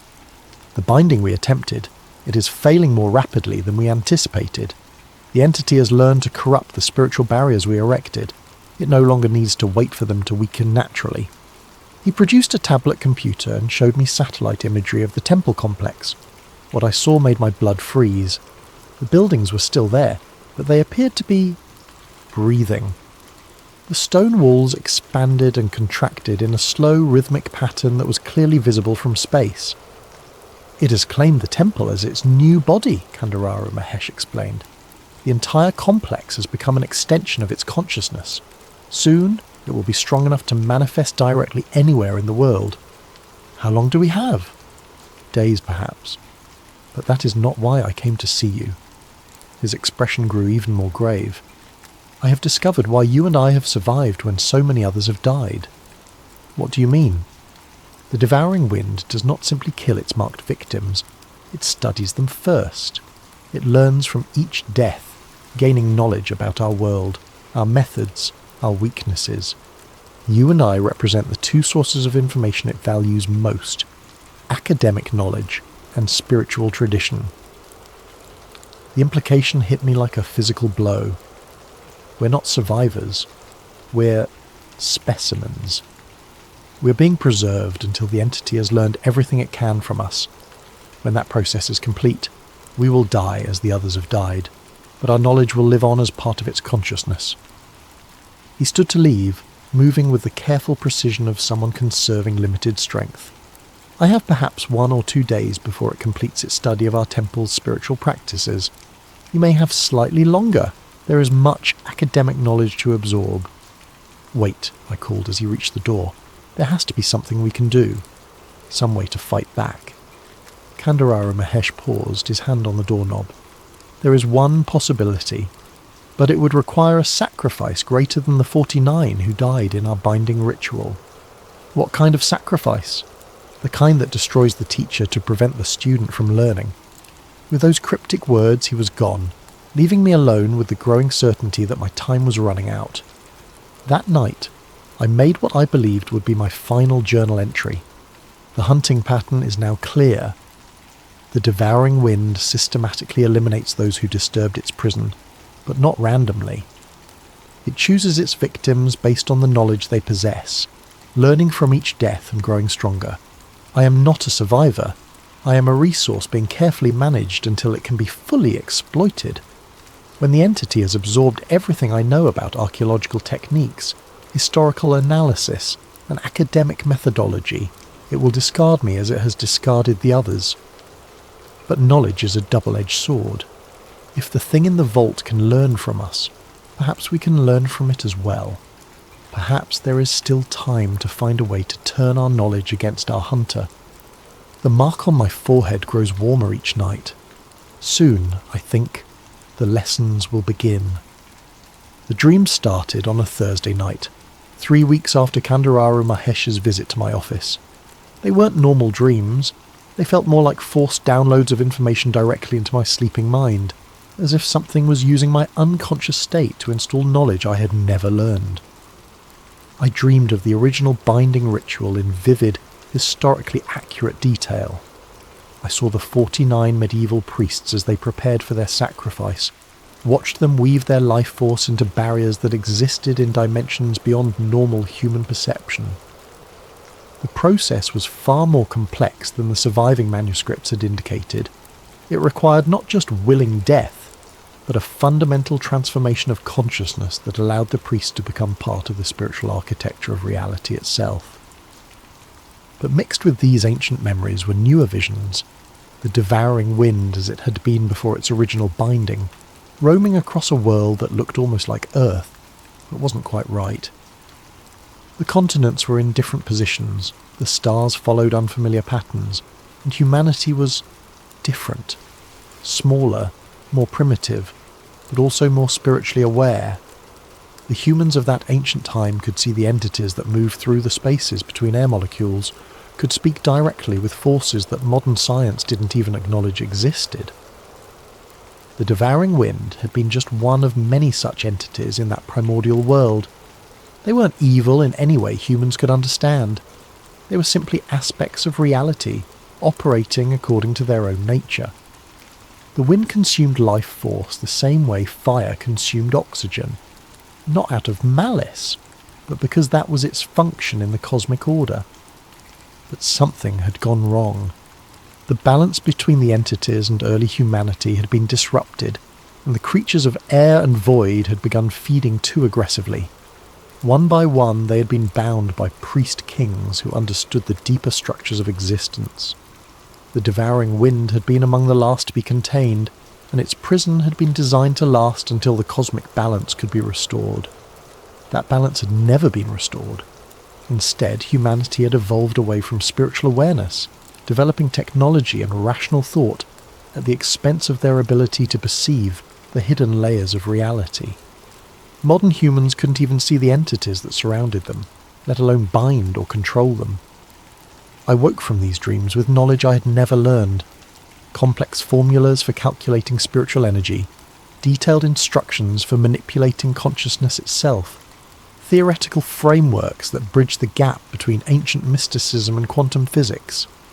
The information felt foreign in my mind, like files downloaded into a computer that wasn't designed to process them. The serpent mark on my forehead had begun to pulse with its own rhythm, synchronized with my heartbeat, but slightly out of phase. When I looked in the mirror, I could see thin lines of silver light beneath the skin, spreading outward from the mark like the branches of a tree. The pattern was beautiful in a terrifying way, resembling both neural networks and ritual diagrams from ancient texts. More disturbing was the way my perception was changing. I could see things that weren't quite there, shadows that moved independently of their sources, ripples in the air that suggested invisible presences, patterns of light and darkness that seemed to carry meaning like a form of visual language, and I could hear the devouring wind more clearly now. Its voice came not through my ears, but directly into my consciousness, bypassing normal sensory channels entirely. "The teacher awakens to the lesson," it whispered during my waking hours. "Soon the knowledge will be complete, and the gift can be fully given." Gift. It considered the stolen knowledge a gift, as if it was doing me a favour by downloading alien information into my human mind. I tried to fight back by documenting everything, writing detailed accounts of each dream and vision, in hopes that someone else might find a way to use the information constructively. But as I wrote, I realised that my handwriting was changing. The letters were becoming more angular, more precise, and occasionally I would find myself unconsciously writing in scripts I had never learned, Sanskrit variations and symbolic systems that shouldn't have existed. The entity was changing me from the inside out, replacing my natural thoughts and memories with its own alien knowledge. On the seventh night of dreams, I finally understood what Kandararu Mahesh had meant about destroying the teacher, to prevent the student from learning. The old priest had found a way to corrupt the knowledge transfer process, introducing errors and contradictions into the information being absorbed by the devouring wind. He had committed ritual suicide in the traditional manner, using meditation techniques to fragment his consciousness as death approached. Instead of dying cleanly and surrendering his knowledge intact, he had deliberately corrupted his own memories, filling them with false information and spiritual poison that would damage anything that tried to absorb them. The devouring wind had learned this too late, after it had already consumed the tainted knowledge. The entity was now struggling with contradictory information that was slowly eating away at its ability to maintain coherence. But I was running out of time to follow his example. Final journal entry found on desk 3 days later. The house is breathing now. I can feel the walls expanding and contracting with each pulse of my heart, synchronized to the rhythm of the mark on my forehead. The devouring wind has found me at last, and it no longer bothers with subtlety. I understand everything now, the full scope of what we unleashed, what it plans, how it intends to use the knowledge it has stolen from us. The entity doesn't just want to feed on humanity, it wants to transform our entire world into something resembling that ancient realm where it once roamed freely. The other bound entities sleeping in their prisons across the globe are beginning to stir. The devouring wind's escape has shown them that the old bindings can be broken. Soon, Tibet's mountain spirits will crack their stone seals. The Mesopotamian hunger gods will rise from their desert tombs. The Greek void walkers will emerge from their island caves. But I have learned something the entity doesn't expect me to know. The knowledge transfer works both ways. As it downloads alien information into my mind, I have been uploading human thoughts into its consciousness. Our emotions, our irrationality, our capacity for self-sacrifice. All of these things are foreign concepts to a creature of pure appetite. I have been teaching it to doubt itself. The silver lines under my skin are spreading faster now, reaching toward my heart. When they arrive, the transformation will be complete, and I will become another puppet in its growing army of the consumed. But I have prepared one final gift for my hunter. Every lie I can think of, every false memory, every fictional story, every impossible contradiction. I am filling my mind with deliberate chaos, poisoning the well of knowledge before it can be fully drained. The window is open, but no breeze enters. The air itself is holding its breath, waiting. I can smell rain and iron, though the sky is clear. The familiar touch caresses my face one last time. No longer cold, no longer patient, but desperate with hunger. The devouring wind whispers, "The breath is mine." But I whisper back, "The breath is poison." The silver lines reach my heart. The world explodes into note found attached to journal. Professor Malhotra's body was discovered by university security 3 days after his last contact with colleagues. Official cause of death: respiratory failure. The room showed signs of extreme temperature fluctuation, and several windows were found shattered from the inside despite no evidence of wind or weather damage. More disturbing were the writings found throughout the house. Thousands of pages covered in scripts from dozens of languages, including several that linguists have been unable to identify. The text appears to be either advanced theoretical physics or elaborate fiction. Experts cannot agree which. The investigation was closed after all electronic recording equipment in the vicinity began malfunctioning simultaneously. The house has been sealed pending further study. In Kerala, the Sri Padmanabhaswamy temple remains closed to the public. Vault B has been filled with concrete and steel, though local residents report that the temperature around the site continues to fluctuate dramatically. No other incidents have been reported as yet.